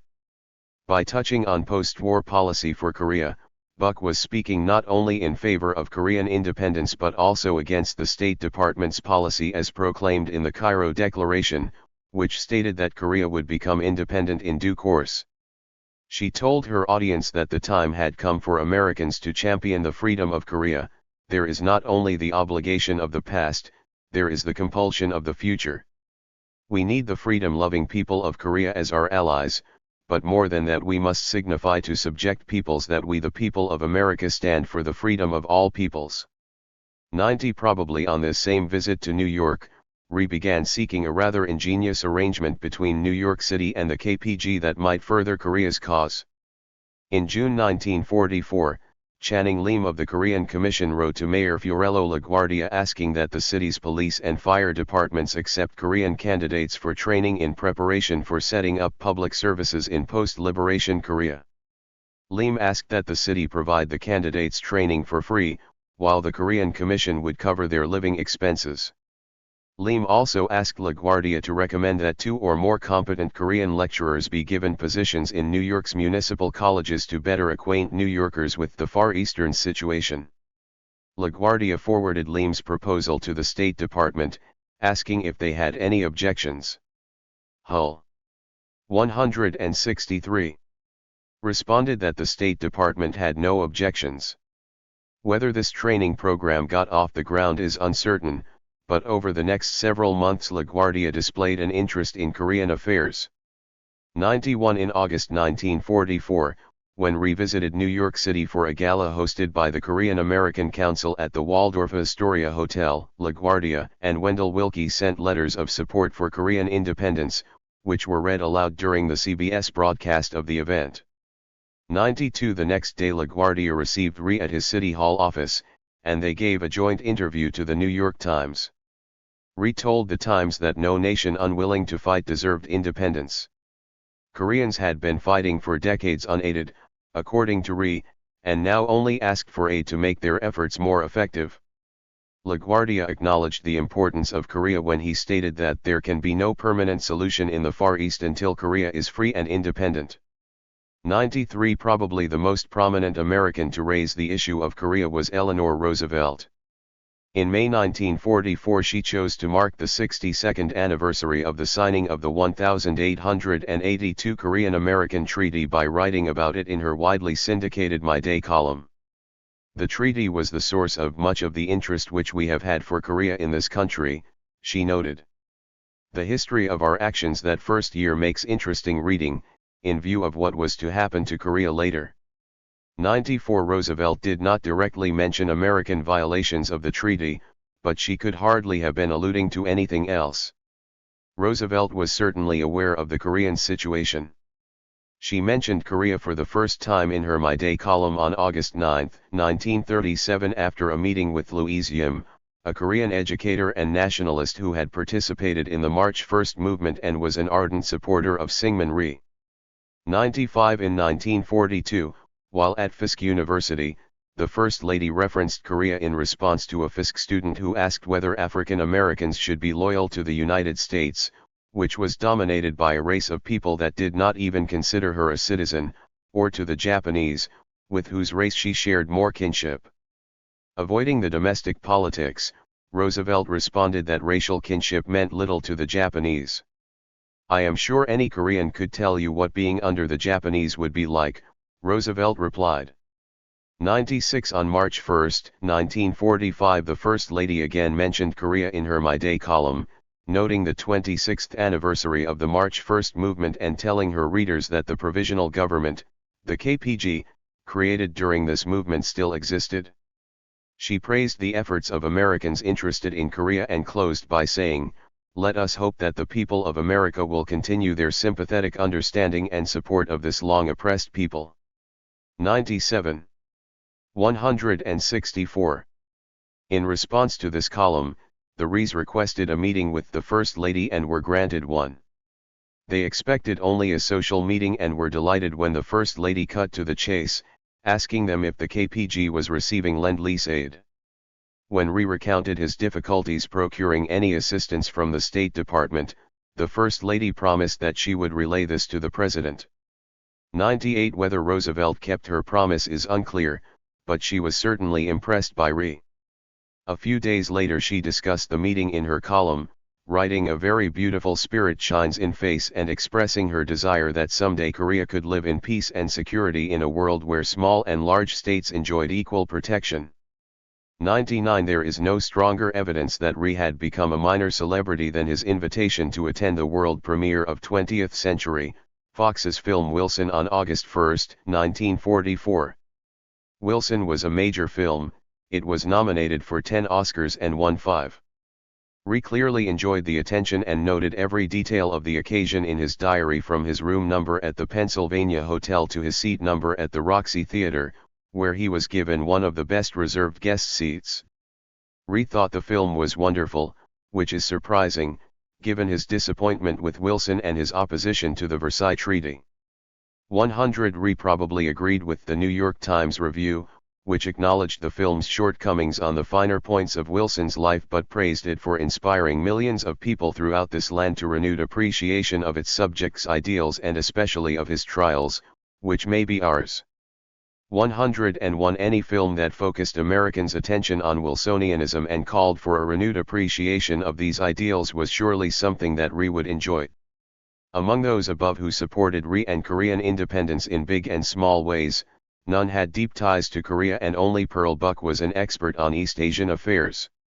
What would have drawn Wendell Willkie, Fiorello LaGuardia, Eleanor Roosevelt, and the management of 20th Century Fox to Syngman Rhee and Korean independence?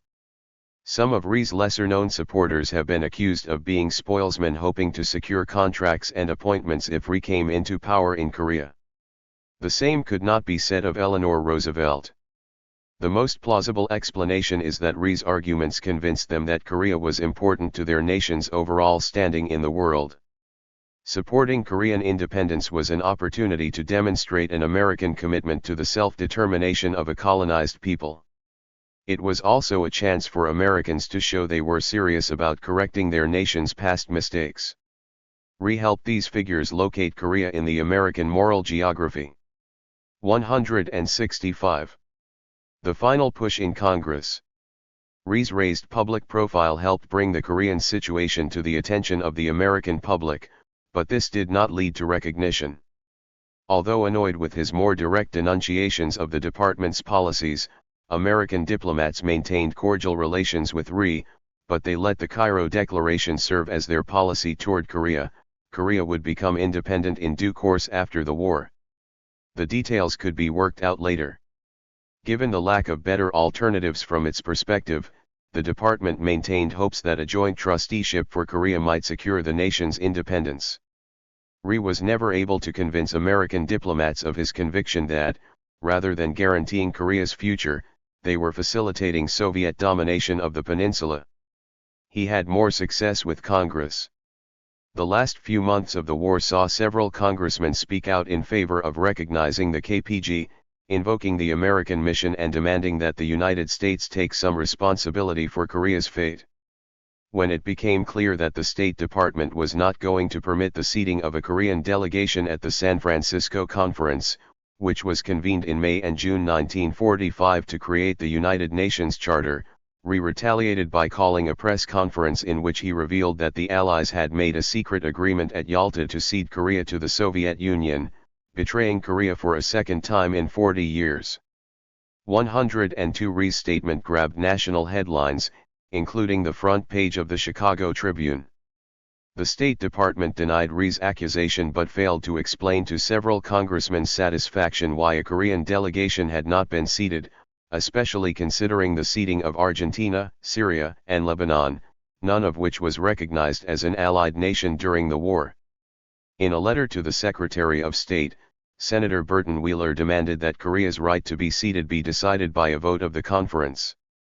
Even President Truman was reported to have asked for an investigation of the Yalta files to see if such a secret agreement had been struck. 103 Rhee basked in the media attention this revelation earned him. In a published letter to the editor of the Chicago Tribune thanking the paper for covering the secret Yalta agreement, Rhee wrote that the paper's brave disclosure would prevent Korea from being secretly sold out again. 104 After Rhee made his allegations, many Americans rallied to the Korean cause by writing President Truman, the State Department, and their congressmen. Moselle Eubanks of the Wesley House in Nashville wrote President Truman that it would be a flagrant violation of the Atlantic Charter and the 166 cause of justice and righteousness if Korea was abandoned to Russia. 105 Alice Butts responded to President Truman's appeal for prayers on his behalf by giving him a lecture on Korean-American relations going back to 1882. Koreans had absorbed the American spirit to a remarkable degree and wanted independence no less fervently than the American founders, she wrote. She was praying regularly, along with thousands of Koreans, that God would guide the president in this matter and that he would realize he was best placed to see that Korea was treated right and given her sovereignty. 106 1 Lottie B. McMeans told Truman that American Christians were much concerned to hear that Christian Korea had been traded to Russia. She was praying that Truman would receive divine guidance and that heeding this guidance the United States of America will again shine forth as a great Christian nation. She also had it on good authority that Korea could furnish the Allies with 3 million men to fight Japan. This might be worth considering, she concluded. 107 There was an implicit warning in these letters: American Christians would not countenance Korea's abandonment. For other letter writers the warning was explicit. Washington lawyer and prominent Presbyterian leader William Lauro Jr. warned in a letter to the Washington Evening Star the resent among church people would, indeed, be deep if rumors of a secret Yalta deal were true. He further argued that anything short of safeguarding the interests of this little nation would offend Christian people throughout the world. 108 Dr. William T. Ellis, the author of 2 nationally syndicated columns, Religion Day by Day and Sunday School Lessons, was just as clear. He wrote Truman's press secretary Charles Ross asking him to forward a letter to the president on US-Korean relations, particularly Theodore Roosevelt's violation of the 1882 Korean-American Treaty. He probably doesn't know the sensational Theodore Roosevelt story, Ellis wrote, but he does know what a row will be aroused among the church people if we again go back on Korea. 109 Other letters indicated that concern over Korea was no longer limited to American Protestants. Immediately following Rhee's accusation, a group calling itself Catholics for Korea cabled President Truman demanding that any secret treaty be disavowed and that Korea be given its independence free from the domination of any other nation as soon as it was liberated. The letterhead of Catholics for Korea was packed with the names of prominent American Catholics including Archbishop Francis Spellman, American diplomat William Franklin Sands, and singer Bing Crosby. Further down the list of sponsoring members were several editors of the liberal Catholic magazine Commonweal, including the well-known socialist John Court.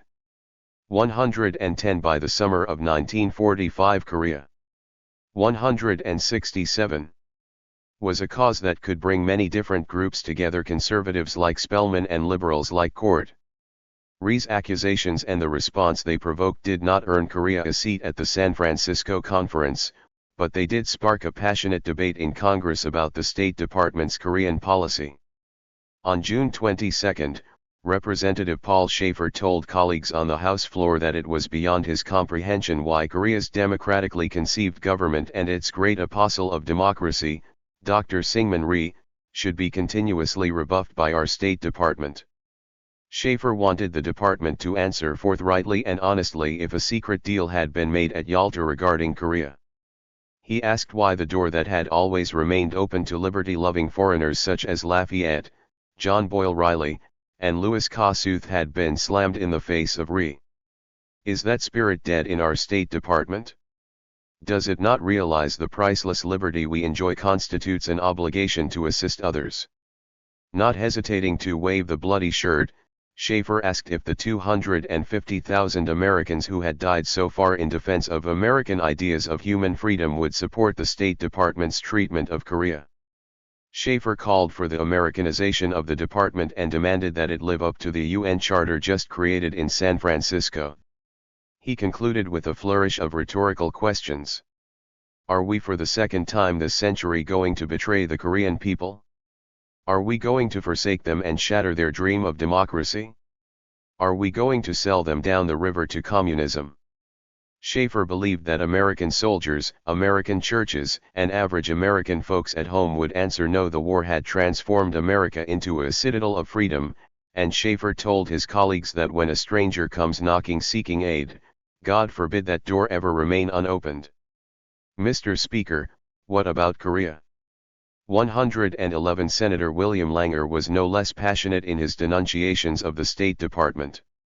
He blamed the State Department's appeasement of Japan for the current war and claimed, "We are wiping out, with the blood of our heroes upon Pacific battlefields, the blunders of our diplomats."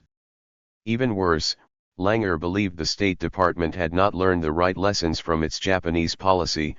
Appeasement only leads to more conflict. He charged the department was now appeasing the Soviets instead of the Japanese.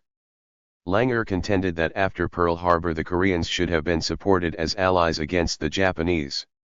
Instead, the State Department demanded that Syngman Rhee, again called Korea's venerable apostle of democracy, first unify the KPG with a minority of Korean communists. Further appeasement at Yalta resulted in a situation in Asia where the Soviet Union could unilaterally occupy. 168. Korea. According to Langer, the chances were 9 out of 10 that neither the United States nor any other allied nation would send troops to fight for Korea. Rather, they would continue their appeasement policy. 112. Senator Wayne L. Morse disagreed. He recounted at length the history between Korea and the United States since 1882 and told the Senate that he was raking up these dead coals because they have a definite bearing on the future. He praised Franklin Roosevelt for his determination in the Cairo Declaration that Korea would not be left in the hands of the Japanese, but what of the Russians and the Chinese?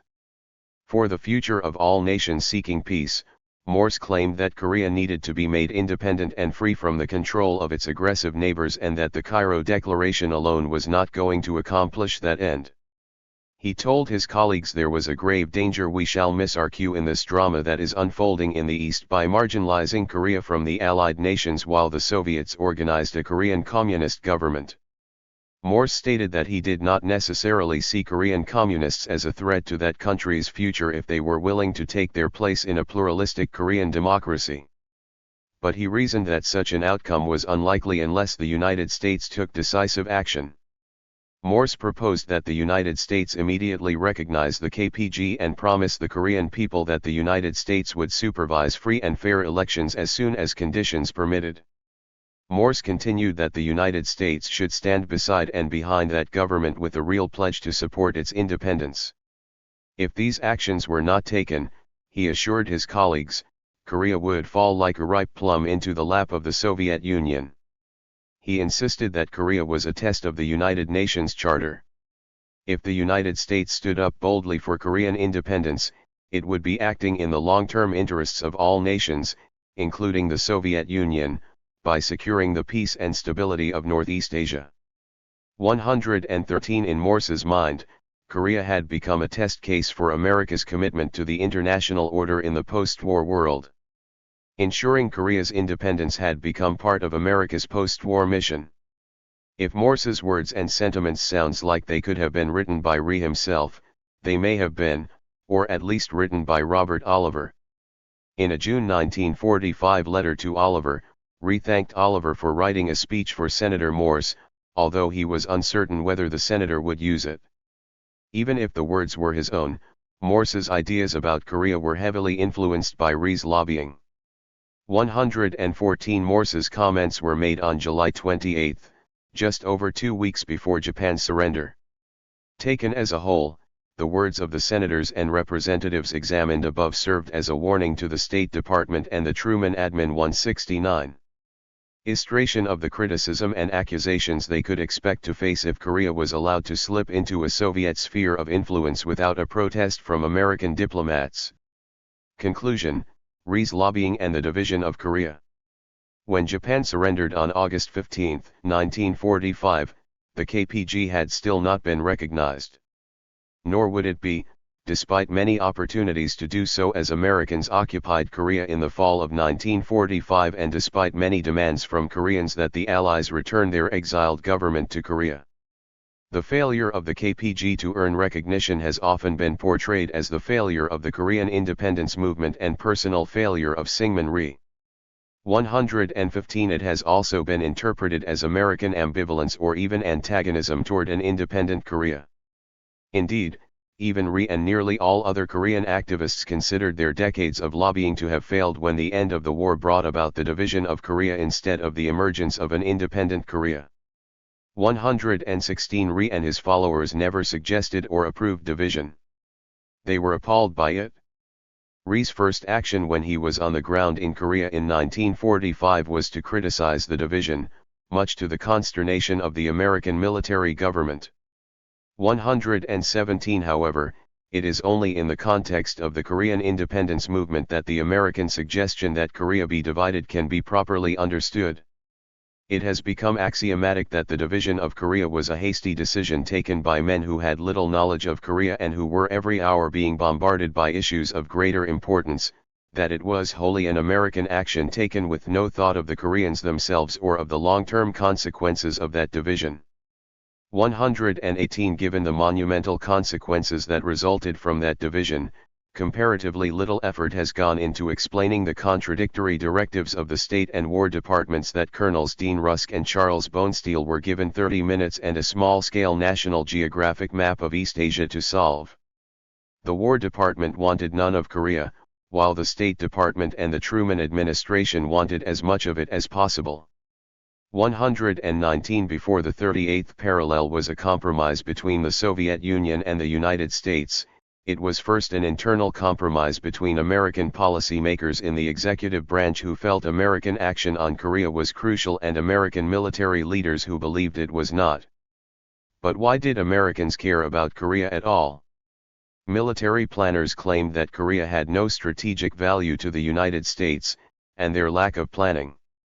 170. For either an assault on or an occupation of Korea proved they believed it. 120 The Assistant Chief of Northeast Asian Affairs during the Truman administration, Niles W. Bond, claimed, "The military never felt, and I don't think the political side of the government did either, that we had any long-term interest in Korea, but the State Department always felt that we had a responsibility there." He continued, "The Koreans, of course, were very good at playing on this feeling, on this moral responsibility of ours."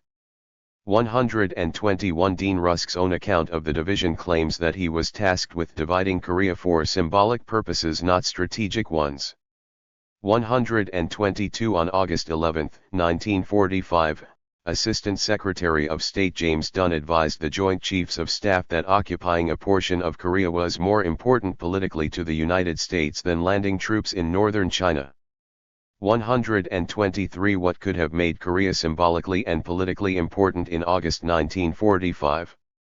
If one believes that the Korean independence movement was a failure and that it had no effect on American policy, this is puzzling indeed. However, a proper understanding of the Korean independence movement, both its successes and its failures, brings the division of Korea into a new light.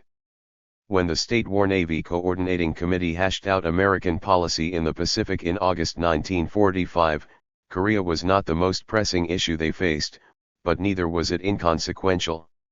Rhee's activism had brought Korea to the attention of a wide array of stakeholders, and his allies in Congress had clearly communicated that abandoning Korea to the Soviets would have political consequences. The State Department was especially under pressure. Bendiner's riddle of the State Department had already given voice to the dissatisfaction many Americans were feeling with the judgments and decisions of their top diplomats.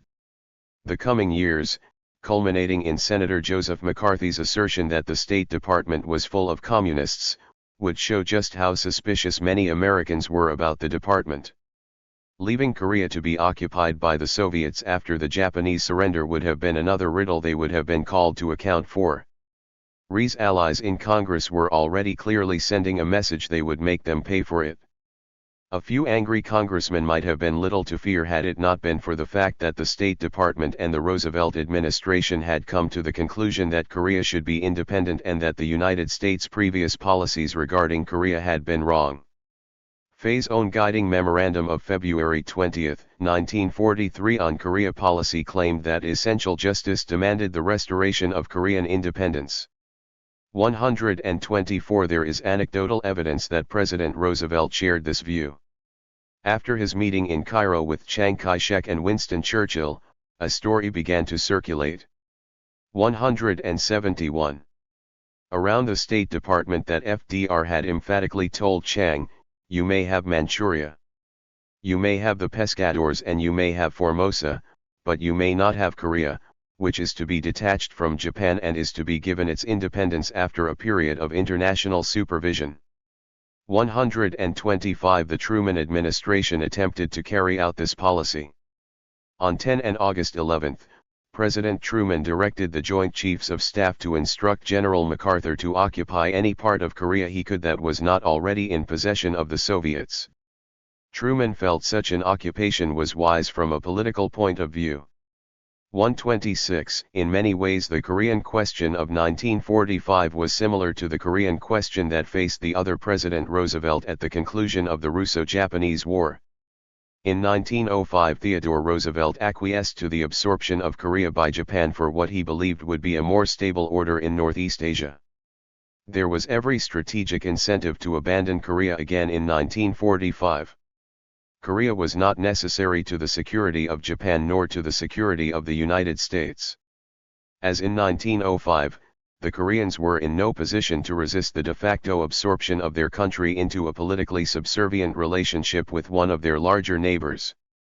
Ceding control of the entire Korean peninsula to the Soviets would have made strategic sense, and in the realm of superpower politics would have been more equitable, the United States occupying all of Japan and the Soviets all of Korea. And yet, there was no one willing to champion this strategy. The United States had to do something for Korea for symbolic purposes, as Dean Rusk wrote. Korea's symbolic importance in 1945 was largely due to strategies and methods pioneered by Syngman Rhee during his 40 years of activism in the United States. Rhee did not invent the idea of an American mission nor engineer the American sympathy for and interest in Korea that resulted from the explosion of Christianity there in 1907.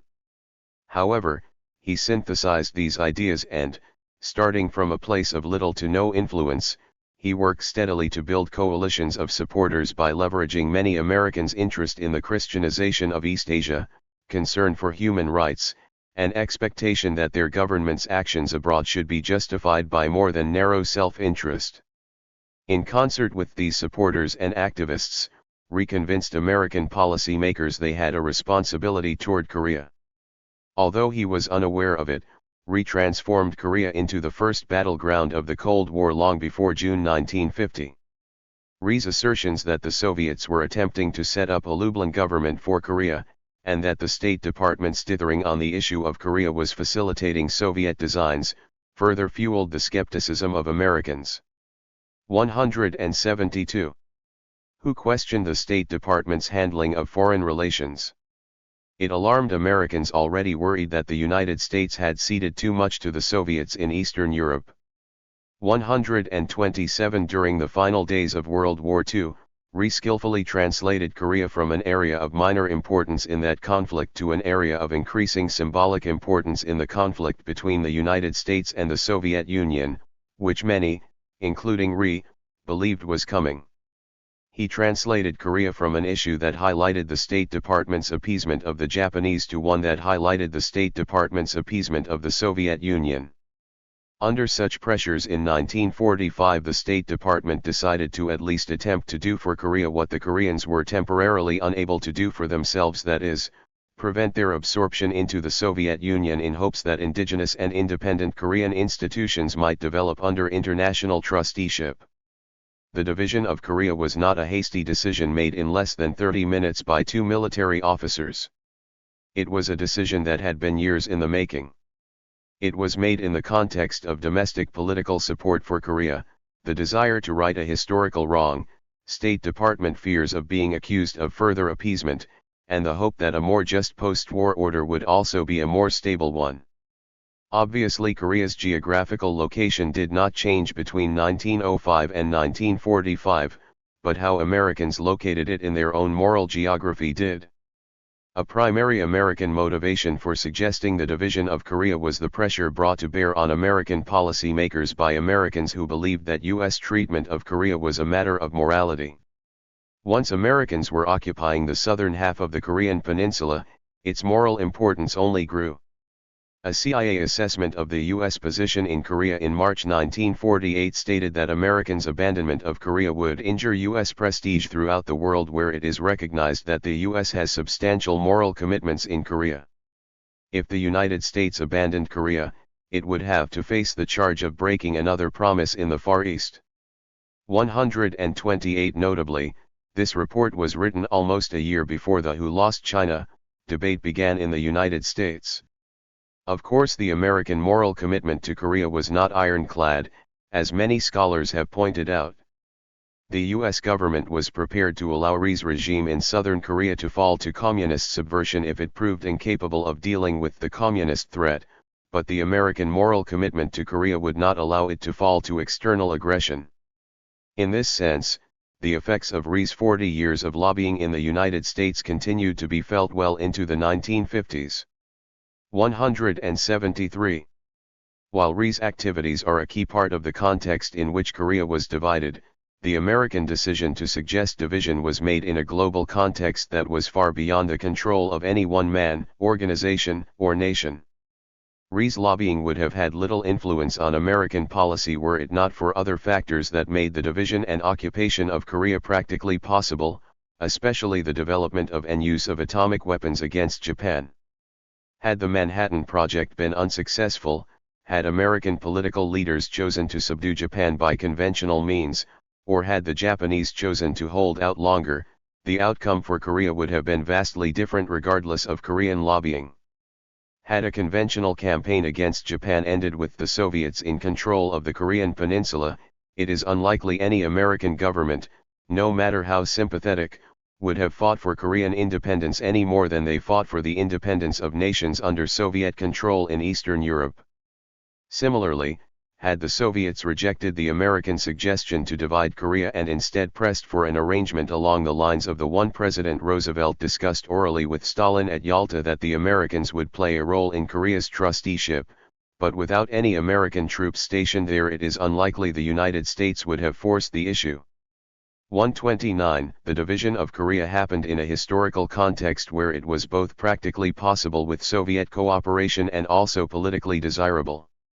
Rhee and the Korean independence movement could do little to make an American commitment to Korea more or less practical, but they could, and did, affect the politics of it. It should be unsurprising that Korean lobbying and its influence on the decision to divide Korea has been poorly remembered.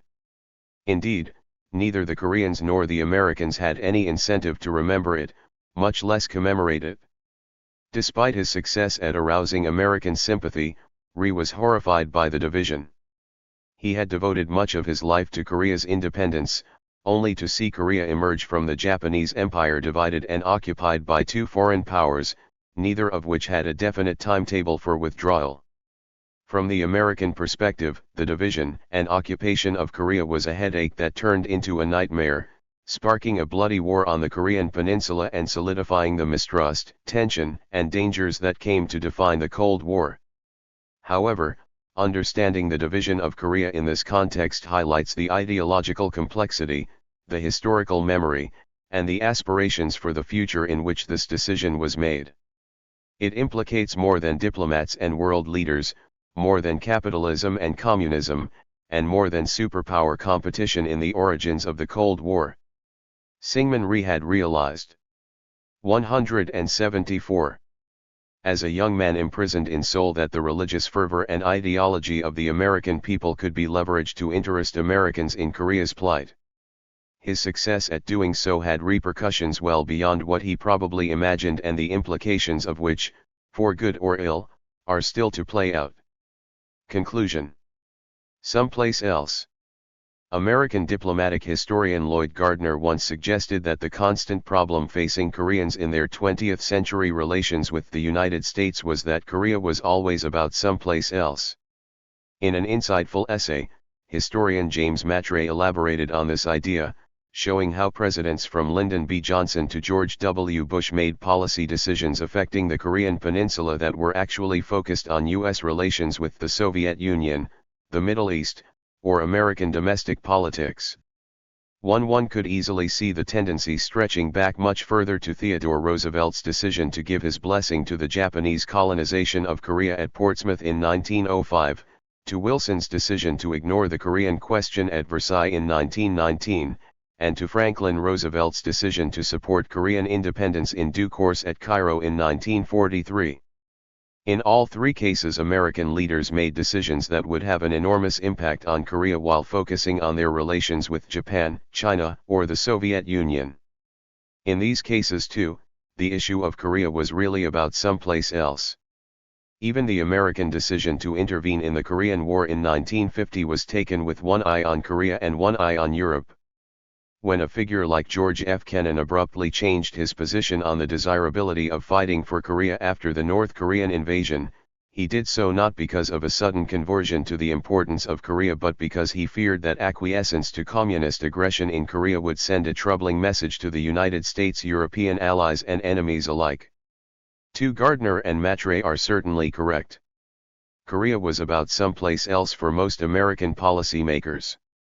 This study builds on their analysis by showing that this phenomenon of Korea being about someplace else was not just limited to physical geography and that in the realm of American moral geography, many Koreans themselves did not resist this tendency, but actually encouraged. 176. At a fundamental level, figures like Syngman Rhee and his close associates tried their best to make Korea about someplace else during their 40 years of lobbying in the United States. Their goal was to shift American perceptions of Korea from being a remote peninsula wedged between larger Asian powers to being a nation that presented both a challenge and an opportunity for Americans who believed in the existence of a wider American mission. American exceptionalism in the form of the American mission was critical to Rhee's attempts to relocate Korea. Rhee had imbibed the idea of an American mission at Pai Chai and never doubted the sincerity with which average Americans held this belief, even if he could be skeptical about the intentions of American diplomats. He understood the mutability of this mission and proved adept at changing his message to conform to its iterations during his long career as a representative of the Korean people in the United States. As a student in the United States, Rhee wisely subordinated his Korean nationalism to the American mission to Christianize the world in a generation. Doing so provided him with a crucial reservoir of personal support from American Christians that he used to secure himself a high-quality education and a reputation as a lecturer. Rhee's use of Christian networks was not merely for personal gain. His conversion to Christianity appears to be genuine, but he saw Christianity as more than just a personal religion. Rhee believed Christianity was a way of nurturing a new, more modern, Korean nationalism that would prepare Koreans to regain and maintain their independence. Couching his early appeals to Americans in terms of Christianizing Korea was almost certainly more effective than direct appeals for Korean independence would have been. Although the issue of colonialism divided many Americans, few Americans during the age of Roosevelt would have argued self-determination was an intrinsic right of all peoples, much less a right that the United States could or should defend. Rather than trying to convince Americans of a premise many of them would dispute, he instead showed them how Korea fit into a mission, the Christianization of the world, that millions of Americans were already supporting and into a system of beliefs they already held. While Rhee consistently emphasized a strategy that would relocate Korea in Americans' moral geography, he certainly was willing to make geopolitical arguments whenever he thought they might be effective. Such was the case during the Washington Naval Conference, when Rhee again realigned his movement to converge with the major mission of American foreign policy, establishing a durable peace between great powers through disarmament. While acknowledging the importance of disarmament, the unseated Korean delegation used the 177 focus on the East Asian political situation during the conference to add a geopolitical argument to the moral arguments they continued to make in favor of Korea's independence. The Koreans argued their nation was the Belgium of Asia and only its neutralization could ensure a peaceful and stable order in Northeast Asia. The conference's focus on international law as a means of solving geopolitical problems also gave the Koreans an opportunity to highlight the 1882 Korean-American Treaty and the treaties signed between Korea and the other powers represented at the conference, including the Japanese. Such a strategy of mixing Korea's geopolitical importance with its moral importance reached its zenith with the publication of Japan Inside Out in 1941. Here Rhee argued that Korea was a test of Americans' commitment to their founding fathers' spirit of '76, while also arguing that Theodore Roosevelt's abandonment of Korea in 1905 had started a policy of appeasing the Japanese that would sooner or later lead to an attack on the United States. The attack on Pearl Harbor that followed just a few months later afforded Rhee plenty of opportunities to argue in favor of Korea's utility as an ally in the war against Japan, while he continued to insist it was Americans' moral failure to stand up for Korea's independence that enabled Japanese aggression in the first place. His argument was that in forsaking their nation's ideals, American policymakers had also not been acting in the United States' long-term interest.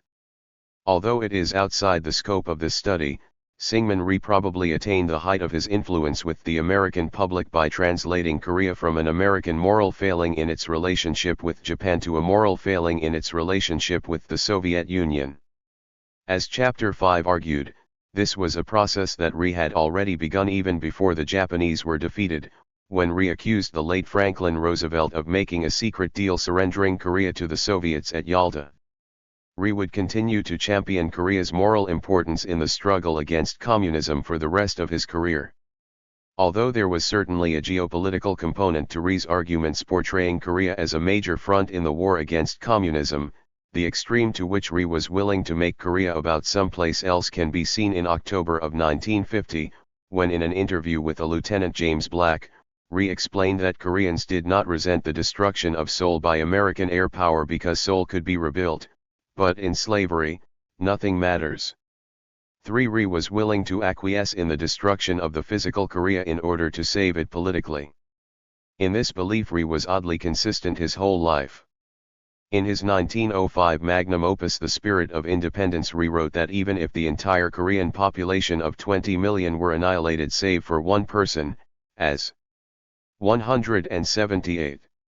Long as that one person had Korean independence firmly rooted in mind and was willing to act as its guardian, then there was no cause for alarm. 4. Rhee further dissented Korea from its actual geography when he famously asked for the support of the American people and military to reunite Korea and win back the Chinese mainland in cooperation with Chiang Kai-shek during his address to a joint session of the U.S. Congress on July 28, 1954.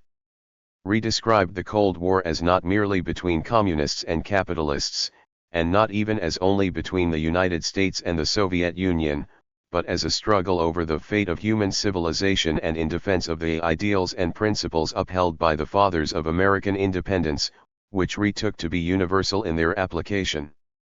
Rhee urged the members of Congress to realize that they had an opportunity to make Asia safe for freedom and, in doing so, to settle the world communist problems in Europe, Africa, and America.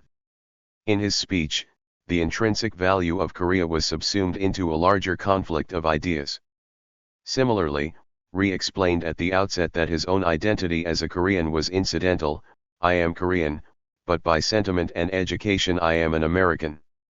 5. Even at the late date of 1954, Rhee was still reaping benefits from his nearly 4 decades of lobbying in the United States for Korea's independence. On the day of Rhee's address, the U.S. Senate opened its session with a prayer by Senate chaplain and longtime Rhee supporter Frederick Brown Harris. Harris had served as a key member of the Korean American Council during the war and remained a booster of Korea his entire life. He would write a moving obituary of Rhee in 1965, and the correspondence between Mrs. Frederick Brown Harris and Francesca Rhee indicates that Harris spent the 1950s speaking enthusiastically about Korea and Rhee at every opportunity. 6. On the historic occasion of Rhee's address to a joint session of Congress, Harris took the opportunity to link the cause of Korea clearly to his own conception of the American mission. His prayer that day deserves to be read at length. Almighty God, eternal love, thou source of all life and light, we would yield our flickering torch to thee. Beyond all the madness of these angry days, with nations in commotion, we turn to thee who sittest above the floods and in whose balances the nations are weighed. Lift us out of our doubt and cynicism by a great faith to live by and great causes to live for. Facing now unfinished tasks calling for courage and sacrifice, vision, and wisdom. Shape our policy and guide our destiny. We thank thee for the steadfast faith of thy servant, Syngman Rhee, who today comes crowned with honor to plead the cause of thy truth. 179. Against the devil's falsehood, not only as that truth faces the principalities of darkness in his own land, but also in all the reaches and ranges of this global struggle. Give us a part in making the earth's crooked ways straight, when social and industrial relations will lose their hard antagonisms and become the hallowed cooperation of comrades in human service, in the name of the servant of all. Amen. 7. The belief in a moral economy and the judgment of nations by the divine is a clear feature in Harris's prayer, as is the need for the United States to take up tasks calling for courage and sacrifice, vision, and wisdom. Given what Rhee would ask for later in his address, it is likely that Harris may even have composed his prayer with Rhee's mission in mind. Just as clear in Harris's prayer is the same identification of Korea with the American mission to the world that Rhee would later expound upon in his speech.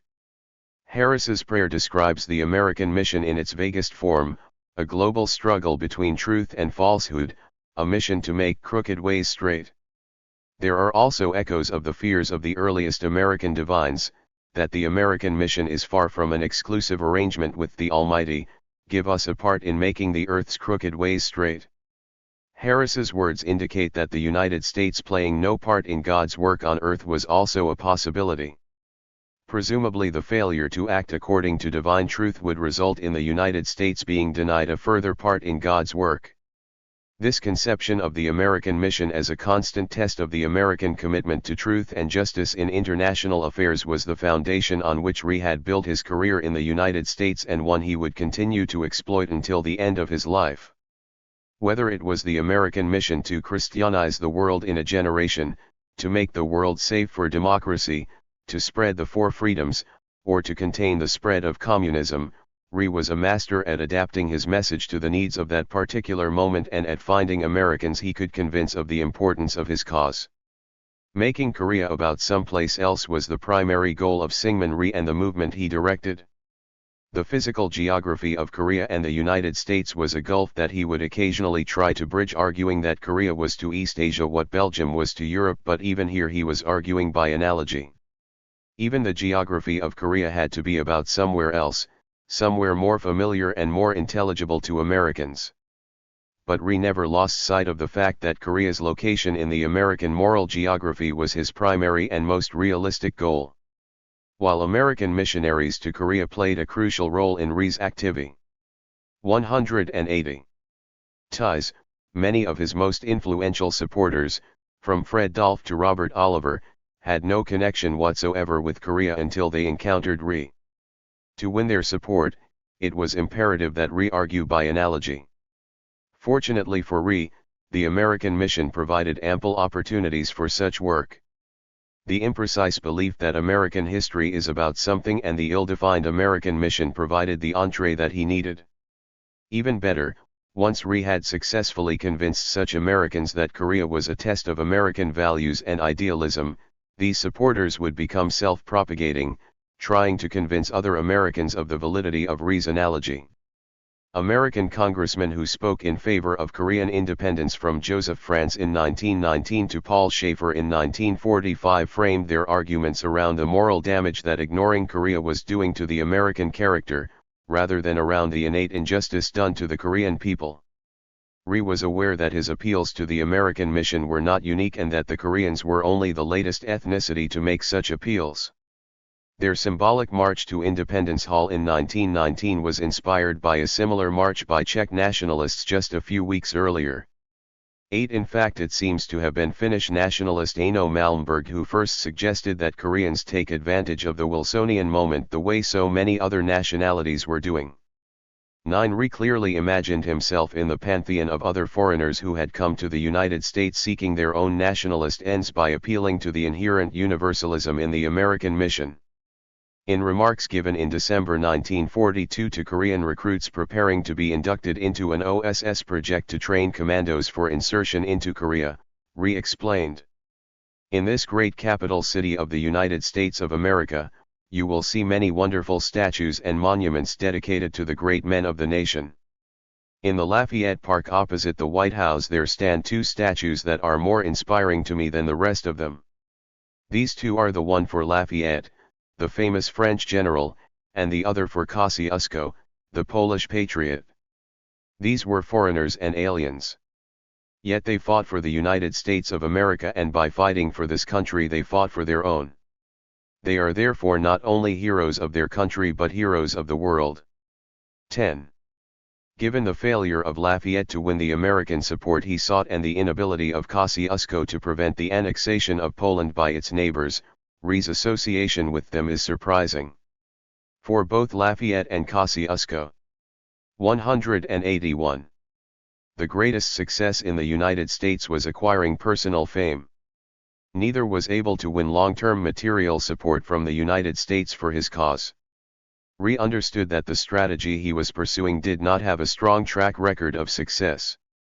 All the way back in 1912 he wrote in his dissertation of the failure of French consul Edmond Charles Genet to enlist American aid in France's struggle against Britain and Spain in the 1790s. Rhee wrote that Genet first tried to convince Americans they were obligated by treaty to assist France. When that proved insufficient, Genet went so far as to arm himself with public enthusiasm against the government to which he was accredited. Although Genet's lobbying stirred the sympathy of many Americans, it ultimately failed to produce the desired outcome, American support for revolutionary France. 11. If Rhee ever reflected on his dissertation after 1922, he surely could not have missed the parallels between himself and Genet. Rhee had certainly stirred American sympathy for Korea, but the outcome fell well short of his expectations and goals. Making Korea about someplace else was not what Rhee would have preferred, but he was willing to use nearly any means necessary to secure support for Korea's independence. As Matre and Gardner have pointed out, Korea was always, or nearly always, about someplace else. Koreans like Rhee understood that. They even came to accept it as a compromise that was necessary if Korea was going to become a somewhere instead of a nowhere in the American moral geography. Rhee accomplished this relocation of Korea by making the argument that Korea was crucial to the American mission in its varying iterations, as a mission to Christianize the world, to make the world safe for democracy, to rid the world of fascism, and later, to defeat communism. By doing so, Rhee made the Korean independence movement primarily a test of the American character and a debate over the United States' role in the world rather than about Korea's relative importance to the United States in geopolitical terms. This was an indirect strategy to be sure, but given the remoteness of Korea from the United States and the narratives of Korea's lack of civilization that had to be overcome, Rhee judged that making Korea about the American mission was the most effective course he could pursue. Epilogue. Rhee's rise to power. The connections Rhee built with Americans during his 4 decades-long campaign and the prestige these connections afforded him contributed directly to his rise to power in post-war Korea.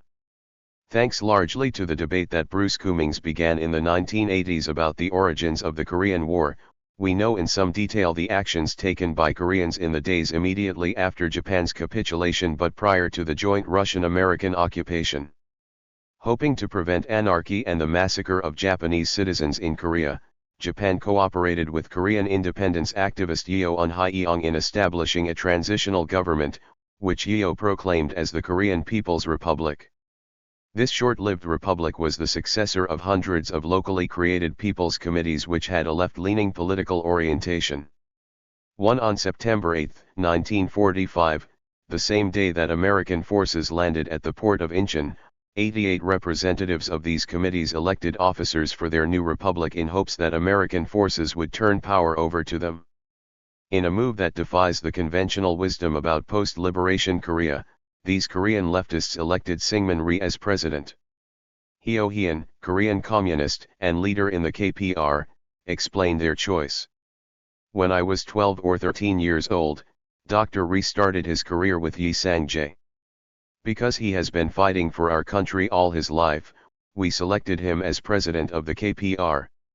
2 Korean conservatives, largely marginalized from the KPR, were hardly less enthusiastic about Rhee. Contemporary observers and scholars have noted that respect for Rhee was only part of the explanation for his selection. H. Merrill Benninghoff, the first American political advisor to the State Department on the ground in Korea, wrote that he believed the KPR was going to use Rhee and other KPG-MEM. Epilogue 183. Bears as a facade behind which they could operate.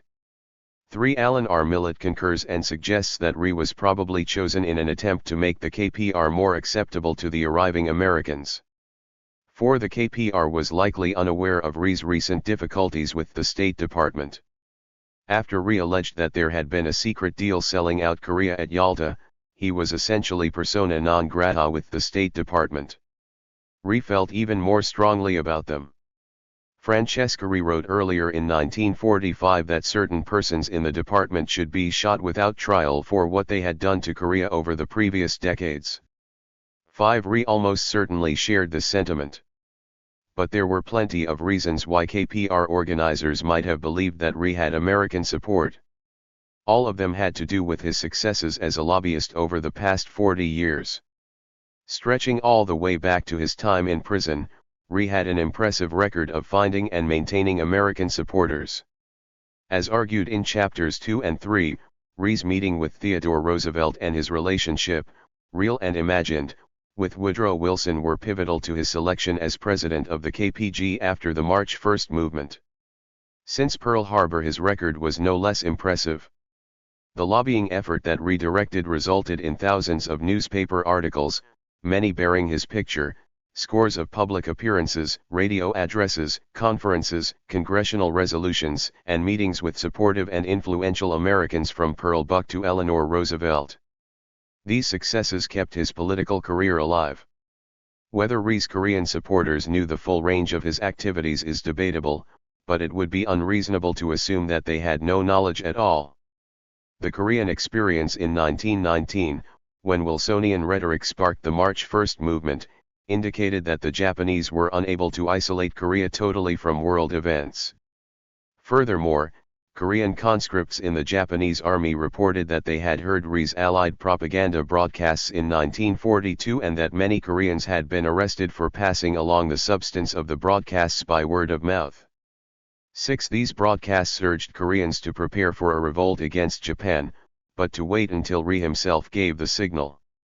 Had the Koreans heard nothing else about Rhee during the war, these broadcasts would have sent the message that one of their legendary leaders was still alive, still struggling, and working with the Americans to liberate Korea. Rhee's failure to gain recognition for the KPG during World War II was quickly forgotten as more pressing issues threatened Korea after liberation. With Korean independence now threatened by both the United States and the Soviet Union, Rhee's connections with influential Americans made him an important figure in Korea. While the KPR had possibly embraced Rhee for strategic REA. 184.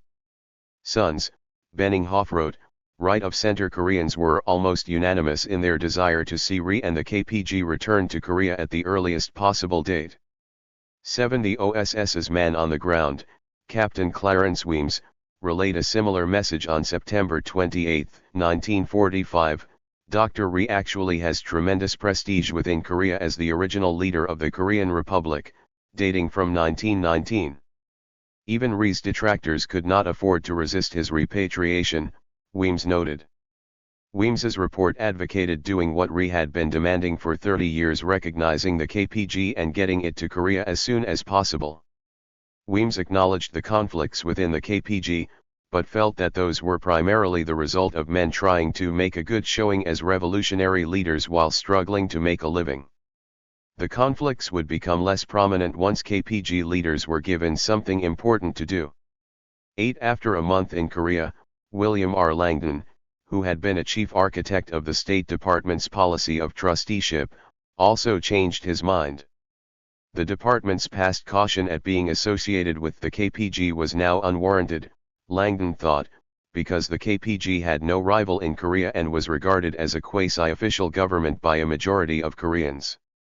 Langdon reported that trusteeship was universally reviled and feared that it could only be maintained by force. Under the circumstances, he recommended that the department drop trusteeship and transfer power to the KPG as soon as possible. 9. Despite the recommendations of many advisors, the State Department would take almost 2 years to abandon trusteeship. In the meantime, the department facilitated the return of Korean exiles and leaders of the KPG to Korea, albeit as private citizens. Given his prestige, presence in Washington, and connections with influential Americans, especially Millard Preston Goodfellow, the deputy director of the OSS. Rhee was the first of the major exile figures to arrive back in Korea, on October 16.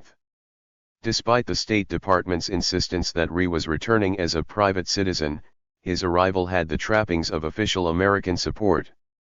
He was flown to Korea on a military plane after consulting with General John Hodge, the military governor of Korea, and General MacArthur in Japan. Hodge hoped that he could use Rhee as a figurehead. He was wrong.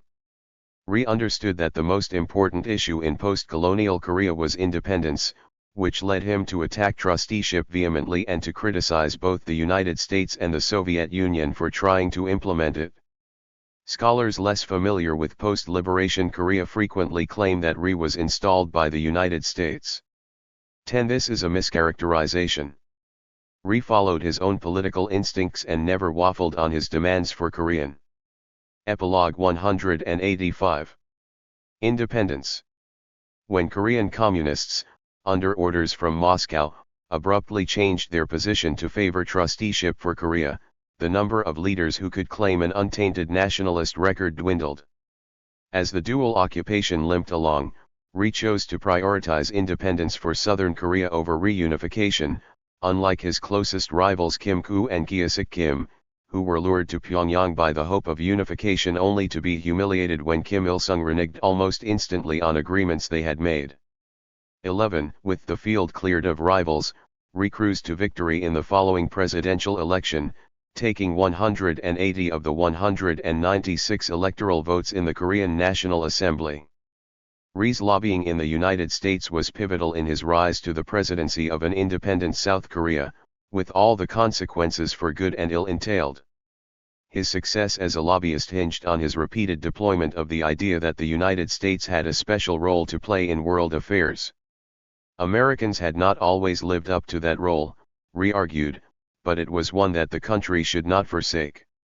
Rhee's appeal convinced thousands of Americans to advocate for Korea by joining organizations such as the League of Friends of Korea, attending mass meetings, and writing their congressmen. These Americans' actions not only kept the issue of Korea's independence alive, but they also kept Syngman Rhee's political career alive. Rhee was successful enough with American audiences to be indispensable to the Korean independence movement. None of this made Rhee's rise to the presidency of the Republic of Korea inevitable. The obstacles that he faced on returning to Korea in 1945 were daunting. More than anything else, Rhee's political instincts were responsible for his rise. His willingness to alternately compromise with and betray political rivals, to alternately cooperate with and frustrate the American military government in Korea, to accept the support of wealthy Koreans tainted by associations with the Japanese, and to champion land reform and other socialist causes while at the same time ruthlessly attacking communists. These together would see him rise to the pinnacle of Korean politics. Of course, in the political chaos of post-liberation Korea, he also was blessed with a fair degree of luck, narrowly escaping several assassination attempts. His lobbying work in the United States was essential to Rhee's prominence in Korea in 1945, however, his own legitimacy and canny instincts are largely responsible for his rise to power. Once in power, Rhee did not live up to his billing as Korea's apostle of democracy. Those who knew Rhee best knew that he had one set of values for American consumption which stressed liberal democracy and one set of values for Koreans, while he demanded democracy and independence for Korea. 186. Abroad, he was a lifelong champion of paternalism at home. As early as 1905 he wrote that Koreans were not ready for democracy because a tree branch that has grown crooked cannot be straightened overnight, and a child that has grown up in a seated posture cannot suddenly go on a long walk. 12. He was shocked when some of his students at the Korean Christian Institute in Hawaii wrote petitions to their teachers during his absence in 1920. They should not be allowed to do such a thing, he instructed one of the school's board members. 13. For Rhee, authority was not to be questioned too vigorously. Rhee's support for democracy and his tendencies toward paternalism were not incompatible in his own mind. He saw himself as the ultimate guardian of the possibility of Korean democracy, even as he ran roughshod over the Republic of Korea's legislature. In explaining Rhee's relationship with the legislature to a supporter, Francesca Rhee explained that he let them have their struggles and controversies because that is democracy, but if they go too far he appealed to the people and they support him and not the assembly. If he wanted he could control the assembly, but he says that would not be democracy. 14. The first government of the Republic of Korea had all the procedures of democracy, but it was clear that more than the judiciary, legislature, or constitution, Rhee himself was the final arbiter of what the people desired. Rhee clearly believed in the trustee model of representative democracy. Once elected, he believed that he had the authority to act in the people's interest even if it meant overruling the other branches of government. Rhee did so on several occasions, most notably during the Busan political crisis of 1952 and the so-called rounding off constitutional amendment crisis in 1954. 15. In both cases, Rhee used extra-legal means to force changes to Korea's constitution that would allow him to remain in power. Rhee never dissolved the legislature, and elections continued with regularity, but he had destroyed the constitutional checks on his power. Under his leadership Korean democracy went from flawed to merely formal. His authoritarianism did not cost him much support in the United States. Rhee's saving grace was that the regime in North Korea always looked much worse to American eyes. To many of Rhee's American supporters, anti-communism and democracy were practically synonyms. Rhee's 12 years as President of the Republic of Korea would not redound to the credit of the United States. Far from being the means by which democracy was implanted on the peninsula, Rhee would continually be a cause of embarrassment to American policymakers. They discussed removing him from office on several occasions, but always decided against it. They could not guarantee what would follow Rhee's regime and had to acknowledge that formal dimmock. Epilogue 187. Race was preferable to political chaos, which the North Koreans might be able to manipulate to their own ends. The most effective check on Rhee's authoritarianism was time. When he was finally forced from office in 1960 at the age of 85, he was already suffering from dementia. Acknowledgements. Where this book fails, the shortcomings are mine. Where it succeeds, credit is due to many individuals and organizations. At the University of Wisconsin-Madison, I would like to thank Charles Kim, John Hall, Adam Nelson, and Bill Rhee, all of the history faculty. Charles Kim helped me situate the story in the larger narrative of Korean history. Through insightful questions, John Hall forced me to continually refine my interpretations of American foreign policy. Throughout the writing process, Bill Rhee was a constant source of encouragement, reminding me that I could and should tell the story that I wanted to tell, and offering practical advice on how to do so. I also owe a tremendous debt to Jeremiah Suri, who was enthusiastic from the beginning. His encouragement and support made this project possible. His criticism made it better. Outside of the University of Wisconsin, I benefited from the insights of Mitch Lerner, Greg Brazinski, and James Matre, who acted as respondents to portions of this project presented at conferences. Lee Sok-chun of Yonsei University, formerly the director of the Syngman Rhee Institute in Seoul, was a tireless advocate for me and my work and introduced me to a wide network of Korean scholars. I am also grateful to the staff of the Syngman Rhee Institute, Oh Young-sub and Yoo Ji-yoon, as well as the current director Kim Mi-young-sub for their support during my stay in Korea as a Fulbright scholar. While living in Seoul, I benefited from being a member of the Royal Asiatic Society Korea branch. The RASCP is a community of Korea scholars like no other, notable both for its members' conviviality and for their knowledge of and passion for all things Korean.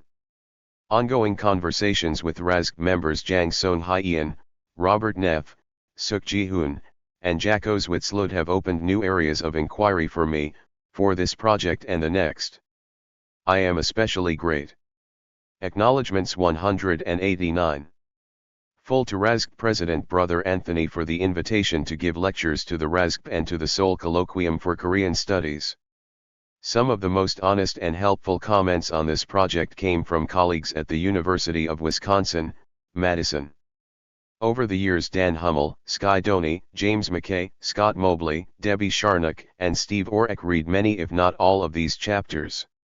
They told me when I succeeded and when I failed. Their own research, writing, and interests have shaped this project in significant ways. No single individual has done more to improve the words and style of this text than my dear friend and colleague Jonathan Rhee. Over the course of several years, Jonathan and I met weekly to exchange 5 to 7 page chunks of our manuscripts and to offer each other feedback on the clarity and quality of our prose. Although this was ostensibly an exchange, the benefits were disproportionately mine, as Jonathan regularly volunteered to read and reread large sections of this work. Few writers are ever able to express exactly what it is they wish to say, but thanks to Jonathan, I came closer to this goal. This project would not have been completed in its current form without the generous funding of many organizations. Learning Korean is a lifelong task, however, thanks to funding from the Critical Language Scholarship Program of the U.S. Department of State and the Foreign Language Area Studies Program of the U.S. Department of Education, I was able to devote significant time to this pursuit. Several CLS alumni development grants have also given me the resources to continue honing these skills. A fellowship from the Fulbright program was instrumental in building my language fluency, making connections with Korean scholars, and discovering new sources. I am also grateful to the Department of History at the University of Wisconsin, Madison for a William Appleman Williams Fellowship, to the University of Wisconsin, Madison Graduate School for several short-term travel grants, and to the Society of Historians of American Foreign Relations for inviting me to participate in one of their summer institutes.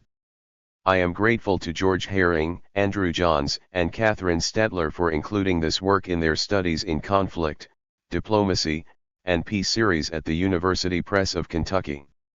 Andy was especially helpful in guiding me through this process. For the past 6 years I have been fortunate to be employed by the University of Wisconsin Center for the Study of the American Constitution.